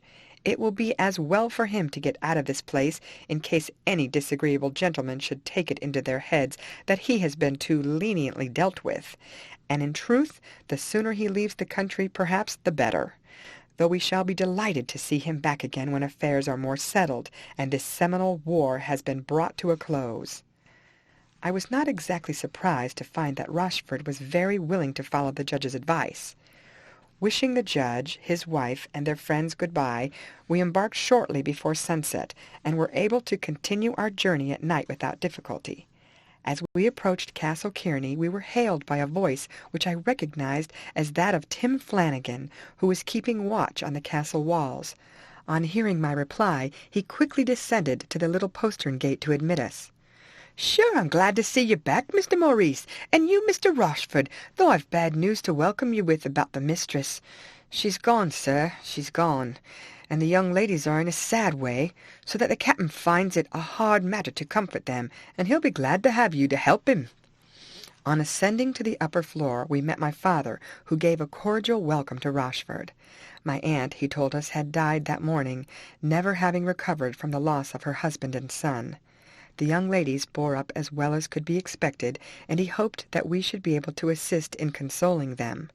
Notwithstanding the report that the Indians had been driven westward, he considered it prudent to maintain a strict watch in the castle, lest another attempt might be made by her Indian admirer to carry off Juanita. "I congratulate myself on having come to assist you, sir," said Rochford, "although when I first came to the country my wish was to benefit the natives. I would treat them as my worst enemies should they make so audacious an attempt." "I will trust you, Mr. Rochford," said my father, smiling. Our friend insisted on taking his turn as one of the sentries, and I felt very sure that the castle would not be surprised during his watch. Early in the morning after our arrival, my poor aunt was interred in the center of the garden, as there was no graveyard near to which she could be carried. My father was now very anxious to return home as soon as possible, and he invited my two cousins, according to their father's wish, to accompany him. Juanita was willing enough to go, but Rita showed much disinclination to leave Florida, though at the same time she had no wish to be separated from her sister. My father explained that by his brother's will he had no choice in the matter. He must either take them with him or remain with them in the country. The property, however, could only be disposed of at a great loss while the troubles with the Indians continued. He proposed, therefore, returning in the course of 2 or 3 years to settle their affairs. This arrangement somewhat satisfied Rita, though she still implored me to try and persuade my father to remain. I, as may be supposed, was very willing to do so, as I liked the country, and hoped to meet with more adventures. Rochford was quite ready to remain, for he had every reason to believe that he had won Juanita's affections. How my father might ultimately have acted I cannot say, for matters were settled in a way we little expected. The sun had set, and we were seated at supper, the pleasantest meal of the day in that hot climate.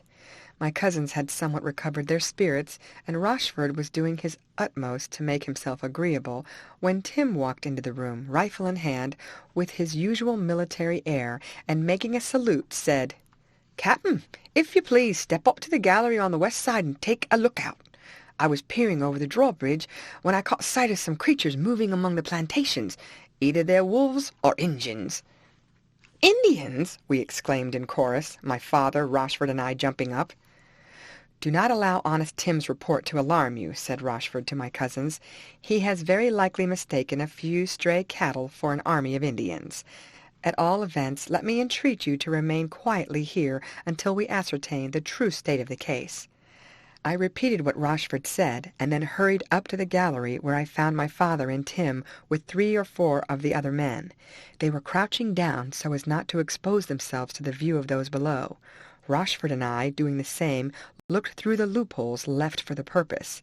Though the night was somewhat dark, by watching attentively we could distinguish a number of figures darting here and there among the trees, making their way towards us, evidently endeavoring, if possible, to keep themselves concealed as much as possible from sight. That these are Indians I have no doubt, and also that they have come here with hostile intent, so we must be prepared for them, whispered my father. Rochford, I leave you in charge of the gallery. Do not fire, however, until the enemy show an intention of attacking the house. Maurice, I must leave you and Tim with 2 hands to work the guns above the entrance. I will station the other men where they can best defend the approaches." All these arrangements were quickly made. It was pretty evident that the Indians fancied that they were undiscovered. We lay down under cover of the balustrade, which was of a thickness impenetrable to bullets. We could distinguish the figures of the Indians as they emerged from the wood in the distance, stealing nearer and nearer the water which separated us from the mainland. It was very evident that they were in strong force and fully expected to surprise the castle. We waited for my father's word to open fire. As yet, indeed, none of those near had shown themselves, being concealed by the shrubs which grew on the farther shore, and which we were thus shown ought long ago to have been cut down. There had been no light on the west side of our house, the windows of the sitting-room opening in the opposite direction, so that probably the Indians supposed we were all fast asleep. We kept a profound silence. The time seemed very long, and had I not been assured that I had seen human beings moving about, I should have fancied that we must have been mistaken. I was waiting, ready to fire, when I heard the door leading to the platform open. Looking round, I saw my 2 cousins. "What is happening?" exclaimed Juanita. Rita asked a similar question. "Go back! Go back!" I cried out, louder than I ought to have spoken. "The enemy are close at hand." Scarcely were the words out of my mouth than an arrow whistled through the air. For a moment the dreadful thought seized me that one of them had been struck, but the missile was quivering in the woodwork above their heads. They quickly retreated, and I heard the door closed behind them. I calculated the spot from which the arrow had been shot, and with the help of my companions, training my gun towards it, fired. Before the sound had died away, the most fearful yells and shrieks rose from the brushwood before us. Showers of arrows mingled with bullets came pinging against the walls, the bright flashes from the Indians' muskets lighting up the whole shore. Tim was not slow to follow my example, and at the same moment the rest of the garrison began blazing away at our enemies, although it was difficult to distinguish them among the brushwood, behind which they took good care to conceal themselves. We were well sheltered, but this sort of work might continue until the whole of our ammunition was exhausted. Though we had every reason to believe that some of our bullets took effect, it was impossible to ascertain what number of the enemy were killed. Their fire, however, did not appear to diminish. They probably calculated on our having no large amount of ammunition, and intended to make their assault when they found our fire slackening. It occurred to me, while I was working away at my gun, that we ought to ascertain what quantity of ammunition we possessed. I asked Tim if he knew. "Sure there was enough to defend the place for a whole day or more when we first came here, but I don't know how much your uncle and his party carried away with them, or whether any has been used since. It is to be hoped the redskins won't be any better off than we are in this respect, and will soon get tired of blazing away to no purpose," he answered. I was not satisfied, however, and was anxious to go and ascertain that we might at all events reserve some for an emergency. We had been exchanging fire with the enemy for nearly an hour when I observed some bright flashes of light circling over our heads. "Arrah! Now they haven't got rockets with them!" cried Tim. "No, these are more dangerous even than rockets," I answered. "They are sending fiery arrows onto the roof. Should any fall where they cannot be got at, they may set the place in a blaze. I must go and let my father know, as he may not have observed them." Making my way to the door so as not to expose myself, I opened it and sprang in. Hurrying down to where my father was directing the men in the lower part of the building, I told him what was taking place. I mentioned also my apprehensions in regard to the limited amount of ammunition we possessed. "I'm afraid you are right, Maurice. We must hope to drive the Indians away before the whole is exhausted," he answered. "Come with me. We must try to prevent these firebrands doing any damage." We were ascending to the top of the building when we met my cousins in the passage. "Oh, Uncle, what is happening?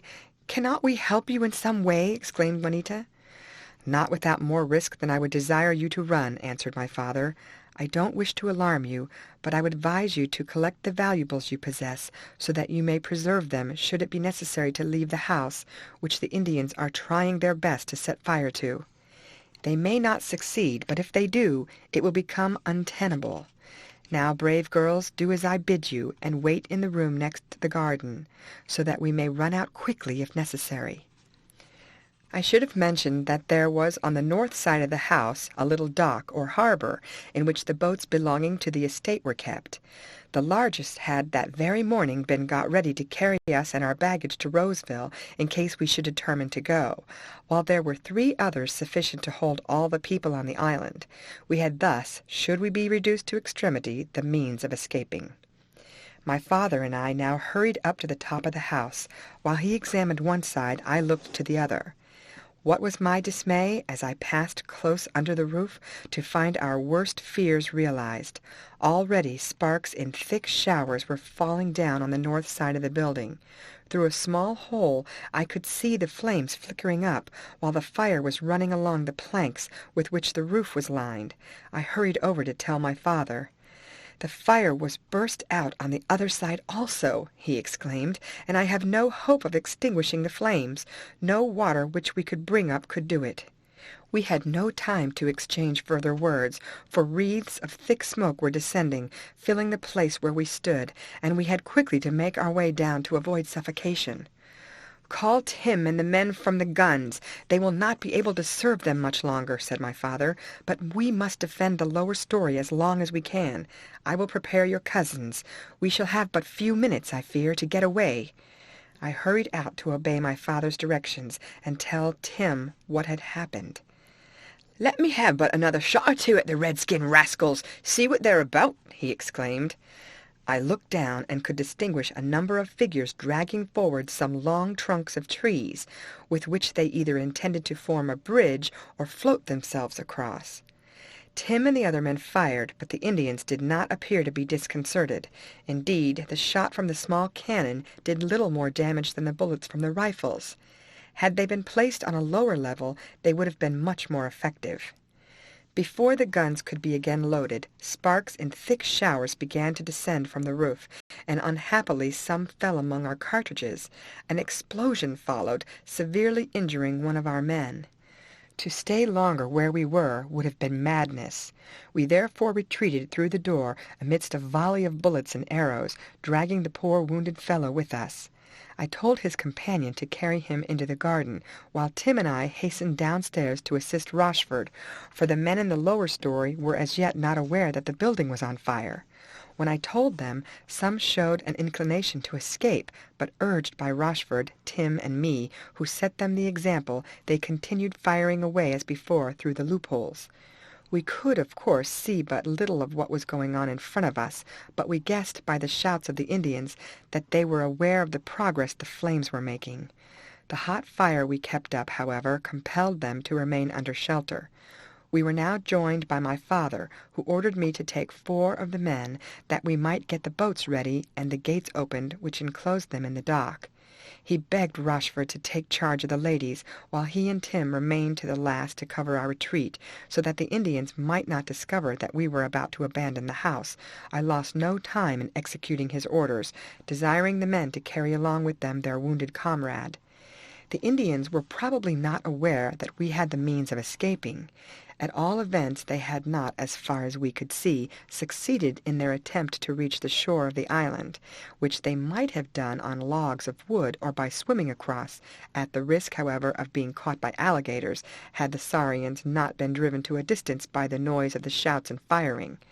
Just after we had reached the dock and were getting the oars ready for use, I saw, to my great relief, Rochford and my 2 cousins approaching, followed by 3 female servants and several other women carrying whatever valuable property they could lay hands on. Already the flames were bursting out from all sides in the upper part of the house. In another minute or 2 the whole roof would, I feared, come crashing down. I looked anxiously for my father and Tim, but the continued crack of their rifles showed that they were still at their posts. "Oh, they will be burnt! They will be burnt!" cried my cousins, as they saw the flames rapidly encircling the building. I was on the point of hastening back to warn them, when Rochford sprang forward. "I will do it! Get all hands ready for a start," and before I could answer, he was already halfway across the garden. I had still much to do. My first care was to place my cousins and the servants in the large boat, and to distribute the women in the others, while I ordered the men on board and got the gates of the dock opened, which required considerable exertion, as the lower parts had to be forced through the mud which had collected at the bottom. The burning house afforded us light enough for all that was required. At length the firing ceased. As I turned my eyes towards the building, it seemed as if no one could exist within it, for now, from every story, either flames or smoke were bursting forth. Again and again I looked. Had it not been my duty to remain and protect my cousins, I should not have been able to refrain from hastening back to the house. A cry of dismay rose from my cousins and those around me, when a loud crash was heard, and flames brighter than before rose from the center of the building. The roof had fallen in. I was almost giving way to despair when I caught sight of several persons hurrying forward from among the trees. At length I recognized my father, Rochford, and Tim among them.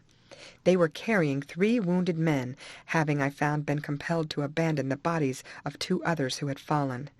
My father and Tim were both wounded, and several others were more or less hurt, but they said nothing. "On boards, my lads, and shove off without delay. Maurice, you take charge of one of the boats, and Tim go in the other, and tumble overboard all those things if you find that they hamper you. Now shove off and give way, boys," he continued, as he sprang on board the boat into which Rochford had already stepped and taken the stroke-oar. I followed as closely as I could, and Tim's boat brought up the rear. The smaller boats being lighter, we were able to keep good way with the larger. "Keep up with us, Maurice," shouted my father. I took a look around just as I came away, and caught sight of several objects in the distance, which I feel pretty sure are canoes. The Indians have evidently brought them down. The island had hitherto concealed us from the enemy, but the blaze of the burning house, casting its glare across the water, now revealed us to their sight, as we knew by the shots which dropped into the water astern of us. But we were already too far off to be reached, and I heard Tim cry out, "Ye'll spend your powder to no purpose, my boys, so I'd be asking ye to reserve your fire until ye can get someone within your reach." The effect, however, was to make our crews still further exert themselves. It was melancholy to see the house, one of the largest in the country, fiercely blazing away. Our only satisfaction was that the Indians would be disappointed, not only of us, but of any booty they might have expected to obtain. We had still the danger my father apprehended of being pursued, and at length, looking astern, I caught sight of several canoes filled with Indians, on which the bright flames of the burning house cast a ruddy glare and brought them clearly into view. That they had intended to land on the island and take the castle in the rear I had little doubt, but finding that we had made our escape, they resolved on capturing us. Urged by numerous paddles, they made greater way through the water than we did. We had one advantage over them, however, that should they approach near, a few bullets would send them to the bottom. They might, however, before this kill or wound many of our party, exposed as we were, crowded together in the open boat. Our men pulled away for their lives. I told Tim to steer close to me, so that I might place our boat between the savages and that containing my cousins. Unhappily, our ammunition was very low. The party who had been defending the house to the last had expended all their powder, and Tim and I, with a few other men, had only 2 or 3 rounds apiece. My father, recollecting this, ordered us not to fire a shot until the enemy came near, and then to aim rather at the canoes than the men, for even should we not sink them, we might compel their crews to cease paddling while they stopped the holes made by our bullets. Brave as the Indians are on land, they are not willing in general to expose themselves, so I was surprised at the daring way in which our pursuers came on. They were getting, indeed, disagreeably near, and I expected every moment to hear my father order us to fire. Of course, even when they should come up to us, we might defend ourselves and beat them off, and our strongly built boats would then give us an advantage over their light canoes. Still, the struggle would be a fearful one. We were hampered by several women and the numerous articles which they had brought. Already the Indians had begun to fire, but their bullets fell short, their powder probably being none of the best. In a few minutes, however, unless we could sink their canoes, they would be up with us. I tried the effect of one shot, but though I am sure I hit the canoe between wind and water, the Indians in her did not cease paddling, and I was afraid of throwing another shot away by making a second attempt. I won't say how I felt, and it was too dark to see the countenances of those in my boat, but I know that they pulled until I thought that the oars would break with the vehemence of their strokes. A few minutes more went by. The enemy were gaining on us, for a couple of shots struck the stern of my boat. In a few more minutes they would be alongside, and then the desperate struggle would begin. When we had discharged our last shots, we should have only the butts of our rifles and our knives with which to defend ourselves against the muskets and axes of the Indians. Just as I was about to despair, a shout coming from the direction in which we were pulling greeted our ears. "Hurrah!" cried Tim. "None but white men could have raised that cry." It was repeated, and presently we saw emerging from the darkness several boats, apparently of large size, full of men. On they came slowly. The Indians must have seen them too, for without waiting to give us a parting salute, they turned round their canoes and paddled away up the stream as fast as they could go. In another minute we found ourselves up to 3 boats, each containing a dozen or more men, commanded by Captain Norton, who told us that he had received information of the intention of the Indians to attack Castle Kearney, that his party being too small to intercept them, he had resolved to come by water to our relief as the quickest mode of reaching us. He expressed his regret at not having arrived in time to preserve the house, though it was very doubtful what would have been our fate had he not followed out his idea of coming by water. I heard my cousins assuring him how grateful they were, and they seemed much disappointed when they found that he intended to continue on and endeavor to punish the enemy for their attack on Castle Kearney. For fear, however, that the Indians might turn round and again attack us, he considered that his duty would allow him to escort us part of the way to Roseville, where he told us the militia were under arms, ready to repel any assault which might be made on the place. At length, with much regret, we saw him and his party proceed up the river, while we continued on our course to Roseville. Here we were received with much kindness and sympathy by the worthy judge and his wife.